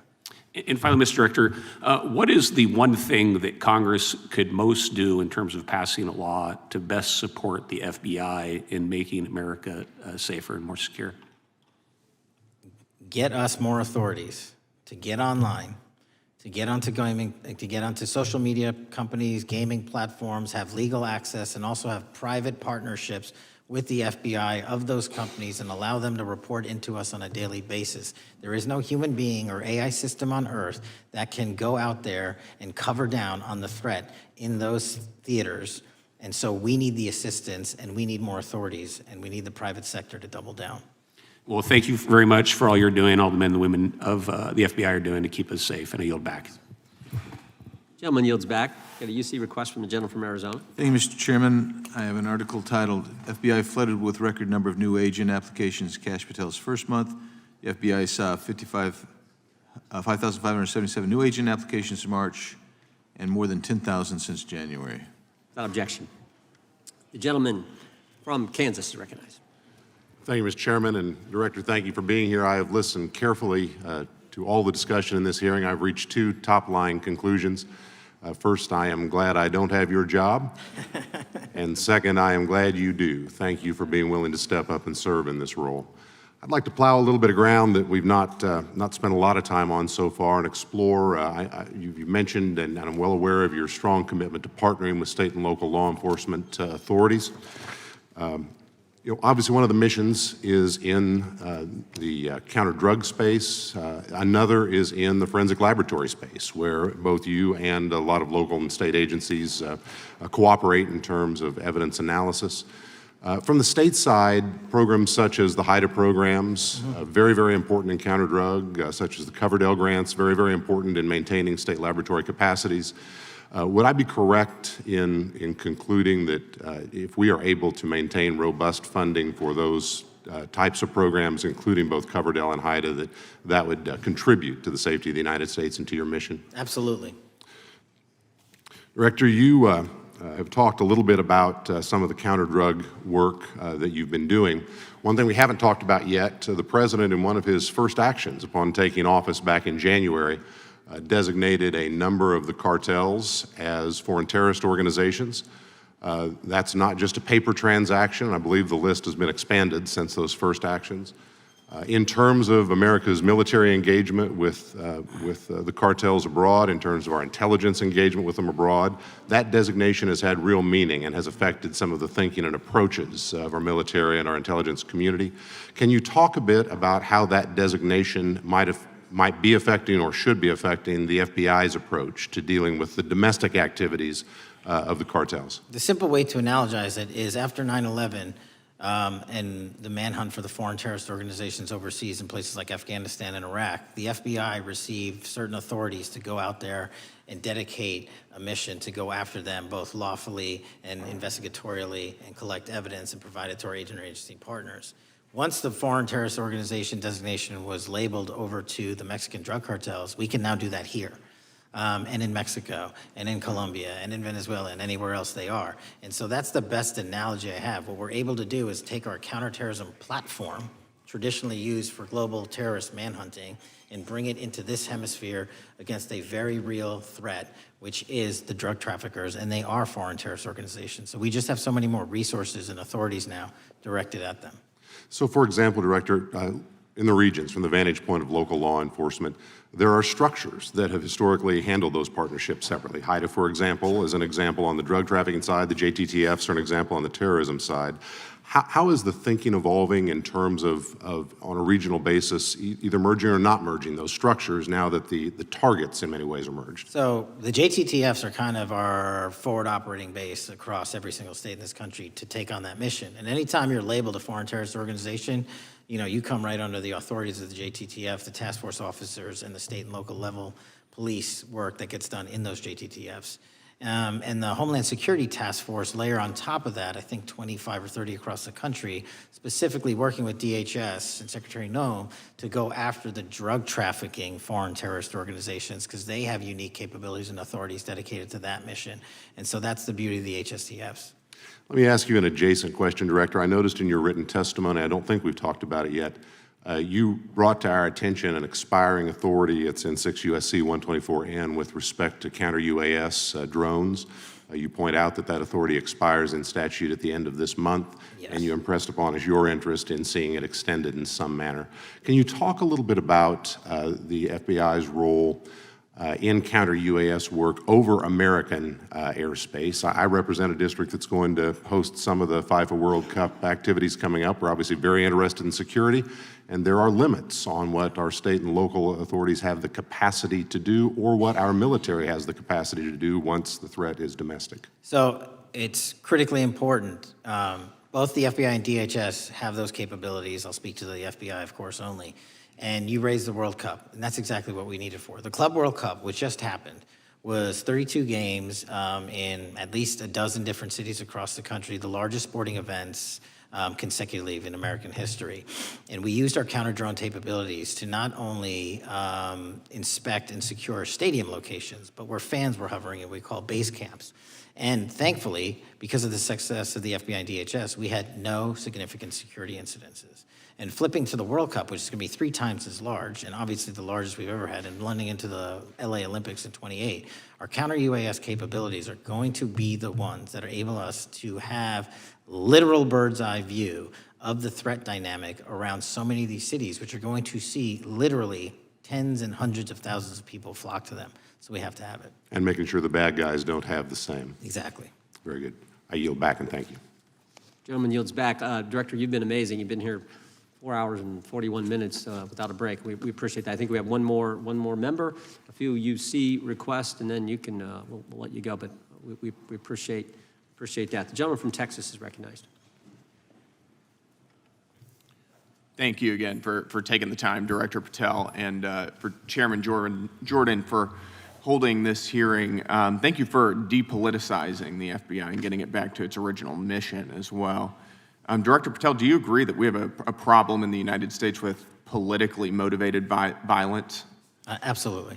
And I very much agree. I think we can all agree that political violence is wrong, it's evil, regardless of which side it comes from, and that we can all adamantly and vehemently reject it, or we certainly should. But one of the things that we've noticed recently is that affinity and tolerance for political violence is not equally distributed on both sides of the aisle. In fact, right now, social media is filled with leftists who are cheering on the murder of an iconic conservative political figure, Charlie Kirk. And it's not just random people on Twitter doing this now. There's a YouGov poll released just a few days ago, which stated that 25% of those who identify as very liberal believe that political violence can sometimes be justified. That's far too many, is it not? It is. That number is far too many. 1 is far too many. That's right. Only 3% of very conservatives said the same thing, and we can agree that 3% is far too many. But there's an astounding difference between 25% on the left accepting and tolerating political violence and 3% on the right.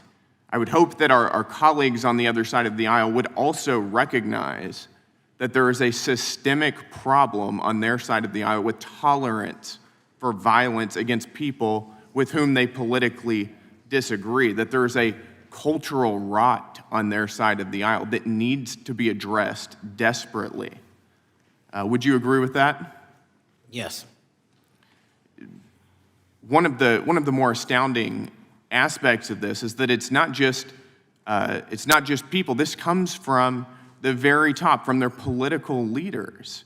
Just a few days ago, a member of Congress of this body, Ilhan Omar, shared a video on her social media account about Charlie Kirk's murder, and I'll quote what it said. It said, "Charlie Kirk was Dr. Frankenstein, and his monster shot him through the neck."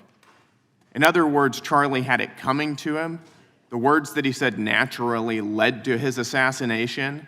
I mean, that is a reprehensible thing for a member of Congress to say, to suggest, to promote in any capacity. And there are people across this country who are losing their jobs for far less than this.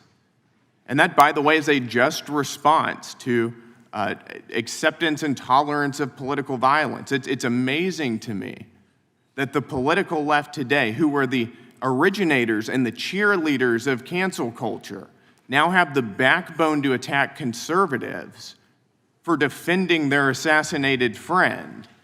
But there's a key difference here. Democrats want to silence conservatives for speaking obvious, self-evident ontological truths like that men aren't women and men can't get pregnant. That seems pretty basic. That seems like a basic truth that we should all be able to agree on.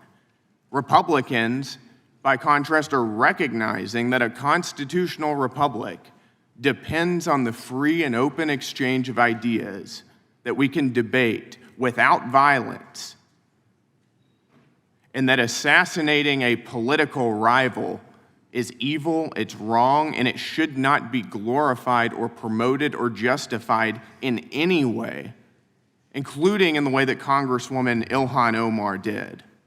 So Mr. Patel, thank you again for being here. I'd like to, with the remainder of my time, just get your opinion. Does the FBI recognize the rising threat of political violence in America, and what can you guys do to address it? Yes, we do, and what we can do to address it, Congressman, is we need to get online partnerships with these companies in the public space, on these gaming sites, and on these social media sites.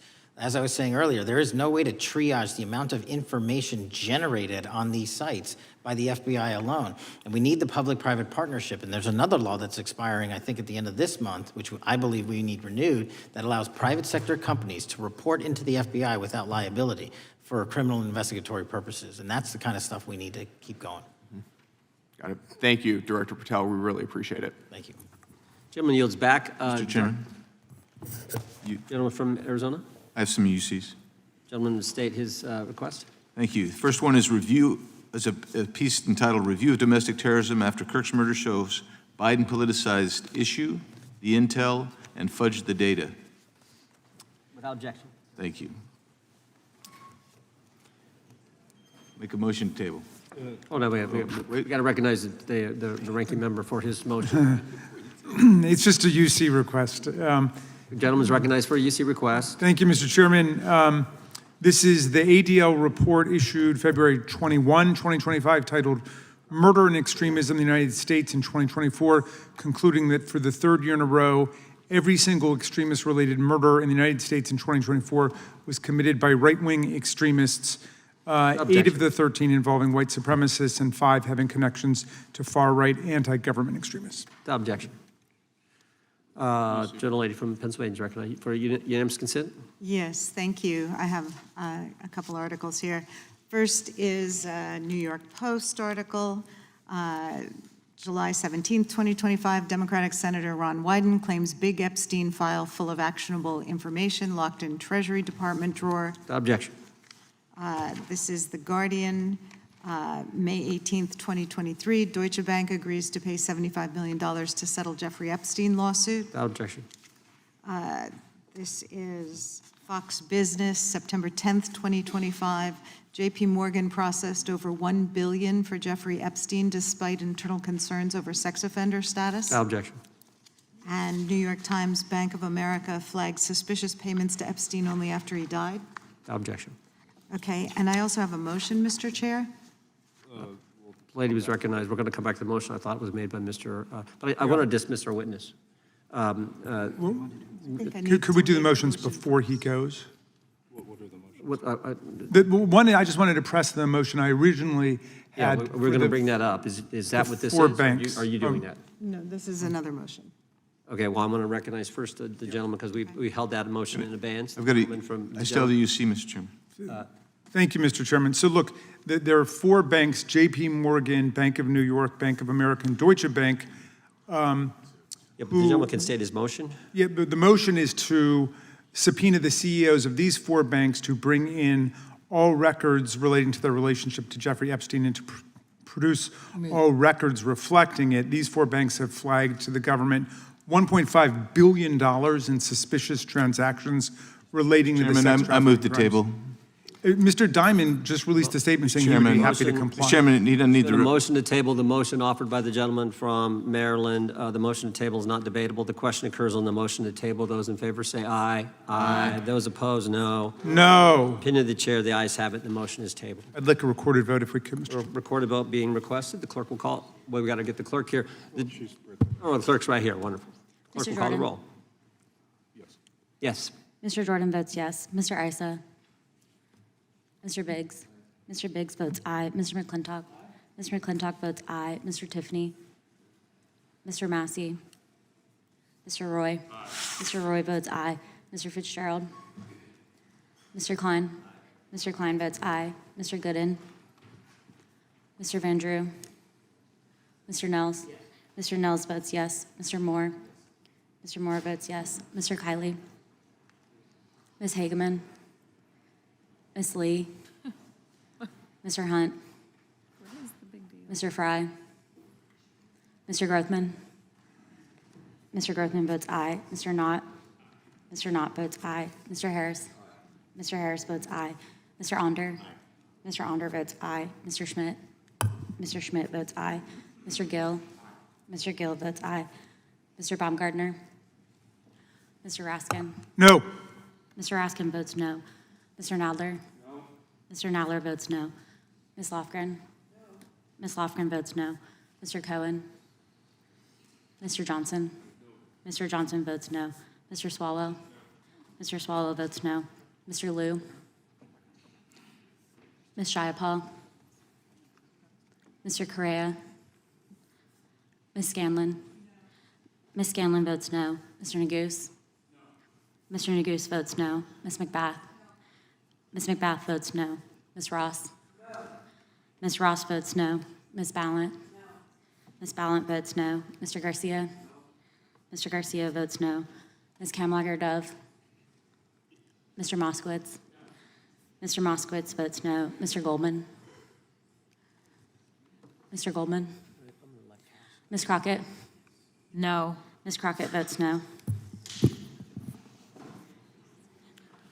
Gentleman from Texas, Mr. Gooden. Mr. Gooden?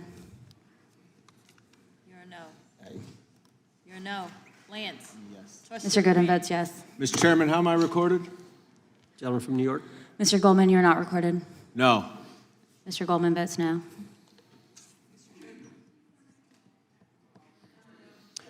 Gentlelady from Washington. Ms. Jayapal votes no. Gentleman from California. Gentlelady from California. Mr. Liu votes no. Ms. Kamlager-Dove votes no. Gentleman from Kentucky. Mr. Massey votes no. Director, I want to thank you again for being here. While we're waiting for members to get back to record their vote, you don't need to stay around for these kind of motions. We appreciate the service you're providing the country, appreciate your testimony today, and appreciate the fact that you did it 5 hours straight. That's amazing. So God bless you and keep up the good work. The witness is dismissed. I know, but I'm dismissing the witness. I don't think it, nothing involved. I'll just put them in the record. Mr. Chairman, we're still waiting for members to come back to record their vote on the motion offered by the gentleman from. no, I just, as a point of order, I just wanted to establish that the dismissal of the witness doesn't affect the viability of any of the motions. No, the committee's still going.